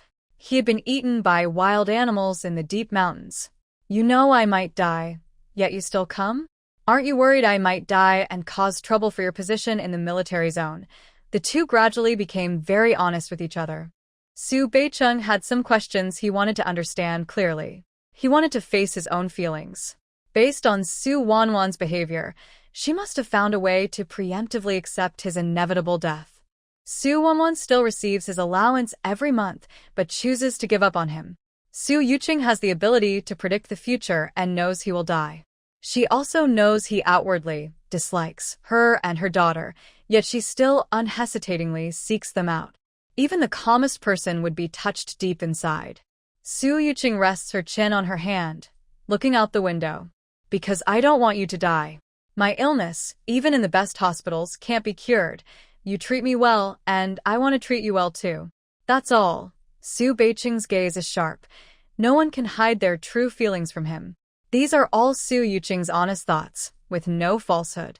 If my brother also dislikes me as a burden, making you uncomfortable at the military base, I will get off the train at the next stop and buy a ticket to go back. That part is fake. She still plans to go north to find a man with a noble destiny to change her fate. Tears streamed down Su Yuqing's face like broken pearls, sobbing softly. Her voice was small but enough to evoke sympathy. Su Beicheng was originally talking to Su Yuqing, his expression serious, almost like he was questioning her. When Su Yuqing started crying, he realized how wrong he was. He took a step forward, wrapping his arms around her, whispering softly in her ear, "Brother never thought of you as a burden. I just. Oh. I'm bad with words. Jiao Jiao is so good to me. Knowing I might get hurt, she still comes to find me without hesitation. I am very touched. You're in the military zone, where the conditions are better than in the countryside. Stay as long as you want, for a lifetime if you like. I will support you for a lifetime. Su Beiqing's face turned pale as he hurriedly explained, pouring out his feelings, nervously watching Su Yuqing's expression, afraid she would show disgust. Tears in Su Yuqing's eyes shimmered as she cried, "Brother, don't say silly things about supporting me for a lifetime. You'll still marry your wife later. She might dislike me." Su Beiqing pursed his lips, raising an eyebrow, thinking that Jiao Jiao would be his woman someday. Let her be his wife. He dared not say this aloud, only waiting for the mission to return and plan gradually. "I want to support you, and you don't need to care about others," Su Beiqing said, his eyes hard as he looked away from her bright lips. His Adam's apple moved slightly as he casually lifted a porcelain cup, tilting his head back to drink. Su Yuqing blinked, feeling that there might be a secret in North City. She didn't want to investigate and quickly used the last bit of time to strengthen her sibling bond. "Big brother, I'll put medicine on you. Your back wound must be treated properly." Su Beiqing's movements slowed for a few seconds as he completely took off his upper clothes, exposing his broad, muscular back. He has a slim appearance when clothed but shows strong muscles when undressed. His sturdy back and clear muscle lines, along with a neat set of 8-pack abs, made Su Yuqing feel like a mountain was sitting in front of her. Not only was it exciting, but it also made her feel breathless, as if surrounded by male energy. Su Beiqing turned his head and, unsurprisingly, saw Su Yuqing's face flushed red. He deliberately asked, "Jiao Jiao, what's wrong?" Su Yuqing was pushed into a corner of the soft seat. When her finger touched the man's tan skin, Su Beiqing jolted as if electrocuted, leaning forward. "Big brother, don't move around. Once the wound scab's over in a few days, you can eat spicy food again." She used gauze soaked in iodine to treat the wounds. Some wounds looked very deep, but Su Beiqing seemed unaware of the pain. Su Beiqing softly responded a few times, occasionally gasping. All he felt was a moment of quiet happiness, though it was a bit tormenting. "I already know all of this. Someone will pick you up in Jing City. If you don't have enough money, go to the family compound and find Aunt Wu. I left some money with her in advance.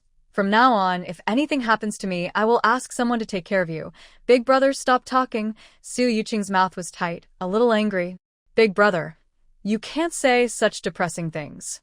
I did so much, traveled so far just to find you, just to make sure you're alive." Okay. "Big brother will complete his task and come to pick you up properly," Su Beiqing said as he put on his clothes. He only noticed a faint soap smell on his clothes, feeling much more relaxed inside. Su Yuqing was half-hugged by Su Beiqing, feeling some pain in her shoulders. The man's chin rested on her scalp. They looked out the window together, passing the last part of the journey. Su Yuqing's mind drifted far away. Was this distance a little too close?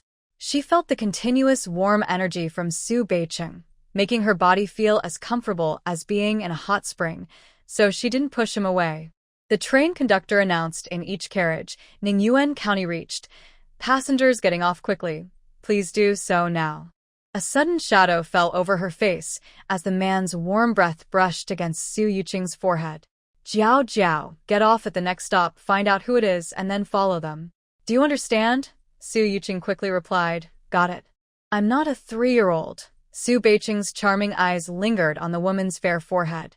Finally, he gently hugged Su Yuqing and gave her a light kiss on her forehead. Su Yuqing's eyes widened in surprise. She covered her forehead and looked at Su Beiqing walking farther and farther away. His broad back looked like a mountain hidden in the mist, clear and tall. Does such a passionate farewell happen in this era? Am I too reserved? I remember people in this time are not very open. Soon, many new passengers entered the carriage.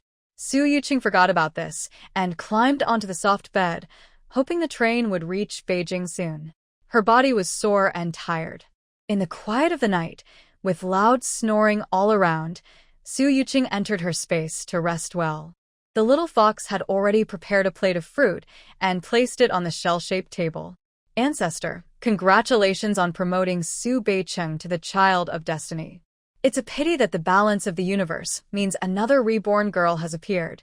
Su Yuqing stretched after practicing the Jade Maiden technique, relaxing her muscles and bones. After many training sessions, her figure became more upright, and her flexibility improved significantly. The clear spiritual spring pond reflected her slender figure. Her body grew in the right places, and her waist became even thinner. She felt a strong sense of achievement. She soaked in the spiritual spring, enjoying the little fox's 9 tails massaging her waist. She sensed the little fox's anxiety. Su Yuqing comforted her. The universe's plans are beyond our control. Whether in love or other matters, it's hard to get everything just right. We should focus on our own growth. We are who we are. Right now, there are 2 children of destiny in this world. Helping Su Beicheng become one. How much merit do you think that brings? The little fox immediately smiled happily. Exactly 10,000 merit points. And saving the Zheng family also earns 1,000 merit points. Their family is also destined for greatness, with higher luck than ordinary people. Su Yuqing said, "Isn't that just a harvest? We shouldn't worry too early about imaginary problems. Right now, we are very rich. You can eat all the pills from the medicine room, like candies. The fruits and meats in the warehouse and supermarket are available whenever you want, and they keep refreshing." Old ancestor, did 9 heavens make a mistake, or is the old ancestor truly wise? The little fox became lively again. It really loves and admires the gentle and smart old ancestor again and again. The old ancestor went to experience life in the mortal world and became even more charming. The little fox, with its 9 tails, shook off the water on its tail like a propeller, completely drying it. Then it happily flew into the supermarket freezer and took out a box of white things. Old ancestor, this is my homemade whitening cream mixed with spiritual spring water and 10 beauty pills. I promise you'll have a fair, bright, and smooth skin when you wake up tomorrow. Su Yuqing's double eyelids fluttered, feeling a strange coldness spreading from her feet, making her shiver with a sneeze. 9 heavens, I feel so cold now. Please help me apply some cream casually. I'm very sleepy. I want to sleep for a while. The little fox carefully helped Su Yuqing apply the whitening cream, admiring her for a while. Truly, the old ancestor is born to be cherished. Every part of her is beautiful. The little fox stayed in front of Su Yuqing all night and noticed something was wrong. It touched her body like touching a 1,000-year-old ice block, feeling a chilling cold. It shivered and flew to the pill room, rummaging through cabinets to find a bottle of Yang Gathering pills. 1, 2, 5 pills in total. After taking them, Su Yuqing's body gradually warmed up, and the cold frost at the roots of her eyelashes melted away. 9 heavens, little fox heart was pounding wildly, almost following Su Yuqing away. Su Yuqing regained consciousness. Her body's energy hadn't fully dissipated. Her voice was distant and calm. My body's yin and yang are severely unbalanced. It seems I need to find this important man with a special fate earlier. 9 heavens knelt down and bowed. Old ancestor, you are truly wise. In a courtyard in the Sifang Hutong area of Jing City, it was early morning. Lu Zhanting was on leave today. Looking at the calendar, it said, "Go pick up Su Beicheng's sister," and he circled it with a red pen. A high-energy day was about to begin. He got up early. The habit he developed in the army was hard to break. He folded his bedding and ran 10 laps around Renmin Park. He knew roughly how far he had run, about 15 kilometers. He went home and stood in front of the water basin to wash off his sweat. He picked up his well-cleaned military uniform from the rope hanging beside the courtyard. The dark green uniform gradually covered his strong, well-shaped body. Lieutenant Zhanting only stopped after buttoning the last button. He also tidied his collar and hair carefully, paying attention to cleanliness and neatness. Zhou Meihong, still sleepy, opened the door to the west wing and saw her son, who was not yet married, combing his hair. "Zhanting, why are you up so early on your day off? Jiang has a stomach ache. You should take him outside to the outdoor toilet. A shy voice came from inside the West Wing. No need for uncle to take me. I can go by myself. Jiang is the son of the old man's guard. He died 2 years ago. His wife from the countryside remarried, and the old man decided to keep Jiang at home. At first, Zhou Meihong was not happy about it. Later, the old man promised to give her a box of her mother-in-law's dowry as a gift. Her mother-in-law's family had recently been cleared of old accusations, and what was left was not only old stuff, but also valuable. Seeing that the items were affordable, Zhou Meihong agreed to look after the child when she had free time. Taking care of a child is hard work. Jiang is almost 5 years old and easy to take care of. Usually, the old man's nanny looks after him. Recently, the nanny went back to her hometown for family visits, and Zhou Meihong has been struggling. The more she endured, the more she felt life had no hope. The old man promised a lot of money, and her son, Lieutenant Zhanting, was doing well in his career. He worked tirelessly on missions, earning several third-class merits, second-class merits, and even a terrifying first-class merit. She was afraid her son might sacrifice himself someday and she wouldn't see her daughter-in-law or her dream grandson. Letting Jiang stay with Lieutenant Zhanting for a day made her imagine the scene of her son bringing her grandson. It wasn't that she didn't want to take care of the child. Zhanting held the key to the window and knocked on the window. Jiang, come here. Jiang was a small, dark, thin boy. Usually, he was bossy and didn't listen to anyone in the red growth class. But when he was in front of Zhanting, he looked like a little quail. His small black hands were twisted together, and he lowered his head, afraid to look directly at Zhanting. Uncle, my stomach. It doesn't hurt anymore. Zhanting bent down and picked up Jiang, like lifting a chick. The boy trembled with fear, legs trembling and limbs in the air. Uncle, I really don't have a stomach ache anymore. It doesn't hurt at all. Zhanting spoke coldly. Let's go get breakfast. Does he look very fierce? He scared the boy like this. Lu Zhanting placed Jiang on the parallel bars and took the child to buy breakfast in the alley. This slow-paced life was rare for Lu Zhanting, who usually ate at the military canteen. He ate whatever was available during outdoor missions. He clumsily ordered 2 bowls of soy milk, 2 fried dough rings, and 2 tea eggs at the breakfast stall. Jiang ate happily. Whatever Lu Zhanting bought, he ate, and he didn't complain like a nanny. It was just like the father he dreamed of. Uncle, I need to use the bathroom. Lu Zhanting stopped and waited. Jiang queued in front of a small house. Since it was summer, a strong sour smell filled the air. Lu Zhanting looked at Jiang, who hadn't washed his hands. Jiang, sit in the back. Uncle's clothes are dirty. Remember to hold onto the rack. Jiang felt more and more that Uncle Lu, whom they rarely saw, was very kind. Not only did he buy him tasty food, but he was also very patient with him. Zhou Meihong saw Lu Zhanting bring the child back. Jiang didn't seem afraid of Uncle Lu.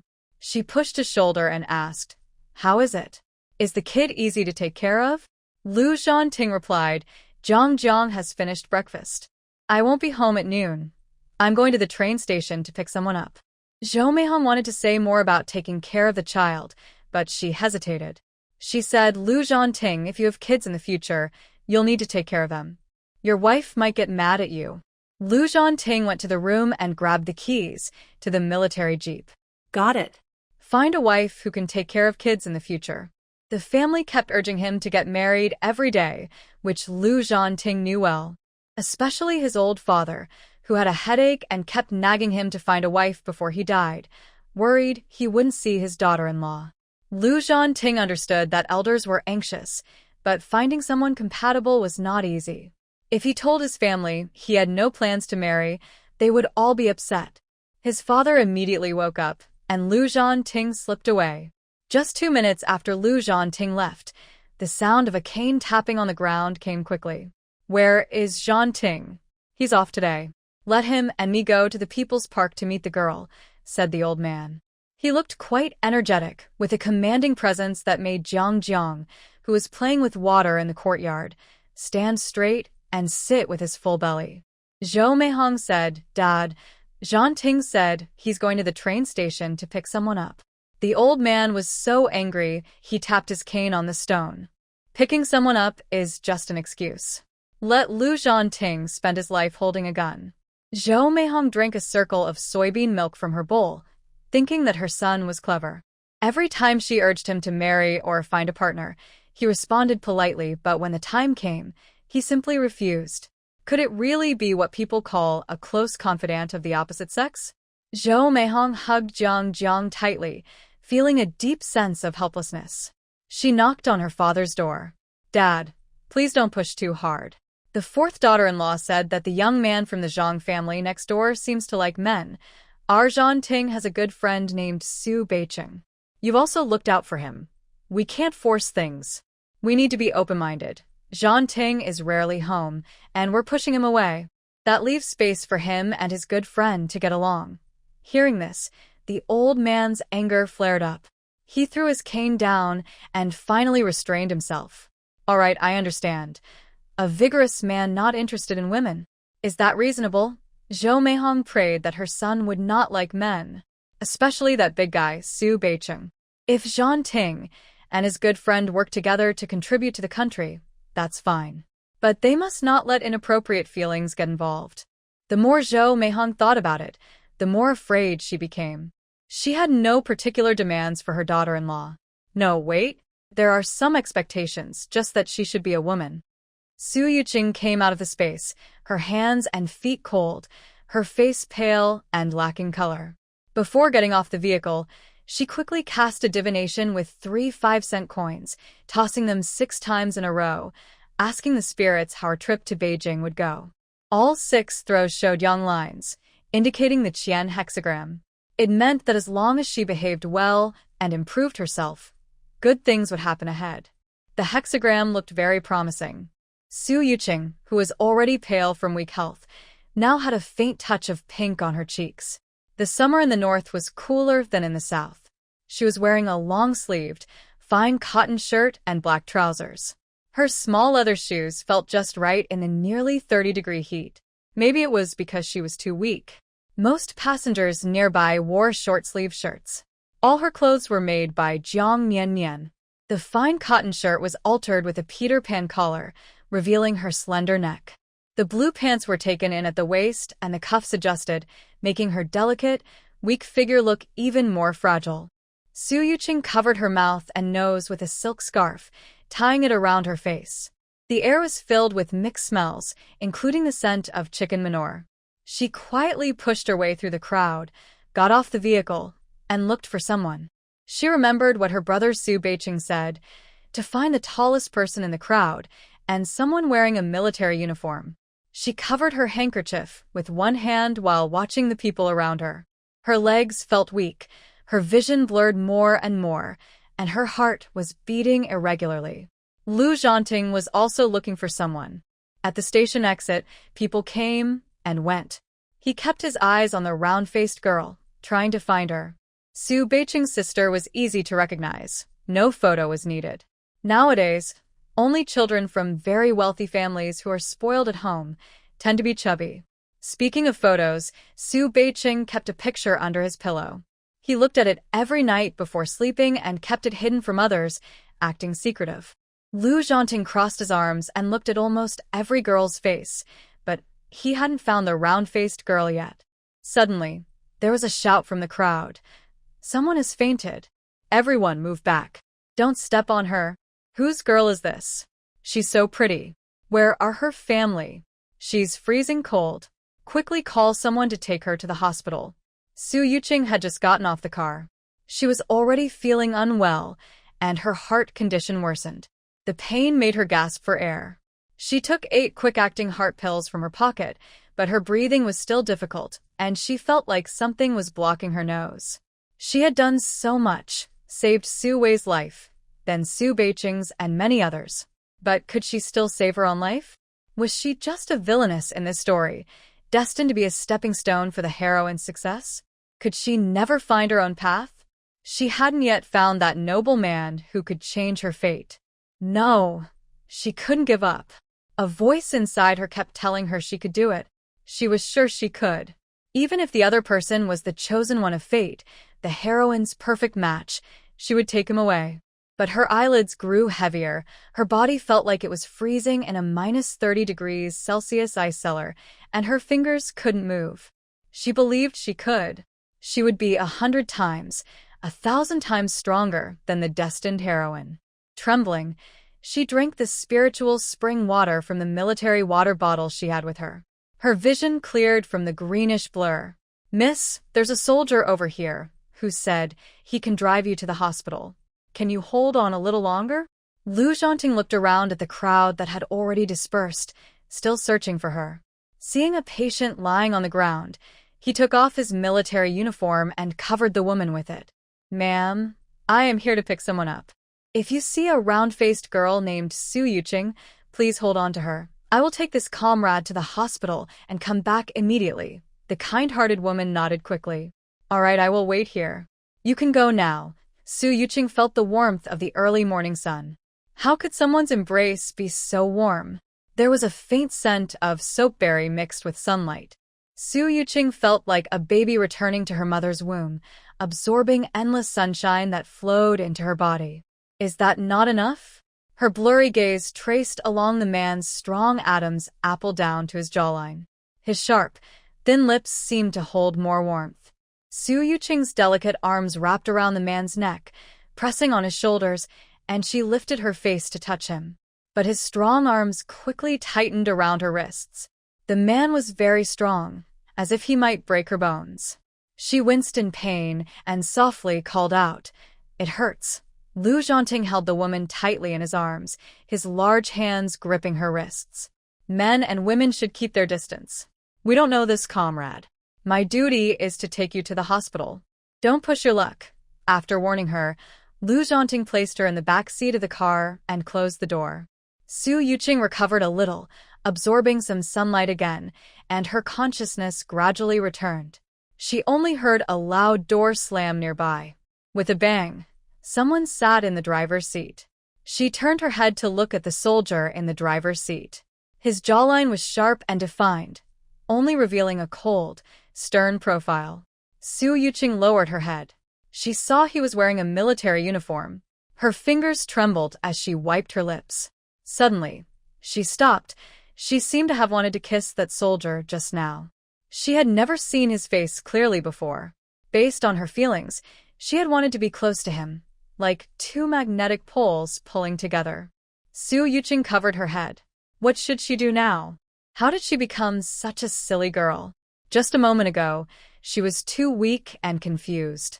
She wanted to apologize to this brave soldier. Lu Zhanting parked the car downstairs at the emergency department. Everything had happened so suddenly. He softly asked, "Comrade, are you feeling better? Do you want me to carry you inside?" Even though her legs felt weak, Su Yuqing dared not get too close to this soldier. His aura was completely different from her brother Su Beijing. Although the city in northern Jiangsu feels a bit rough, she gets along very gently and naturally with her brother. The soldier in front of her seems distant and cold, with a noble aura. Su Yuqing, new to Beijing, is afraid of offending anyone. "No, thank you. I have a friend of my brother to pick me up." Su Yuqing nervously fidgets with her fingers. "Sorry, comrade soldier, I mistook you for someone else earlier." Lu Zhanting grew up in a military compound and is a proud officer's son. Many women try to get close to him, but this is the first time someone has tried to kiss him. Surprisingly, her apologies seem sincere. Lu Zhanting glances in the rearview mirror and only sees her thick black hair and fair forehead. He casually replies, "Got it." Su Yuqing, with her legs curled up, gets out of the car, holding her hot forehead, and looks toward the emergency clinic, feeling dizzy. She wonders if she's clashing with the city. She takes a few steps, her upper body swaying, almost falling to the ground. Lu Zhanting quickly jumps out of the car and helps her. "Lean on me. I'll take you to register." Su Yuqing waves her hand. "I'm not sick. I don't need to see a doctor." Lu Zhanting gently lifts her arm and helps her onto his right shoulder. She clutches her chest, feeling as if a heavy stone has fallen on her, tears welling up in her eyes.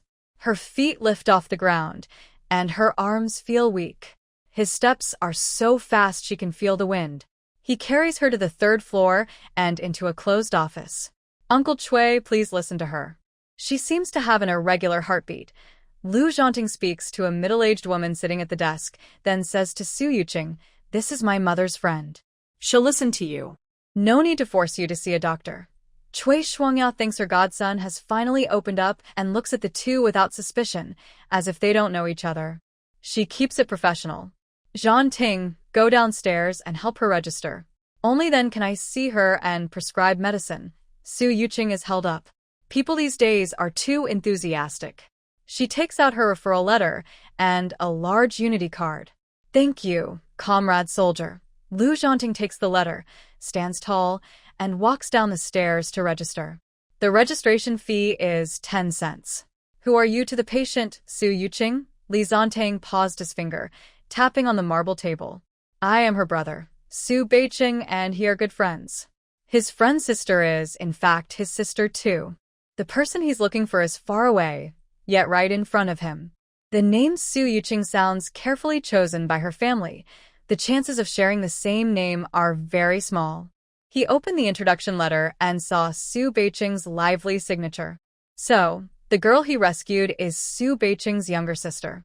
He quickly turned to tell the kind-hearted lady. After Lu Zhanting left, Chui Shuangya opened the medical box on the table. Miss, you should take off the handkerchief or cloth on your face. If your heart isn't strong, these can make breathing harder. Buttons are undone to the waist. Let me listen to you. Su Yuqing obediently removed the cloth covering her face, curious like a child, staring at the old-fashioned instrument from this era, slowly unbuttoning her clothes. It's not much different from modern stethoscopes, except the metal head is shiny and the tubing has turned from clear to black. She feels like she's finally in a safe place. In the future, she'll need to learn more about medicine herself. Chui Shuangya looked at her face, which was so white it reflected light, more beautiful than the girls in the troupe combined. Her distant eyes, bright and full of emotion, her fair, translucent skin, graceful posture, elegant and proper, as if she had practiced dance for over 10 years. Miss, which troupe are you from? Chui Shuangya placed the metal probe on Su Yuqing's chest. The girl's figure is quite well developed. Su Yuqing shook her head. I don't have a job or a troupe. She looked out the window, feeling bored, not knowing how she would find her brother's good friend later. She didn't know where she would sleep tonight. Chui Shuangya finished and pulled the curtain closed. She wrote a few lines in her notebook, her brow furrowed. Poor girl, how could she have a congenital heart disease? How is she? Lu Zhanting picked up the enamel cup and took a big sip. After reading the introduction letter, he learned that the girl was Su Beijing's younger sister, Su Yuqing. Because she was wearing a handkerchief, he hadn't seen her round face. Chui Shuangya tapped the yellow paper in her hand and shook her head at Lu Zhanting. Is her family here? Lu Zhanting could tell Chui Shuangya's serious tone. Aunt Chui, her brother, is out on a mission. If there's something urgent, you can tell me. At this moment, Su Yuqing pulled back the curtain, dressed in a man's military uniform. Her chest was reddened by the soldier's solid body, and in her panic, she accidentally tore the buttons. Feeling embarrassed, Su Yuqing's fair face looked lightly blushed, charming and lovely. Lu Zhanting turned to look, wanting to see her round face. Unexpectedly, the air in his mouth was suddenly taken away. Su Yuqing, standing in the backlight, looked like a fairy under the moonlight, her eyes clear and her expression innocent. But her eyes, with their upward curving corners, made it hard not to fall into her captivating gaze. How can just standing there quietly be so alluring? Lu Zhanting seemed to hear no sound around him. His heart beat rhythmically like a drum. A voice told him he must marry her, or he would regret it forever. Su Yuqing had no choice but to wear someone else's military uniform. She quickly explained, "Comrade soldier, my clothes are torn. When I find a place to stay, I will wash and return them to you." Lu Zhanting's dark, phoenix-shaped eyes fixed on her small cherry lips moving, imagining their shape, completely ignoring what Su Yuqing was saying. "Yes, right," he replied, withdrawing his right leg and closing his legs, his face tense. Kui Shuanja eld Su Yuqing serist. Child, Does your family know about your condition? Su Yuqing was very grateful for the kind people she met. Dr. Chui, I came to Jing City for treatment. Please tell me if there's anything wrong with my health. Zhanting said your brother is in the military. Does your family support your treatment? Chui Shuangya asked slowly, noticing how much she liked this girl. Delicate, polite, and well-mannered. Su Yuqing happily looked at Lu Zhanting, keeping a safe distance of about 3 steps. Comrade soldier, do you know my brother? He's very capable. Lu Zhanting's mind was buzzing. Looking at Su Yuqing nearby, he thought, how can someone be so perfectly suited to his taste? Every feature matched his aesthetic standards. Who would want to be her brother? If he were to be anyone, it would be her man. Yes, your brother asked me to come pick you up. He said you have a round face. I didn't expect Beijing to give me false information. I waited at the train station all day and still couldn't find you. Your brother and I are good comrades. He's really outstanding.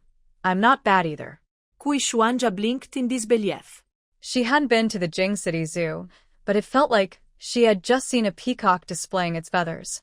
The girl, you have a congenital heart disease, and your whole family must take it seriously. Try to see a big hospital, take your medicine, get injections, nothing should be overlooked. By the way, Zhanting, since your brother isn't here, I am entrusting my sister to you. You need to take good care of her during this time.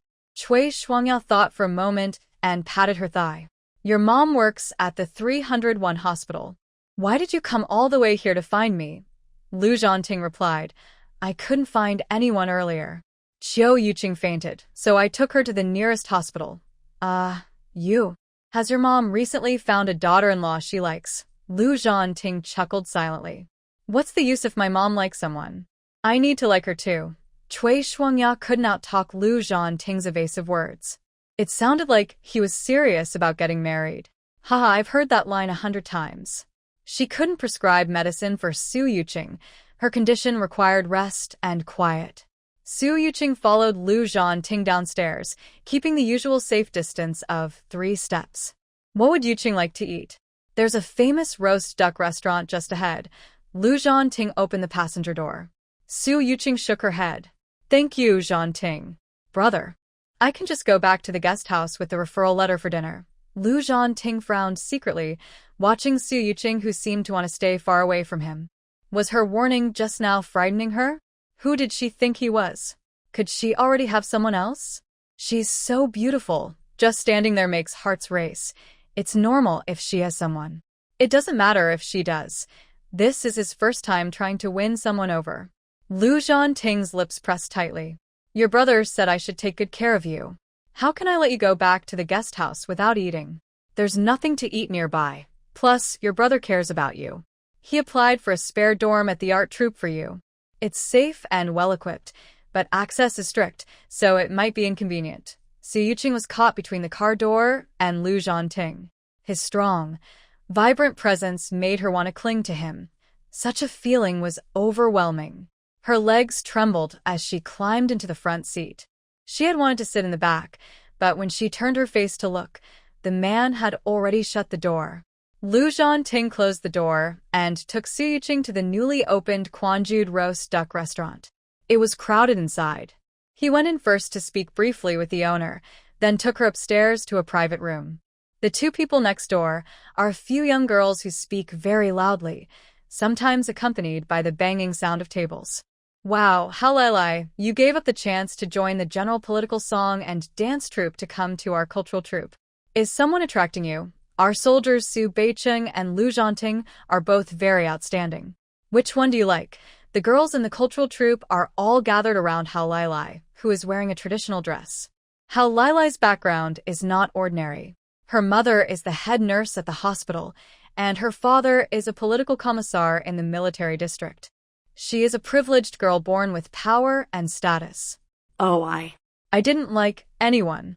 I just want to dance with you. Having just been reborn, Halalai feels both unfamiliar and familiar with her current situation.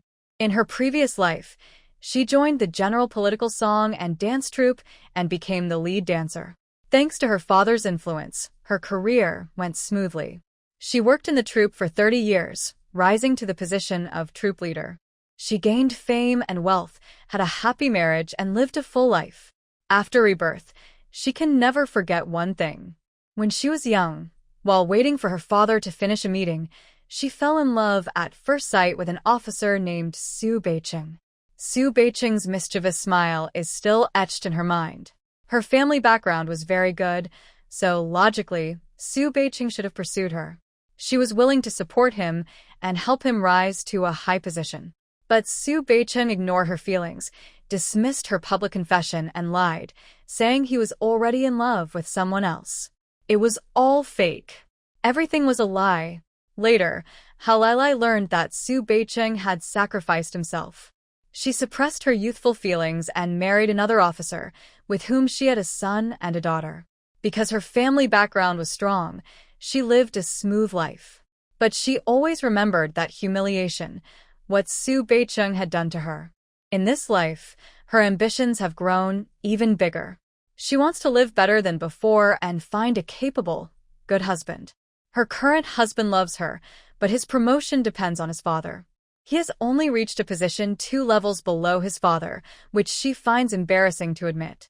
In her previous life, Su Beiqing was talented but from an ordinary family, easy to manipulate. But he didn't live past 26. Now that she has been reborn, she wants everything to be the best. She is interested in the future leader of the Eastern Theater Command, Lu Zhanting. Lu Zhanting's grandfather is a retired senior officer, his mother is the director of the cardiothoracic surgery at the 301 hospital, and his father is a popular diplomat. His family background is top tier in Beijing. Even ordinary people from such families usually live smoothly, but Lu Zhanting, with his exceptional ability, has risen to a higher position than his parents. Such a unique man naturally deserves her. And what expression will Su Beiqing, who is about to pass away, have when he sees her marrying her good brother Lu Zhanting? Su Beiqing must be devastated. Hao Lailai is very hopeful, but she will never see Su Beiqing again. She was rejected by Su Beiqing, but she will marry a better man. Hao Lailai easily sees through everyone's thoughts. All the girls in the art troupe want to marry either Su Beiqing or Lu Zhanting to become military wives and live good lives. She sneers at this. If she now mentions the names Su Beiqing or Lu Zhanting, everyone will pretend to be friendly, but be wary of her. She still wants this group of simple-minded girls to pass on news about Lu Zhanting. Come on, everyone, have a drink. This roast duck is on me. By the second half of the meal, the girls from the art troupe think Hao Lailai is very kind, not only generous but also emotionally intelligent.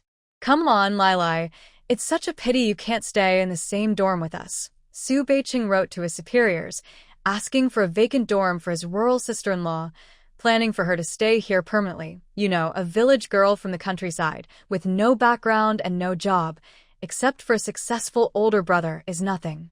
Why should she live in our dorm? Maybe her earthy smell will make our dorm smell bad. Haha. The crowd agrees, pounding the table. I think so too. Rural folks don't shower often. Su Beiqing is kind, but that rural sister-in-law isn't here just to visit. She's here to find a wealthy husband. The women exchange comments. One girl, secretly in love with Su Beiqing, shakes hands with Hao Lailai and sarcastically asks, who will suffer if someone marries Su Beiqing? That troublesome little sister-in-law. Do you want her? Come on, Lailai. Hao Lailai chokes on her orange soda, genuinely shocked. Who? Su Beiqing's sister-in-law? I haven't heard of her. My dad will introduce me to better people. Hao Lailai was alert, not wanting to become an enemy to this group of women. She had been with the general political song and dance troupe for many years and knew that women can be hard to get along with. The women suddenly burst into laughter and looked at Hao Lailai more kindly, eager to share the latest news. Su Beiqing is really something. He even asked Lu Zhanting to pick up his stepsister. Who is Lu Zhanting? The top figure in the military district, young but with many military achievements. He's the company commander and very respected. Luckily, Lu Zhanting has always been cold toward women. Even if the village girl has some tricks up her sleeve, he wouldn't fall for it. What is Su Beiqing thinking? His stepfather married a tricky woman, so his stepsister must also be trouble. What can he think? Who knows? The two men are good friends, and they help each other. Their friendship is really enviable, never arguing, always improving together, getting promotions. I heard that when Su Beiqing returns from his mission, he will definitely become a company commander. He has enough achievements, experience, and is about the same age as others. He commands respect. Actually, Su Beiqing was supposed to be promoted to company commander a long time ago, but no one in his family was available, so Zhang Shulang was promoted first. As the conversation faded, Hao Lailai's heart was like an ant on a hot pan. Why did a stepsister of Su Beiqing suddenly appear? She had never seen this person in her previous life. Even when Su Beiqing was dying, he was restless, and he asked Lu Zhanting to pick her up. That village girl sounded like no ordinary person. She had to find out everything about this hidden rival. Which bed did she stay in at your dorm? I'll tell my dad to change her room later. The women looked at each other with mischievous smiles. Don't worry, Lailai. We already have a plan. We placed a bucket of cold water behind the door. When she enters, we'll pour it on her to give her a shock. Then Ruru will bring the wet bedding in front of her and make her apologize. If she doesn't apologize, we'll strip her and throw her out. If she catches a cold and gets sick, she'll naturally want to leave our place. The women clapped and cheered, thinking it was a perfect plan. After all, they wouldn't be the ones embarrassed in the end. Their troop's dormitory would never let a village girl stay for long. Hao Lailai couldn't help but smile too. This plan of using others to do the dirty work was quite clever. Why would a village girl compete with her for Lu Zhanting? Let these fools help her get rid of her rival. That's good, very good. The walls in this era are probably as thick as an adult's palm, so they are not soundproof at all. Su Yuqing takes a deep breath. She's not angry. She's already thinking of ways to deal with them. She feels a bit itchy. Accidentally, she knocks over a pair of chopsticks and softly says, "Brother Zhanting, I want to go outside for some fresh air. I'll be back soon." Su Yuqing quickly covers her face with her delicate fingers, her eyes already red. Lu Zhanting sees this and clenches his fists. He is about to report this disruptive group to the military tomorrow. There is no place for such malicious people in the military. Not only do they discriminate against rural folks and behave badly, but they also try to cause trouble. Su Yuqing has a congenital heart condition. If she isn't careful, a splash of cold water could be life-threatening. Lu Zhanting sits in a chair, unable to sit still for a second. He wants to comfort Su Yuqing but fears she cares about her pride, which makes him feel even worse. He has never been so worried about a woman. He can't eat or sleep properly. Su Yuqing walks past the food cart delivering meals to the neighbor, asking for some herbal deodorant powder from Jiutian. The gray powder quickly dissolves in the soup. As Su Yuqing turns around, the waiter rushes up from downstairs to deliver food. Hao Lailai drinks some soda, suddenly feels stomach pain, and hurriedly bumps into the waiter. Who are you? Why are you walking around without watching where you're going? I'm going to find someone to get you fired. The waiter is also annoyed. Facing a difficult customer, he tries to threaten him with losing his job. You bumped into me first. I was already hiding near the stairs. Other women from the art troupe come out to watch the fun, some munching sunflower seeds, others holding soda bottles, all looking proud. Come on, with your dad's position, firing a waiter is just a matter of minutes. Now, anyone can work at Quanjude. Su Yuqing happens to be heading back and sees Lu Zhanting's back. She blinks, tears like pearls shimmer at the corner of her eyes. She tightens her military uniform, pretending to be strong, turns her face away, and silent tears fall. No matter how strong a man is, he always likes women who seem fragile. The more pitiful they are, the more he will feel sorry for them. Yuqing, are you okay? Lu Zhanting stepped forward quickly, his broad shoulders completely shielding Su Yuqing, showing a protective stance. Yuqing, don't cry. I'm here. No one can bully you, Lu Zhanting said, his cold gaze sweeping over Hao Lailai and the others. Su Yuqing's bright red lips pressed together, and she subtly poked Lu Zhanting's waist with her finger. Brother Zhan, maybe I should just forget it. I just arrived in Jing City and don't want to cause you trouble. Hao Lailai wasn't in a hurry to trouble the waiter.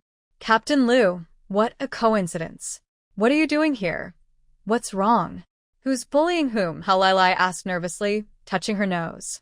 She hoped Lu Zhanting hadn't overheard what they said. Lu Zhanting had just arrived. But why did he seem so close to a woman, looking down at her with his nose almost touching her face? Maybe she was mistaken. When the woman gently poked Lu Zhanting's waist with her soft finger, he stiffened, his body tense. He looked down at Su Yuqing deeply. His desire to hold her close and be intimate grew stronger. His Adam's apple moved up and down as he suppressed his longing. He looked up at Hao Lai and the others, who seemed to enjoy causing trouble. He didn't think highly of them. People who played together like that weren't good. I heard everything about how you planned against Sister Beijing. Your minds are seriously off track, damaging the unity of the organization. I will write a report to clarify this matter and hand it over to the leaders for handling. Hao Lai panicked completely. She had just given up a chance to join the general political song and dance troupe and was now transferring to the cultural troupe in Jing City. If she had any scandal, she might lose her current job. Captain Lu, there must be some misunderstanding, she said through clenched teeth, trying to sound calm. The women from the cultural troupe were even more nervous than Hao Lai. They didn't have Hao Lai's good background, and some needed their jobs to support their families. Yes, we were just joking earlier. We didn't do anything bad, they said. We're not the type to talk behind people's backs or bully others. Captain Lu, please don't be so serious. Maybe someone told you something? Su Yuqing, pretending to be angry, grabbed her clothes and deliberately held onto the man's pants with all her strength, pushing Hao Lai down with force. Behind Hao Lai stood the members of the cultural troupe. The space on the second floor was narrow, and Hao Lai was right at the staircase. Su Yuqing pushed gently, like bowling, causing everyone to tumble toward the staircase. They lost their balance, pressing against each other, becoming each other's human cushions. A group of people slumped awkwardly on the stairs, crying out in pain.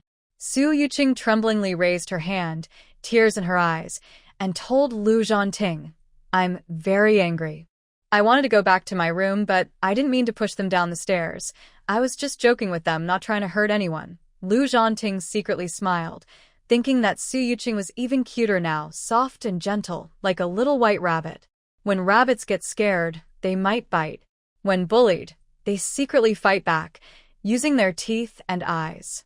Later, he would teach the little white rabbit how to stand up for herself openly and fairly. I saw everything. So, what if it happened? If the sky falls, I'll support you. Don't waste your feelings on unimportant people. Don't let them drain your energy or hurt you. He would feel sorry for her. Lu Zhanting silently thought to himself. For a moment, Su Yuqing looked confused. Her brother said that her brother Lu Zhanting was cold to women. She thought he was nice, caring even, slowly guiding her and making her feel better. Brother Zhanting, thank you for being so good to me. You don't need to thank me.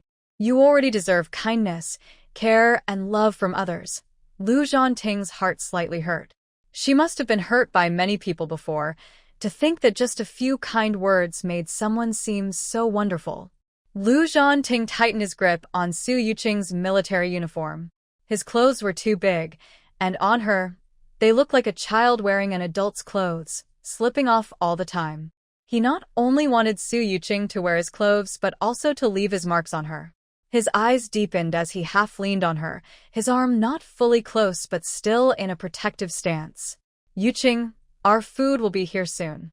Let's go back to the room and wait for the roast duck. Su Yuqing blinked her bright eyes, giving a sly smile as she looked at Hao Lai, who was pressed down, showing a triumphant expression. Okay, Brother Zhanting, no matter if she was a clueless, ruthless villainess, anyone who tried to scheme against her would pay the price. Hao Lai twisted her neck, and it felt like a dull knife cutting into her flesh, an unbearable pain she couldn't describe. She was looking directly at Su Yuqing's proud and charming eyes.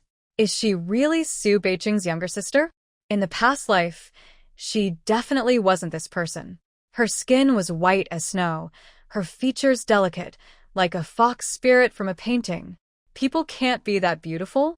She must be a fox spirit in disguise. Her appearance was enchanting and alluring, clearly someone with a lot of schemes. Lu Zhanting must have been fooled by her stunning, dangerous face.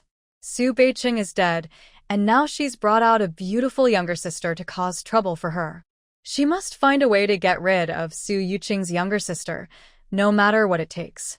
A few girls from the dance troupe argued back and forth.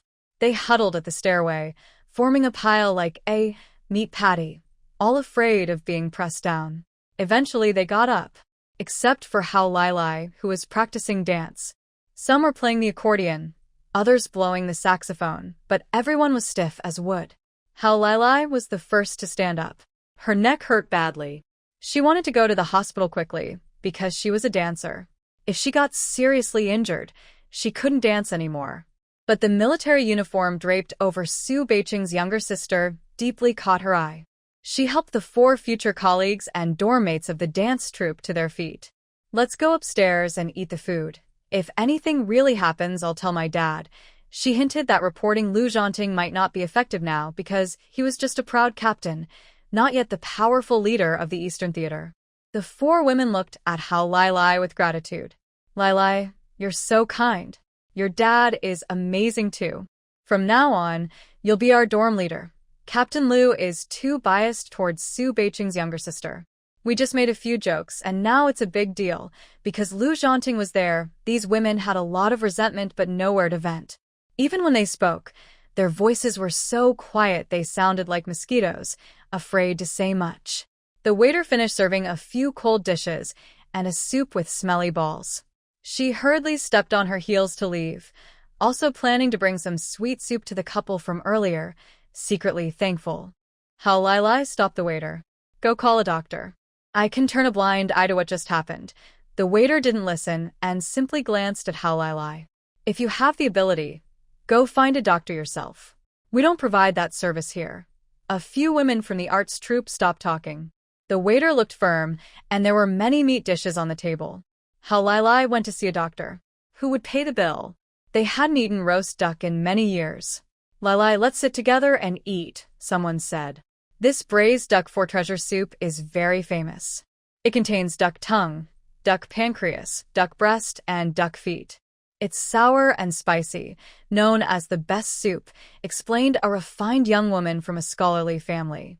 Her family had recently been cleared of accusations, and many were teachers. She often liked to show off her knowledge. Everyone praised her for being impressive.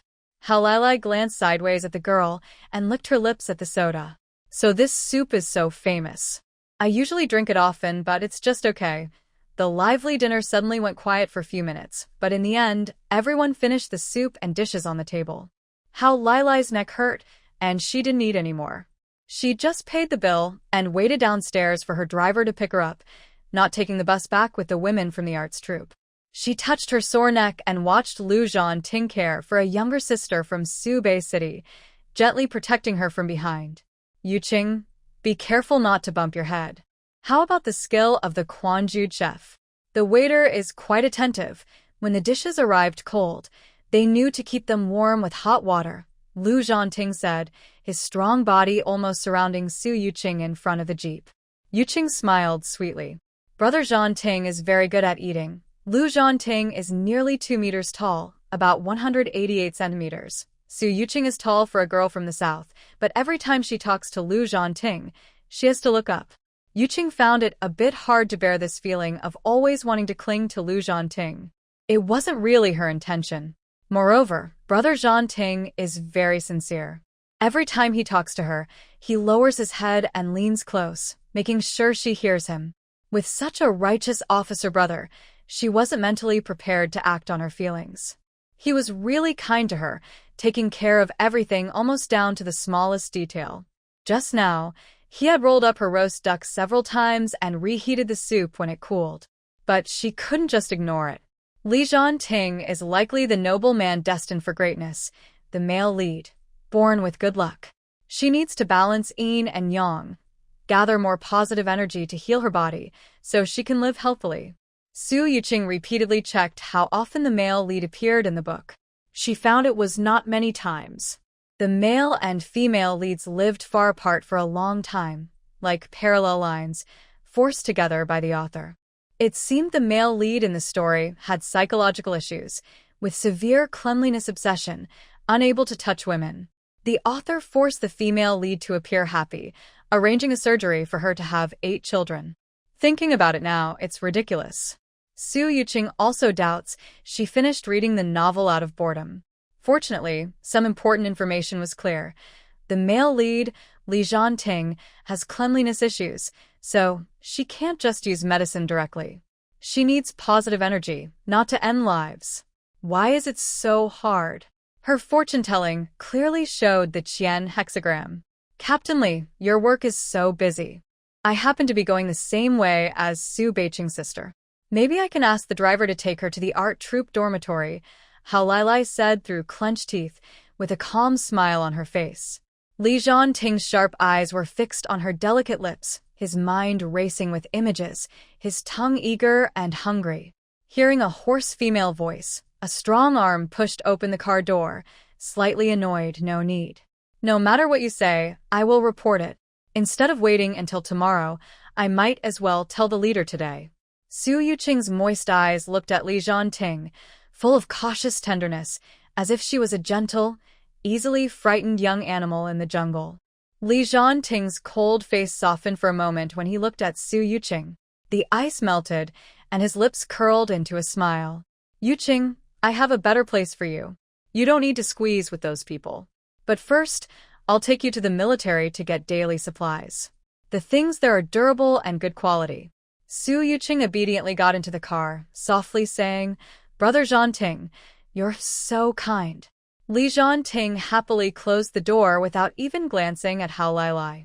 He drove off, but the usual fast jeep was now moving at a turtle's pace.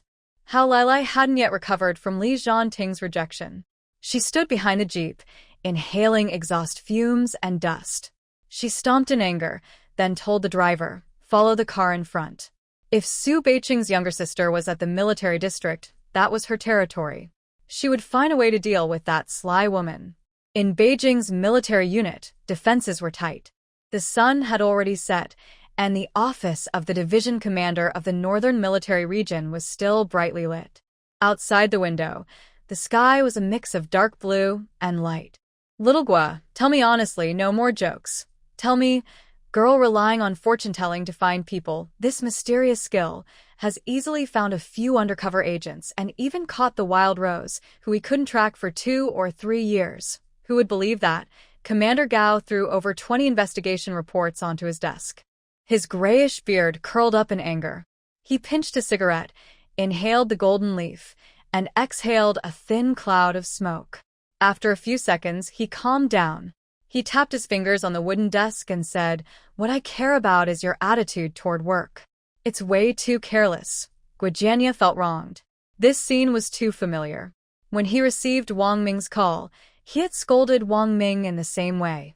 In this meeting, the higher-ups praised his brave actions. Some achievements made him feel guilty. Because of Su Yuqing, he was promoted twice and was about to take a position in Beijing. Commander Gao, everyone can see my attitude toward work. Let's not talk about the process. The higher-ups commended us for solving a major human trafficking case. So far, including women and children rescued, we've helped over 50 families reunite. This time, we caught 10 spies. Each one betrayed the country, and their deaths are deserved. Especially since Wild Rose carried important intelligence. Commander Gao, I believe we did what we should have done, with a clear conscience. But Jiao Jiao is a very special talent. My subordinate Wang Ming and I even had some disagreements about her. However, talent shines wherever it goes. Jiao Jiao is steady and calm. If she didn't have a congenital heart condition, I would have already brought her into the team. Commander Gao's eyes narrowed slightly, then suddenly widened. He pretended to be angry, hoping Gujianya, a clever man, would tell the truth. But he was still using the same old tricks. A girl under 20, relying on mystical arts to deliver the cunning Wild Rose into their hands? This. If it were true, the military intelligence department would lack such rare talent. But such a person isn't just an ordinary vegetable, they are a once-in-a-lifetime genius, an elite among elites. General Gao's heart was filled with intense excitement, but it quickly calmed down. Whose girl is this? I need to see her myself to be sure you're telling the truth. Guijania now considered Su Yuqing as a kind of adopted daughter, but he actually wanted to support her fully. When introducing Su Yuqing, his rough voice softened. Jiao Jiao's real name is Su Yuqing. Her older brother still works under you. Hearing the name, Su, General Gao's brow relaxed, and he flicked ash from his cigarette. That's the sister of Su Beiqing. Yes, but they are not biological siblings. Su Beiqing's father remarried, and his wife brought their daughter into the family. General Gao rarely opened his heart. Su Beiqing seems a bit unruly, but he cares a lot for his sister. Such a proud young man begged me to help his sister join the Beijing military arts troupe. I didn't give him a full answer. I told him his sister could first stay in the troupe's dormitory to get used to the new environment. If she can adapt, I will truly arrange for her to join. Guijiania's mouth opened wide. He remembered that Su Beiqing seemed to dislike Su Yuqing. General Gao, are you sure it's Su Yuqing and not Su Wanwan? General Gao hated being thought-forgetful. It's Su Yuqing. Where did you get Su Wanwan from? I don't know anyone by that name. Guijiania was silenced. He didn't want to argue, and just felt that the waters in Jing City were very deep. General Gao, don't get so angry. Why get so worked up? I found a letter through the wild rose glasses. It's about the size of a thumb. Can you recognize what kind of writing it is? Based on my experience, this is a big clue. The wild rose glasses are important. They must stay at the military headquarters.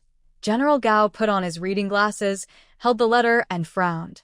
His eyes showed surprise as he examined the curved hook on the small paper with a magnifying glass. The handwriting had been deliberately altered, but the curved hook on the character, small, was very familiar. So familiar he couldn't believe it. The moment to test comrade Su Yuqing has arrived. Little Gu, go and bring the person here. Guijiania, a man of integrity, responded confidently. General Gao, you don't believe that my Jiao Jiao can do divination. Besides, how can I find a military family member in Jing City? I just came back from another province. How could you, General Gao, control everything with your vast skills? Guijiania smiled with a twinkle in his eye, his eyes narrowing into a grin, the wrinkles at the corners forming a flower-like pattern.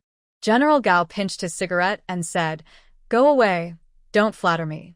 In the future, serve the people well in Beijing, and don't embarrass us people from Jiangbei.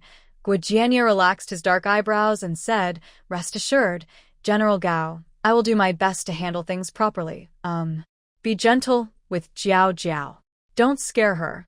She has a congenital heart condition and can't handle being yelled at. General Gao is like a tiger in the mountains, untouchable, even his beard. Yet Guijiania openly pointed out Gao's stubborn temper. Guijiania thought Gao might get angry. Gao picked up a book from the shelf, opened it, and looked deep and serious. Just because she's from Subei City, I will take good care of her. How could I be harsh to her? Guijiania quickly flattered him. It's because you care for your subordinates, General Gao. I was overthinking. Finally, Guijiania respectfully closed the door, but his mind was full of thoughts. Gao values Su Beiqing, which Guijiania knew from the start. Since they are from the same hometown, Gao often brings Su Beiqing along to meet new important people at meetings. Now, Gao clearly hinted that he wanted to support Su Beiqing. With Gao personally guiding him, Su Beiqing's future would be very bright. But Gao is very good at playing with people's hearts. His actions are subtle, but Guijiania can see through them. It seems Gao is hinting that he should secretly look after the Su family. Guo wiped the sweat from his forehead with his sleeve. He realized he was playing a risky game, but he was confident he was on the right side. Uncle Guo, what are you doing here? Su Yuqing, after a series of examinations, entered the military district. The people inside were dressed in neat military uniforms, disciplined and well-trained. Su Yuqing walked a little faster and more straightly than usual, feeling a bit out of place. Guijiania smiled foolishly. Jiao Jiao, I really need to thank you. When I have time, Uncle Guo will treat you to a big meal. We'll talk about some things privately. Su Yuqing knew what Guijiania meant. Without her help, Guijiania, with his good looks, could have a high official position in the future. Okay, Uncle Guo. I need to go with Brother Zhanting to the logistics department to get my supplies. We'll talk next time. Oh, I almost forgot to introduce you. This is my brother's good friend, Lu Zhanting. Brother Zhanting, this is Guojianya, the director of Jiangbei Public Security Bureau. Lu Zhanting extended his arm and shook hands with Guojianya, speaking in a deep, steady voice. Nice to meet you. Hello, hello. Guojianya felt as if his hand had been lit up after touching Lu Zhanting's hand. He is a top soldier in the Northern Military District. Because he is young and very capable, many stories about Lu Zhanting have reached his ears. Seeing the real person, he was deeply impressed by Lu Zhanting's calm and commanding presence. Guojianya looked at Lu Zhanting with admiration, without realizing it. Jiao Jiao, uncle will also work in Beijing from now on. If you need anything, just find me. Su Yuqing waved her hand. Okay, Uncle Gua. Yuqing, watch out for the stones on the road ahead, don't fall. Lu Zhanting said worriedly as he gently supported Su Yuqing's waist. He watched her take big steps with her small feet and couldn't help but smile. Only then did Guojianya notice that Lu Zhanting's gaze on Jiao Jiao was like a man looking at a woman, completely innocent and pure. It turned out that Soldier King Lu Zhanting was also an ordinary man. Since ancient times, heroes have struggled with the charms of beauty. Su Yuqing and Lu Zhanting arrived at the logistics department. The duty soldier used a key to unlock the door, and the registration information was Lu Zhanting's. Commander Lu, who is the girl next to you? She's really pretty. At first, the soldier didn't suspect any romantic feelings between them. Lu Zhanting looked a bit hesitant.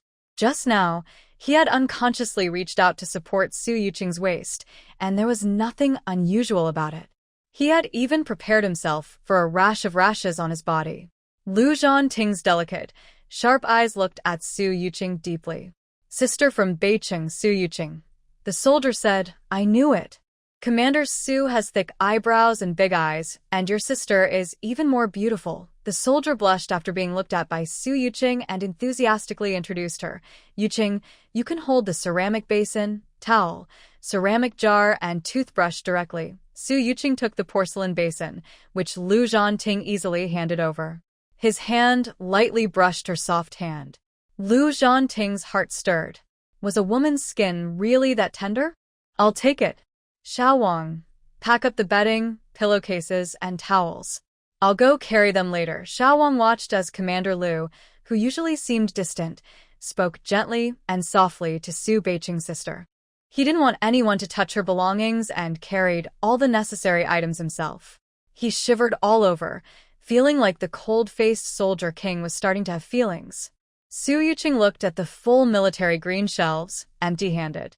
Brother Zhanting had taken her things, and everything was very neat.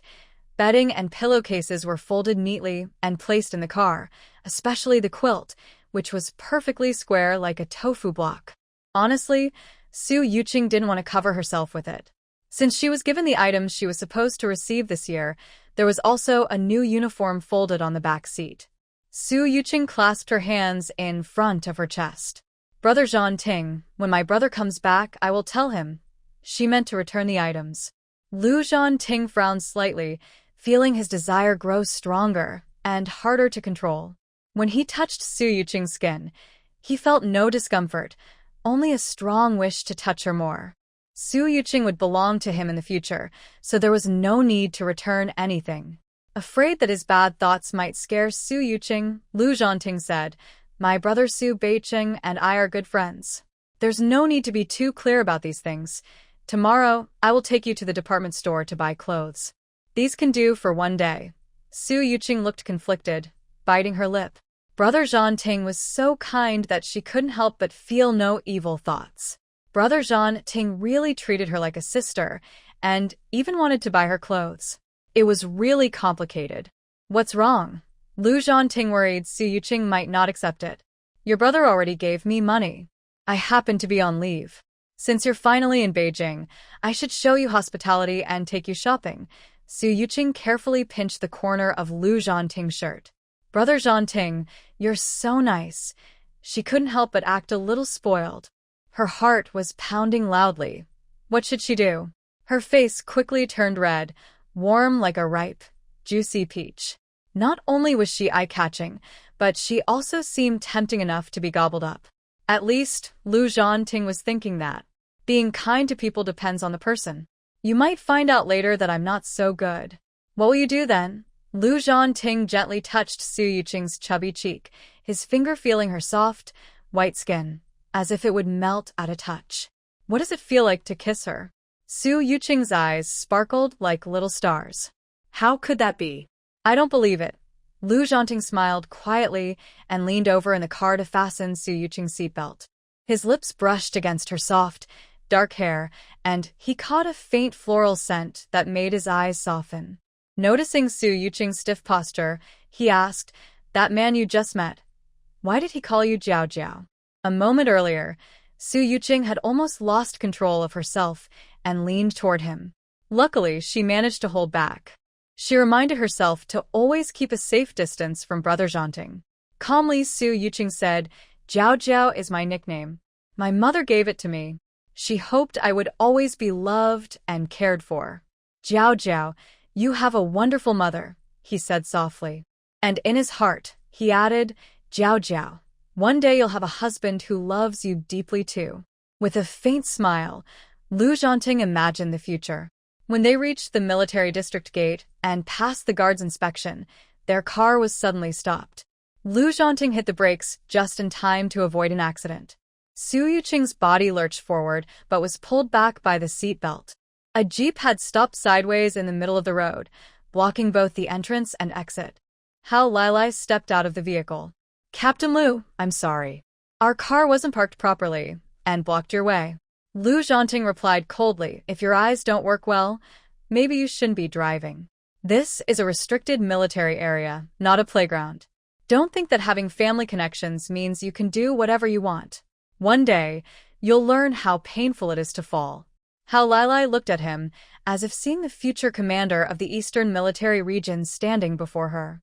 Even now, Lu Zhanting's presence was powerful. What a strong man, she thought.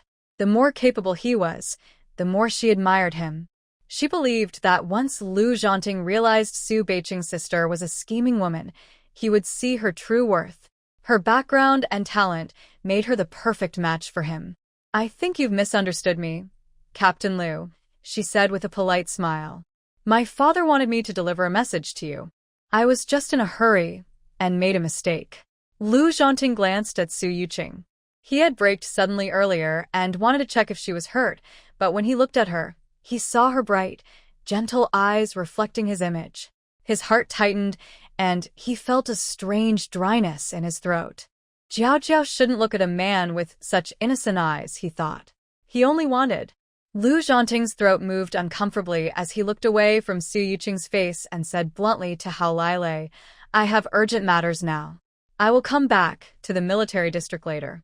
Lu Zhanting's eyes held a dangerous look, his tone cold and stern.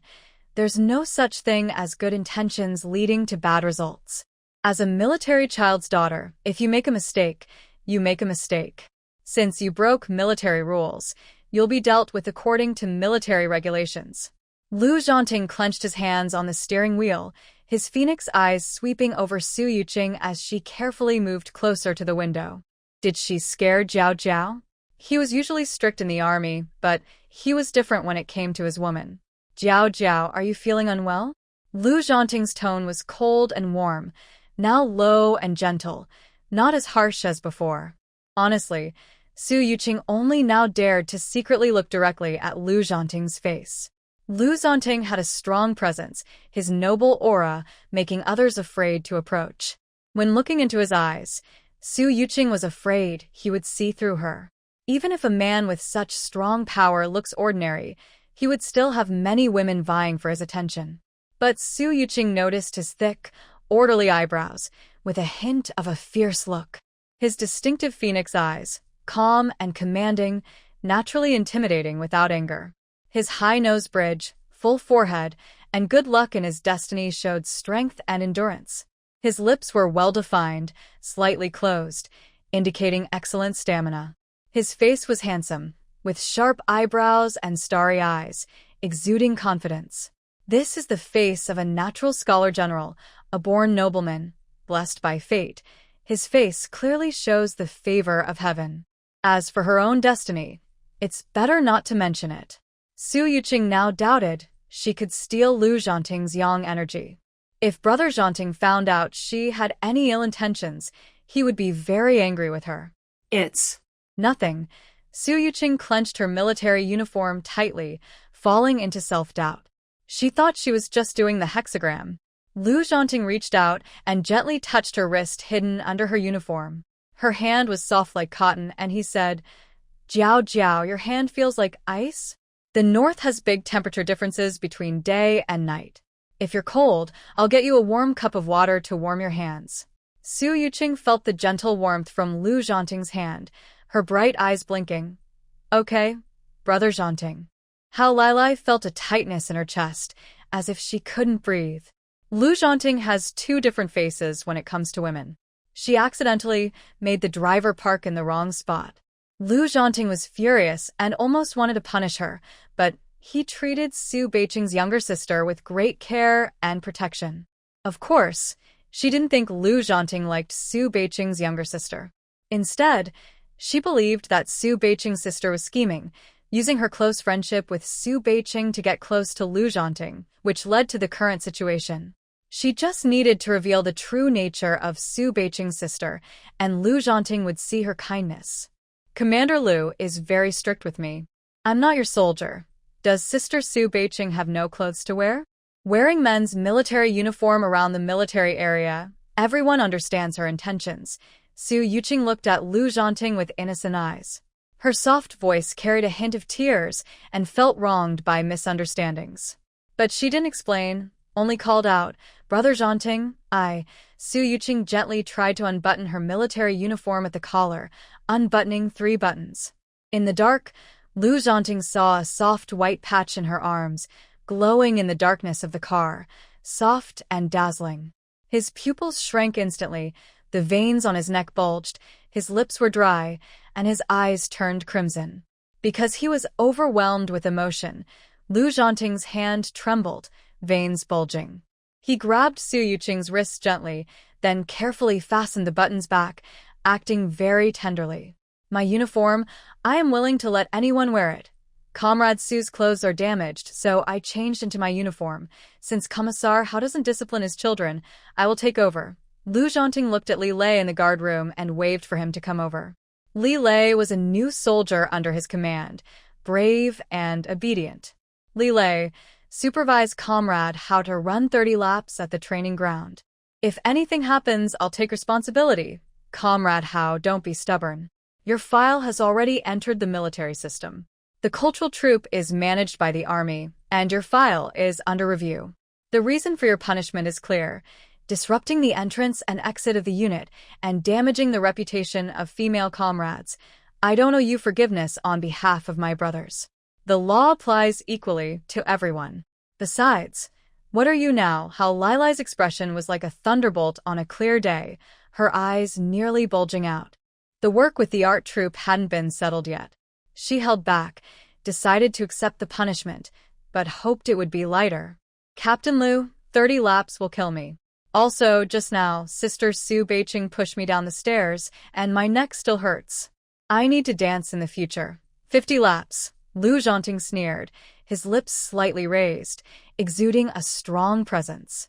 "I almost forgot you're still part of that group of women accomplices," Lu Zhanting said, passing a box of golden leaf cigarettes through the car window to Li Lei. "Take Comrade Hao to the art troupe dormitory, find Comrade Zhang, the head of the Beijing City Art Troupe, and ask her to check if those women left a bucket of water behind the dormitory door today. If so, punish those women along with Comrade Hao by making them run 50 laps on the training ground. Li Lei, you only need to do your part. I take full responsibility." Li Lei naturally agreed, without hesitation. He had long been annoyed with Hao Lilai, often parking randomly in front of the guardroom, flaunting his family's wealth, and ignoring military rules. "Commander, I don't want a cigarette. I'll handle this well," he whispered so only 2 people could hear. "Sister-in-law is really pretty." "The commander is lucky." Li Lei secretly saw her charming face, her skin glowing white, and noticed her secretly wiping tears, afraid to trouble the commander. Such a sensible and obedient woman. Everyone would want to marry her. Li Lei didn't know the others well, but he knew the commander best. Many women had written love letters to him, but the commander not only ignored them but also kept a distance of hundreds of meters from other female comrades. When Sister Su Beijing's sister came, Commander Lu spoke softly and kindly, specially bringing people to the military district under the pretense of fetching something, but actually making sister-in-law wear his military uniform and walk around. Everyone knew that Sister Su Beijing's sister had caught the commander's eye. No one could touch her. Su Beijing and Commander Lu were excellent comrades and friends. If the commander could marry her sister, it would be a perfect match. "Hey, kid. Speak softer. Don't scare her," Lu Zhanting said, raising his eyebrows and tossing a cigarette into Li Lei's arms. "I don't usually smoke. Someone gave this to me." Li Lei smiled, took the cigarette box, and waited for the dust from the jeep to settle. "Comrade Hao, come with me." Hao Lilai looked composed, glancing at the driver at home, giving a clear hint. She quickly called her father to come and save her. Li Lei quickly found Director Zhang Hongmei, from the art troupe, along with Hao Lilai. Zhang Hongmei was sitting nervously in her office, her face pale and worried. She had been feeling unsettled these days, troubled by her nephew Zhang Shulang's affairs. 6 months ago, Zhang Shulang had claimed military achievements through her husband's connections, beating a local boy from northern Subei City, and was promoted to company commander. Now, he was successful in his career, with everything he wanted, but he was 36 and still unmarried. A few days ago, when she went to the supply and marketing cooperative to buy pork, she saw her nephew going into a shady underground hotel with a rough-looking, curly-haired young man. She was curious about what her nephew was doing. Her nephew was the hope of their entire family. Her brother, at 45, had 6 daughters, and her precious son was their only son. All her family's hopes and connections depended on Zhang Shulang. She wished he would someday hold a high position and take care of their family. Zhang Hongmei treated her nephew's matters as if they were her own. She had only 2 daughters, and her only hope was her nephew's future wealth. The shady hotel was located above a foul-smelling ditch. She waited outside for 3 hours, swatting at mosquitoes and getting bitten many times, until her nephew came out. Unexpectedly, she saw that young man kiss her nephew on the face, and her nephew's walk looked strange. She had 2 daughters and didn't know what her nephew was doing, but she was just naive. She discovered her nephew liked men, and that he was being controlled by one. That day, Zhang Hongmei returned to her parents' house, furious and almost exploding with anger. She scolded her nephew all day. This happened 2 months ago. Today, her nephew was on leave, and she was working. She was worried that her nephew might be left unchecked, and one day, if someone found out, he could lose his position as company commander, ruining their family's efforts. Li Lei knocked on the door. "Commander Zhang, Colonel Lu Zhanting wants you to clarify something. Colonel Lu heard that some of your team members planned a trap to harm comrade Subei City's sister." Hearing Lu Zhanting's name, Zhang Hongmei was very afraid of his background. She listened carefully to Li Lei's request. She didn't dare delay for a minute. She took the keys and went to the art troupe's dormitory, feeling anxious. If Subei City's sister dared to come into her territory, she would crush her completely. Why should a small-town punk be so much better than her nephew? Because of Subei City's arrival, her nephew took 3 years to be promoted to squad leader. If her nephew had been promoted earlier, he wouldn't be so discouraged now and might not have gone astray. She knows well the people under her, all good girls, pretty, innocent, obedient. They come from ordinary families, not worth introducing to her nephew, or she would have done so long ago. It was already dark outside. Under the moonlight, Zhang Hongmei was counting on her fingers to find the keyhole. When she opened the door, poof, poof, poof, water buckets, murky with green algae and a few flies, poured in. Her feet were grabbed, and she was thrown to the ground, with 2 people sitting on her and her face stepped on. One slap after another landed on Zhang Hongmei's face. "Trash, who told you to let Lu Zhanting talk about us? Still dare to push us down the stairs? If you offend us, you should know the price. Village girl from the countryside should go back home. Don't use that fox-like face to seduce people. Thinking Lu Zhanting likes you? If it weren't for the face of Beijing, he would have thrown you away long ago. Zhang Hongmei, smelling the foul stench in a room, felt dizzy, her face swollen and numb. Stop. You all stop. She weakly raised her arm, but two women forcefully twisted it, causing a crisp bone-breaking sound. Everyone, attack together. Strip her clothes and see if she still dares to flirt. Thinking we won't dare to touch Subei City's sister? When I catch Subei City, I will make this sly little girl obedient. Lu Zhanting belongs to me now. He looked at me today, so he must like me the most. One piece of clothing after another was torn off. Hey, this sly girl still has a sponge pad on her chest. Could it be a padded bra? Haha. With such poor development, she still dares to seduce men. Some men are even bigger than her. Stop talking nonsense. I can't keep up with you. Don't be fooled by her pretty face. Her skin looks like old bark, and I feel like my hand might tear. The women worked together fiercely, tearing everything off. One of them noticed a blue jade pendant at Zhang Hongmei's neck. Strange, this sly girl also learned to wear a jade pendant like an old witch to show off. This sentence caused anger in everyone's hearts. That old witch still makes me serve her foot-washing water today. The Qing dynasty is long gone, and she still thinks she's the Empress Dowager. Her feet smell so bad it makes my face stink, just like her wrinkles. Haraha, you smell it too. I can't breathe during rehearsals because of that smell. It's like a 10-year-old salted fish. Zhang Hongmei's mind seemed to be buzzing with dozens of mosquitoes, and she was very angry at these money-losing people's words. She couldn't even straighten her body. Let me tell you secretly, don't tell anyone. The old witch says her man loves her very much. Last time, when her man came to pick her up, he secretly touched my thigh and asked if I wanted to go to the movies. Hee Fong Fong, you are really charming. Taking down Lu Zhanting is easy for you. The old witch must be furious when she finds out. Good, let her be furious. Her bad temper every day. If it weren't for her, who would want to hold the old witch's stinky feet? By the way, do you smell a foot odor? How Lilai hesitated and reluctantly stepped forward when Li Lei called her. Seeing Zhang Hongmei, who had been thoroughly stripped, she was so scared. She kept stepping back. Li Lei, come quickly. Captain Zhang was beaten and unconscious. Hurry and save her. The girls from the art troupe looked at each other in confusion. How Lilai asked who they had beaten. They clearly beat the fox spirit's younger sister from Subei City, so why was it their superior, Captain Zhang?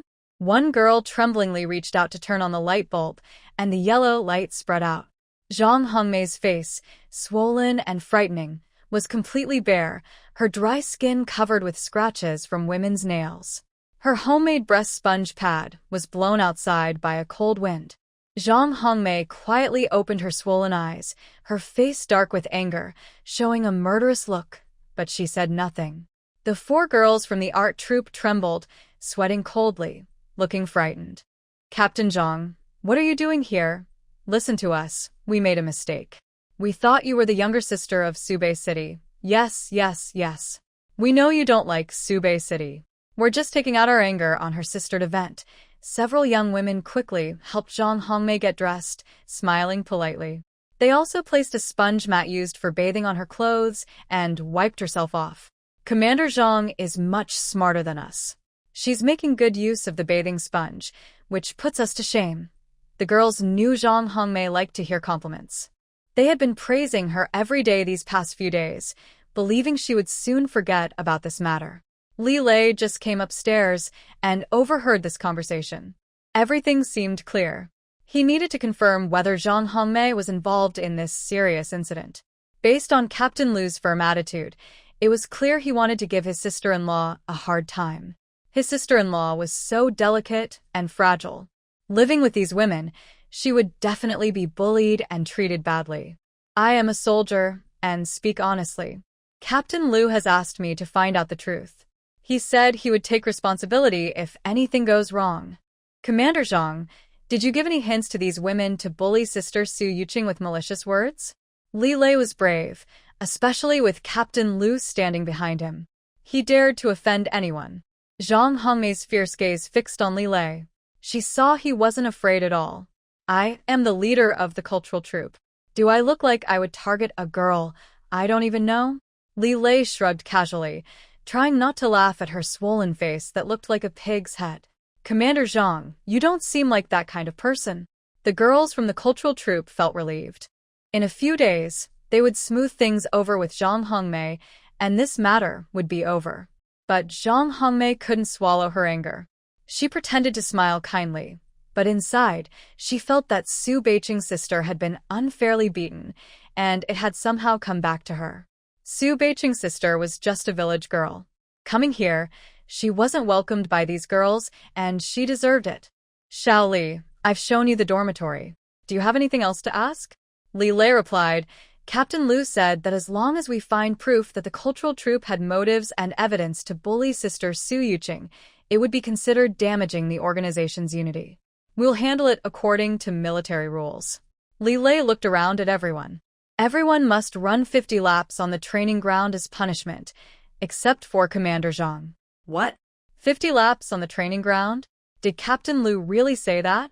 We didn't even touch that troublemaker. Sister Su. Why are we being punished? This isn't fair at all.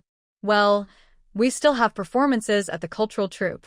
How can we run 50 laps on the training ground? Li Lei snorted. Comrade Hao also has to run. Since the political commissar's daughter was punished, why do you act so proud, even more than Comrade Hao? Li Lei didn't say it aloud. Now he saw clearly that not all beautiful female comrades are gentle and kind like sister-in-law. These women are not only mean but also very difficult to deal with.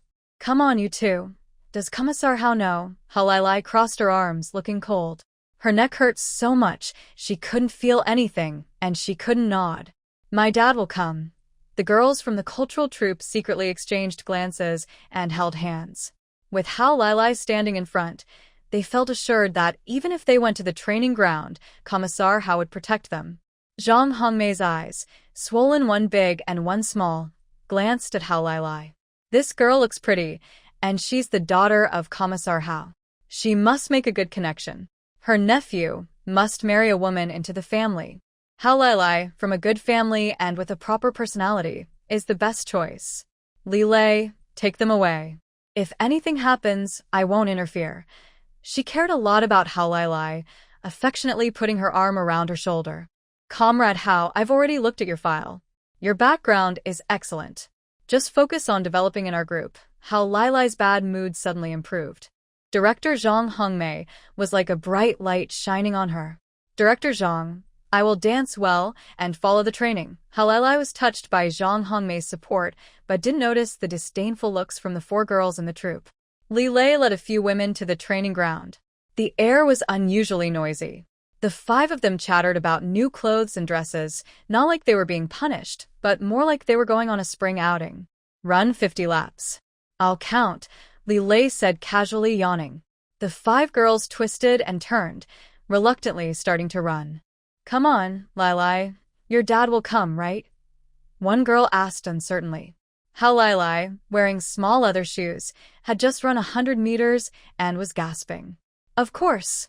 These delicate girls waited until the 49th lap, but didn't see anyone. Because Li Lei was cold and didn't understand compassion, he made them crawl all the way to 50 laps. Lilai, what's wrong with you?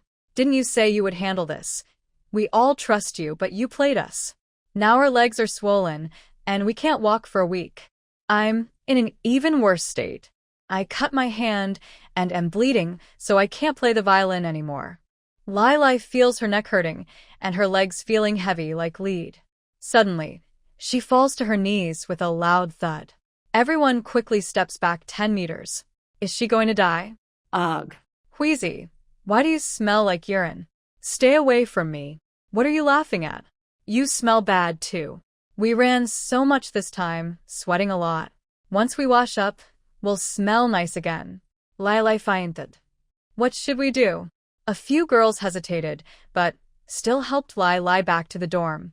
No one dares to openly offend Lilai now. Lu Zhanting parked the car at the guest house. The guest rooms at home still need to be cleaned before anyone can stay. Jiao, you should stay at the guest house for 1 night. I'll stay next door. If anything happens, just call me through the window. Su Yuqing just got out of the car, biting her lip, thinking she might have heard wrong. "Brother Zhanting, I can stay anywhere. If you're busy with work, don't worry about me." A couple passing by in a jeep, happy to be able to stay at the guest house, walk with a spring in their step. They glance at Lu Zhanting's neat military uniform and his impressive military jeep, feeling a bit shy and speechless. Their eyes linger on Lu Zhanting's serious uniform and powerful jeep. They don't want to speak, feeling overwhelmed. He's clearly a successful young soldier, tall, handsome, and commanding. His presence is so strong that they dare not look too closely. What woman could match such a strong man? The wife, with a slightly scrutinizing look, looks at the man who is almost holding her. She has fair, flawless skin, a pinkish face like a fairy under the moon, delicate features, and a charming appearance. She's watching him when she realizes her man has been staring at her in a daze. "Hey, what are you looking at? Hurry up and get the introduction letter." Lu Zhanting's cold gaze sweeps over, and he turns slightly to fully block Su Yuqing.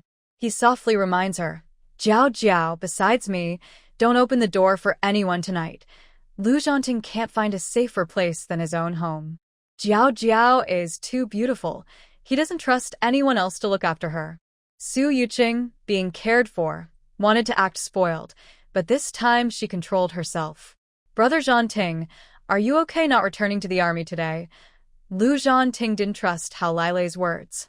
If Hao Zhenwei had something important, he would have come to see him himself. If it was not important, Hao Zhenwei was very eager to introduce him to potential marriage partners. He had refused about 10 of them. He believed that true love was decided by fate. His future wife was right here, this little girl. "It's okay. I will return to the military early tomorrow. Your safety is the most important today." Su Yuqing's eyes were moist, and she spoke sincerely. "Brother Zhanting, you are so good to me. Just like my brother." Hearing this, Lu Zhanting's lips moved slightly. Who wanted to be her brother? He took his luggage and went to the reception desk at the guest house, where he got a military pass and a letter of introduction for Su Yuqing. 2 rooms, try to be close together. The staff saw such a perfect couple and was stunned for a moment. They silently handed over 2 keys. After the guests left, 2 staff members sat cross-legged, cracking sunflower seeds and chatting. That man is much taller than the woman, and their sizes are very different. That girl's waist is as small as a palm. Can she handle it? She has to handle it. That man looks very domineering. I was outside sweeping the yard earlier. He didn't even like others looking at his girl. Lu Zhanting unlocked the doors to 2 rooms. One had better ventilation, so he went in to wipe the chair. "Jiao Jiao, you sit first. I'll make the bed quickly." Su Yuqing sat for a while, not quite sure what Lu Zhanting was planning. When she saw him open the window for ventilation and change all the musty bedding and sheets with new ones from the army, she realized. The sheets were perfectly smooth, without a wrinkle. She had met many men, but none had better housekeeping skills than women. She was sure that Lu Zhanting was very particular about cleanliness.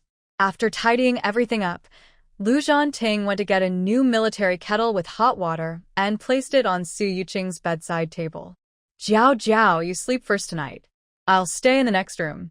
Call me if you need anything. By the way, my wallet is in the right pocket of my pants. My hands are dirty. Jiao Jiao, help me take it out. Sorry, I can't assist with that request. Before me, you can be brave and be yourself. If you want to act cute, go ahead. Whatever you want, I support you. I know life in your blended family is hard. I will always protect you in the future. Although Beijing is his brother, he hates injustice. He has always been unhappy about their father's remarriage, thinking the stepmother is very scheming, and he also has some complaints about his stepsister, Su Yuqing. From now on, Jiao Jiao will have him watching over her, so she won't have to suffer any bullying or cold looks from others." Lu Zhanting's deep eyes fell on her full red lips. Just a little more and he could taste something. Su Yuqing's body was pressed against the strong body of the man. She felt weak and almost slid into Lu Zhanting's arms. She didn't quite understand. Brother Zhanting seemed to think she was a little pitiful, so he felt sorry for her. After Lu Zhanting left for a long time, Su Yuqing's heart fluttered. A sudden feeling of excitement filled her inside. It seemed she was starting to like this soldier brother who was allergic to women. How could she make Brother Zhanting have normal interest in women? Lu Zhanting got up early to report to the army. Since he was still on leave, he arrived at 7 a.m., and many new soldiers were coming out of the dining hall. Li Lei smiled and said, "Commander, those women are really scheming. They're obviously after my sister-in-law, planning to gang up on her." Captain Zhang accidentally became the scapegoat. They all ran 50 laps, and I watched them. Not a single lap missed. "Where is my sister-in-law?" Li Lei peeked around, still wanting to see what the beautiful sister-in-law looked like. It was too dark last night. Lu Zhanting was a bit surprised that Li Lei successfully punished Hao Lai, but he didn't mind. "She's resting at the guest house. You did well. Be serious during training, and you'll stand out." Lu Zhanting gave a reminder. "Do you know where Commissar Hao went?" Li Lei scratched his head but felt satisfied with Lu Zhanting's guidance, because the usually cold-faced king of Hell only scolds people and doesn't talk much. Even the sister-in-law is impressive, making the cold-faced king of Hell become gentle. "I don't know today. Yesterday, Commander Gao sent someone to take Commissar Hao away." Lu Zhanting then went to Commander Gao's office. After finishing the military district's affairs, he planned to withdraw some money from his bank book and take Jiao Jiao to the department store to buy clothes. "Zhanting, you're just in time." "Why didn't Beijing's sister come with you?" Commander Gao asked with a tone full of disappointment. He had heard early in the morning that Lu Zhanting, this young man, brought Su Beicheng's sister to the military district. Not only did he help her put on her uniform, but he also gave her personal supplies for the new year. Commander Gao, when he was young, also chased after beautiful girls. Everyone knew what Lu Zhanting's plans were. Don't talk about taking care of Beicheng's sister like that. Others take care of their wives more thoughtfully and modestly than you do. Lu Zhanting and Commander Gao, who is both a mentor and a friend, do not hide anything in front of him. "I'm at the age to get married. Jiao Jiao is young, and I should take good care of her. As for being modest? Commander, you don't know my style. I am already quite modest." Commander Gao took out a secret letter. "Zhanting, open this letter and see what the little wife you like has done." Lu Zhanting opened the letter without hesitation, curious about everything related to Jiao Jiao. And Commander Gao's relaxed tone suggests he is very pleased with Jiao Jiao. Comrade Su Yuqing, during her train journey, was willing to sacrifice, endured hardships, and faced danger bravely. She courageously eliminated dozens of hidden enemies and saved Professor Zheng's family with her fragile body. Such brave and fearless spirit is worth learning from everyone. This is to award Comrade Su Yuqing a third-class merit, and she is given the title Active Fighter Against the Enemy, After reading it, Lu Zhanting felt anxious and restless. The journey Jiao Jiao took to Beijing for treatment was so dangerous. These few lines of words made his heart race and his chest tighten. He suddenly stood up with a bang, straightening his posture, and was about to leave with his military uniform draped over his arm. Lu Zhanting insisted on personally checking whether Su Yuqing was injured. She was so obedient that even if she was in pain, she wouldn't say anything, hiding her suffering in her heart. Commander Gao quickly held him back. "Why are you in such a hurry? The organization has prepared a bonus of 1,000 yuan, 3 notebooks, a porcelain cup, and 2 towels for Xiao Su. This is Xiao Su's third-class merit certificate. Zhanting, I have something more important to tell you." Lu Zhanting took everything together but had no mind to look at them. His mind had already drifted far away. He carefully examined the red third-class merit certificate, more seriously than his own military medals. Commander Gao waved his finger in front of Lu Zhanting. "Hey, kid, come back to your senses. Previously, you showed no interest in women. Now, you've met someone you like, and you're more attentive than anyone else. When Beijing returns, I want to see how you explain yourself." Lu Zhanting touched his nose without any embarrassment or guilt. "Honestly, I am serious about Jiao Jiao. I just want to protect her under my wing. I don't want anyone to bully her, that's all." Senior Officer Gao has always believed in Lu Zhanting's potential. Lu Zhanting is physically strong, skilled in tactics, and has studied many military books. He has earned his military achievements through blood and effort, and was promoted to regiment commander at a young age, without dispute. Until someone saw the legendary Lu old chief training his grandson, saying, "Lu Zhanting, you're fooling me again. Didn't you say you'd find a wife after becoming a regiment commander? Wait a few more years. When I get old, I won't be able to take care of my great-grandchildren." Everyone then realized Lu Zhanting's family background was very impressive. His grandfather is a retired hero with many honors, his father is a popular diplomat, and his mother is the director of the cardiovascular department at 301 Hospital. None of them are ordinary people. They are all outstanding workers shining in their fields on the front lines of the country, people often seen in newspapers. Senior Officer Gao has always looked up to Old Master Lu and has taken good care of Lu Zhanting, mostly out of respect. "Gao, you usually act like you've seen a ghost when you see women. Now, when you meet someone you like, you want to keep her with you all the time. Be honest. Is your old problem better? If you can't and you want to marry Xiao Su, I will be the first to disagree." Gao's tone was firm, and he pounded the table. Only he and Lu Zhanting knew about this old problem. A bloody first-class achievement isn't something to be proud of. During a field training mission, Lu Zhanting discovered 5 hurried female spies exchanging important information. To prevent national secrets from leaking, he infiltrated and tracked their meeting point for 2 weeks.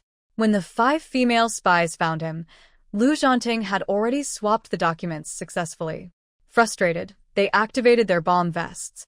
Blood and torn human tissue scattered in Lu Zhanting's eyes, and his hands were covered in foul-smelling black blood. Since then, Lu Zhanting found he couldn't contact normal people without his body reacting badly. Lu Zhanting tried many ways to get treatment, but nothing worked. He finally reported to his superior, Commander Gao, explaining that he had post-war psychological trauma and needed to take responsibility for his condition. With Commander Gao's help, tests showed that whenever Lu Zhanting touched a woman's skin, he developed a mild rash. He didn't take it seriously, but gradually lost interest in women. His days were filled with training and missions. Lu Zhanting said, "Jiao Jiao is the one meant for me. I don't feel uncomfortable around her. Being with her makes me feel much better, and my mood has improved without me even noticing." Commander Gao's eyes lit up. "It's good that you can get along with her normally. You must take care of Su for life. As soldiers, we live on the edge every day," Lu Zhanting replied. "A warm home with a wife and children is a luxury for us," said Commander Gao. Lu Zhanting clasped his hands tightly. "I know. That's why I treasure her so much. I wish I could settle things right now." Commander Gao chuckled.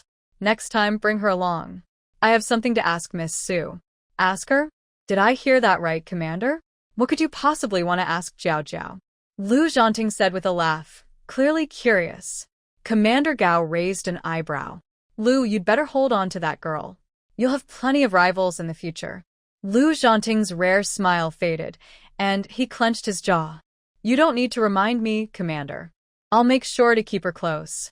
He wanted to ask what Commander Gao meant, but the commander remained mysterious. Later, Lu Zhanting went to the bank, withdrew 1,500 yuan, and placed 1,000 yuan in a yellow envelope on top of his third-class merit certificate. As he touched his passbook, his thoughts wandered. He didn't know when he would be able to give it to the woman he loved. Jiao Jiao was still too young. At the guest house, Su Yuqing had just woken up. She squinted as she put on her clothes. The walls were thin, and she could hear the young couple next door talking and laughing late into the night. She couldn't bear to disturb the bed that Lu Zhanting had carefully made for her, so she lay awake for 2 hours before finally falling asleep. Her clothes from yesterday had been torn, so she put on a new dress, made by Jiang Yinyan. It had a white Peter Pan collar, a fitted waist, and red fabric embroidered with small white flowers. Her figure took after her mother, Jiang Yinyan, graceful and well-shaped. All of her mother's love for beauty and affection for her daughter showed in the clothes she made. Su Yuqing tied a bow with the ribbon at the back of her waist. Although her chest still felt a bit tight, it was much better than yesterday. Su Yuqing found a pair of small plastic sandals in her luggage and put them on dizzily. Outside, it was foggy, as if it might rain. Her thick black hair flowed like a waterfall down her slender back. While brushing her teeth in the small mirror at the guest house, Su Yuqing noticed her face looked rosier. She hummed a little tune happily, feeling very pleased. Spending a day with the lucky one made her heart feel much better. Brother Zhanting is her best health tonic. Su Yuqing wiped the whitening cream made by the housekeeper, Huijiotian, from her space.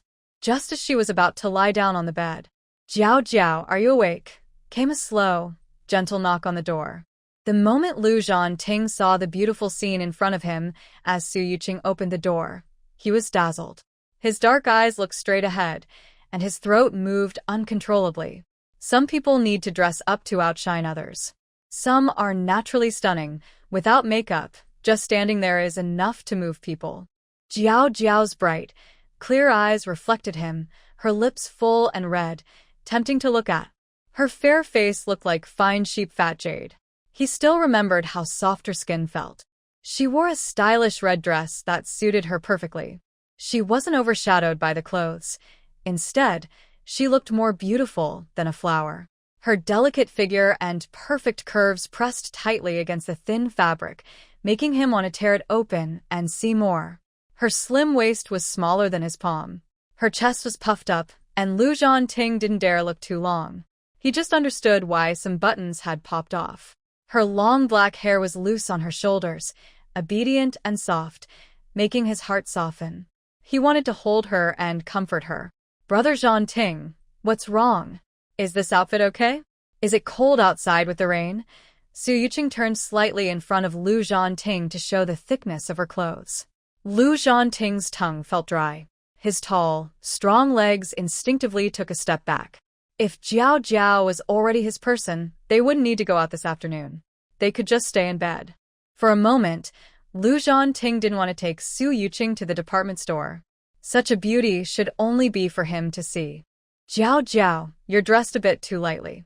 I brought the new military uniform I received yesterday. If you're feeling cold, just put it on." Su Yuqing tugged at the hem of her baraki skirt and hurriedly waved in front of the mirror. "Brother Zhanting, do I look bad in this dress? You didn't even say I look pretty earlier. Although I like your idea very much. Brother Zhanting's military uniform is really comfortable and the hem can reach your thighs. Su Yuqing is spoiled and often shows her little temper." She looked at Lu Zhanting with charming eyes, pouting her lips as if she could hang a teapot. Lu Zhanting's blood rushed to his head, and his ears turned red like they had been stained with blood. He used to hear old comrades complain that women are hard to please, saying one thing and doing another. His little Jiao Jiao is very charming when she acts cute, and she is easy to coax.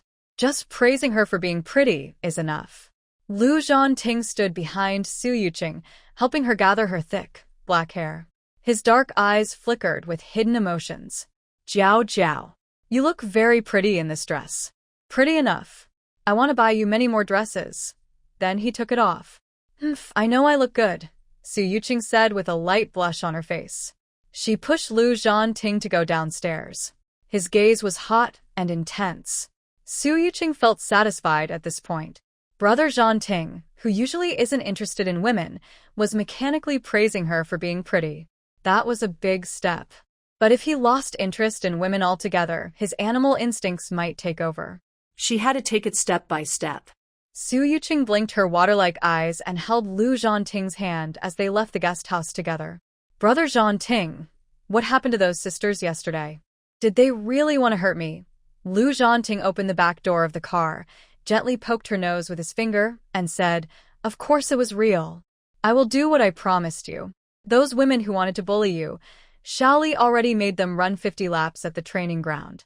If anyone tries to hurt you again, I will repay them 100 times over.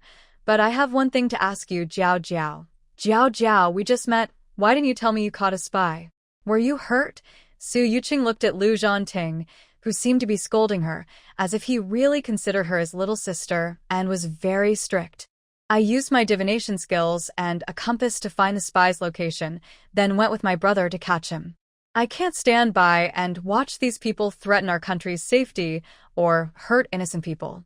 Even if I might get hurt, I will still go. I have saved many lives unintentionally, and I also saved myself.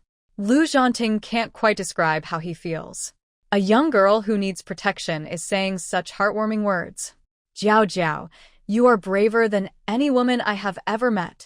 Your bravery makes me proud. With me, you can be free to be a little girl. You don't need to worry so much. I will do everything I can to help heal your body. Su Yuqing's eyes flickered slightly. When she was an orphan, she knew no one was behind her. She worked hard to learn many different skills just to survive. She had to think a lot because no one cared about her. In this 1970s world, material things were scarce, but true feelings were hard to find. She enjoyed unconditional motherly love and used clever plans to gain her stepfather's favor. These words touched her deeply. They gave her the sense of security she longed for. Could someone truly be there to support her? Su Yuqing's mind was tense because Lu Zhanting was the main character, the official partner. She decided to take things step by step.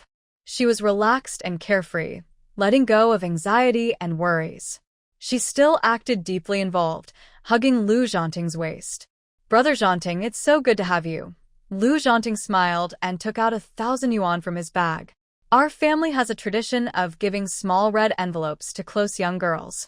Jiao Jiao, this is my gift. Jiao Jiao was also named active fighter against enemies and received a third-class merit award, along with 1,000 yuan and various daily supplies.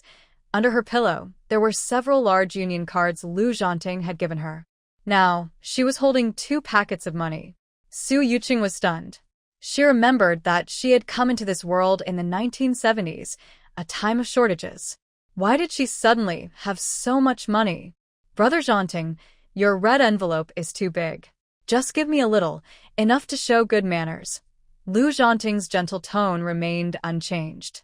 It's a family tradition my old man left behind.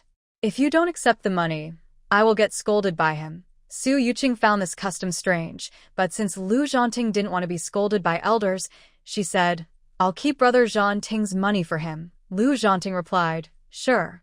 My money is with Jiao Jiao. Su Yuqing didn't notice the odd tone in his words and quickly looked out the window at the scenery.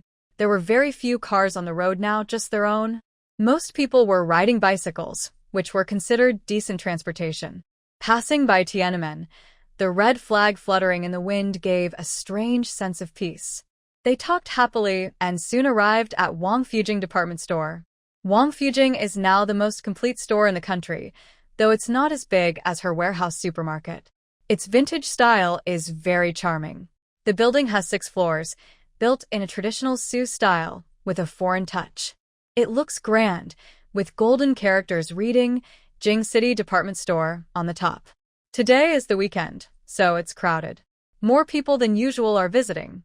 Lu Zhanting, worried about losing her, held Su Yuqing's hand and squeezed into the store through the front door.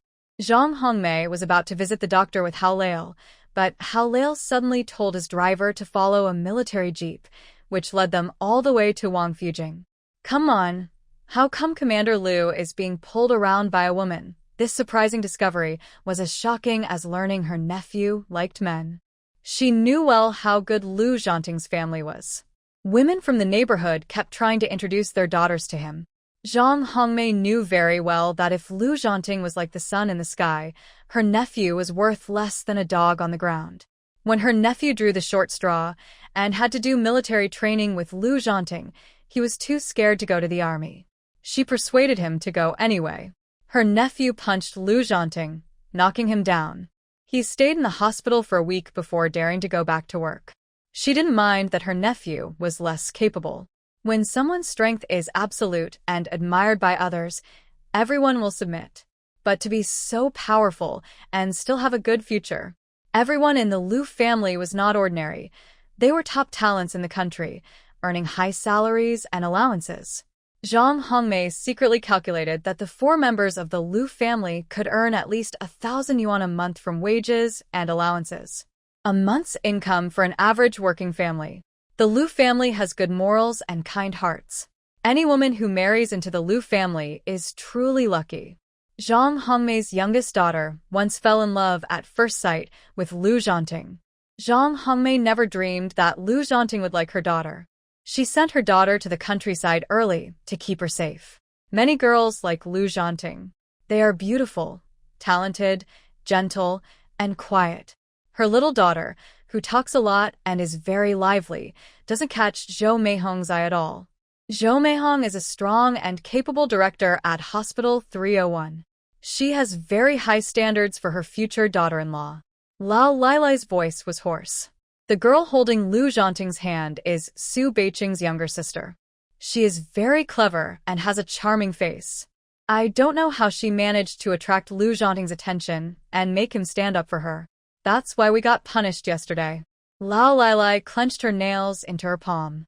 She couldn't understand why she, who was so outstanding, much better than Su Beiqing's sister, was punished to run 50 laps around the training ground just because of a small matter. Hearing this, Zhang Hongmei shivered with fear. Who? Su Beiqing's sister? Their family had just planned something against Su Beiqing. If Lu Zhanting really married Su Beiqing's sister, his relationship with Su Beiqing would become even closer. Su Beiqing was a tough guy inside, like a lone wolf. He could bite anyone he didn't like. Zhang Hongmei's heart almost skipped a beat. Lai Lai, Director Zhou hates scheming women the most. We need to talk to her quickly.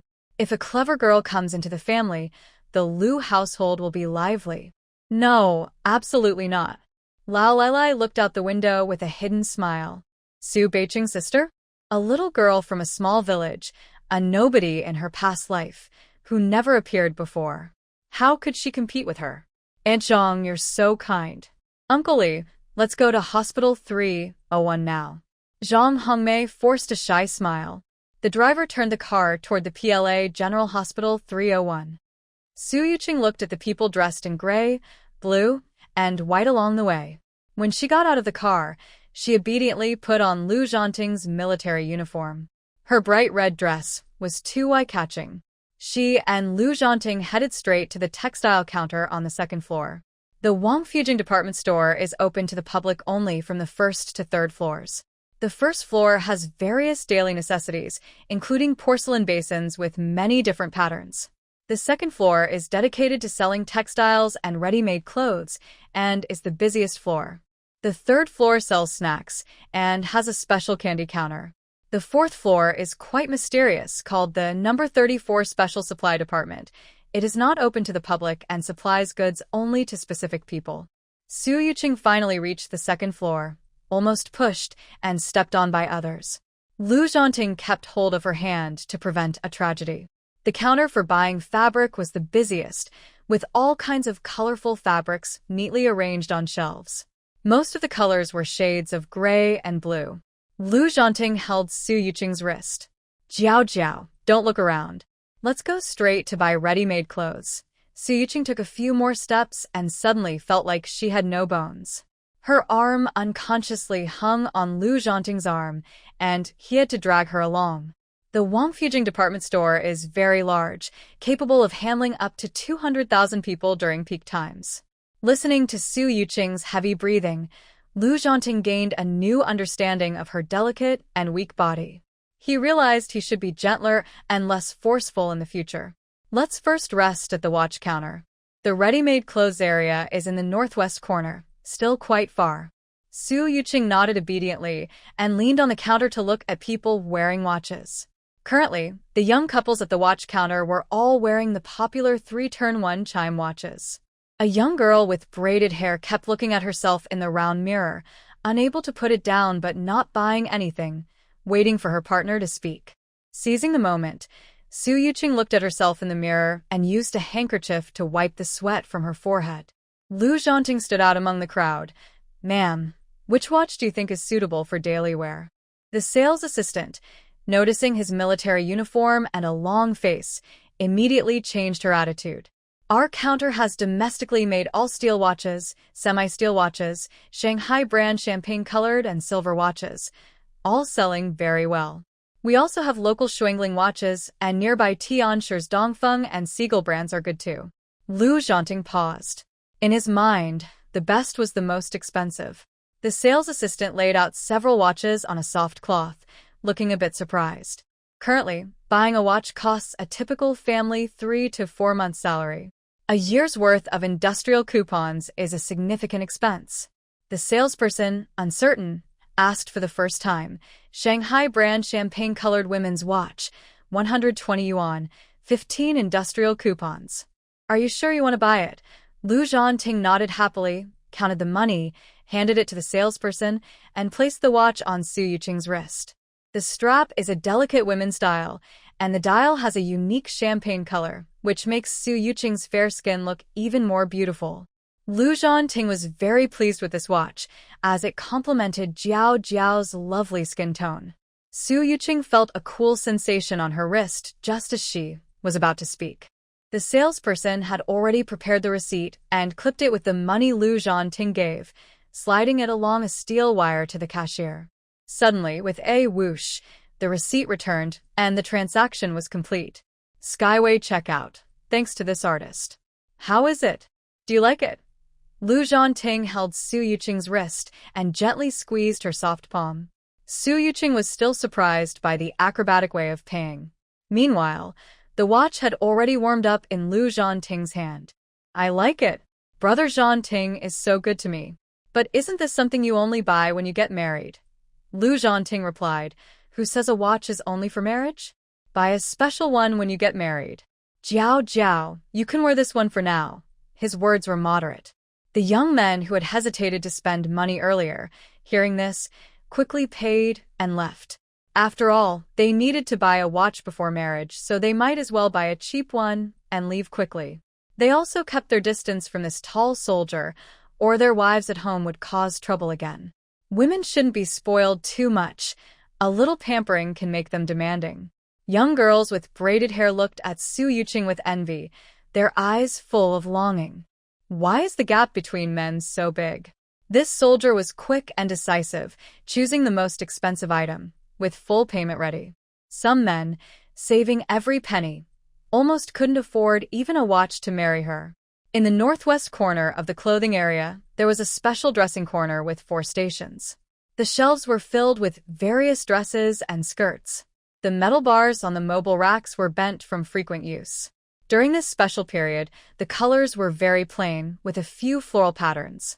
Su Yuqing tried on 7 or 8 pieces, but they all felt too loose around her waist, leaving her feeling empty inside. Outside the fitting room, there are only 2 things Lu Zhanting can do: wait for Su Yuqing to change clothes or help her pick out outfits. It's been almost an hour. The man shows no impatience, standing straight outside the door, carefully judging each piece of clothing. This color is too dark. Jiao Jiao, you look good in it. But this outfit doesn't suit you. Jiao Jiao, this dress has a nice pattern and looks good on you. The size is a bit off, but there's a skilled tailor nearby who can fix it. The salesperson nearby is amazed and goes to find suitable ready-to-wear clothes for Su Yuqing. Lu Zhanting, who came down from the 4th floor, is about to go to the 2nd floor to buy a scarf for his wife, as an apology. He has just finished entertaining important international guests and looks a bit tired. Seeing his son holding a woman's dress, tall and dressed in a military uniform, waiting outside the fitting room. He takes off his gold-rimmed glasses to wipe them, then adjusts his arm, feeling a dull pain. Was he dreaming? No matter how much Lu Zhanting mistakes people, he can't mistake those features that look very much like his own. He tidies his Zhongshan suit collar and walks over to Lu Zhanting. His son is the pride of the whole family, but he's also a worry for everyone. He's grown up but acts like a wooden man around women, as if he's a monk, pure and uninterested. He steps closer and hears his son giving advice to that young girl. Lu Zhanting, Jiao Jiao, this one is very good. The light pink color is the same as your previous dress, with a fake collar. It looks very pretty on you and complements your skin tone. With the salesperson's help, he quickly finds many dresses and pants that Su Yuqing can wear, trying on 5 or 6 outfits in a row. Brother Zhanting, don't praise me so much. I don't even know which one to choose, Su Yuqing says, putting down the clothes and happily trying others. She didn't expect that the usually indifferent male lead would praise her so enthusiastically, like a light had been turned on. From blushing at first to feeling numb, she's become immune. Lu Zhanting finds a suitable outfit for Su Yuqing from a small pile of clothes, speaking calmly. Jiao Jiao, just buy them all. I have plenty of fabric coupons. Lu Zhanting is action-oriented. He hands the fabric coupons and money to the salesperson, passing each receipt over the wire rope, making others glance at him repeatedly. Dad, how long do you want to keep looking? Lu Zhanting looked amusingly at Lu Zhanting with his hands behind his back. His father, like an old leader inspecting troops, looked serious. He told Jiao Jiao not to be scared. Lu Zhanting, as if meeting his own son for the first time, said, "You like that girl? You usually don't seem to be so sweet-talking.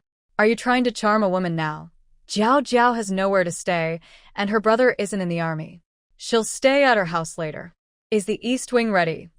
Lu Zhanting finished packing the small notes. "By the way, Jiao Jiao, remember to prepare a red envelope for her, a bigger one. I really want to get married, so I want to make a good impression on your future wife. Besides her, I won't marry anyone else." Lu Zhanting clenched the silk scarf wrapped in oil paper, grinding his teeth. Lu Zhanting. "I think you're just itching to get a good scolding. Whether you want to marry or not, I won't serve you," because Lu Zhanting and his father rarely saw each other. Their relationship wasn't very close. They spoke like friends. "Dad, I'll tell you the truth. Even if you were 20 years younger, you couldn't beat me." Lu Zhanting's fists tightened. He didn't know if his son liked anyone, but the boy still had a sharp tongue. He had always wanted a gentle, obedient daughter-in-law. Instead, his wife gave birth to a mischievous child, who was then taken in and educated by the old master. Their child was outside, unaware of life and death, and sometimes life with his wife felt dull. "Which family is the girl from? If you decide, we'll prepare things at home right away." Lu Zhanting took out a dozen foreign exchange vouchers from his bag. "Take the girl to the friendship store to buy some new and interesting things. Tomorrow, I'll take some time to gather everyone at Quanjude for a meal and a chat. Lu Zhanting. She's Su Yuqing, the sister of my friend Su Beijing. Jiao Jiao is busy tomorrow.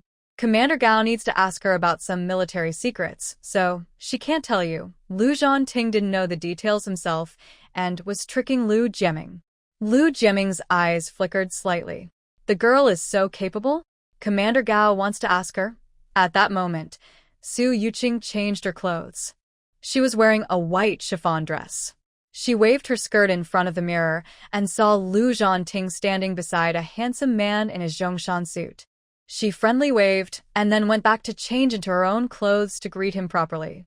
He walks at a steady pace, neither too fast nor too slow, not rushing to please anyone, but doing things at his own rhythm. Lu Zhanting's sharp eyes, which see through people's intentions, paused for a moment. He knew his son had high standards, but he didn't realize his son's judgment was so good. When he was young, he always wanted a delicate, gentle daughter. Now, he was just waiting for his unfilial son to help him fulfill this wish. This young girl looked obedient and soft, behaved confidently, and was very charming. She seemed to be naturally part of the Lu family. Lu Zhanting patted Lu Zhanting's shoulder. "I've set my eyes on this daughter-in-law. You should go and win her over quickly. Your mother, grandpa, and I have prepared the money, gifts, and bride price." Lu Zhanting was very excited, full of energy. Just thinking about having such a beautiful, gentle granddaughter to hold made him feel very pleased with his son. If the girl wants something, just buy it for her. If you can't win her over, don't come home. I'll pretend I don't have a son like you. In the end, Lu Zhanting still felt uneasy. "I'm going to get the money now. You better charm the girl well." After a little scare, Lu Zhanting was happy to see his family, like Jiao Jiao. She was a girl who made people like her more the longer they spent time together. Moreover, the Lu family liked good-looking people. The story of his father pretending to be sick 3 times in a month to get his mother to take care of him and finally winning her over was still told at the 301 hospital. With Jiao Jiao, his family's status had improved. Lu Zhanting finished getting the money and went home, wanting to share this good news with the old master. The old master was upset about something he heard. He tapped the ground with his cane loudly. "Meihong, the joke you told me is pretty funny. Lu Zhanting is so slick. No matter how clever a woman is, she can't outsmart him." The old master was furious, speaking sarcastically. "Lu Zhanting is the only smart one in the Lu family. He's almost 30 and not married. I'm not waiting around to see him have children. If he brings a girl home, I will eat this basin myself. Lu Zhanting's deep eyes showed concern. Dad, what's wrong? Why are you upset again? Zhanting found a girl he likes. She's very beautiful. I don't know how to describe her. She looks like a fairy and she's a perfect match for Zhanting. Lu Zhanting's deep voice sounded a bit proud. I've prepared a 2,000 yuan gift for our meeting. Dad, you should get ready too. When the guests arrive, don't say I didn't remind you. Zhou Meihong glanced at her husband, who was not at home. You're busy like a donkey, not coming home for 10 days or half a month. Who can you see? Don't lie to us. Are you telling the truth? Like when we first met Lu Zhanting, they say that after founding the country, no one should become a spirit. Our Zhanting is the smartest spirit ever. Every time he comes home, he says he's looking for a wife. Has he found one? He's busy with tasks and sometimes he can't find anyone for 10 days or half a month. Sometimes during the new year, he's busy protecting the big family of the country. Our family is busy with our own things. Even if he marries a wife, it wouldn't be fair to her. Zhang watched Zhou Meihong speak passionately, almost crying. His short legs clumsily ran to the kitchen to pour a cup of hot water, burning his hand. The argument in the yard was still lively. Lu Zhanting knew where he went wrong. He didn't spend enough time with his wife.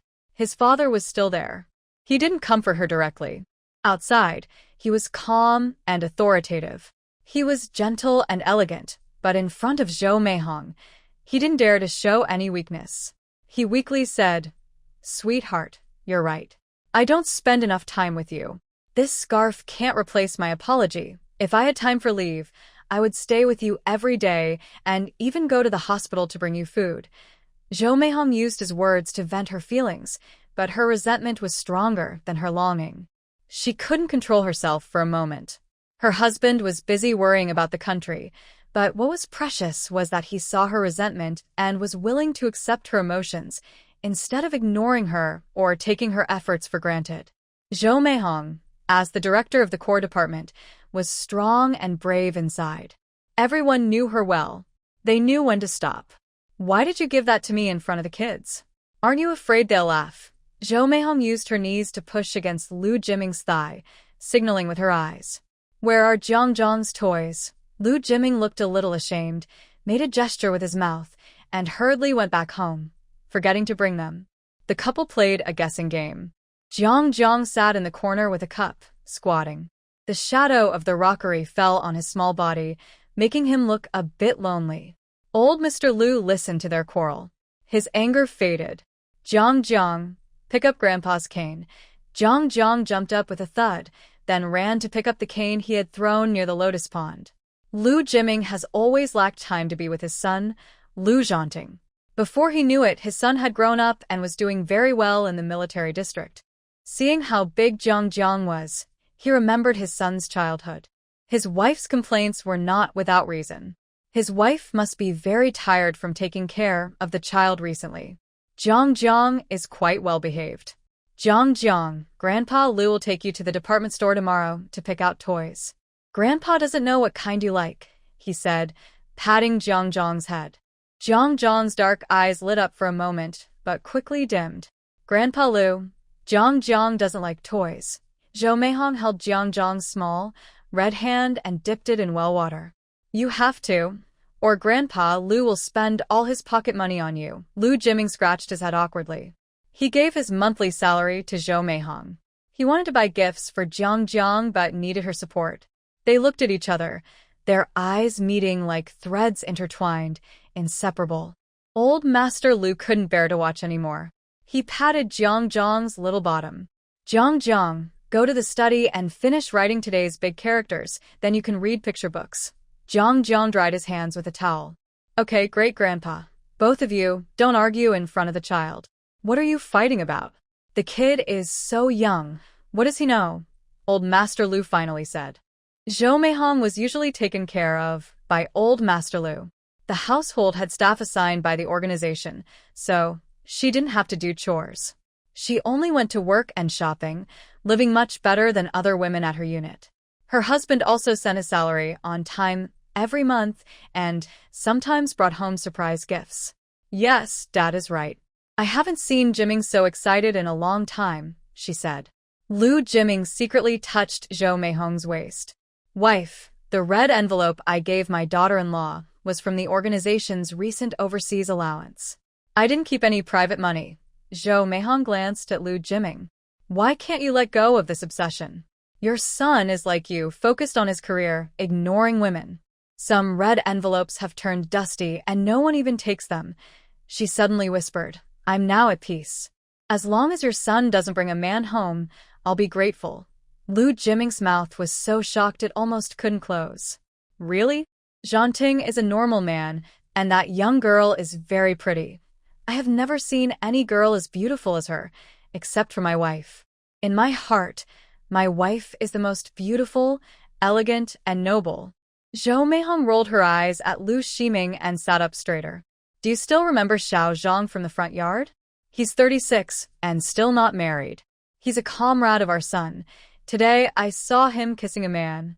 Zhang Hongmei begged me not to tell anyone and shared a big secret with me. Zhang Hongmei is very petty and told me our son was being seduced by a girl who is too clever. I think she's just worrying too much and meddling in everything. I immediately started scolding her. Our son is very clever. No one can fool him. I actually hope a woman can successfully attract him. Wouldn't that be better than bringing a man here?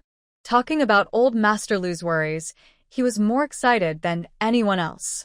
If Lu Zhanting dares to bring a man home, I will break his legs. Lu Zhanting saw his wife and father so angry and couldn't explain himself, so he chose not to. When people have low expectations, they might be happier than anyone else when they see a girl as beautiful as a fairy. He had prepared a red envelope, believing that in the future, the girl would think more highly of him. Su Yuqing and Lu Zhanting went to the third-floor snack area and bought various candies and cookies, including a tin of white rabbit milk candies. They bought a few pieces of each candy, some wrapped in cellophane like preserved plums and Mickey Mouse milk candies. As soon as Su Yuqing bought one, she opened a preserved plum and offered it to Lu Zhanting. A small child behind bumped into her arm, and her rounded fingertips touched Lu Zhanting's lips. Brother Zhanting, try this preserved plum. It's not too sweet. Maybe it suits your taste. Lu Zhanting chewed the sour and sweet plum, his eyes dark and deep, and his heart, like the candy, melted sweetly. Jiao Jiao, this candy is delicious. Su Yuqing's hands were now empty. Lu Zhanting's left and right hands were full of ropes tied with brown paper, and he was holding a tin of white rabbit milk candies. His fingers were tangled with various knots, at least 10 of them, mostly from the ribbons on her dress. There were also a pair of small leather shoes, a pair of white canvas shoes, and a pair of rubber sandals. Su Yuqing's shoe size was small. After leaving Wang Fujing department store, it was hard to find shoes for her. Adding the 2 pounds of candy and a large jar of white rabbit milk candies, I really can't carry any more. While others are shopping at Wang Fujing department store, Lu Zhanting and Su Yuqing seem more like they are buying supplies. Brother Zhanting, please put the things in the car. You're holding so much.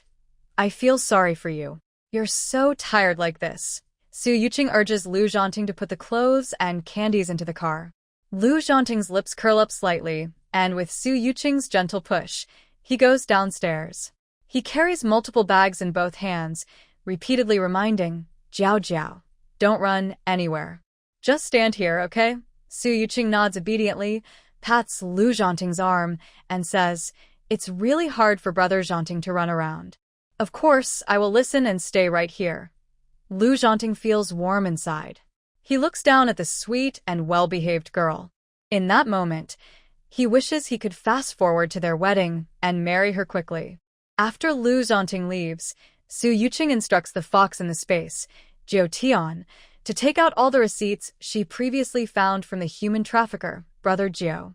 With Brother Zhanting here, she won't have to spend a single cent. Su Yuqing counts 60 industrial coupons and a bonus of 480 yuan from a third-class merit award.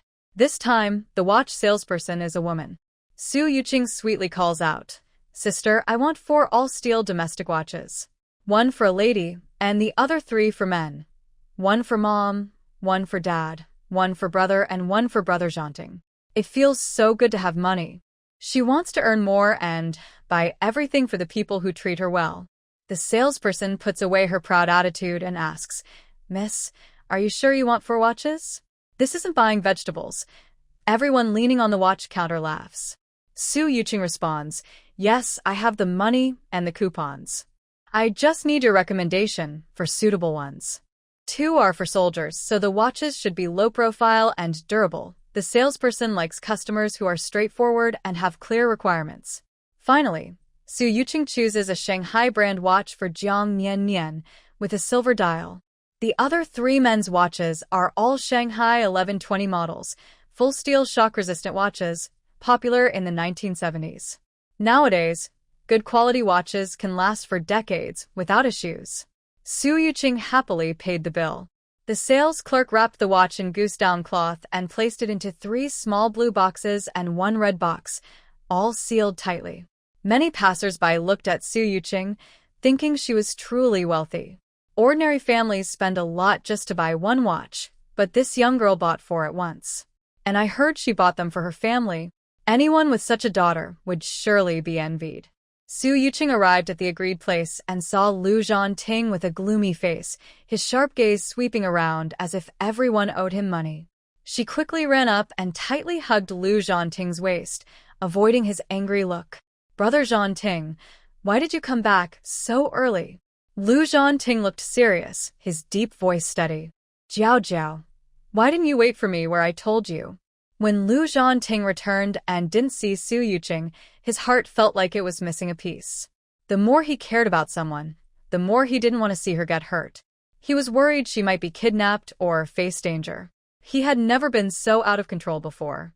His lips pressed into a straight line, his phoenix eyes fixed on the woman in his arms, holding her wrists tightly. Su Yuqing felt like she was holding on to a tree trunk, hard and rough. She pouted and said, "Brother Zhanting, let me go." Lu Zhanting sighed. He had no choice but to advise her, "Jiao Jiao, in crowded places don't run around. The department store is full of people, and there are thieves with knives. You might not even notice if someone tries to take you." As he spoke, a delicate full-steel men's watch was carefully placed on her wrist. The cool watch touched her warm skin. Her beautiful, charming eyes shimmered with affection, all focused on him. She softly hummed, "Brother Zhanting, do you like it?" Su Yuqing waved her champagne-colored lady's watch. Suddenly, Lu Zhanting couldn't hear anything around him. He quickly tightened his arms, lifting Su Yuqing with one hand and spinning her around. His chin rested on her hair, eager to hold her close, feeling like he wanted to merge her into his very bones. His throat felt blocked. He felt like he could fall in love with her 1,000 times over. I like it." After finishing, Lu Zhanting ignored the curious looks from others and tightly embraced Su Yuqing, holding her close. I like it very much. As long as it's from you. I like everything you give me." Su Yuqing pushed against the man's strong chest but couldn't move him. "It's good that you like it. Is it really appropriate for us to do this in public? Nowadays, men and women are shy about holding hands in public.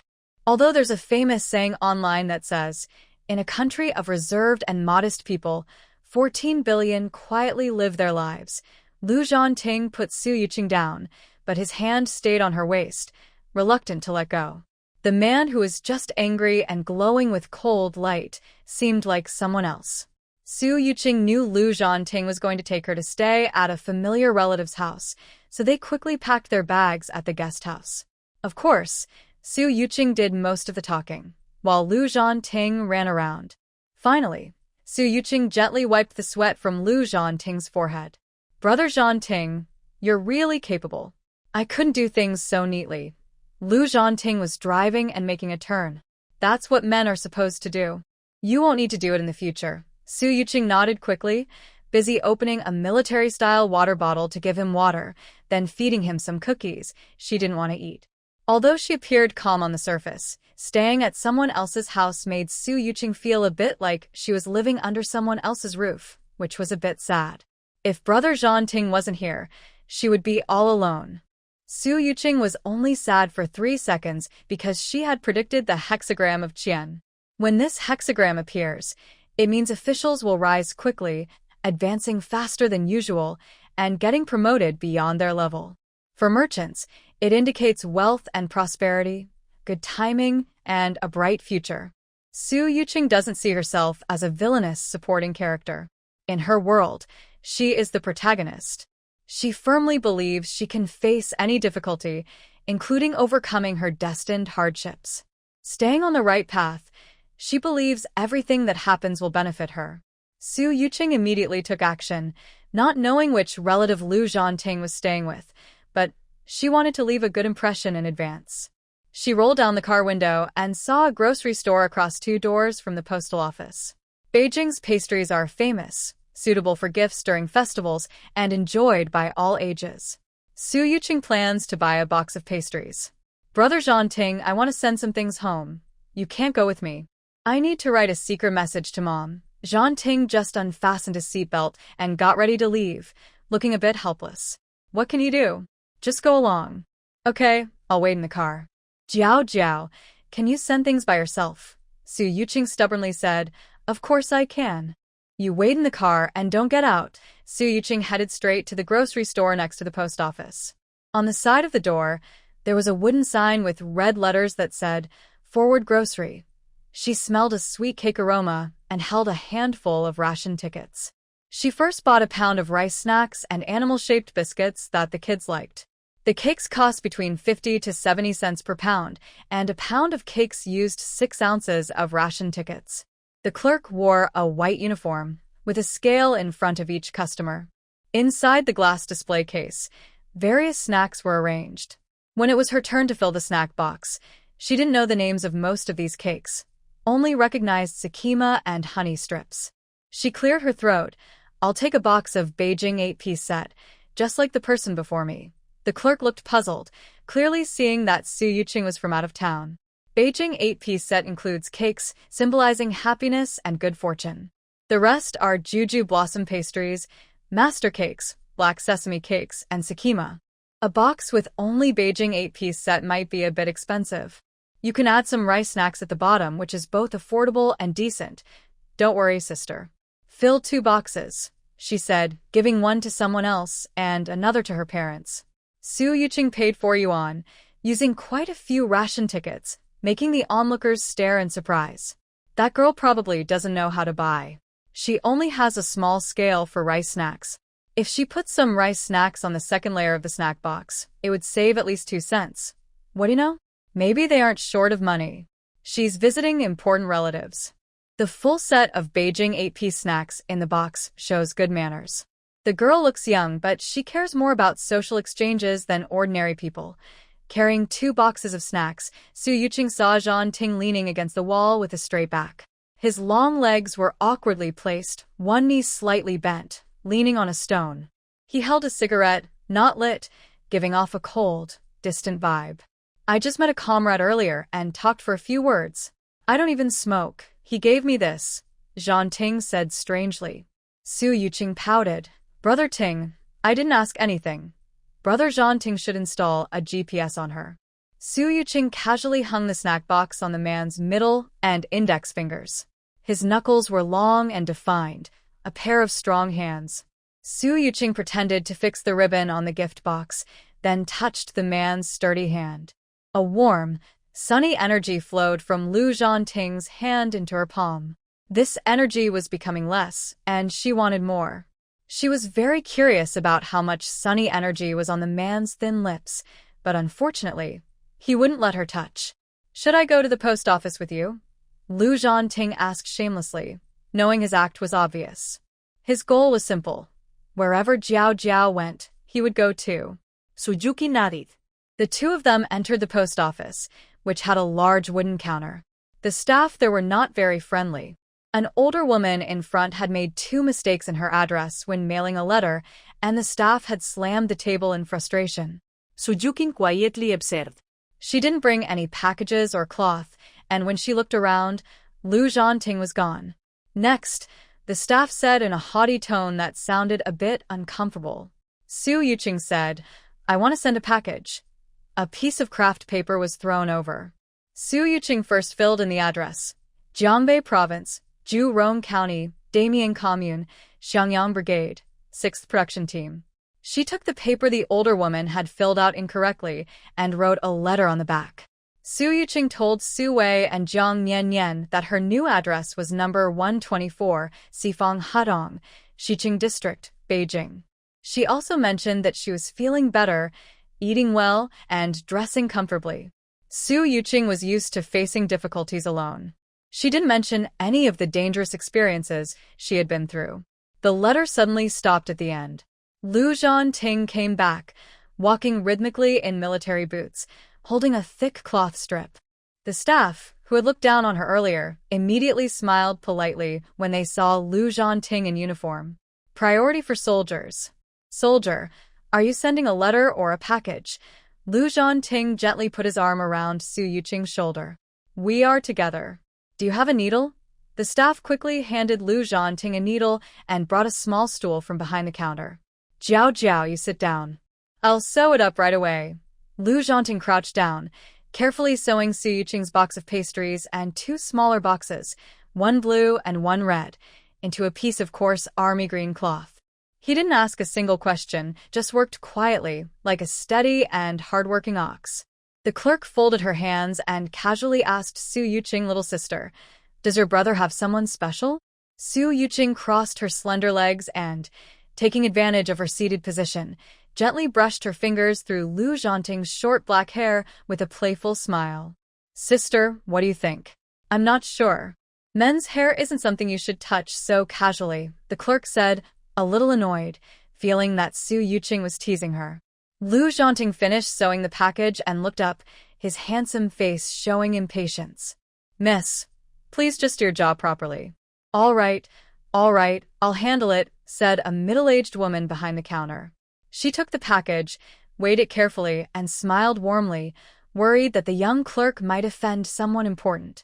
3 Jin, 1 yuan and 2.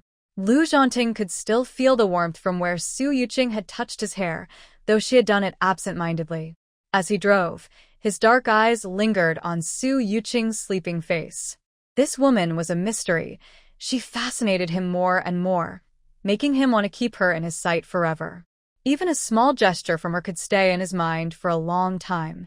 Su Yuqing, feeling warm and relaxed, slept soundly against the hard metal seat.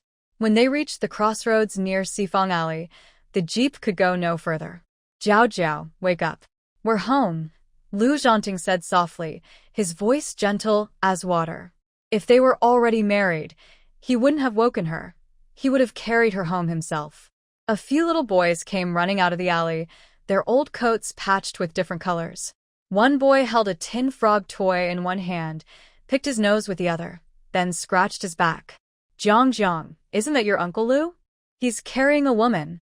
If he gets married and has kids, your family won't want you anymore. The boys clapped their hands and laughed. Haha, Jiang's got no one now. No one wants Jiang. Even from far away, Jiang recognized Lu Zhanting's broad back. Uncle Lu's back was always strong and steady. He crossed his arms, his voice trembling with tears, saying, Jiang won't be unwanted. Jiang won't be unwanted.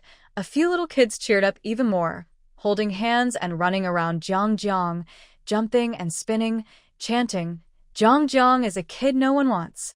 Jiang is a kid no one wants.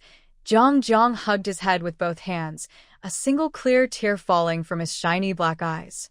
His mind was filled with mocking voices. Earlier, a chubby boy holding a tin frog toy, picking his nose and smudging green mucus on himself, said, I heard his mom doesn't want him and ran away with someone else. When the Lu family also doesn't want him, we can all bully him. The children nodded in agreement, listening to the chubby boy. A grown-up shout came from the narrow alley. Shao Nan, Shao Bei, dinner's ready. The children quickly put on their long dragging pants and went home to eat. Only the chubby boy stared at the dark, thin Jiang, turning left and right as if smelling food like a hungry dog. I saw a big jar of white rabbit candies when the car door opened. If you bring me some, I won't let them beat you. Jiang curled up, hugging himself tightly. The dry ground had a few drops of damp rain. He clenched his fists and asked, I have candies right now. Do you want some? The chubby boy, with one hand on his waist, twisted his tin frog and said, "You're smart. I'll let them hit you a little less." Zhang spoke in a low voice. "Come with me." 5 minutes later, the chubby boy ran out of the alley, crying loudly, leaving his beloved tin frog on the ground. "Oh no, oh no! My arm is broken. Mom, my arm is broken. Zhang broke my arm." Zhou Meihong, just back from the grocery store, looked at the boy's mother holding the small round ball, frowning. "Showdown, you lie without thinking at your young age. You're the king of the alley, and my Zhang is often bullied by you. How many times do I have to warn you? Lin Fun, if I catch you bullying Zhang again, don't come to me about Feng Er's matters." Lin Fun hugged her baby, thinking of her sister on probation, and kicked her troublemaker son with one foot. Showdown fell to the ground, crying even harder. "Mom, Zhang hit me. You hit me too. I want to tell Grandma." Lin Fun hated her mother-in-law the most. She slapped Showdown hard and said, "If you dare to go see your grandma, don't come back to this house." After hitting the child, Lin Fun felt guilty. She secretly cried as she took Showdown home. The scene ended, and Zhou Meihong noticed that people around her looked at her strangely. "Meihong, you have a guest at home." I saw the young man from the Lu family carrying a big bag, along with many gifts, heading into the yard. Now it was Zhou Meihong's turn to panic. "Really?" she said, tucking her messy hair behind her ear. When she felt embarrassed, she looked busy.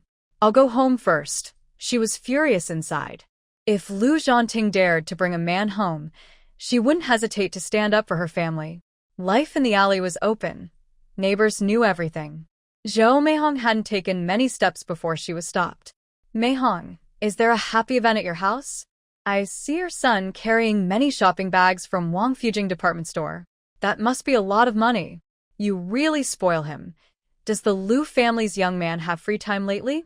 I have a distant relative who graduated from the Workers, Peasants, and Soldiers University. She's worked at the Supply and Marketing Cooperative for 2 years and is well-educated." Zhou Meihong smiled politely. She often received matchmaking suggestions for her son. Over time, she started to imagine what the other person might look like. She was sure the girl was probably ugly and demanding, not easy to get along with. Now she felt more at ease. She was less strict with her son.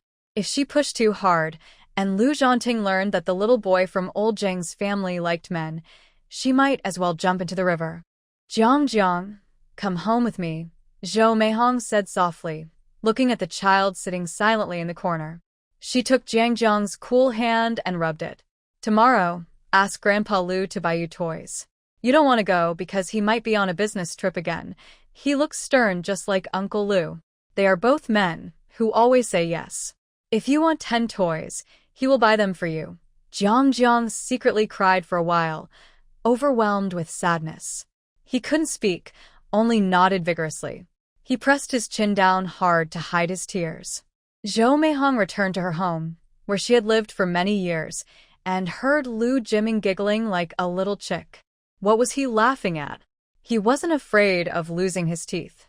Lu Zhanting looked at Zhou Meihong's light blue dress corner. "Wife, look who Zhanting brought with him." Su Yuqing saw an elegant woman in a blue suit, holding a child with his head down. She stepped forward willingly, reached out her hand, and softly said, "Hello, Aunt Zhou. My name is Su Yuqing, Zhanting's brother's friend, Su Beiqing's sister. Sorry to bother you." Zhou Meihong's eyes flickered. She thought, some girls are so fair and beautiful, almost as young and pretty as when I was young. She quickly extended her hand, shook hands, and her soft little hands seemed to melt in hers. Such a gentle and soft girl, she immediately liked her, thinking she would be a good daughter-in-law. When she was young, Zhou Meihong wanted to have a beautiful daughter. Now, she decided to accept this girl as her daughter, which would also make her son lose interest in Su Beiqing. She spoke straightforwardly.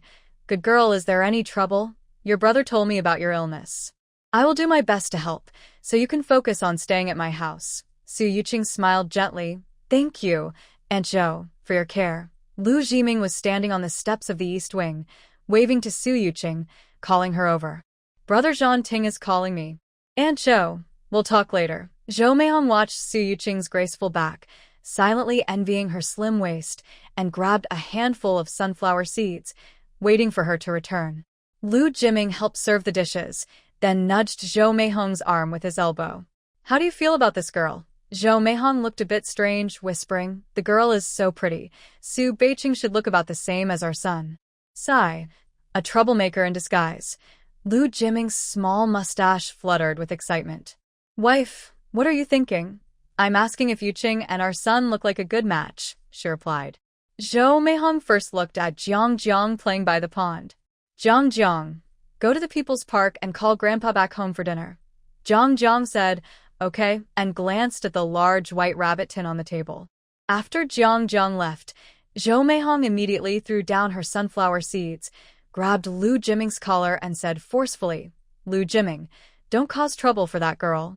Look at how innocent and pure Yuqing is, and look at our son, full of schemes. How could Yuqing be a good match for our son?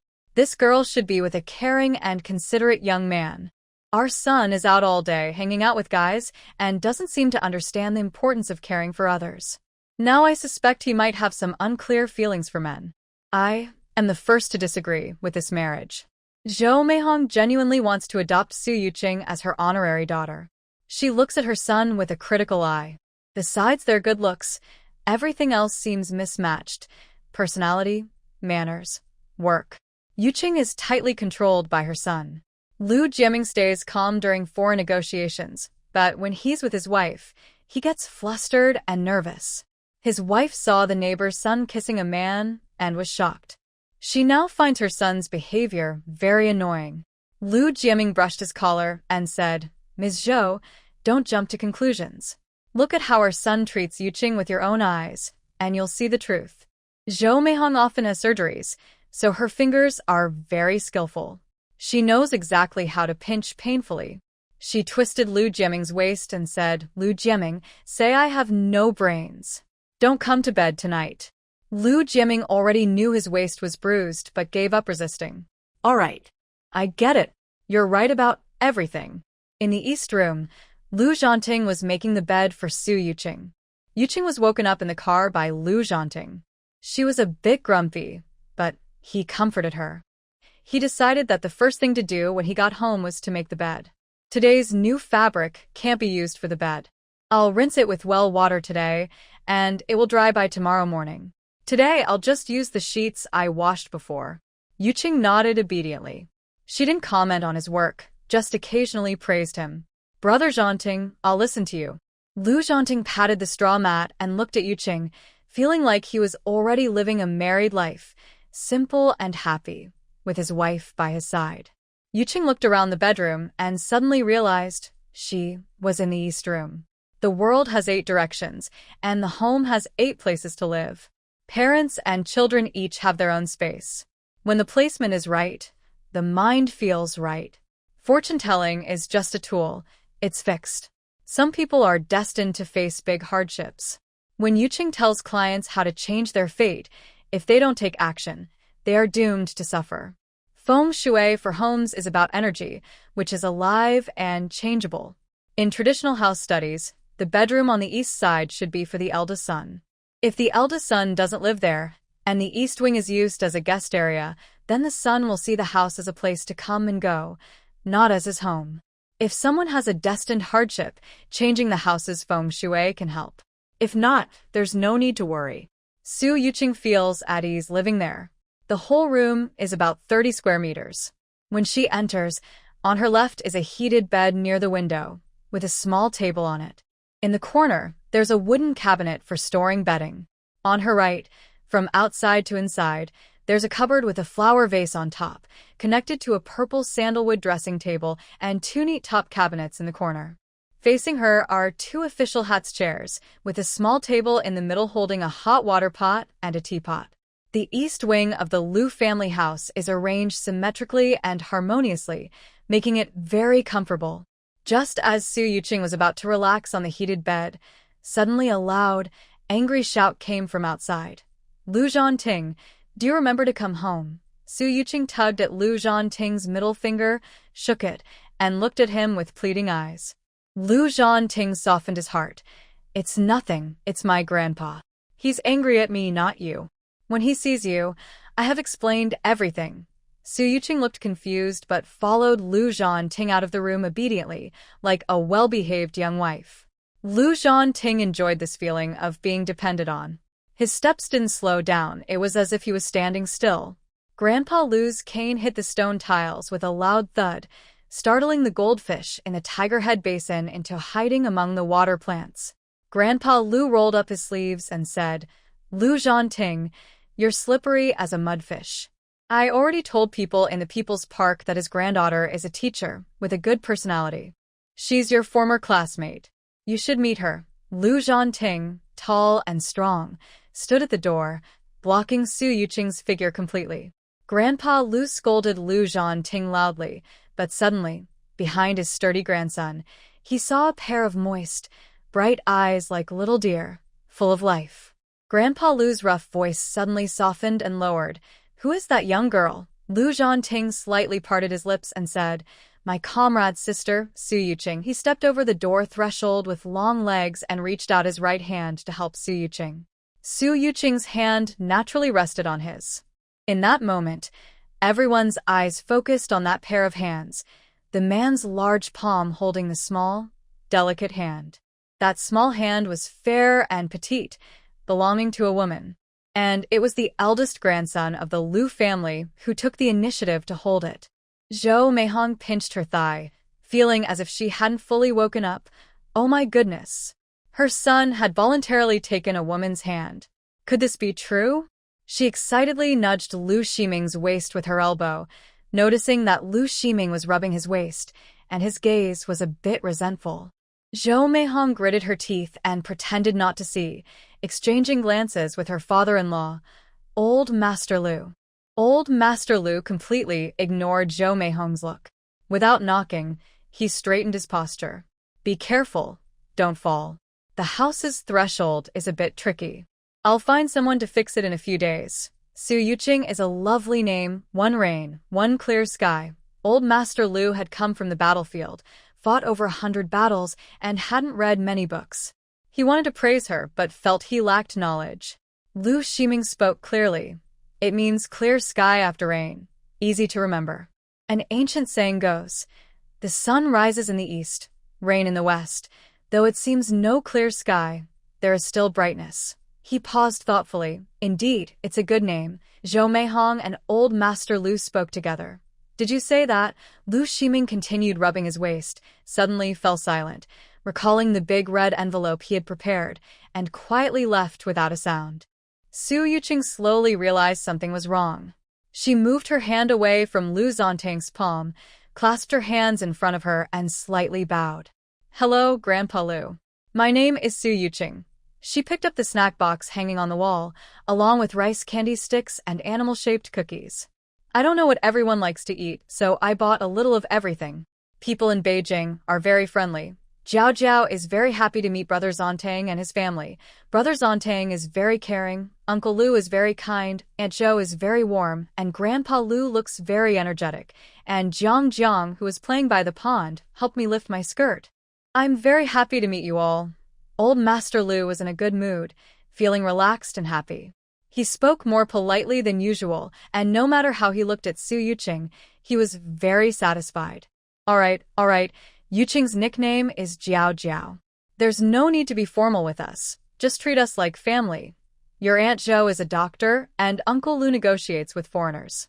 Both have impressive jobs and are easy to get along with. Old Master Lu pointed tremblingly at his grandson, ignoring Lu Zhanting. "I am just a retired soldier. I don't care about fancy titles. I am an ordinary old man. Jiang Jiang is the child of a soldier. His father is a hero. Our Lu family should treat the hero's descendants well, so we keep Jiang Jiang close to nurture him and give him the best life and education." Zhou Meihong gently held Su Yuqing's right hand and stroked it softly. "Old Master is right. Jiao Jiao has come here, so she should treat this place as her home." Jiang Jiang was sitting quietly on a stool watching the goldfish. When Su Yuqing called his name and he secretly adjusted her skirt, he didn't expect her to notice. He shyly crossed his legs and said, Jiao Jiao, sister. Su Yuqing understood and gently patted Jiang Zhang's head, feeling a bit emotional. I am really lucky to meet you all. Lu Zhanting suddenly let go of his hold, his cold eyes softening as he looked at his mother and the old man. Of course, Lu Zhanting knew this loving look wasn't for him. Grandpa and Mom are very warm-hearted. I've never seen that before. The food is almost cold. We can talk more later when we have time. The group moved to the main hall, where a large table was set with pork and cabbage stew with vermicelli, and each person had a bowl of fried sauce noodles. Lu Zhanting usually doesn't go home often. When he does, he cooks a meal. He's a native of Beijing, and his fried sauce noodles are very authentic. He just received a red envelope, put it in his Zhongshan suit pocket, which was bulging, and held a steaming bowl of dark but fragrant fried sauce. He separately mixed a portion for Su Yuqing with a shared chopstick. Yuqing is from the south, so she probably eats more rice. Here, we eat more noodles and steamed buns. I make my own noodles, added 2 eggs, and they're really chewy. Su Yuqing took the bowl. Thank you, Uncle Lu. Zhou Meihong tugged at Lu Zhanting's Zhongshan suit. Where did you go just now? Lu Zhanting mixed some noodles for Zhou Meihong and took a sip, tasting the saltiness. Not telling you. Zhou Meihong playfully hit Lu Zhanting's thigh, took his bowl away, and pointed out, Yuqing's nickname is Jiao Jiao. Don't call her the wrong name. Lu Zhanting happily scooped some food into his own bowl. The family ate in silence. Su Yuqing didn't speak either, trying her best to finish the noodles in front of her. The soy sauce flavor was slightly sweet and savory. The noodles were chewy and smooth. The dark sauce had small bits of meat, and occasionally she picked up cucumber strips, radish, bean sprouts, and soybeans. The taste was rich and refreshing, filling and satisfying. Zhajiang noodles, she still had half a bowl left that she couldn't finish. Just as she lifted her head, she made eye contact with Lu Zhanting. Lu Zhanting is a typical northern man, tall with a big appetite. He was picking up some noodles and looked at Su Yuqing. Jiao Jiao, you can't finish it. Give it to me. Lu Zhanting's cheerful tone was very natural. He reached out to take her bowl. Su Yuqing pursed her lips and handed it over. She didn't want to waste food. If she was misunderstood, so be it. Lu Zhanting was the last to finish his meal, eating 3.5 bowls of zhajiang noodles. He cleaned the bowls and chopsticks and washed them in a basin by the well in just a few minutes. Everyone sat in the courtyard's main pavilion to enjoy the cool breeze. The wind came through the corridor, and the hanging flower gate in the middle was the strongest. Old Master Lu was lying in a rocking chair on the west side, fanning himself with a palm leaf fan, his feet pointed toward the lotus pond, eyes half closed, and his mouth making a sound, about to fall asleep. Lu Zhanting said, Jiao Jiao, this is an envelope I prepared for you, just a small token of my kindness. Just as a light snore was about to come from old Master Lu's nose, he suddenly woke up. His right foot was wearing his left shoe, and he couldn't find the other shoe. Envelope? What envelope? His son and grandson were clever and always showed off in front of his daughter-in-law without informing him. Jiao Jiao, wait for me. I have plenty of good stuff. Old Master Lu suddenly disappeared with a leaving only a gust of wind. Zhou Meihong thought to herself, oh no. Both their salaries are in her bank book. She didn't have time to withdraw money now. She glared at Lu Zhanting as if to say, you only know how to show off. She quickly walked toward the west wing, fanning herself with the palm leaf. Su Yuqing held an old, hot newspaper. She knew without touching it that there was over 1,000 yuan inside. Feeling awkward, Su Yuqing poked Lu Zhanting's thigh with her little finger. Lu Zhanting had just finished washing his hands and was holding a towel hanging on a wire, ready to wash the bed sheets. Our family tradition is like this. We don't treat you as an outsider, so we are very close to you. Su Yuqing asked for help but got no response. She blinked her water-filled eyes and said, Uncle Lu, your envelope is too generous. I feel ashamed to accept it. Lu Zhanting knew that the young girl was reluctant to accept, but his family was very pleased with her. Finding a daughter-in-law is always difficult. If they're satisfied, Lu Zhanting might not be. If Lu Zhanting is satisfied, they might not get along well. When the young girl, Jiao Jiao, arrived, she was just a little girl. When a box of sweets was opened, everyone saw she was a kind and gentle girl. Coincidentally, Lu Xiaozi had a rare chance to find someone everyone liked, and they all worked together to bring her in. Near the West Wing, Zhou Meihong brought a sandalwood jewelry box. She slowly opened it, revealing a beautiful purple jade bracelet resting quietly on black velvet. Jiao Jiao, you are weak. Wearing some jade will help your health. Su Yuqing wanted to refuse, but Zhou Meihong pushed the bracelet onto her wrist. Lu Zhanting was rubbing the bedsheet and said, Jiao Jiao looks so pretty. It makes your skin look white and smooth like jade. Zhou Meihong was surprised. Her son could speak nicely and praise others? Maybe he was possessed. Jiao Jiao, Uncle Lu and I have wanted a daughter since we were young. When we saw you, we liked you very much and wanted to treat you like our own daughter. You must accept us. We all like you very much. Just stay here peacefully. If you need anything, tell me. Su Yuqing was nervous, holding the gifts they brought. Old Master Lu came back with a box of old antiques, panting. This was left by my wife. It's meant to be passed down. It belonged to his wife. Old Master Lu almost let slip, quickly pulling back. These good things are too bright in color. They're better to be kept or used for fun. Jiao Jiao can take them to play or display in her room. Zhou Meihong immediately said, Jiao Jiao, I have a day off tomorrow. I'll take you to the department store for a walk. She wanted to win Jiao Jiao's heart first. Knowing what her daughter-in-law liked to eat, use, and wear would prevent future trouble from the mischievous young man. Lu Zhanting laid out a pink floral bedsheet, pinning it with bamboo clips. His tanned hand patted the pink fabric and said softly, Mom, tomorrow morning, General Gao will meet with Jiao Jiao to discuss important matters. Lu Jiming, Old Master Lu, and Zhou Meihong united in happiness, ignoring Lu Zhanting as if he were invisible. Suddenly, they all looked at him with shocked faces. What? Zhou Meihong has never been so anxious before. She never asks about her son's matters. If she does, it's better for him to handle them himself. But Su Yuqing is different. Lu Zhanting wipes his hands and says, I don't know. Commander Gao said it's a secret. Old Master Lu says, if it's really impossible, I'll go with you. It's been a long time since I saw the soldiers I knew before. I miss them. Lu Jiming wipes his glasses with his sleeve and says, you underestimate Jiao Jiao. Commander Gao specifically said he wanted to consult Jiao Jiao. This time, Old Master Lu and Zhou Meihong didn't argue with Lu Jiming.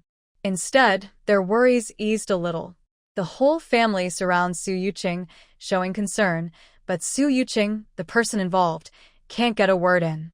Lu Zhanting returns from the East Wing, looking a bit proud, and says, look at Jiao Jiao's certificate. The Lu family is very familiar with the plastic red-covered certificates. Everyone has a few, and they're tired of seeing them, so they don't care much anymore. Su Yuqing's certificate is passed around among everyone, and they want to look at it 100 times. Zhou Meihong exclaims happily, Jiao Jiao, did you save Director Zheng at our hospital? Director Zheng is very outstanding. Many of our doctors are learning foreign research methods from Professor Zheng. Old Master Lu frowns tightly and says, Jiao Jiao, spies are very cunning. You've probably been hurt a lot. Lu Jiming, who knows a bit about domestic spy infiltration, says, in theory, Jiao Jiao did such a big thing that it should be reported and rewarded. Now she's disappeared, so there must be something hidden behind.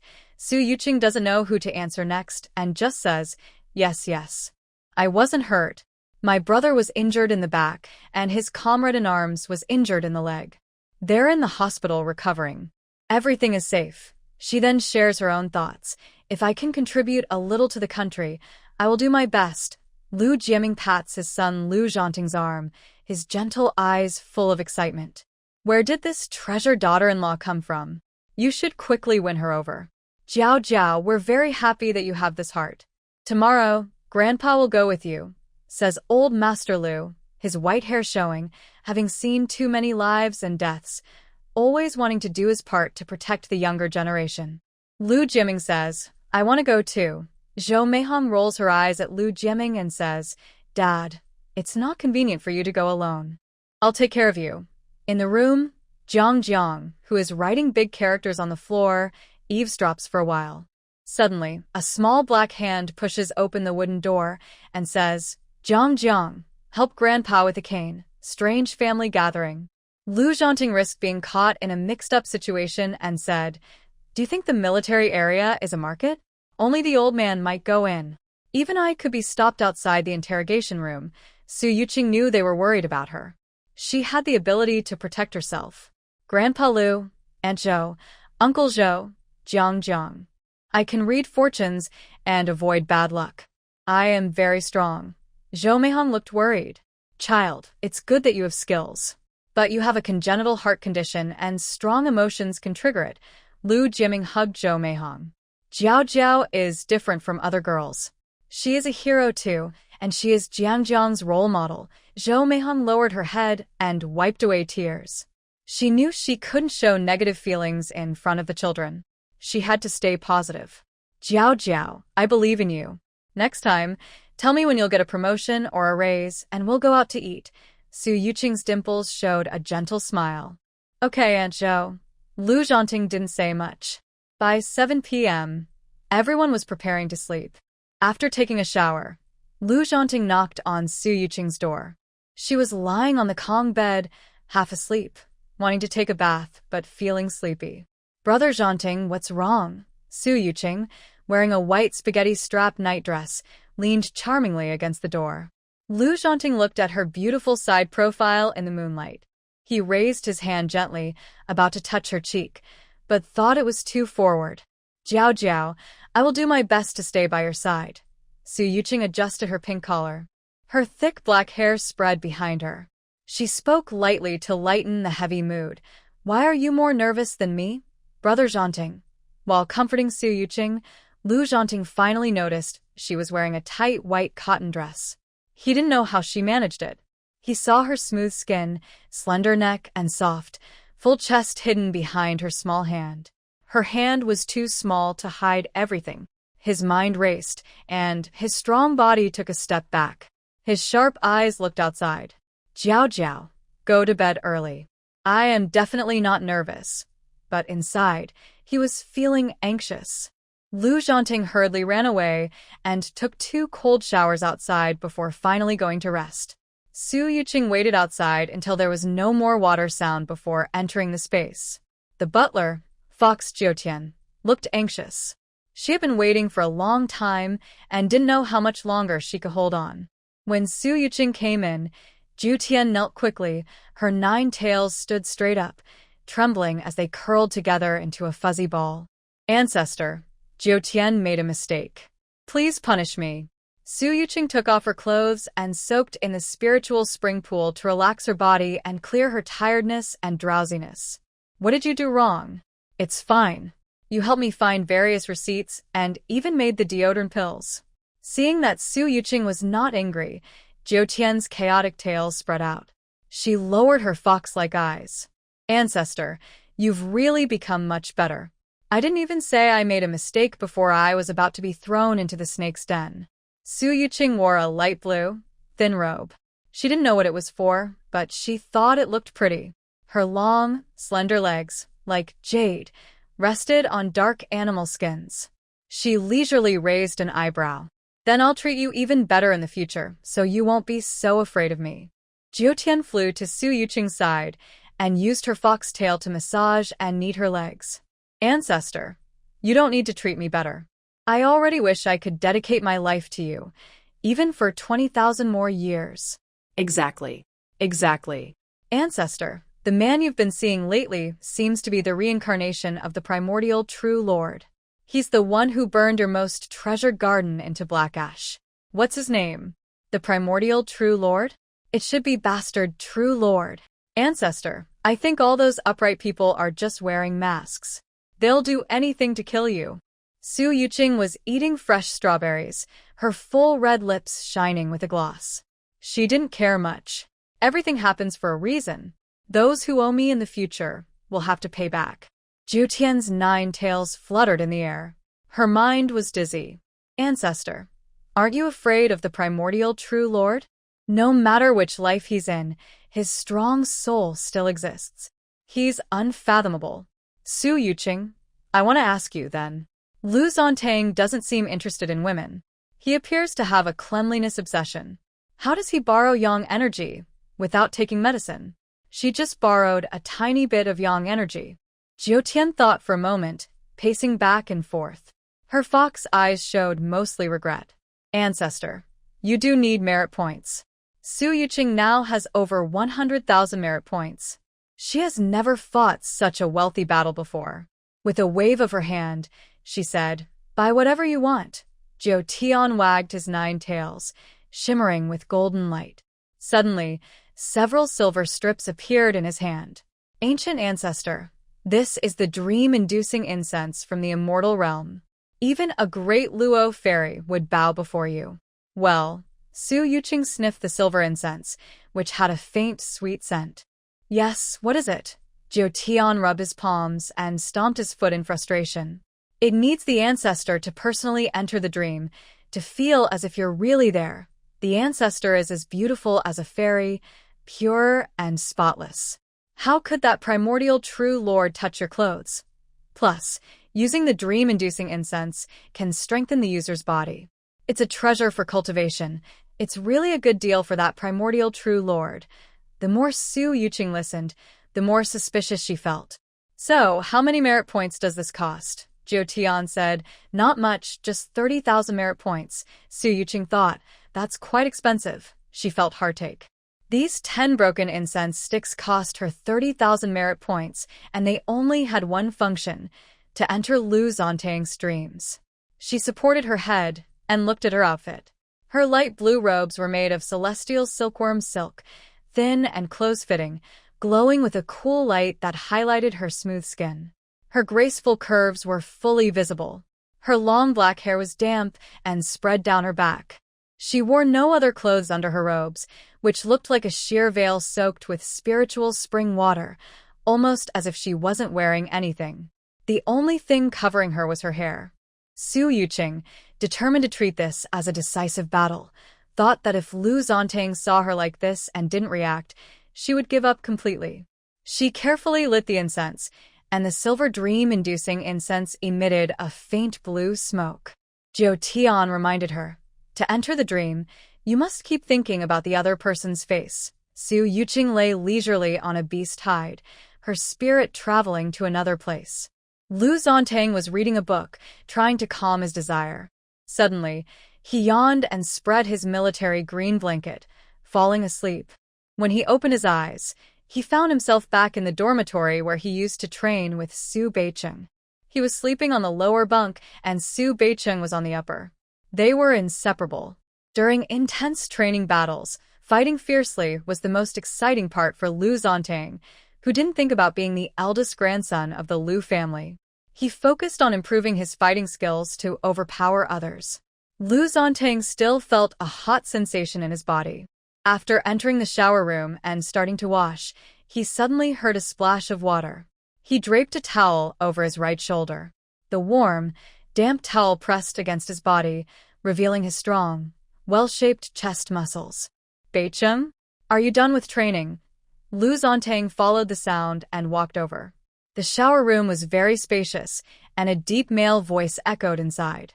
Big footsteps splashed on the water, making a thud-thud sound, like a beast approaching. As the footsteps grew closer, Su Yuqing, who was soaking in the pool, became nervous. Her previous life was about helping people with fortune-telling. Although many female clients asked about love and marriage, she answered confidently and offered solutions. Now, she was about to try her hand at it herself, but her mind was blank. Suddenly, she realized she might not be very good at seducing men. She had been too impulsive earlier, angrily splashing water, which attracted the man. Now, she was curling her toes tightly, thinking about whether to stretch out her leg first or to open her shirt front. If Lu Zhanting got tired of her flirting and pushed her aside, she wondered if she would fall to the ground in her dream and whether it would hurt. Lu Zhanting saw an unfamiliar figure in the pool, wrapping a towel around his waist. His slim waist and abdomen showed strong explosive power. His powerful legs slowly and decisively approached the enemy, with footsteps so quiet they made no sound on the floor. Su Yuqing crouched in the rectangular bath, afraid to move. She faced the wall, thinking deeply. She had a guilty mind but no courage, her first time, so no experience was normal. Just as she thought the man had gone far away, she relaxed her body and wanted to swim a bit in the pool. Looking around, she guessed this was the men's shower room in their unit. Without Mingxiang, she hadn't had a chance to enter the men's shower area yet. In this era, shower rooms had both a soaking area and a shower zone, which was quite considerate. Su Yuqing was about to jump out of the pool when suddenly a shadow appeared behind her. The man quickly grabbed her arm, pushed her back, and looked down at her from above. Lu Zhanting's strong body was about to pin her completely to the ground, and he used a towel to tighten his grip on her arm. Su Yuqing's soft crying sounded. "Brother Zhan, it's me. It hurts." Lu Zhanting lifted her face, which looked like a delicate lotus flower emerging from water. With a shy and charming expression, she wore a thin silk dress that revealed her body. Lu Zhanting's eyes showed infatuation as his gaze moved over her full red lips. He gently touched them with his fingers, then hesitated before moving his middle finger. Suddenly realizing he was dreaming, he didn't speak but showed his affection through actions. His strong arm pulled her into his embrace. His firm chest pressed against her light silk dress, wrapping her from behind. His long, powerful legs blocked her way. "So nice. Jiao Jiao, you came into my dream again." Su Yuqing felt like she was sitting on a hot stone. The man's warm breath kept blowing into her ear. She shrugged and asked confusedly, "Brother Zhan, do you dream of me many times? We just met, right?" Lu Zhanting's serious face softened into a smile. His lips parted slightly. "Jiao Jiao, why are you talking so much this time? Don't look at me with those innocent eyes." "I don't know what I might do." Su Yuqing bit her lip. The dream version of Brother Zhan was a bit fierce. She held her chest and sat in Lu Zhanting's arms. Many energetic feelings rushed toward her, and she was ready to stop at the right moment. "Brother Zhan, I just want your energy. I have no other thoughts about you, really." I swear, her innocent eyes, full of charm, revealed her vulnerability. She wore almost nothing, showing her curves, which was very tempting. In the man's eyes, it was like a spring feast, and he couldn't help but feel distracted. Lu Zhanting's throat moved violently. He tightly held her shoulders and easily lifted her up, turning around. "I told you, Jiao Jiao, your eyes are too tempting. Don't keep looking at other men like that. You never know what men think in private." Su Yuqing also noticed that Lu Zhanting was more determined than most men. She looked at him sincerely and said, "I know Brother Zhan isn't like that." Lu Zhanting's eyes darkened and a smile appeared at the corner of his lips. "How does Jiao Jiao know I am not like that?" Suddenly, hurried footsteps sounded outside the shower. Su Beicheng wiped the sweat from his neck with a towel and joked, "Zhanting, are you still not finished with your shower? The entire training camp couldn't find a man cleaner than you." Su Beicheng remained very alert even in his sleep, recognizing that this was the shower room from their joint training period with Lu Zhanting. Su Beicheng's perspective, how could past events happen again? But it was just a dream. It was also because of this secret training that he stood out from over 10,000 people, caught the attention of Commander Gao, and was transferred to a unit in Beijing. Su Beicheng hummed a song, soaking in the bath. The only chance he had to relax now was in his dreams. He splashed water, thinking about why Lu Zhanting still hadn't spoken, and keenly noticed a strand of a woman's black hair floating in the pool. Su Beicheng's ears twitched. He caught the faint sound of someone breathing heavily. The shower area was divided into individual stalls. Su Beicheng, naked, checked each one as he walked in, his strong legs stepping confidently, showing his relaxed attitude. "Who's inside? Come out quickly. When I find you, it won't be as simple as following military rules." In the innermost stall, Su Yuqing was half held by Lu Zhanting, her small body pushed into the corner. Her lips were swollen, and her eyes shimmered with tears. She trembled slightly, trying to reach out and call for help. Lu Zhanting had seemed like a different person just now, pulling her into the innermost shower stall. He tore her clothes in half with a swift motion, his hands sliding back and forth like a snake. The man's scent was overwhelming, and Su Yuqing couldn't speak anymore, her breath completely taken over by him. When Su Yuqing saw Su Beiqing's large foot appear on the shower stall floor, her bright, charming eyes showed a glimmer of hope. Just as she reached out with her right arm, Lu Zhanting locked her in his arms, his hot breath wrapping around her neck. Su Yuqing felt that the man not only wanted to kiss her, but was planning something even more dangerous. She prayed that Su Beiqing would notice her and come to save her. Suddenly, the dream ended. Su Yuqing woke up in her space, feeling as if her mouth injury still hurt. The first thing she did was lean by the spirit spring pool to check her reflection. She pursed her lips, noticing her face was neither red nor swollen. So why did it hurt so much in the dream? Lu Zhanting's strength had been so intense, as if he wanted to swallow her whole, making her want to hide. Nine Heavens snarled and wagged its tail like a windmill, asking, "Ancestor, what's the situation?"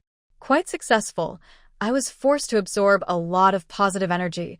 Su Yuqing looked at the ashes of the cigarette, feeling uncertain. When I lit the incense just now, two people flashed through my mind. Does that mean both can enter dreams at the same time? Jiao Tian scratched the fur on his face. I don't know, old ancestor. I've never used it before. Maybe?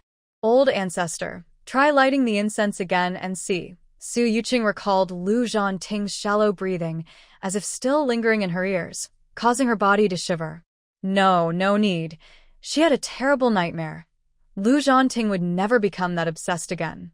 Su Yuqing covered her chest, looked down and saw no wounds.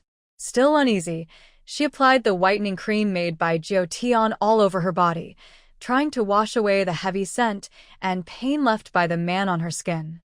Su Beiqing suddenly woke up in the hospital. The last thing he saw in his dream was Lu Zhanting holding a woman in his arms, his broad body fully shielding her. He was curious about that, but Lu Zhanting never gave him a chance to see his face clearly. Strangely, Lu Zhanting took off the only towel covering himself and carefully draped it over the woman's feet, not revealing any skin, as if afraid of taking advantage of her. Bah, who would care? Su Beiqing wasn't without dream fantasies himself, and he could understand Lu Zhanting's possessiveness. What surprised him was that Lu Zhanting, a man who usually didn't bother comparing himself with other rough guys, was now exposing himself just to protect a woman's feet. He must be too tired lately to have such strange dreams. Can Lu Zhanting really be the kind of man who touches women? That didn't seem like his usual style. He should just believe that Lu Zhanting does indeed touch women. He thought about the person far away he misses every day. How is Jiao doing now? Lu Zhanting was very cold toward women. Jiao was new here and had no experience living alone. If she didn't understand something or was unfamiliar with something, she probably wouldn't dare ask Lu Zhanting. He also specifically reminded Jiao that Lu Zhanting didn't like women acting spoiled or being overly cute. Thinking about this, Su Beiqing felt a bit annoyed. He couldn't go back for a while, having just gained the trust of the local boss and saved the two of them. Although they were well-fed and cared for, there were still new challenges ahead. The door of the Northern City Hospital ward was pushed open by a hand painted with red nail polish. Little brother Su, how are you feeling? Lin Lily, carrying a thermos, had her fluffy chestnut curls hanging over her red tight dress. Her makeup was delicate, with bold lips, exuding the charm of a mature woman. Su Beiqing sniffed a strong perfume smell and sneezed. I'm feeling fine. If there's nothing else, please give me my wallet so I can handle the discharge procedures. Lin Lily seemed not to hear and opened the thermos. I cooked chicken soup for 3 hours. You must try some. Su Beiqing didn't dare to eat. Someone else liked to eat. No need. The nurse brought me zongzi and fried dough sticks. Lin Lily frowned. Why isn't the nurse doing her job properly, sticking needles? What kind of food are you talking about? Little brother Su, you have quite the charm. Su Beiqing quickly refused. I don't have much charm. I also paid the nurse. I have a young childhood friend waiting for me to earn big money and give me strong, healthy children. Su Beiqing almost had, I have a family, written on his face, talking nonsense as if it were true. Lin Lily, experienced, said, you're still young. The flowers at home are more fragrant than wildflowers. How old is your little childhood friend? How good can her figure be? Big bosses in port cities usually start with 3 wives. Little brother Su, you should be more open. You risked your life to save us. With Mr. Feng's connections, you can do whatever you want in the port city. There are as many women as you want. Even me. Lin Lily, with her red nails curling her hair and biting her red lips, looked shy. Su Beiqing was about to say, "You're quite ugly, and you have quite the imagination." For the task to go smoothly, he squinted his eyes, swallowed the honest words, covered his chest, his lips pale, and said seriously, "My heart suddenly hurts. Please call the doctor for me." Sisterly, Lin Lily, carrying her bag, left the ward with her high heels clicking rhythmically. Su Beiqing waited as these people dawdled for 2 hours, then, with numb legs, went to the men's bathroom at the back of the stairwell to pee, almost bursting his bladder. Lin Lily seemed to have nothing to do, leaning her arm on the small table in the ward, her gaze distant. "Little brother Su, you have a pretty good figure. Very solid, very fit." Su Beiqing closed his loosened collar, holding back the urge to kick her, and said, "That would be quite good. I can't easily pursue that young girl. She has very high standards, and most men don't catch her eye. I spent 3 or 4 years chopping wood in the mountains to build these muscles. I wonder if Jiao Jiao likes his muscular build?" Su Beiqing skeptically touched his firm six-pack under the blanket. He was naturally muscular and couldn't shrink back now. That woman like Zhang Shulang was just a thin bamboo stick and not very good-looking. "I really envy your pure love," Lin Lily said, feeling touched.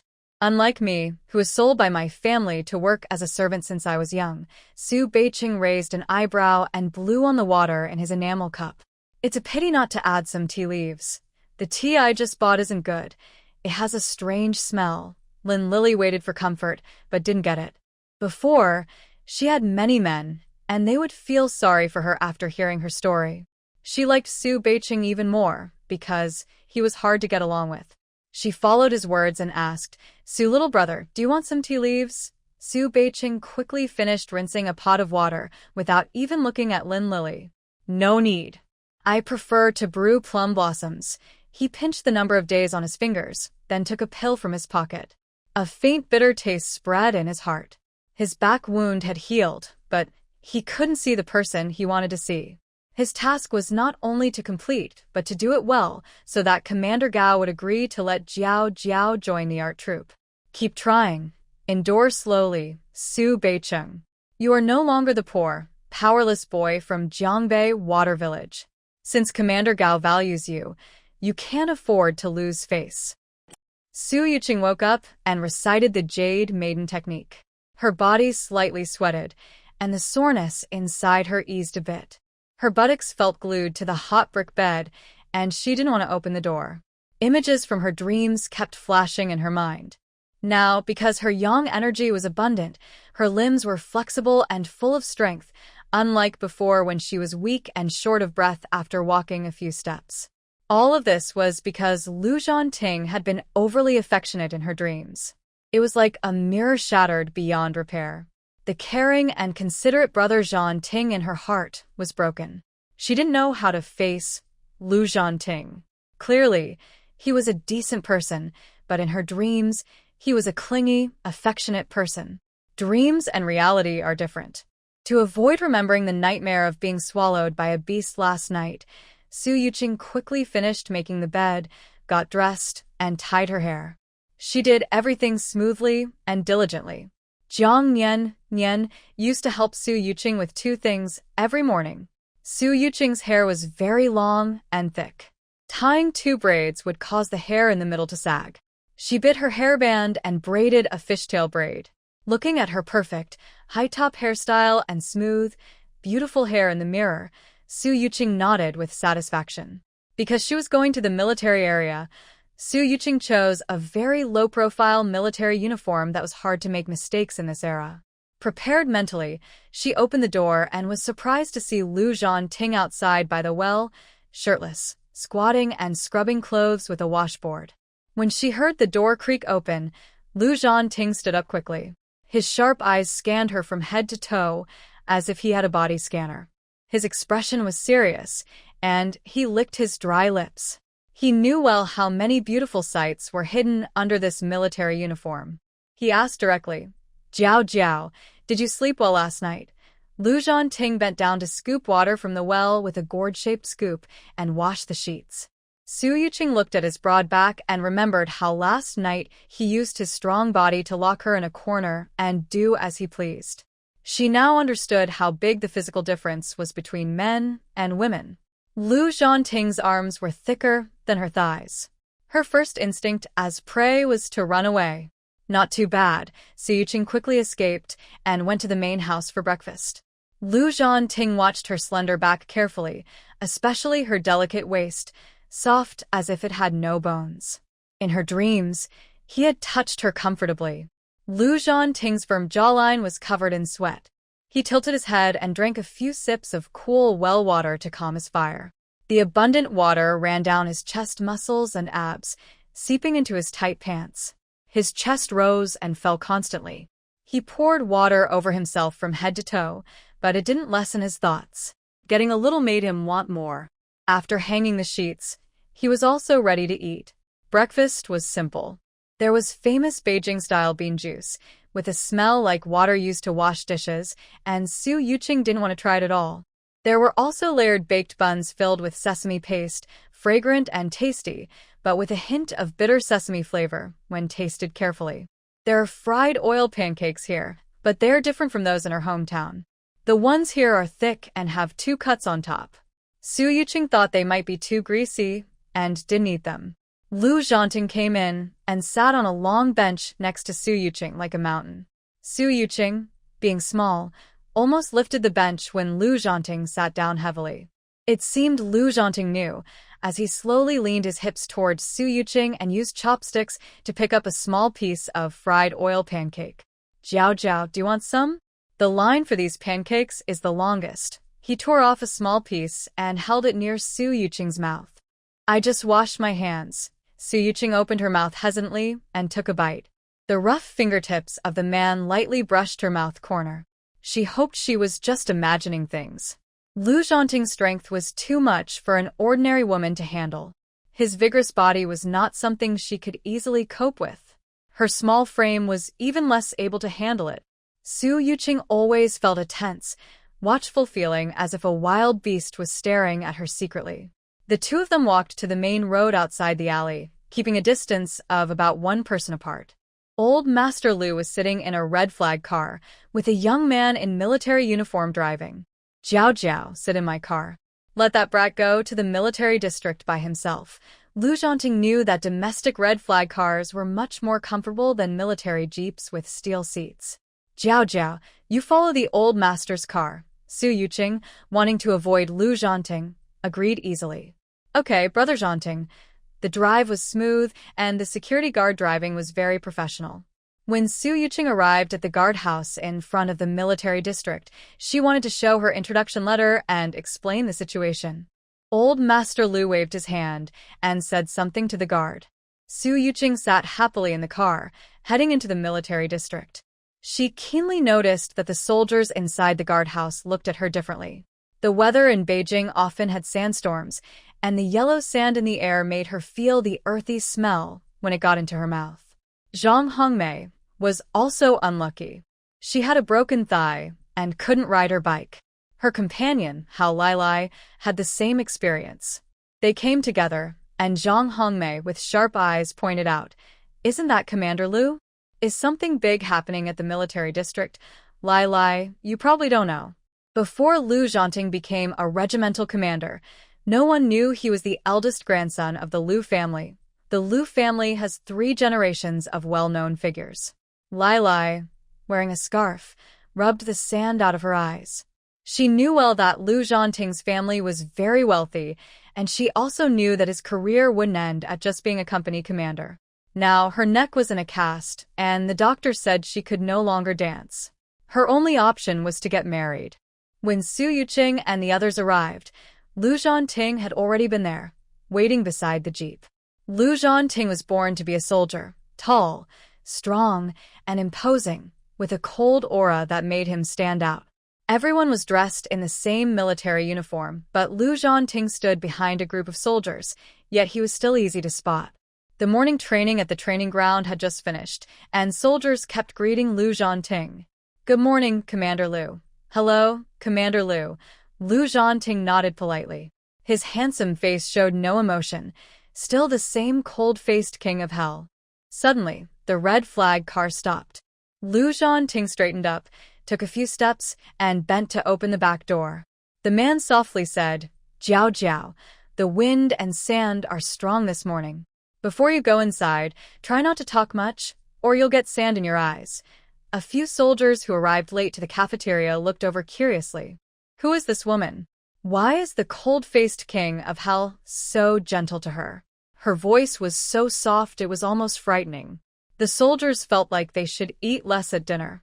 Su Yuqing held the door, her eyes blinded by the wind and sand. She didn't see the path ahead. As soon as her left foot stepped out of the car, she accidentally stepped into a small mud puddle about the size of a palm. Sand got into her left eye, making her eyelids sting painfully. She couldn't see clearly ahead. Instinctively, she grabbed Lu Zhanting's uniform, leaning into his chest. The man quickly reached out his arms to hold her waist. His cold breath wrapped around half of her body, and that suffocating feeling from her dreams flooded her mind again. She was terrified.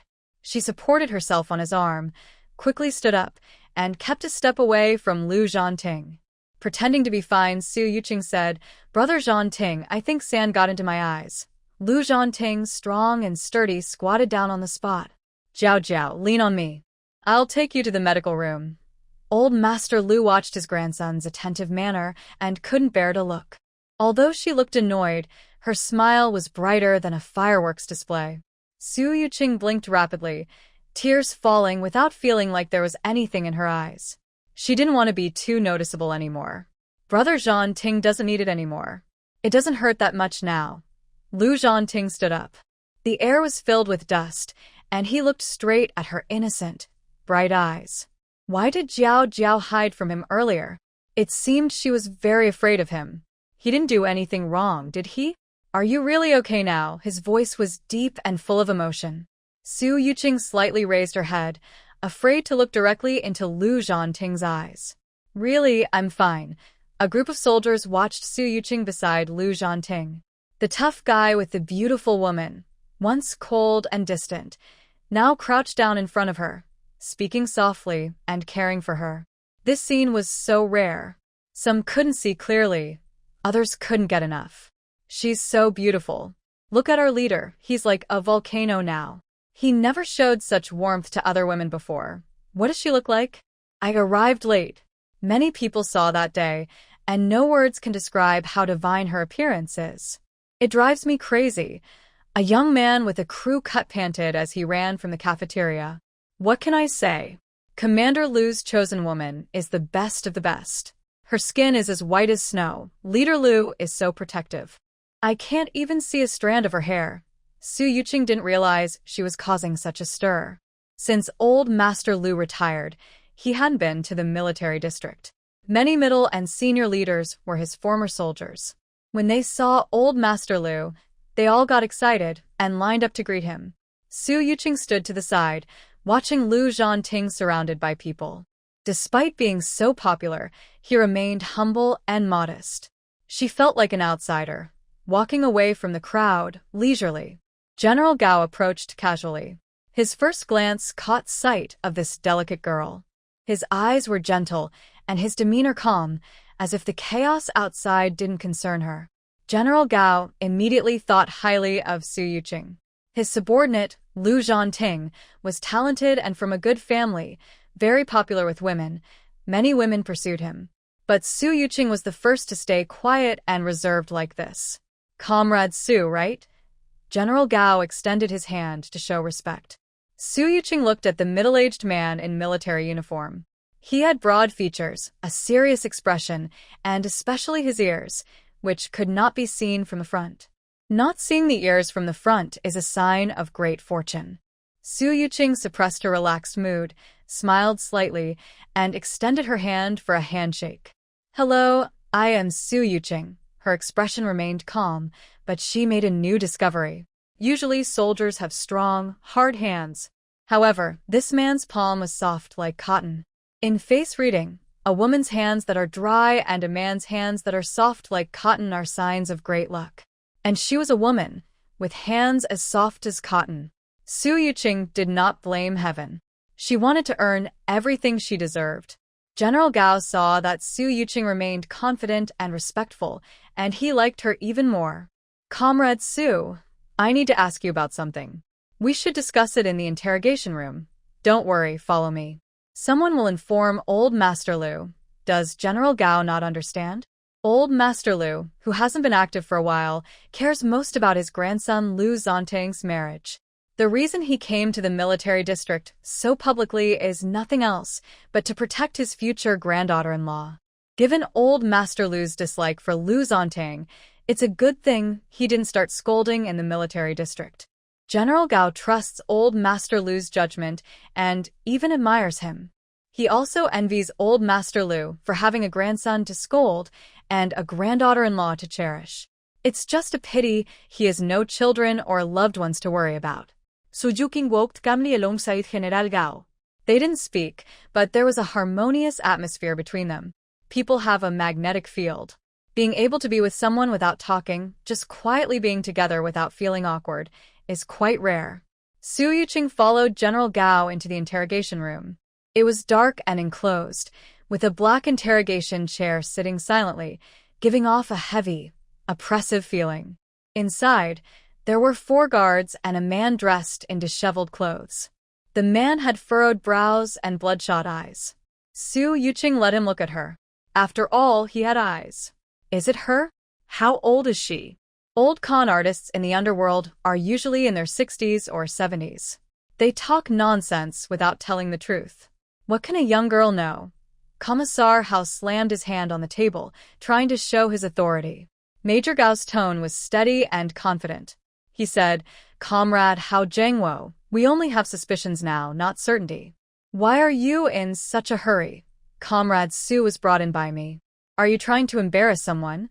Commissioner Hao hadn't slept in 2 days. To thoroughly eliminate the spies, he didn't even go home, dedicating himself day and night to the investigation. Now, the leader said that just consulting a young girl about a fortune-telling could give us some clues. So, why has he been so focused on interrogating the spies all this time? Su Yuqing looked at the man lying on the table with a look of disbelief. She calmly said, Since everyone has different opinions, I will leave first. I am feeling a bit weak and can't breathe well in this small space. Everyone has worked hard. Su Yuqing waved her hand toward Major Gao and was about to leave the interrogation room. The door was made of thick steel, with an 8-digit steel password lock in the middle, looking very secure. Su Yuqing hesitated, waiting for someone to unlock the door for her. The small, dark interrogation room was not a pleasant place. Major Gao waved his arm and said, Comrade Hao, our goal is not just to eliminate this troublemaker. No matter what methods we use, our main task is to improve our fighting strength. Military power is the key to intimidating enemies. We shouldn't focus only on catching small-time spies. In their first confrontation, the outcome was clear. Commissioner Hao rubbed his forehead. His heart was shaken by Su Yuqing's concern. He had underestimated the patience of this young girl. He looked up and saw the soldiers around him also looking at Su Yuqing differently. Everyone had a surprisingly good impression of this young girl. Sorry, I was a bit emotional just now. It's okay. We're all working for the people. Comrade Hao is very serious about his work. Su Yuqing followed Major Gao and called Commissioner Hao Comrade Hao in a tone that showed respect for his leadership. Even the 2 guards, who looked very serious, couldn't hide their curiosity and looked at Commissioner Hao. Commissioner Hao was hot-tempered and valued rules very much. He disliked this kind of disrespectful behavior. His forehead veins bulged, and he looked displeased. Major Gao saw this and was very tolerant of Su Yuqing's small temper. The young girl was confident and calm, not shy at all, and she didn't back down even when Hao Zhengwo lost his temper. He couldn't help but smile and explained, Comrade Su, Comrade Hao is the political officer of the military district. You are a good helper I invited, and we are comrades working together. Hao Zhengwo was about to get angry, but Major Gao quickly stepped in to protect the young girl, placing Comrade Su on equal footing with him. Hao Zhengwo had to accept this unfair situation. He felt uncomfortable inside, and was eager to see what this girl could really do. Yes, Comrade Su, my good comrade, he said with gritted teeth, sincere but a little forced. Su Yuqing knew well how difficult it was for women to deal with men in such situations. With Major Gao's support, she also wanted to help. This room is too small. I want to go somewhere open, she said. Major Gao cared about Su Yuqing's health and suggested, everyone go outside. As long as the results aren't out yet, it's not a secret. Commissioner Hao reluctantly fiddled with the lock of the interrogation room. When he finally opened the door, he saw the old leader, Grandpa Lu, surrounded by his subordinates. Everyone looked excited and deeply respected this legendary warrior who had fought on many battlefields. Although Grandpa Lu was retired, his influence was still strong. Uncle Lu, why are you here? Is your health okay? I've been wanting to visit you. My little girl also admires you very much. Grandpa Lu hurried over, mindful of military rules. He leaned on his cane and paced back and forth outside the interrogation room 8 times. No one dared to sit down, and even their breathing was gentle. Grandpa Lu didn't bother with small talk. He was old and straightforward. Where is my granddaughter? Jiao Jiao? She has a heart condition. Please do your work normally and don't scare her. Commissioner Hao looked around in surprise. Which new soldier was called Jiao Jiao? Such a childish nickname, and with Grandpa Lu backing her up. Lu Zhanting, from a new recruit to a young battalion commander, was not questioned by Grandpa Lu. I am the junior, Hao Zhengwo. I don't know which senior officer you're talking about, Grandpa Lu said. That girl behind you. Her family's young one is weak. Please be considerate in your work. Jiao Jiao, does your chest feel uncomfortable now? Grandpa Lu's rough voice suddenly softened into a gentle tone, speaking softly, which many found unusual. Especially Commander Hao. His mouth twitched, and his neck hairs stood up, giving him goosebumps. He thought to himself that he was lucky he didn't offend old Master Lu earlier, who was protecting his ancestors. Uncle Lu has spoken, so we also care about Comrade Su's health, Commander Hao said with great respect for old Master Lu. Although he didn't know which distant relative of old Master Lu this Comrade Su was. Su Yuqing took a deep breath of fresh air, feeling a bit less oxygen-deprived in her mind. She didn't want old Master Lu to worry. Grandpa Lu, you don't need to worry about me.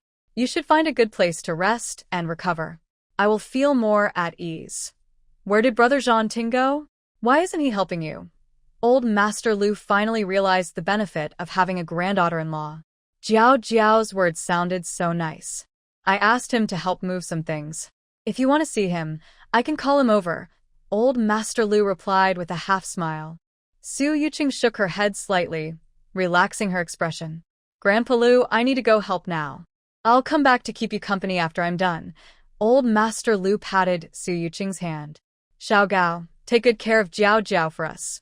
Senior Officer Gao said, Comrade Su has a good personality, steady emotions, calm and patient. Unlike some people who are a bit impatient and need to work on their temper. Commander Hao casually tidied his sleeve, snorted through his nostrils, and simply handed over his ID card. He was also worried, afraid that important military information might leak. Old Master Lu looked deeply at Su Yuqing. Only a few people could make Xiao Gao praise them like that. Gao Qingshan was a clever old fox. What hidden motives might he have behind these words? Su Yuqing walked calmly alongside the military leaders. Her quiet demeanor stood out among the serious high-ranking officials, not losing even a bit of grace. Everyone was working seriously. They finally chose Commander Hao's office, located on the 5th floor of Building 8 in the military base. Although it looked a bit conspicuous, it offered better confidentiality. Senior Officer Gao sent guards to bring back the strange glasses and the small piece of paper found inside the glass's arm. Comrade Su, take a look. Our goal is to find the spy who is passing messages. Su Yuqing used tweezers to pick up the note and examined it under a magnifying glass. The clear handwriting was very strange and abrupt. Most people would first notice the structure of the characters, horizontal strokes, slashes, verticals, and then look for someone with that writing habit. She first asked, "Did the people in prison say anything?"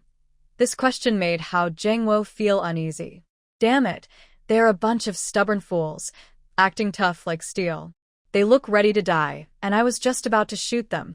Su Yuqing squinted, turned on the desk lamp, and placed the paper with tweezers near the light.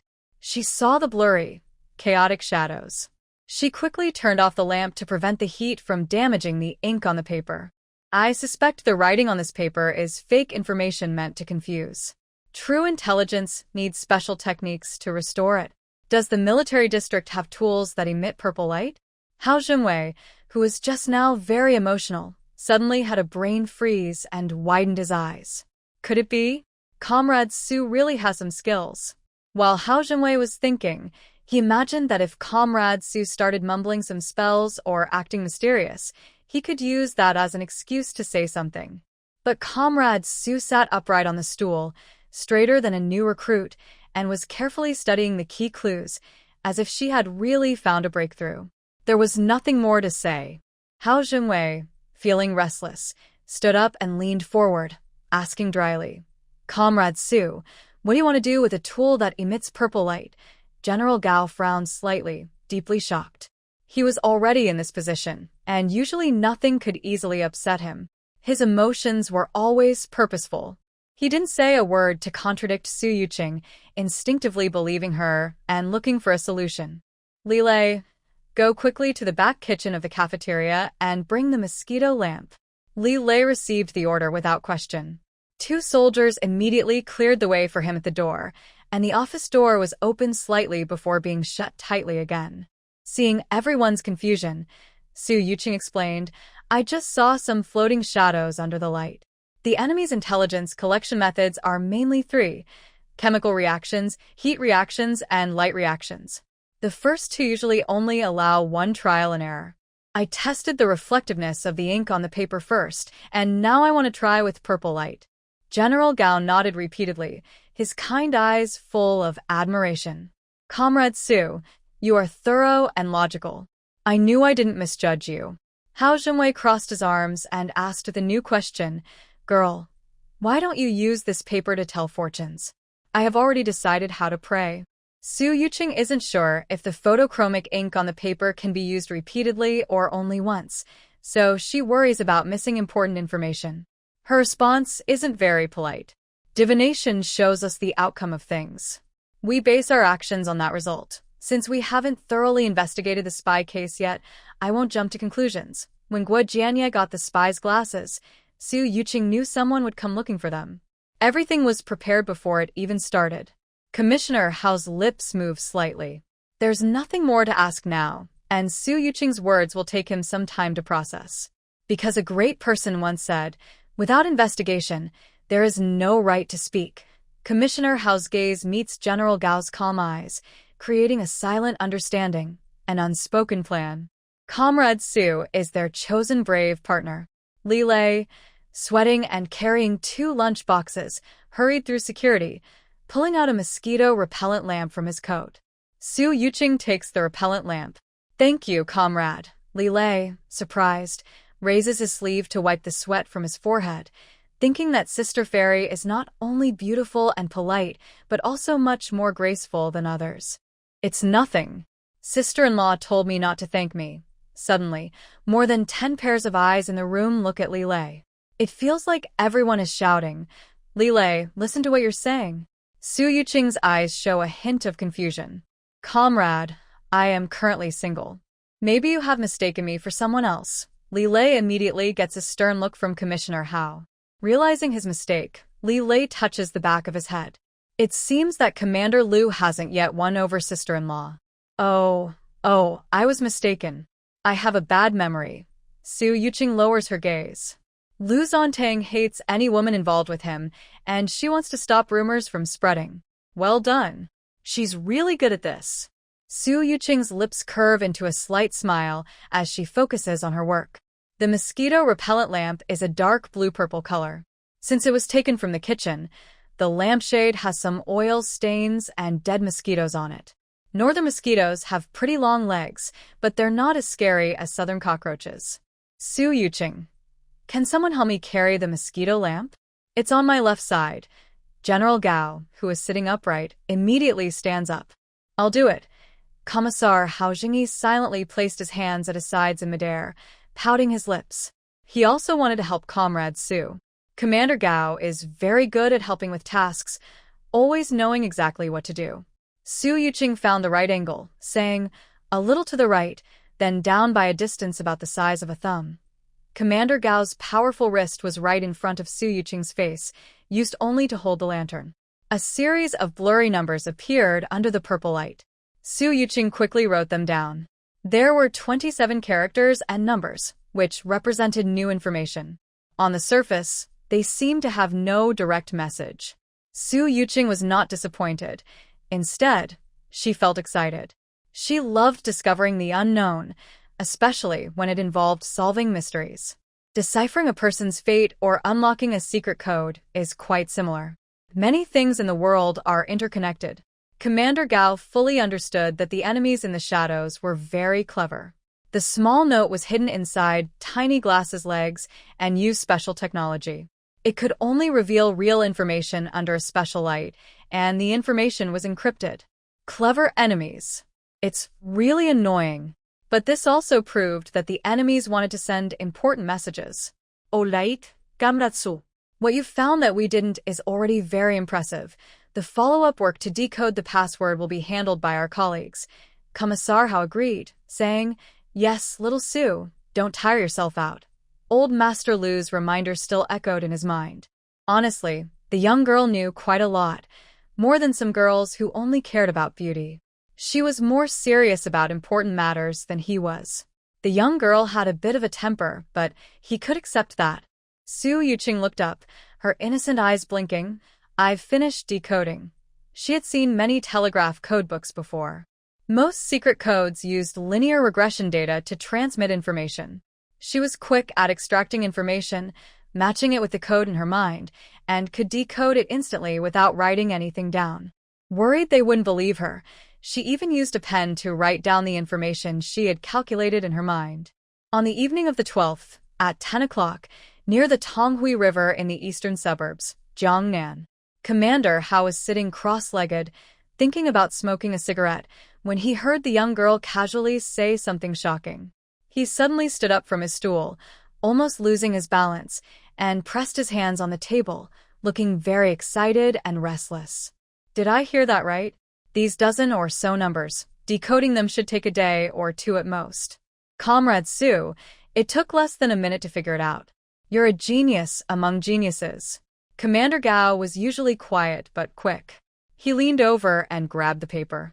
The girl's elegant handwriting was strong and lively, reflecting her personality. Her writing matched her character, beautiful and neat. The short words on the paper contained a lot of important information.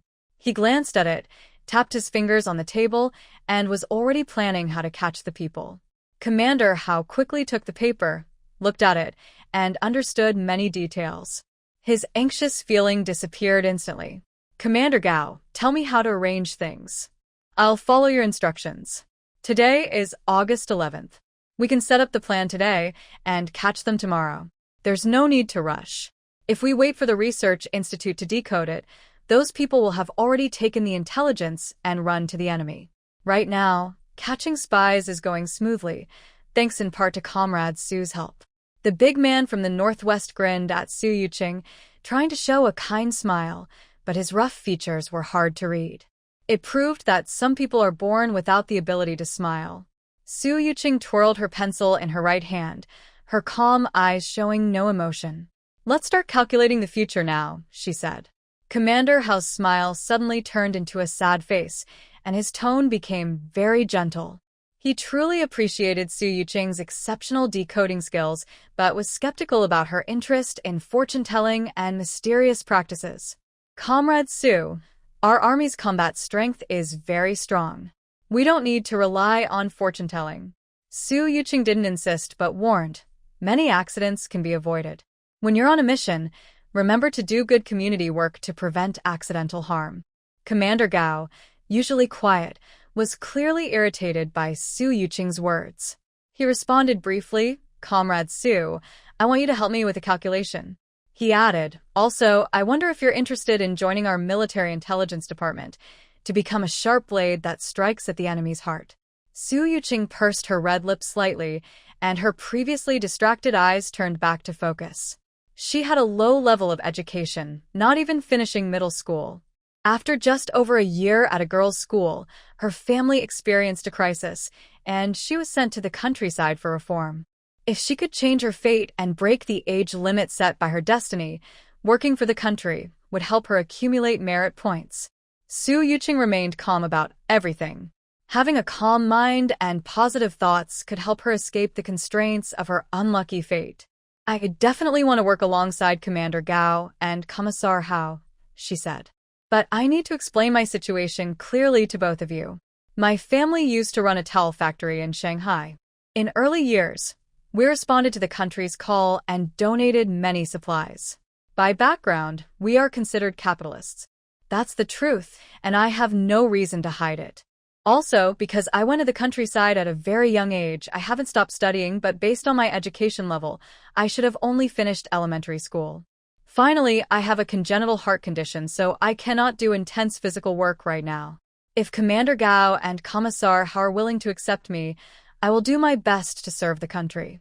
Su Yuqing spoke plainly, simply sharing her life story.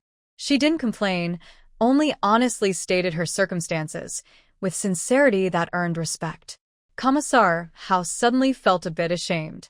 His daughter was spoiled and pampered, with a high education, but not as sharp as Comrade Su.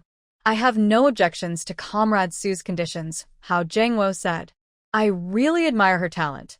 Comrade Su, you don't know, your quick decoding skills can outmatch half the university students in the research institute. If it weren't for the risk of offending people, I think you could surpass everyone. You're a natural cryptography expert. I can't imagine how much we'd lose if you didn't join the military." Commissar Hao rambled on, worried that Commander Gao might disagree, because Su Yuqing's education and health were simply not comparable to the elite in the research institute. Everyone was waiting for Commander Gao's response. The room was silent, so quiet that even a pin dropping could be heard. Commander Gao took the note Su Yuqing had written, looked at it again, and silently smoothed it out. He understood what going to the countryside entailed. The young girl was naturally weak, but still eager to improve herself. Her neat and elegant small calligraphy with floral hairpins already showed how talented she was. After spending time together today, Senior Officer Gao saw that Su Yuqing was kind-hearted, capable, and strong inside. Of course, Senior Officer Gao wanted Su Yuqing to join the intelligence department. But his hesitant thoughts suddenly became firm. "Child, I lost my wife and son many years ago. I have no family. Would you like to have another godfather? Our home is quiet and lonely. If you don't mind, you can consider my house as your resting place in Beijing." Su Yuqing covered her mouth with her hands, hiding her surprised expression. Were the leader's rejection words so skillful? Senior Officer Gao was very tactful. He didn't say no directly, fearing to offend old Master Lu, so he simply accepted her as a surrogate daughter. A true leader knows how to handle things well. Of course, she wouldn't refuse. After all, Senior Officer Gao was a noble and impressive man. She didn't have a main star in her birth chart, so she needed helpful people to support her and borrow others' good luck to strengthen herself. "Senior Officer Gao, thank you for your recognition. If you don't mind my health condition, I would like to respect you as an elder." Senior Officer Gao's cold eyes softened a little. "Jiao Jiao, in a few days, I will hold a family reunion for you. Not many people, just friends I trust. Okay, Godfather. I don't need anything too grand. We can take our time to build a good relationship," Su Yuqing replied cheerfully. Commissioner Hao's eyes darkened. He cursed inwardly at Senior Officer Gao, calling him a sly fox. "TSK, TSK, TSK, Jiao Jiao?" "Senior Officer Gao, you change your way of addressing her so quickly. Su Yuqing is a promising talent in intelligence work. The old fox has just fooled her. So what if she's weak? So, what if her education isn't great? Her ability to analyze intelligence is there. If she doesn't join the army, where else can she go?" Commissioner Hao was so angry he paced back and forth in front of Senior Officer Gao, with his hands behind his back. Senior Officer Gao sat upright, took a sip of tea, and studied his rising heartbeat. Jiao Jiao, when she returns to work, Uncle Hao will help you write a job recommendation letter. Officially, it's for work. Personally, I consider you my goddaughter. If I write a recommendation letter, it wouldn't be appropriate for your identity. Commissioner Hao sat down with a loud thud on the sofa, sitting very close to General Gao, more excited than Su Yuqing herself. Unintentionally, he spoke his true feelings. Old Fox Gao, it turns out all the good people have been working for you. You should have told me earlier. I was so scared, I thought we might lose a great leader. Su Yuqing was genuinely happy. She didn't expect such a happy surprise. She quickly bowed deeply. Thank you, Godfather, for your concern. Thank you, Uncle Hao, for your support. Jiao Jiao will work hard and not let you down. Hao Commissar patted his thigh, realizing that the old Fox Gao was truly clever. Su Yuqing was so talented, and in the future, Gao would benefit from her success. He knew he had to build a good relationship with Su Yuqing, so he quickly changed his tone. Jiao Jiao, Uncle Hao really believes in you. You should try your luck. I need to learn more. Su Yuqing smiled gently. She took 3 5-cent coins from her pocket, held her breath, and prepared to predict the outcome of the recent special operation. Suddenly, there was a knocking at the office door. Outside, a soldier received the message and approached General Gao. Report, General Gao. Commander Lu Zhanting has finished his leave early and requests to join this operation. Hao Commissar pounded the table and smiled generously, clapping his hands. Commander Lu is just in time. With him here, our fight against the enemy will go very smoothly. General Gao nodded, placing his hand on the wooden sofa and solemnly ordered, "Let Commander Lu come in." The door opened, and 2 guards saluted straight at Lu Zhanting. Lu Zhanting returned their respectful salute. He put on his new military uniform, stood tall, and stepped in his military boots, with a serious face. Lu Zhanting looked around at everyone with cold eyes, paused when he saw Su Yuqing, then quickly looked away. Hello, General Gao. Hello, Commissar Hao. Hao Commissar liked Lu Zhanting a lot. It wasn't just because of his ability, but also because of personal reasons. His daughter, Hao Lailai, admired Lu Zhanting very much. If Lailai was still in the general political song and dance troupe, Hao Commissar would be willing to put aside his pride and introduce his daughter to Lu Zhanting. Now, his daughter was acting strangely, insisting on staying in the military district's cultural troupe, showing no ambition. Commissioner Hao would never support his daughter or let her bully others. Thinking of this, Hao felt upset because his daughter had been spoiled by the family. Amidst these mixed feelings, Hao saw Su Yuqing suddenly become happy again because their unit had found a great treasure, a genius who could decode enemy intelligence in seconds. Zhanting, let me introduce you. This is Comrade Su, a hero who helped us uncover important enemy secrets. Her skills are far beyond those of everyone at the Research Institute. Su Yuqing stood up. The older generation's praise was really over the top. They praised her so highly that she felt a bit embarrassed. Uncle Hao, please don't say that. I just did one thing. The seniors at the Institute are my role models. Commissioner Hao admired Su Yuqing's humility even more. His daughter, if she achieved something, would be so proud she'd think she's on top of the world. Everyone listen. We really didn't make a mistake in choosing Comrade Su. She's very humble. General Gao responded briefly, but his pride was almost bursting out. Of course, he also didn't forget whose daughter she was. Lu Zhanting was still confused and didn't fully understand the situation.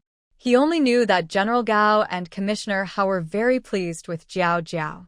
He hadn't seen Jiao Jiao for just a few hours, but it felt like a long time. His eyes fixed on her small figure like nails, and his cold gaze suddenly softened. Comrade Su Yuqing, I am Lu Zhanting. He extended his hand straight toward her. Su Yuqing's lips curled into a slight pout. Why was Brother Zhanting pretending not to know her? She reached out her small hand to shake his. The man's hot palm held her soft hand completely, wrapping around it. Su Yuqing remembered a dream where Lu Zhanting held her in his arms and teased her freely. In the dream, He was just like this, closely pressed against her skin, leaving no space between them. That feeling of being wrapped in male hormones was overwhelming and suffocating. Lu Zhanting not only refused to let her go, but also kept kissing her endlessly. Instinctively, Su Yuqing tried to pull her hand away, but his rough fingertips gently pinched her soft flesh again. She shot him a subtle glare. Her almond-shaped eyes, filled with a spring of water, didn't seem to show strength, but instead looked like silent teasing. Lu Zhanting was glanced at by Su Yuqing, and his heart felt a tingling sensation. His neck muscles bulged with veins, and he reluctantly loosened his grip. Commissioner Hao looked a bit curious. Lu Zhanting, how do you know what Comrade Su's name is? Lu Zhanting seemed very familiar with Comrade Su. Usually, he never saw Lu Zhanting go first to shake hands with any female comrade. Lu Zhanting moved a small stool to sit not far from Su Yuqing, separated by just one person's distance. Comrade Su Yuqing is the sister of Su Beijing. When Comrade Su came to Beijing, Beijing was busy, so I went to pick her up. We got to know each other during that time. Commissioner Hao couldn't tell what Lu Zhanting was thinking. After so many years of working together, he still felt a bit frustrated. You little guy, he thought to himself, you're quite clever. Love reports and marriage reports must be submitted. Lu Zhanting stood up seriously and saluted. Commissioner Hao, you're right. General Gao's tone was also very serious. Lu Zhanting, you need to keep proper boundaries. Lu Zhanting was always praised, but today, suddenly under pressure from the leaders, he didn't know why. He simply replied, Okay. General Gao, acting like a caring father for the first time, felt quite heavy-hearted. His chest ached with a sour pain. He realized that having a daughter to worry about was a different feeling. No matter how he looked at Lu Zhanting, he felt annoyed. He gently spoke to Su Yuqing. Jiao, keep doing the fortune-telling. Su Yuqing felt like these men were speaking in riddles, teasing her for not understanding their secret signals and not playing along. Fortune-telling was her specialty. These men just listened quietly, not making a sound. Now I will start predicting the outcome of this cleanup operation. Su Yuqing held 3 coins in her hand and tossed them 6 times. She recorded the results in her mind and calculated that the hexagram was the earth-water symbol. In the past, Su Yuqing didn't usually explain the hexagrams because they wouldn't understand anyway. She just followed her instructions. Commissioner Hao looked at her with eager curiosity, his eyes dark and shiny, just like the little black dog next door belonging to Aunt Wang. Su Yuqing bit her lip to hold back a smile and drew the hexagram of earth-water on paper. The hexagram is viewed from bottom to top. The top is the Kuan hexagram, and the bottom is the Kin hexagram. This hexagram is called the earth-water symbol. Kuan hexagram represents the earth, which is smooth and steady. Kin hexagram represents water, which is dangerous. The water gathering underground symbolizes the troops gathering together. The diagram of the earth-water army represents the military and the way of soldiers. Someone once said that understanding the 6 lines of the earth-water army diagram can make someone a good general. There are also rumors that Sun Tzu understood this diagram and wrote a famous military strategy book based on it. This hexagram appears smooth on the outside, but dangerous inside. The Book of Changes is telling us that when we go to war, the commanding officers should prepare for the worst, stay alert, act carefully, and be fully prepared. This time, our mission must be honorable and in line with the people's wishes. The secret meeting spot is between the city and the suburbs, where the terrain is complicated and there are many people. We are not as familiar with the land and outsiders as the locals. Nearby villagers might become our biggest helpers. Su Yuqing spoke confidently, getting lost in her explanation. The people around fell silent. She hesitated, wondering if she was talking too abstractly and if no one believed her. When she looked up, she saw Lu Zhanting standing beside her, looking at her drawings carefully. He was too close, and his gaze was very serious. Su Yuqing noticed his long eyelashes, high nose, and especially that his nose was tall and straight, like a slide, quite prominent. She heard that a man's nose can symbolize certain qualities. Without trying, Su Yuqing felt that Lu Zhanting must be very capable. Especially in her dreams, he was like a lion pinning her against the wall, full of power and intensity. But dreams are just dreams. In reality, the man was standing beside her, keeping a safe distance. Su Yuqing's mind returned to the present. Brother Zhanting is a gentleman. The wild man in her dreams isn't him. Commander Gao was the first to come back to himself. He usually spoiled Su Yuqing and wanted to give her a chance to show herself. He thought her predictions about the hexagrams were just for fun, but unexpectedly, her interpretations turned out to be quite profound. They sat in this position every day, feeling nervous and cautious. They protected the people and always thought carefully before taking action. Su Yuqing's explanation of the hexagram reflected his true feelings. Jiao Jiao. Su Yuqing's fair face turned slightly red. Dad, how did I do? No one is talking, she said softly, her bright eyes looking at everyone. Commander Gao rarely praised anyone. His vocabulary was limited, but he said encouragingly, Jiao Jiao, of course, you explained it well. Jiao Jiao, your explanation was so good that everyone was captivated. Lu Zhanting's cold eyes shone with gentle light. Lu Zhanting seemed to open up another side of Su Yuqing. She was calm and gentle, talking about how she saw the divination symbols, as if she entered a mysterious world full of wisdom. Lu Zhanting's desire to understand a person reached its peak. If Jiao Jiao didn't have someone back home, why would he secretly try to find out more? He wished he could marry her right now. Such a treasure would be kept hidden by anyone who found it. His eager actions made Jiao Jiao feel which man could truly give her happiness. Commissioner Hao was still savoring the moment, taking notes with a ballpoint pen in a small notebook. Su Yuqing suddenly stopped, and he made some comments with interest. Jiao Jiao. Commissioner Hao didn't know where to start praising, his mouth feeling numb from excitement. He looked at Chief Gao with a bit of envy. Jiao Jiao, I was wrong. This divination actually has some truth.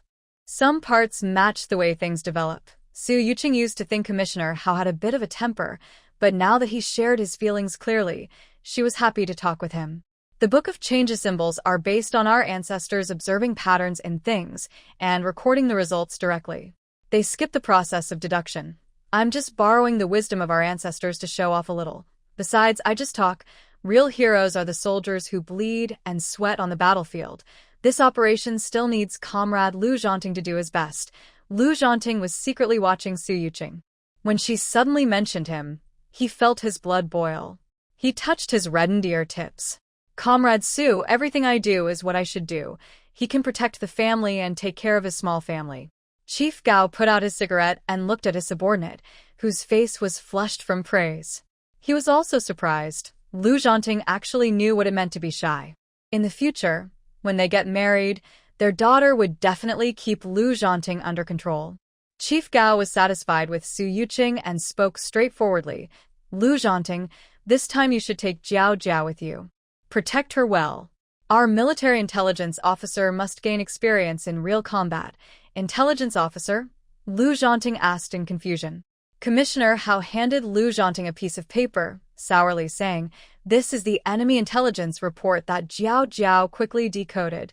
Some people see Jiao Jiao's strong abilities and try to make connections with her, taking advantage of existing relationships. I strongly disapprove of this behavior." Commander Gao quietly said, "My Jiao Jiao is willing to acknowledge me as her father. Your daughter is also quite good. She got into the general political song and dance troupe, right?" Commissar Hao felt a sharp pain in his chest and cursed angrily. Old fox. He chose to stay silent, knowing that the old fox is skilled at hitting people where it hurts and revealing old wounds. Everyone knew that his daughter had been mentally affected and had given up on joining the general political song and dance troupe. Lu Zhanting tightly held a piece of paper with important information, saying, "Comrade Su is so impressive. I am very willing to fight alongside Comrade Su." He appeared calm on the outside but was actually feeling intense emotions inside, and suddenly he understood. No wonder Commander Gao looked at him like an enemy earlier. It turns out he has a new father-in-law. His Jiao Jiao is very friendly, and even the usually cold Commander Gao likes to take care of her. Lu Zhanting hoped more and more people would like his future wife. Su Yuqing felt a bit nervous, but also excited about participating in the military operation. "I am also honored to join this mission," She carefully marked the map of Beijing with Lu Zhanting and learned many combat skills and map-reading techniques. Lu Zhanting explained with vivid examples from real battles, making it very engaging. Su Yuqing took a small notebook from Commissar Hao and recorded everything carefully. Lu Zhanting had a special charm when working seriously. Later, Commander Gao finalized the details of capturing the spies, especially the communication with civilians, which required cooperation between Lu Zhanting and Su Yuqing. Commander Gao trusted Lu Zhanting very much. Everyone discussed together, understanding each other's thoughts better.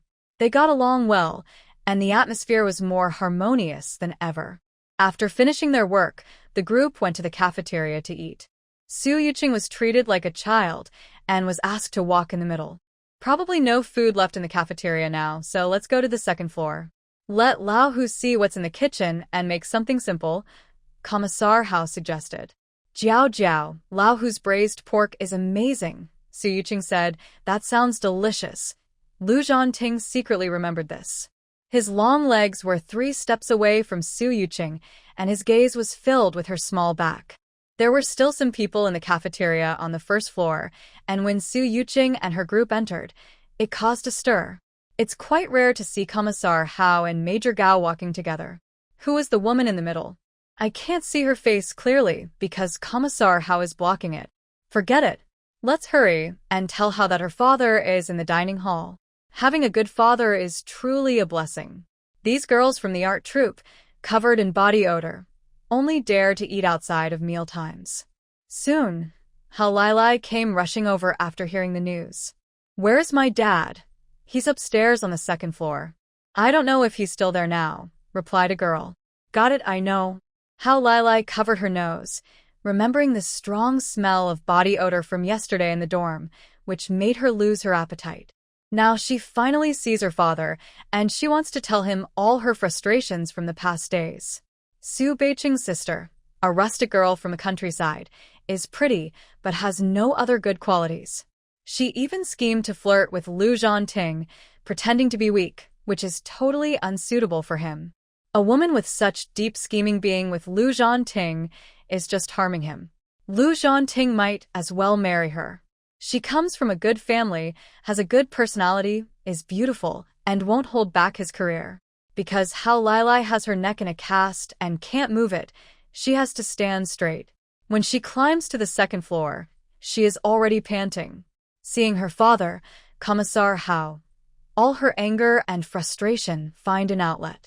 Dad, someone is bullying me. The dining hall really doesn't have many dishes left.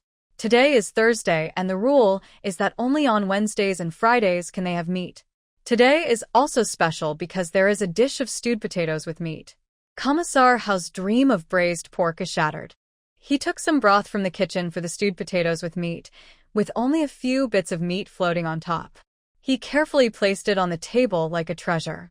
Lu Zhanting brought a plate of stir-fried cabbage, with wheat noodles as the main dish, and Su Yuqing's only steamed old-fashioned bun. Lu Zhanting's version of the wheat noodles are made from cornmeal, looking bright yellow and quite tempting.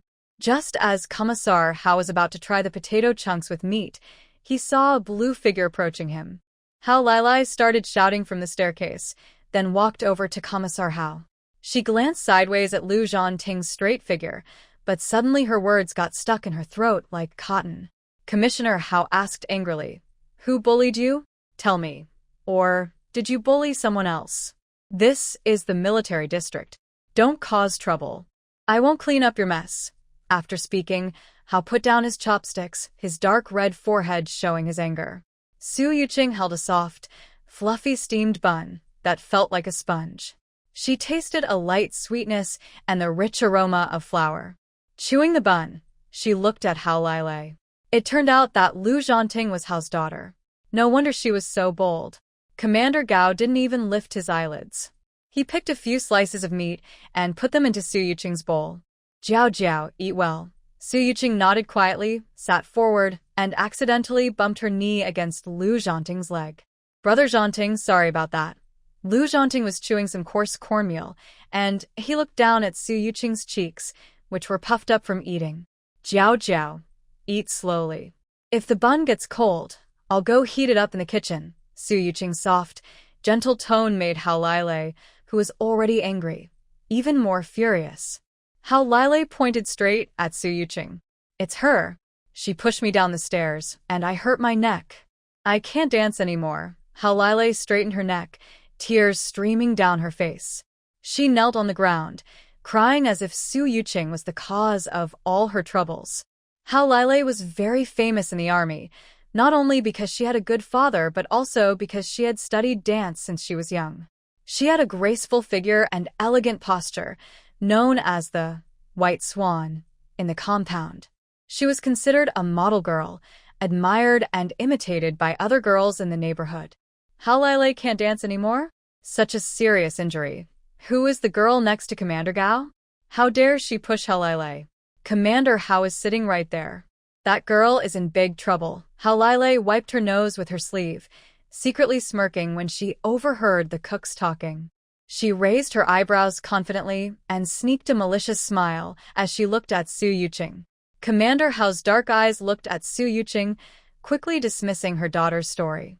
His daughter had trained in dance since childhood, was tall, with a big frame, muscular arms, and legs like shovels. Jiao Jiao, this young girl from the south, was shorter, weaker by nature, and could fall over with just a gust of wind. Commissioner Hao turned to look at Hao Lilei, feeling ashamed of his brief suspicion. Lilei, do you have any misunderstanding? This is simply impossible. Su Yuqing blinked her water-bright eyes politely and said, should I calculate when Comrade Hao might dance again? She looks quite upset. Lu Zhanting put down his chopsticks, his deep voice carrying a cold tone. If Comrade Hao blames Comrade Su, then include me too. I made her run 50 laps as punishment. Hao Lilei, what exactly is going on? Commissioner Hao pounded the table, feeling more embarrassed in front of General Gao than if he had been scolded himself. Lu Zhanting is honest and upright. If he steps in to punish someone, there must be a good reason. Commissioner Hao's eyes widened like bells. Seeing his daughter's evasive look, he felt even more disappointed. General Gao spoke casually. Brother Hao, your child is already this old and still doesn't seem to understand things. Gao's skill in stirring trouble was excellent. He almost said that Hao's parenting skills were lacking right in front of him. Hao Lilei felt nervous inside. She had never seen her father so angry. Feeling wronged, she pouted. Our dorm mates had a gathering and said some things. When we met her, she pushed us. She pushed all 5 of us down the stairs. Commissioner Hao's brows, shaped like the character for River, furrowed deeply. Hao Lilei, listen to yourself. What are you even saying? Hao Lilei panicked and looked around. Captain Lu can testify. He was with Su Beiqing's sister and saw this woman push me down. Lu Zhanting was watching Su Yuqing wipe her mouth with a handkerchief. The girl's hands were clumsy, turning her lips red and tender, looking very kissable. Lu Zhanting replied helplessly.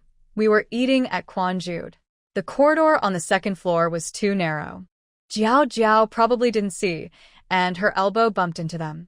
But for one person to hit 5 people, anyone would find that strange. If Comrade Hao really wants to find the real culprit, I suggest you think about who was behind you at the time. I remember your dorm sisters are very close. Everyone was pulling each other's clothes from behind, falling together. It was quite coordinated. Hao Lilei was always afraid of the strong and bullied the weak. Lu Zhanting came from a better family background and was a young battalion commander.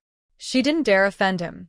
But when her gaze shifted to Su Yuqing, who was being looked after by Lu Zhanting, her frustration surged again. Anyway, she pushed me. Su Ying sincerely nodded. You're right. I was too emotional at the time. She slightly lowered her head, hiding her reddened eyes from everyone. Lu Zhanting, curious, tilted his face to look. Her bright eyes turned red at the corners, tears welling up, shiny and pitiful. Women are truly made of water. Lu Zhanting thought to himself, his tough heart completely moved by Jiao Jiao. He patted Su Yuqing's hand on the table.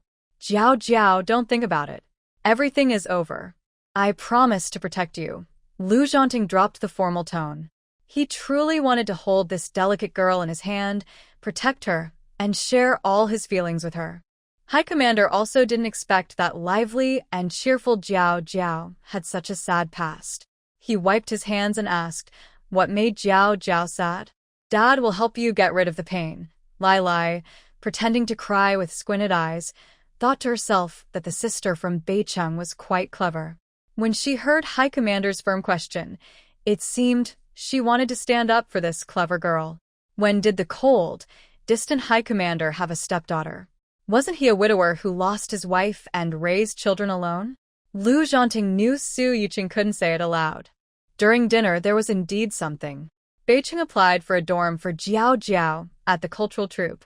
The women there are quite enthusiastic. They even placed a bucket of cold water behind the door, ready to splash on Jiao Jiao to welcome her. Lai Lai heard this and not only didn't stop it, but also looked pleased. It seemed the cultural troupe needed more lessons on ideological education. Lai Lai's expression was stunned, like she had been struck by lightning. She felt like her plan was ruined. Lai Lai was suddenly slapped by Deputy Lai. Her makeup-covered face turned bright red. She covered her face, gritted her teeth, and shouted, "Dad, how can you hit me in front of so many people? And it's those people who want to harm Beijing's sister." "I didn't do anything." Deputy Lai, hungry and with stomach pains, looked furious, his face pale. He kept saying, "You watch others make bad plans and harm people.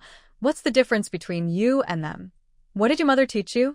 All those years of studying seemed to have gone into a dog's stomach. How Lai Lai covered his face, hiding his many past resentments. "Yeah, in all these years, Dad never really taught me anything. I want to fight for myself. I don't need Dad to embarrass himself by introducing someone for me." Su Yuqing was quietly watching, nibbling on her steamed bun slowly. It was quite tasty.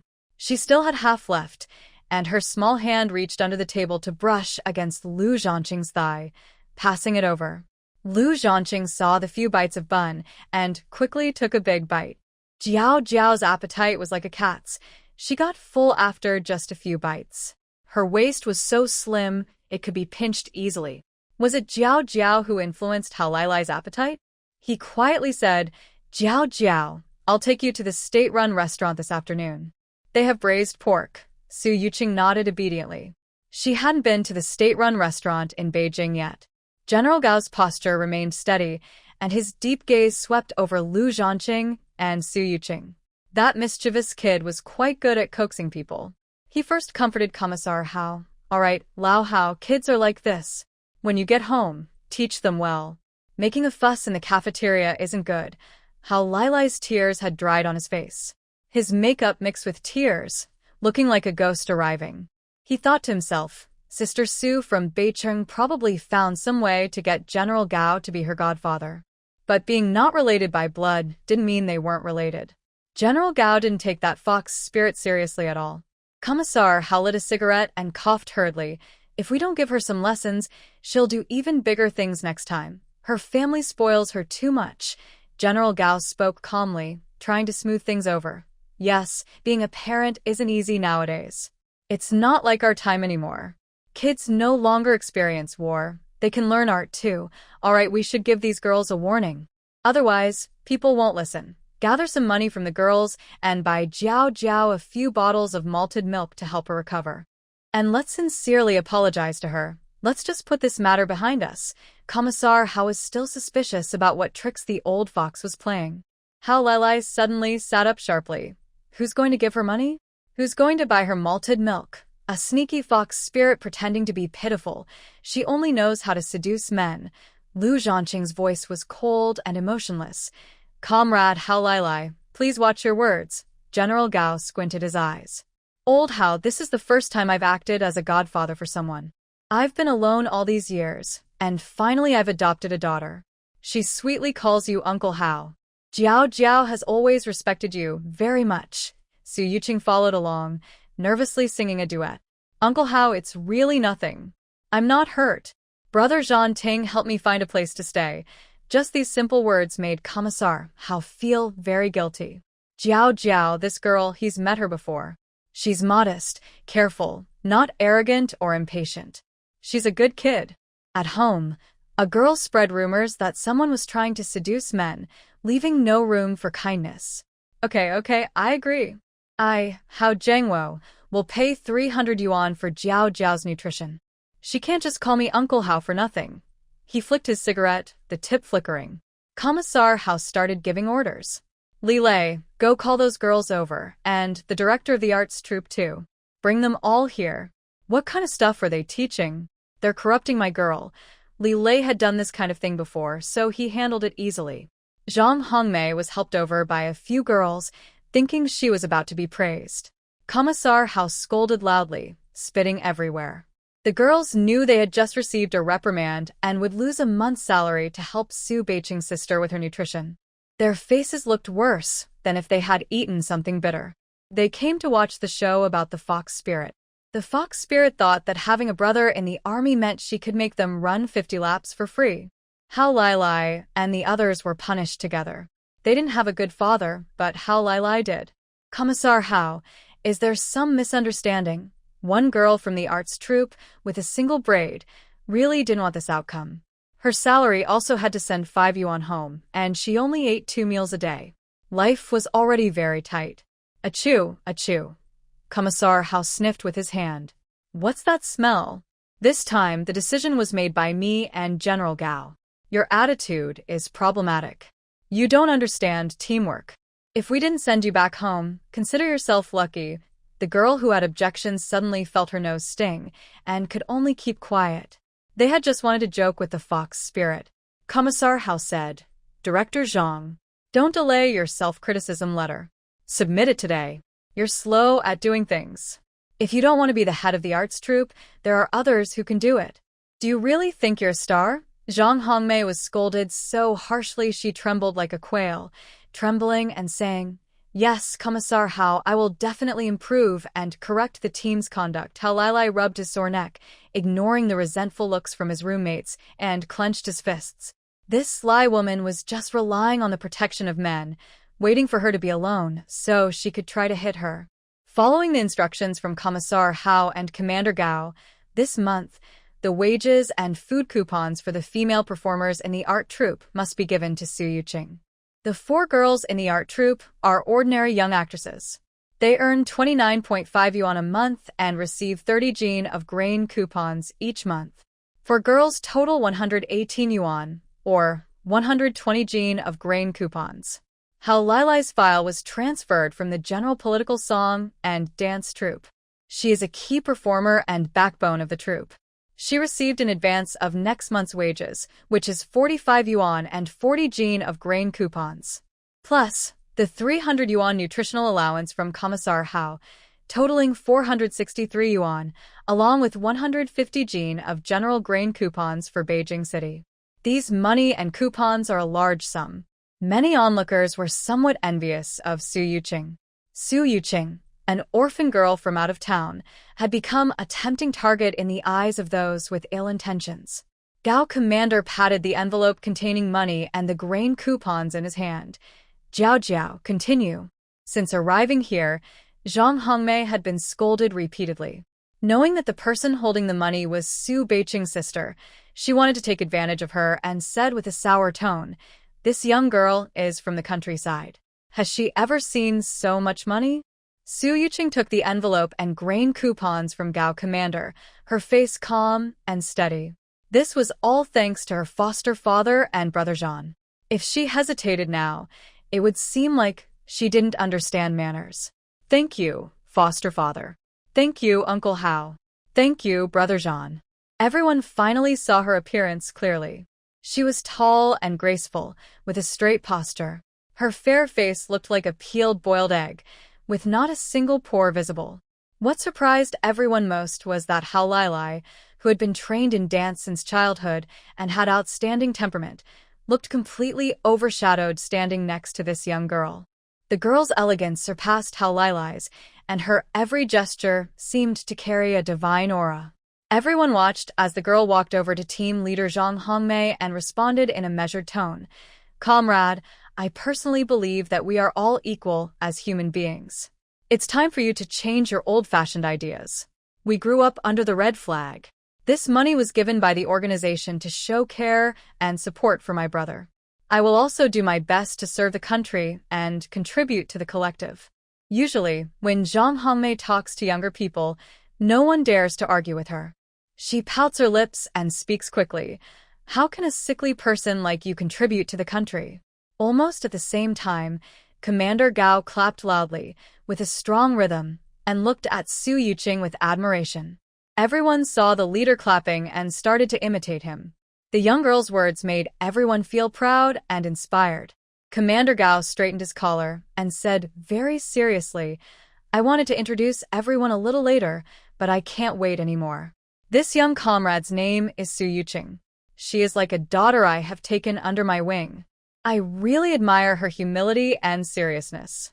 I, along with Commissar Hao, have tested her abilities. She will become a member of our big military family in the future. Her position will be kept secret for now. Our organization will never overlook talented people. Comrade Su Yuqing is fully capable of contributing to the country. When the leader spoke, the applause was thunderous. Su Yuqing calmly accepted all the gazes on her, looking composed. She fumbled with the envelope in her hand. Recently, she had been lucky with her finances. Commander Gao really knows how to pick people. The young girl is gentle and calm. Although she's physically weak, her determination to serve the country is stronger than some people's. It's really admirable. The girl just came to the army to make a connection, and Commander Gao took notice and adopted her as a daughter. My aunt has 6 cousins. Is there still a chance for me? Don't learn from Zhang Hongmei. That girl has real skills. Zhang Hongmei now looked like a rat crossing the street. Many people looked at her with disgust. Especially Commissar Hao, whose eyes were fierce like a hunting dog. Zhang Hongmei, you're crooked from the top down. I think some of your team members are making bad ideas, and you're partly responsible. Your salary will be cut in half this month. Reflect on yourself. Zhang Hongmei's face wanted to please but couldn't smile. Commissar.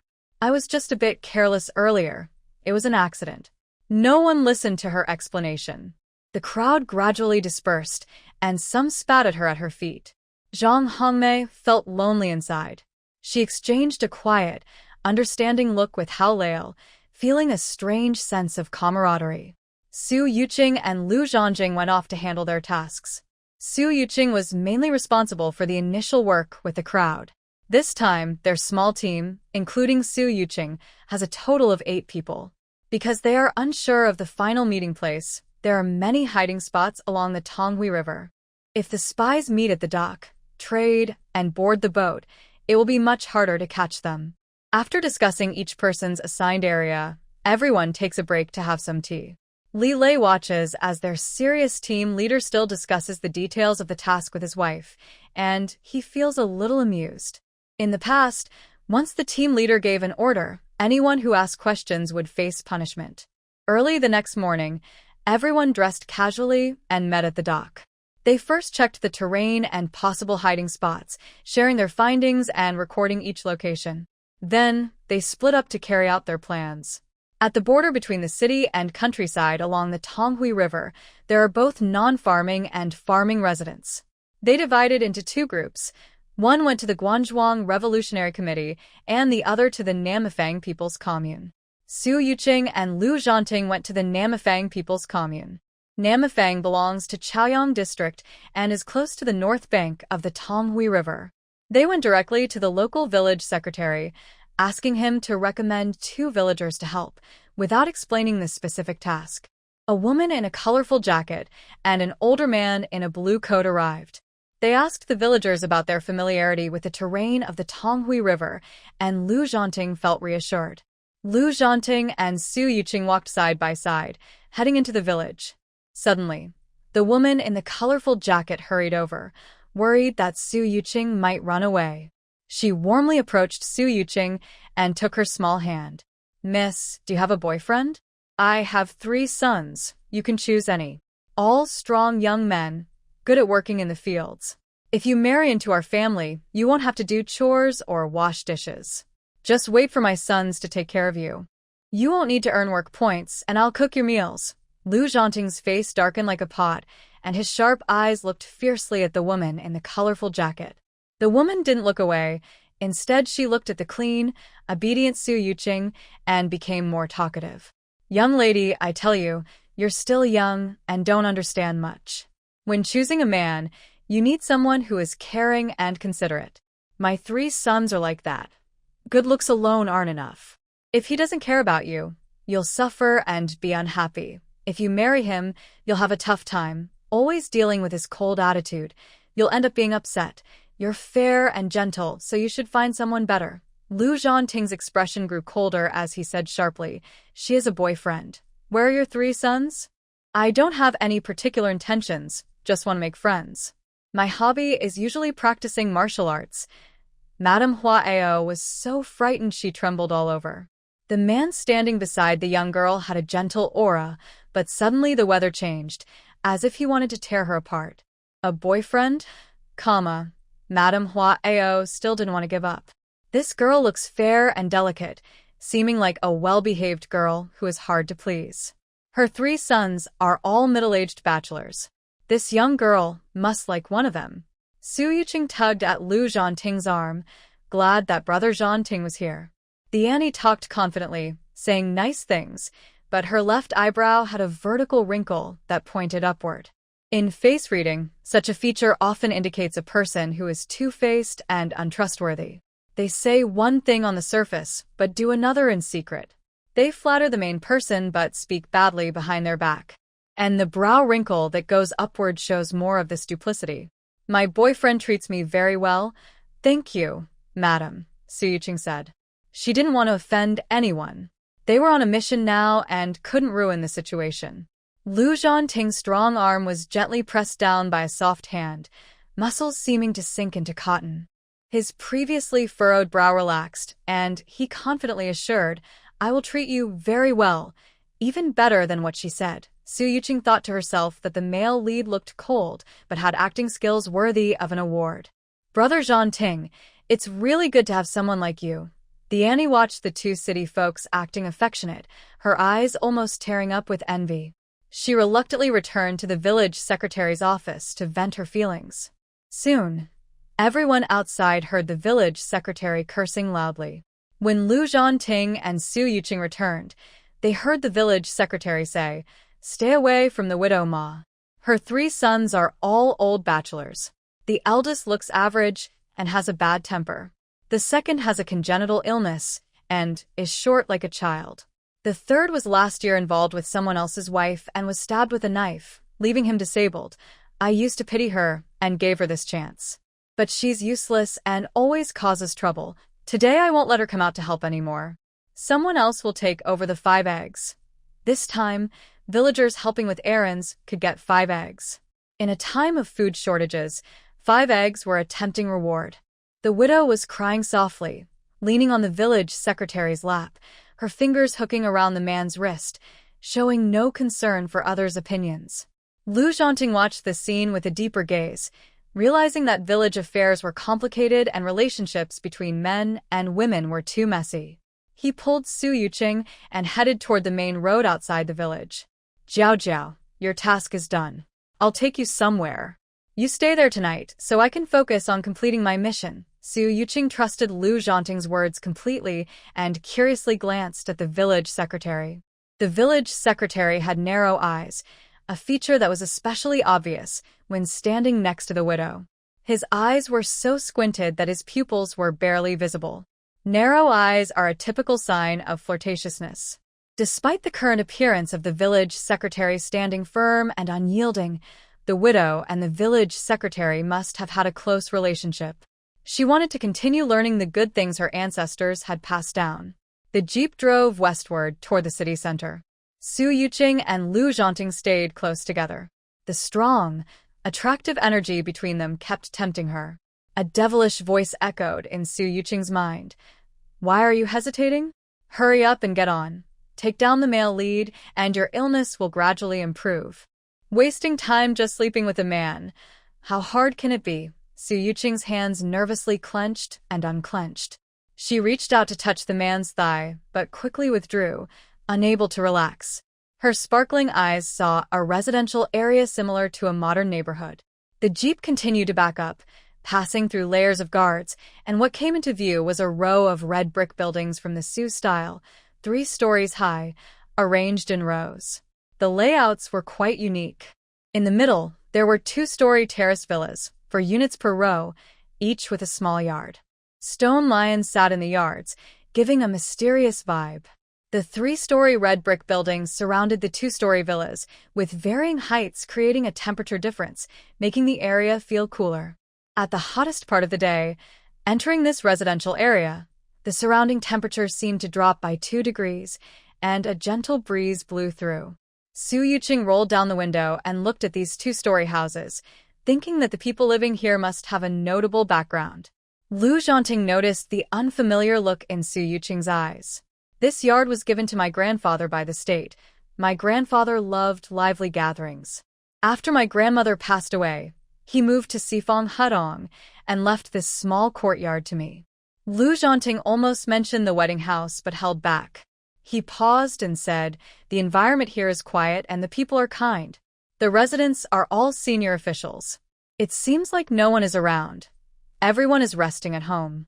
I haven't been back for a long time, so the furnishings might be a bit dusty. Grandma was a famous socialite in Shanghai when she was young and loved me very much.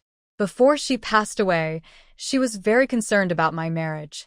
I haven't brought a girl home yet, and she bought many nice things to give me.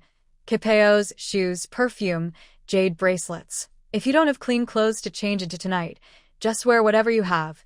Lu Zhanting placed his hand on the steering wheel, feeling a bit unsure whether Jiao Jiao might misunderstand his intentions. He was quite conservative inside. Many things would only be done after marriage. But clearly, Jiao Jiao's eyes were all drawn to the beautiful courtyard.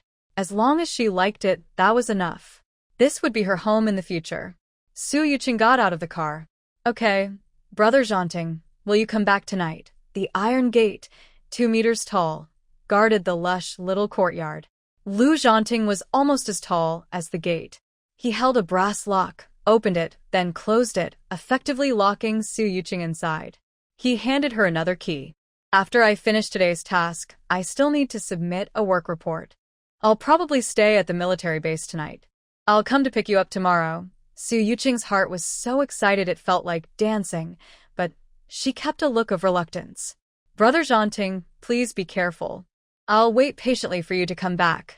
Lu Zhanting was suspicious of her obedience and suddenly became serious.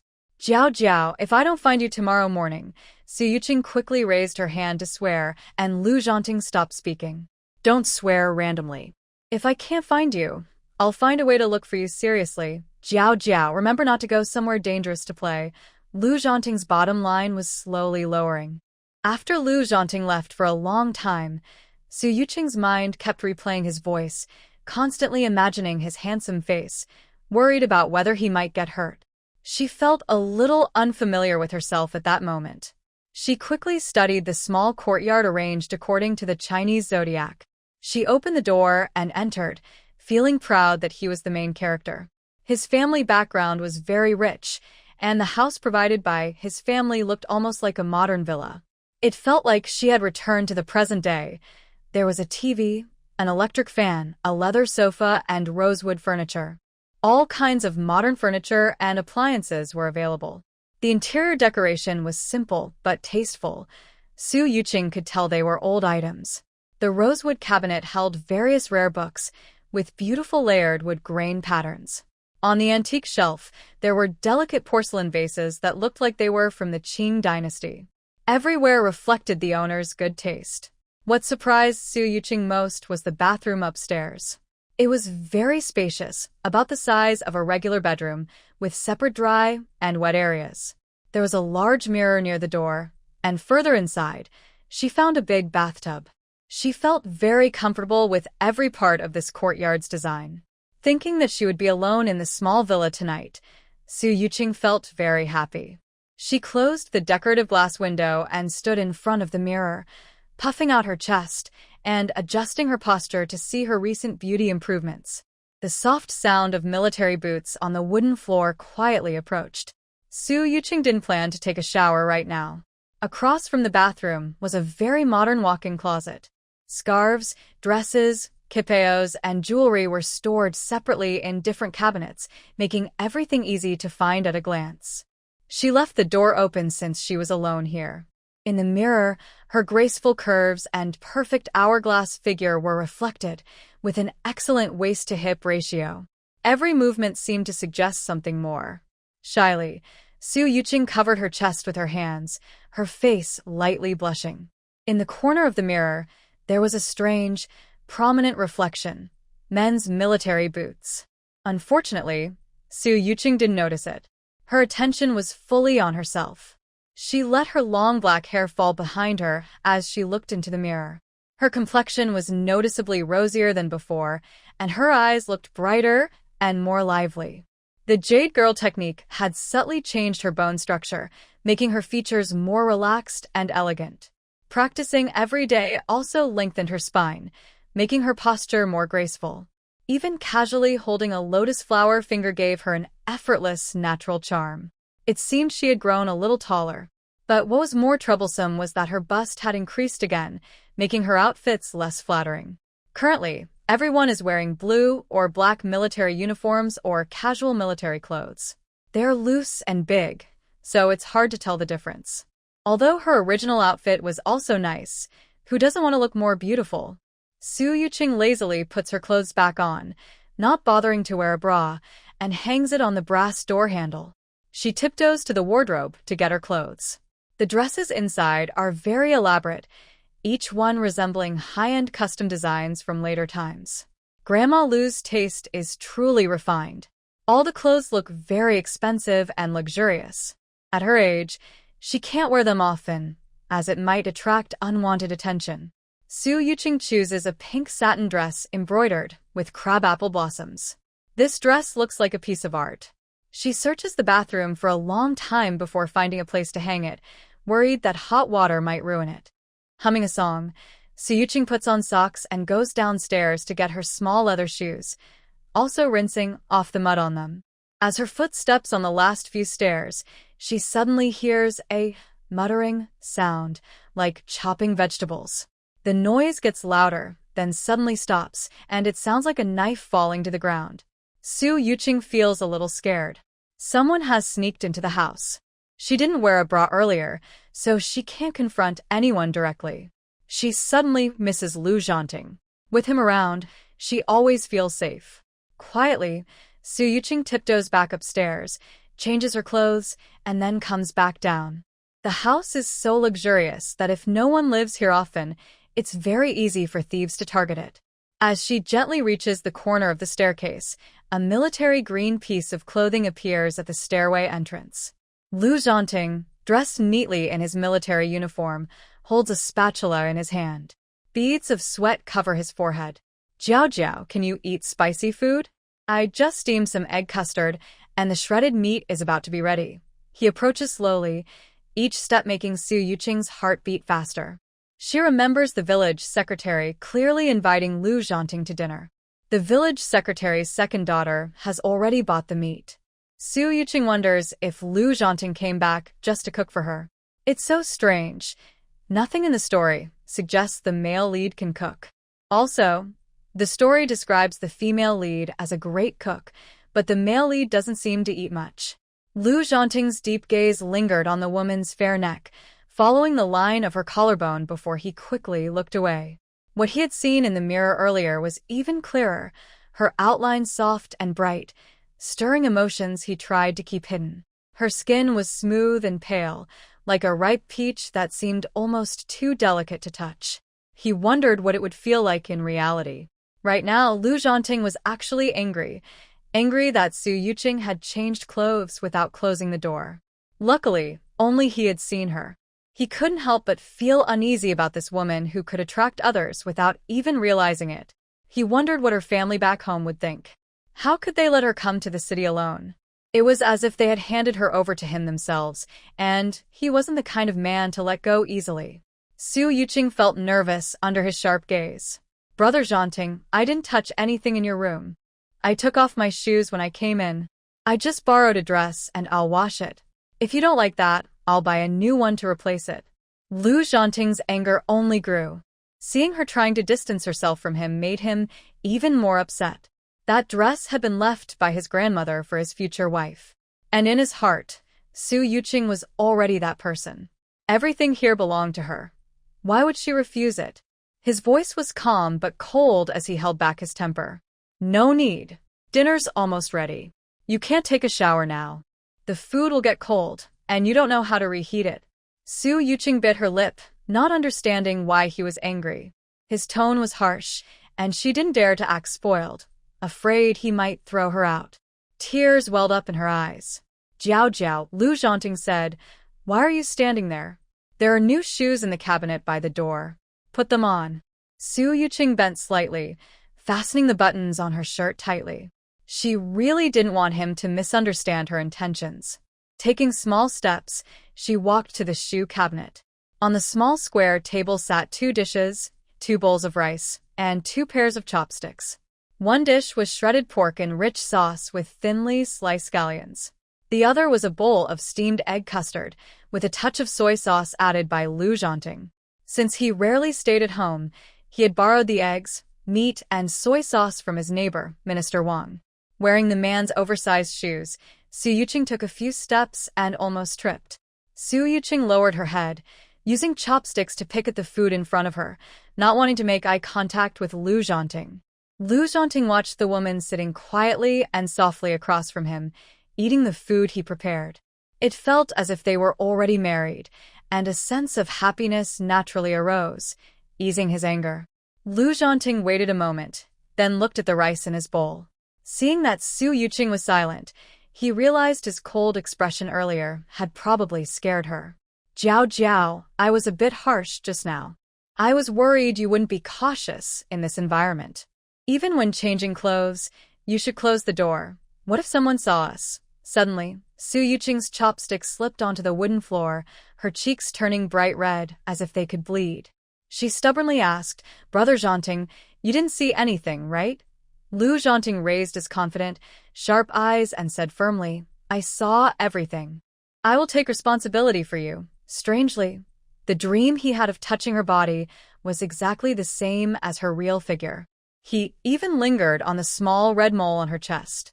Lu Zhanting had never had such a clear dream before, and he could still remember all the details. Su Yuqing was so embarrassed she couldn't eat anymore and wanted to hide her head under the table. Her cheeks were so red she didn't even want to look at Lu Zhanting.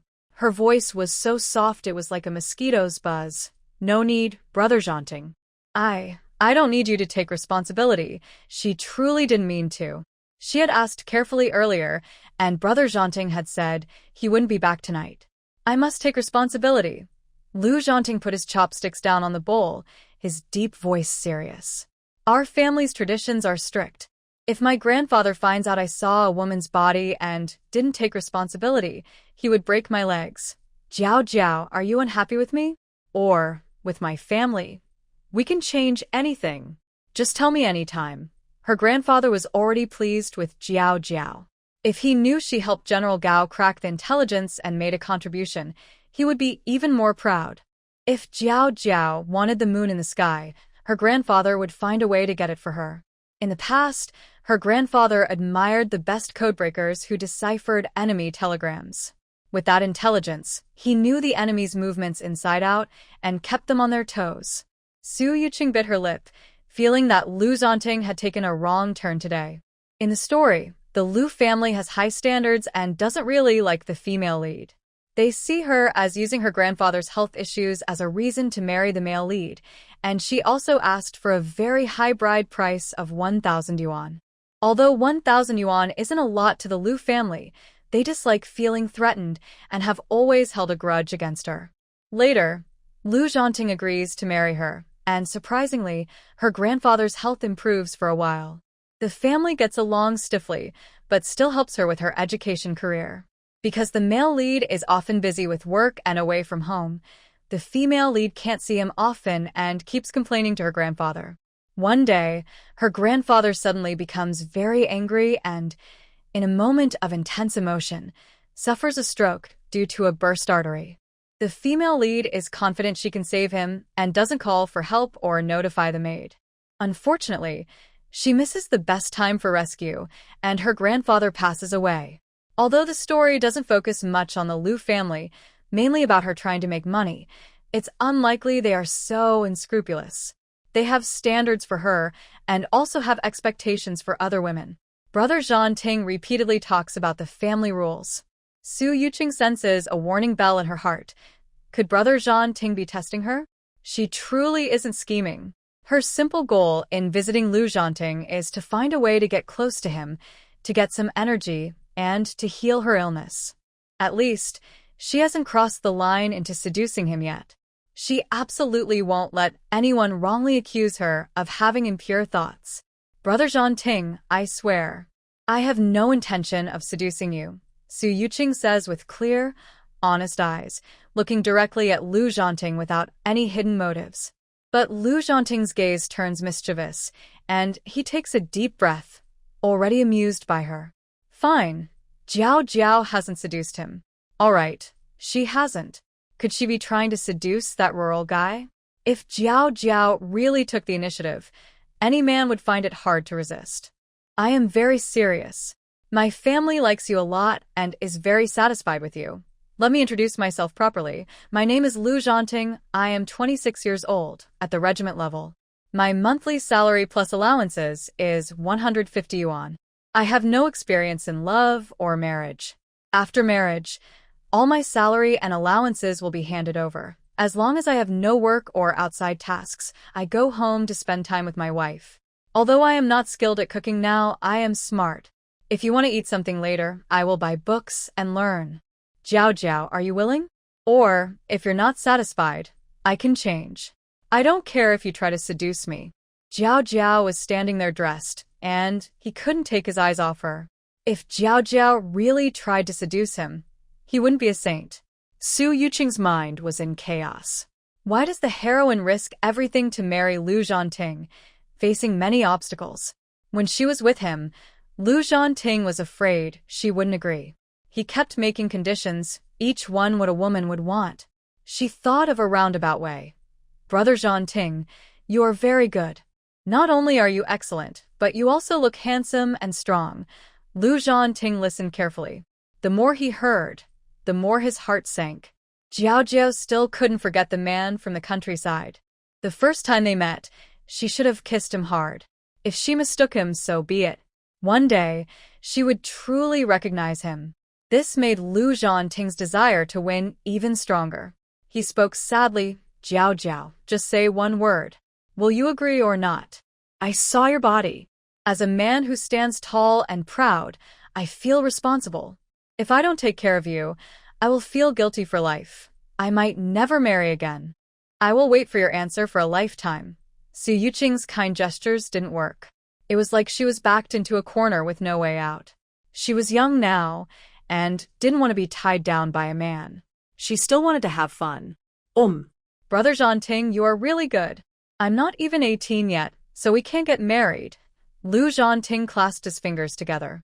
This was also something he cared about, whether Jiao Jiao would dislike his age. Jiao Jiao, do you think I am old? Actually, I am not much older. Old people can be caring. Men my age can't give you a good life. Su Yuqing couldn't explain it clearly. Lu Zhanting was determined to take responsibility after seeing her body. Men's sense of responsibility is so frustrating. Su Yuqing admired responsible men. She had checked the fate of wealthy young men and met many upper-class celebrities. She found that responsibility was like a luxury item in rich and powerful men. Brother Zhanting, I will turn 18 in a week. If you haven't changed your mind, let's give it a try. First, Lu Zhanting felt hopeless. Suddenly, he stood up and hugged Su Yuqing. Jiao Jiao, is it true? Did you really agree to me? I'll go to the army tonight to submit a marriage. No, a love report. Su Yuqing was confused. She was breathless from the man's broad shoulders. Didn't we say a week later? You can change your mind anytime. Lu Zhanting responded without hesitation. Okay. After a week, you will be my girlfriend. Su Yuqing felt like she had been tricked. The man just now looked sad, as if he would die if he didn't take responsibility. But now his brows were relaxed, and he didn't seem sad at all. Afraid Su Yuqing might regret, Lu Zhanting put on his military uniform and prepared to leave. He thought about completing his task quickly and submitting the love report for Colonel Hao's approval. Jiao Jiao, I'll wash the bowl on the table when I come back tonight. You don't need to worry about anything. And don't open the door for anyone. Finally, his slender finger pointed at the silk fabric of Su Yuqing's shirt. His dark eyes lightly glanced over her. Jiao Jiao, don't wear this white silk fabric again. The material is too see-through. Jiao Jiao, I didn't see much, just reminding you. Later, they planned to plant a cherry tree at home to satisfy their cravings. At first, Su Yuqing didn't understand what Lu Zhanting was saying. His warm fingertips pressed lightly against her, through the thin fabric. His abundant energy was so close she almost felt faint. When she finally understood what Lu Zhanting was looking at, her face turned red as if she had a fever. The hero in the book was supposed to be pure and reserved, but here he looked mischievous. Seeing her, he didn't even tell her to change her clothes. The siren of the military jeep sounded. Su Yuqing didn't want to pay attention. Her temples throbbed. She felt she was acting impulsively by agreeing to such a request. Dating the hero seemed quite difficult. The future was no longer in her control. Su Yuqing entered the space and saw Jiao Tian's angry expression. The little fox's chin was pointed, and his fierce expression was grim. Ancient ancestor, this man named Lu is definitely lying to you. He's probably just after your body. Don't be fooled, ancestor. Su Yuqing gently comforted the angry little fox. He should treat me like a little sister because he saw my body, so he wants to take responsibility. I already promised him that. I need to rest and get closer to him to absorb his energy and talk about being a couple. Some actions are natural and proper. He is also very kind and has always taken care of me. Jiao Tian, I promised to eat the northeast dishes you made, but I missed the appointment. Wait until I'm hungry later and I'll try again. Jiao Tian waited eagerly in the space, having been fed by its owner earlier. It was that person with the surname Lu. The crispy pork, stir-fried pork strips, chicken soup with dried tofu. All of it was gobbled up by the little fox, whose white belly puffed into a round ball. Ancient ancestor, I'll make you something hot next time. Ancient ancestor, I've placed all the books you asked for. Huangdi Neijing, Shenong Baojing, Shanghan Zabing Luan Qianjin Fong and Xinjiu Jiaijing on the desk. I've also picked out fine silver needles for you. If you need to practice acupuncture, just come and needle me. Su Yuqing chuckled. You're already doing very well. You're a fox, and I'm a human. Some acupoints aren't the same, but I'm touched by your effort. Before, I only helped people with fortune-telling and feng shui, so I didn't need much medical knowledge. Over time, I forgot most of it. After I finish my shower, I need to review everything quickly. Old Master Lu's head ailment definitely needs treatment. Old Master Lu is in good spirits. With proper care, he could live to be over 100. Unfortunately, Old Master Lu had bad luck. He met a heroine who could absorb his luck, and combined with an old cardiovascular condition, he missed the best rescue opportunity. The legendary Soldier King passed away just like that. It's such a pity. Su Yuqing started studying hard, focusing on caring for cardiovascular health. Learning just a little more could save a life.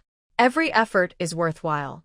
She took nearly 10,000 words of notes, sitting motionless at her small desk for 5 hours. When she thought about taking a break, her arms and legs were already numb. She quickly stood up and moved around, her eyes dry and sore. A cup of spiritual spring water was brought to her by Jiao Tian. I just took a sip and heard Jiao Tian say, Ancient ancestor, Su Beicheng was shot in the leg. His spirit is a bit low. A quack doctor said his leg won't heal and will be disabled. He's very sad, discouraged, and his inner energy is fading quickly. Soon, he won't be the chosen one of luck anymore. Su Yuqing wasn't affected by Jiao Tian's anxious mood. She sipped her sweet spiritual spring water slowly. Walking gently beside the space spiritual spring pool, the sound of flowing water helped calm her restless mind. Jiao Tian, bring the dream-calling incense here. I will go see Su Beicheng. Most illnesses are caused by emotions. If I give him hope and light, he can recover. Jiao Tian looked up at the ancestor with admiration. No matter how fierce and bloodthirsty he was before, he always managed to solve dangers and problems. Now he is gentle and strong, eager to learn new things, and always trying to improve. Jiao Tian wants to stay close to the ancestor forever. Su Yuqing smelled a sweet fragrance. Her mind thought of Su Beiqing's determined face. Her eyelids grew heavier, and she fell into sleep. Su Beiqing was lying on a hospital bed, his right leg raised in the air. His face was cold and serious, and he was smoking a cigarette. There were many cigarette butts on the ground, and the room was filled with smoke. Luckily, she couldn't smell it in her dream. Su Yuqing hadn't gotten close to Su Beiqing yet. Suddenly, she heard a man's angry shout, "I told you I won't have surgery. Forget it, you guys. You're losing a business, but I might lose a leg. Brother, it's me," Su Yuqing said as she sat on the bed, watching Su Beiqing. He looked much thinner now. His jawline was sharper, his handsome features more defined, but his bright eyes looked a little dull. She reached out to touch his forehead, but he moved away. In his dream, Su Beiqing saw the person he longed for. His heart, which was full of thorns, softened instantly, but his face still tilted to one side. Now, with a beard and a disabled leg. Even in his dream, he didn't want her to see how battered he looked. After his uncle remarried and started a new family, he felt even lonelier. No one had ever cared for him in this life, and few had ever been truly kind to him. Now he was about to lose even his complete body.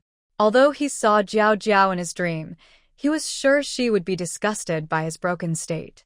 "Jiao Jiao, you should go," Su Beiqing said hoarsely. He didn't want anyone to pity him.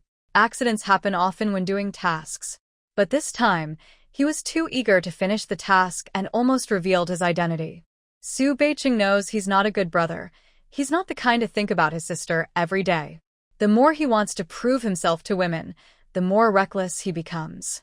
Now that his leg is disabled, he doesn't even want to compete anymore. But giving up his position to be a good brother is worse than dying. This girl has truly been kind to him, and he can't bear to share her with anyone else. The more Su Beiqing values someone, the more careful he is. Su Yuqing places her palm on the man's injured leg. "Brother, you're almost 25, but you're still so stubborn. I bought you a watch for your birthday, waiting to give it to you in person when you return.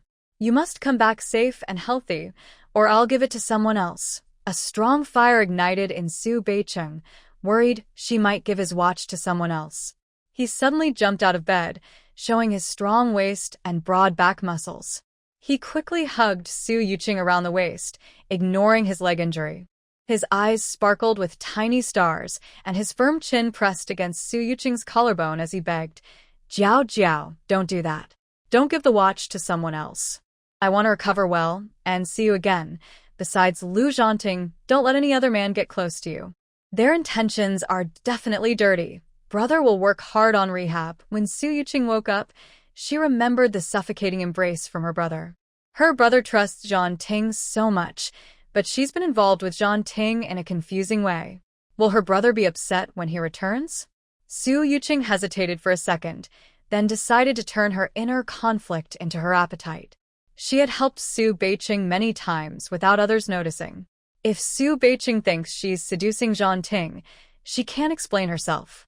She truly needs Zhanting's energy. Whatever, life is about living. Don't set strict rules for yourself or limit your life. She doesn't need everyone's approval, even from her family. When Su Yuqing woke up, Jiao Tian had already prepared a table full of special dishes. Jiao Tian had gone to the warehouse and supermarket long ago to buy ingredients. Tonight's menu changed, including yam and blueberry, egg yolk chicken wings, and Northeast-style rice dumplings. Su Yuqing ate very happily, enjoying dishes that were very popular in short videos from her past life. Each dish had a unique flavor. They were definitely better than the cabbage stalks served in the military cafeteria. Salted egg yolk chicken wings are juicy and fragrant. The yam and blueberry are sweet and sour, just right to relieve greasiness. The northeastern rice roll is full of rich sauce flavor, just like the one I had in the Northeast before. "Jiao Tian, you are a born master chef." Jiao Tian took off his apron and rubbed his hands on the fabric. "Old ancestor, I think I cook better than that Lu guy," Su Yuqing said. "It's a different kind of delicious, both made with care." Later, when Master Su Yuqing, who is good at serving water, looked back on the past, she realized that her art of serving water had started from this moment. Su Yuqing bid farewell to the reluctant Jiao Tian. Her flat belly slightly moved, which was really because she had eaten too much. She randomly chose the biggest room to sleep outside the space tonight. She had a feeling that Brother Zhanting would definitely come back tonight. Su Yuqing remembered, hurriedly agreeing to stay with her brother's good friend, feeling like she was about to be controlled by a man. She felt she was losing her freedom. But maybe Brother Zhanting would not want to be responsible in a few days? Su Yuqing tossed and turned, giving up on sleeping early. She went to the second floor to take a bath. Next to the large bathtub, there was a bottle of rose perfume. She wanted to smell nice and sleep well, forgetting all her worries. Lu Zhanting's side went smoothly because the environment and personnel arrangements were in place, except that the handover time for the agents was moved up, but everything else was part of the plan. For well-trained soldiers were tying up 5 pale-faced agents. Every part of the agents' bodies, hands, feet, nose, mouth, ears, and clothes, was checked carefully to prevent them from escaping or harming themselves. Luckily, we intercepted their communication. This time, they were passing around a map of the military airport. Those bastards really dare to share anything, one soldier said after kicking a bespectacled agent. We found over 600 yuan on this person, probably for the communication fee, another soldier whispered to Lu Zhanting, revealing a new clue. Lu Zhanting's sharp eyes narrowed with coldness.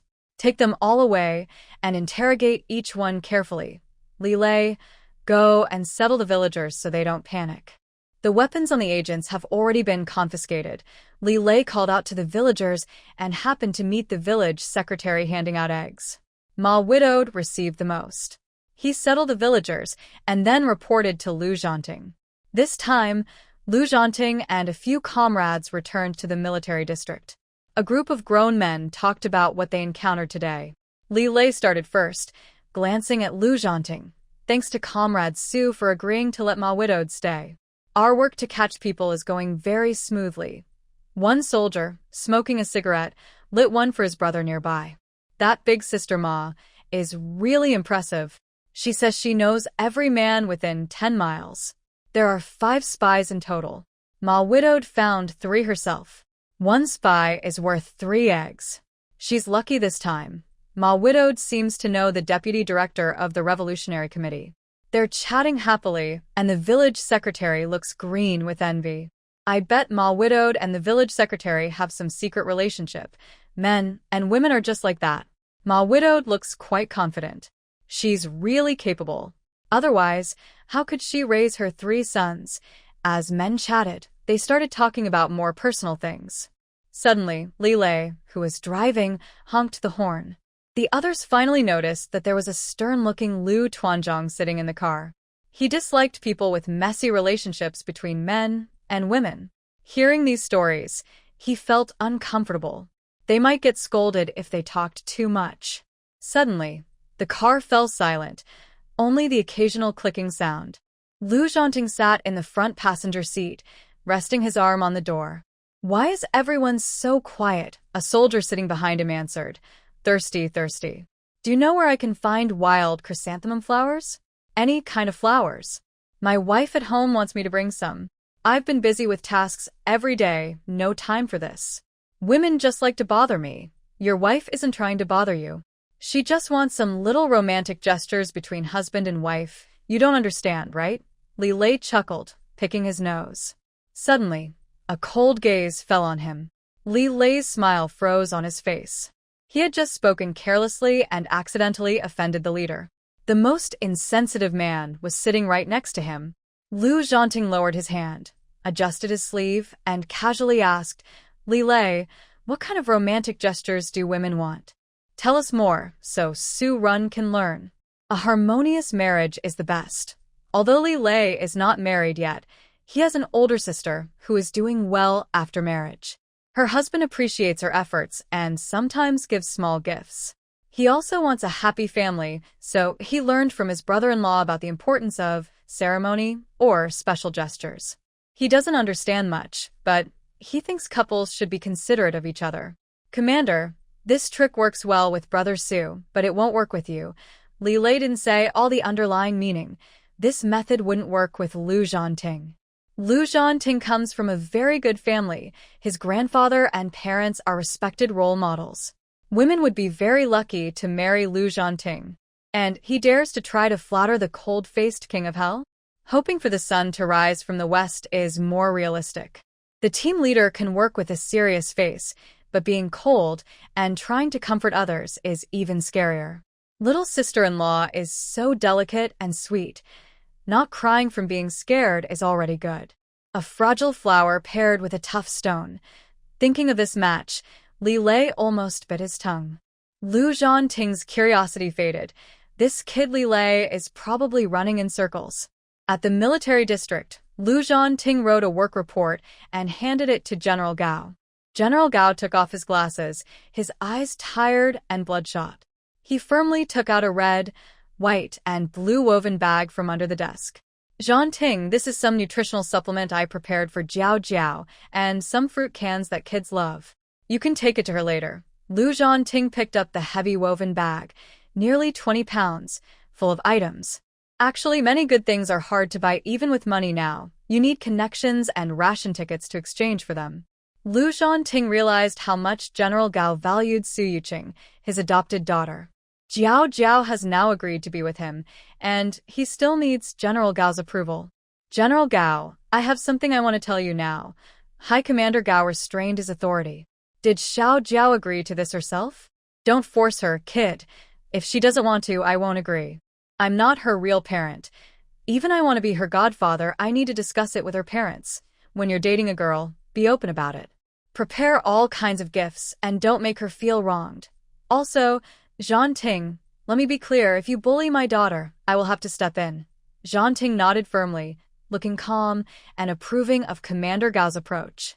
He didn't think Commander Gao was giving him a lecture but was offering guidance from an elder's position. Zhanting went straight to Commander Gao's office and wrote a love report. Commander Gao noticed a few mistakes. Jiao Jiao is much younger than you. Her age might cause issues during the review. Zhanting patiently corrected the report, then took 2 sheets of paper downstairs. He strode quickly across the street to building number 8. Inside, Commissar Hao was scolding someone loudly, the noise quite loud. Zhanting was also in a hurry. Jiao Jiao lives alone in the Million Building in Xin District. At night, the yard is so dark you can't see your hand in front of your face. Jiao Jiao must be scared alone and need someone to stay with her. Zhanting knocked loudly on the door. Hao Lailai was crying her eyes out, tears and snot everywhere. Commissar Hao, hands on his hips, smoked a cigarette and said gruffly, "Who's there? Come in." When the door opened, Hao Lailai saw Zhanting. His serious expression instantly disappeared. "Oh, it's Zhanting. How did the mission go?" Hao Lailai's tone softened as he looked at Zhanting kindly. Zhanting replied, "Jiao Jiao was right. The local people helped us a lot. Our team caught 5 people and intercepted important information." Hao Lailai finally felt relieved. Luckily, Commander Gao allowed Jiao Jiao to join in. Their efficiency greatly improved, helping to prevent this tragedy. Hao Lailai heard his daughter's sobs again and felt annoyed. "All right, go out and cry. A girl shouldn't be so unruly all the time." Hao Lailai wiped his nose with his sleeve, wiped away his tears, and looked at Zhanting's tall figure. Some men are too superficial just by looking at appearances.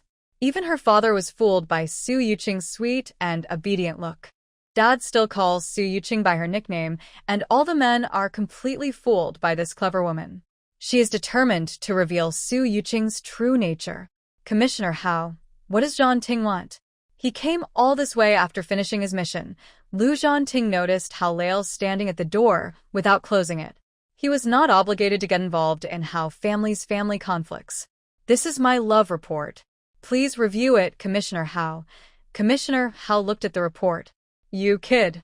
You've already caught the attention of our future cryptography expert. Are you sure it's Jiao Jiao? Do her parents know?" "Dear parents know." Lu Zhanting thought to himself, this is not good. Coincidentally, I already told Commissioner Hao and Commander Gao.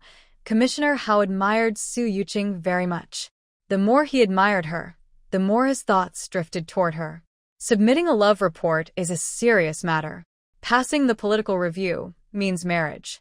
You two come here to clarify things. Your future is decided. Keep the report with me first. Go discuss with Jiao Jiao's parents. Prepare everything before coming back to see me. Lu Zhanting's desire to confirm his relationship with Su Yuqing grew stronger, but so did his disappointment. That feeling of loss didn't make him lose confidence. Instead, it helped him see his true feelings clearly and strengthened his resolve to be with Su Yuqing. All right, Commissioner Hao. I will immediately communicate with both sets of parents. I was careless earlier and got anxious. I will treat comrade Su Yuqing well in the future. She is not only the person I have chosen but also a good comrade contributing to national security. Commissioner Hao patted Lu Zhanting on the shoulder and said with some helplessness, Jiao Jiao is more understanding than most girls. She broke my stereotypes about young women right away. It's right to treat her well. This girl is very sought after. Without you, other men would surely notice her good qualities. Lu Zhanting's heart sounded a warning. Even Commissioner Hao could see it. Can this matter still be kept secret? Lu Zhanting glanced at his watch, which showed 10:45 p.m. It was a metal watch, given by someone special. Its cool texture made him feel warm inside. In the deep night, Lu Zhanting kept rushing forward. After driving for over an hour, he arrived at the million-building Shin district, almost midnight. He tiptoed inside and searched the bedroom and 3 guest rooms. Until Su Yuqing, lying in the master bedroom on the 2nd floor, finally relaxed her tense heart. Lu Zhanting quietly leaned against the doorframe, his cold phoenix eyes lifting with a gentle smile as he watched the woman sleep peacefully. He felt he could stand there for an hour and not get bored. After a while, Lu Zhanting took off his military uniform. Worried he might scare her, he decided to leave and stay in the guest room on the 1st floor. Suddenly, there was a rustling sound on the bed. A pair of fair, smooth legs mischievously stretched out from under the blanket. The legs were slender, long, and glowing softly under the moonlight. Lu Zhanting's eyes darkened. His throat moved up and down nervously. His fingers hesitated in midair, trembling as he reached out to lift her leg and pull the blanket. Lu Zhanting was decisive and quick in handling things and people. But now, he hesitated over such a small act as covering Su Yuqing with a blanket. He gently lifted her thigh, feeling her silky skin. He almost couldn't hold back. He retracted his hand and used his other hand to find a corner of the blanket to cover her. Her long black hair spread like a waterfall on the blue sheets, and her pillows seemed to have disappeared somewhere. Lu Zhanting, with good night vision, spotted the pillow among the rumpled bedding. He carefully placed it in the middle of the bed and gently lifted Su Yuqing's head to straighten her neck. Seeing her finally lying properly on the bed, he let out a sigh of relief. A thin layer of sweat had already formed on Lu Zhanting's back. His muscles tensed with the smallest effort, afraid of waking Su Yuqing. Lu Zhanting believed that no matter how late his training was, he had to stay dry to sleep well. He grabbed some old clothes from his time at military school. The bathroom was decorated almost like those abroad, which he didn't like and rarely used. His grandmother had spent some time abroad and liked these things, finding them very convenient. Now that the old lady was no longer here, seeing these Western-style items made Lu Zhanting feel a bit closer to home. When Su Yuqing woke up, she found herself lying very stiffly, like a cardboard cutout on the bed. Too sleepy to open her eyes, she didn't think much and rushed into the bright bathroom, sitting on the toilet and feeling refreshed. Was she still not fully awake? Someone seemed to be standing behind the shower curtain. Su Yuqing tiptoed, holding her shoe sole, realizing she didn't have toilet paper. There was someone inside the shower room. Surely Lu Zhanting had returned. The good news was that someone could help her. The bad news was that it was Lu Zhanting himself. She chose to imagine a small fox in her mind. Although Su Yuqing is cheerful and outgoing, asking a stern-looking handsome man for toilet paper takes a lot of courage, especially since she saw the man's body, though blurry. The thin fog on the glass made his figure and muscles clearer.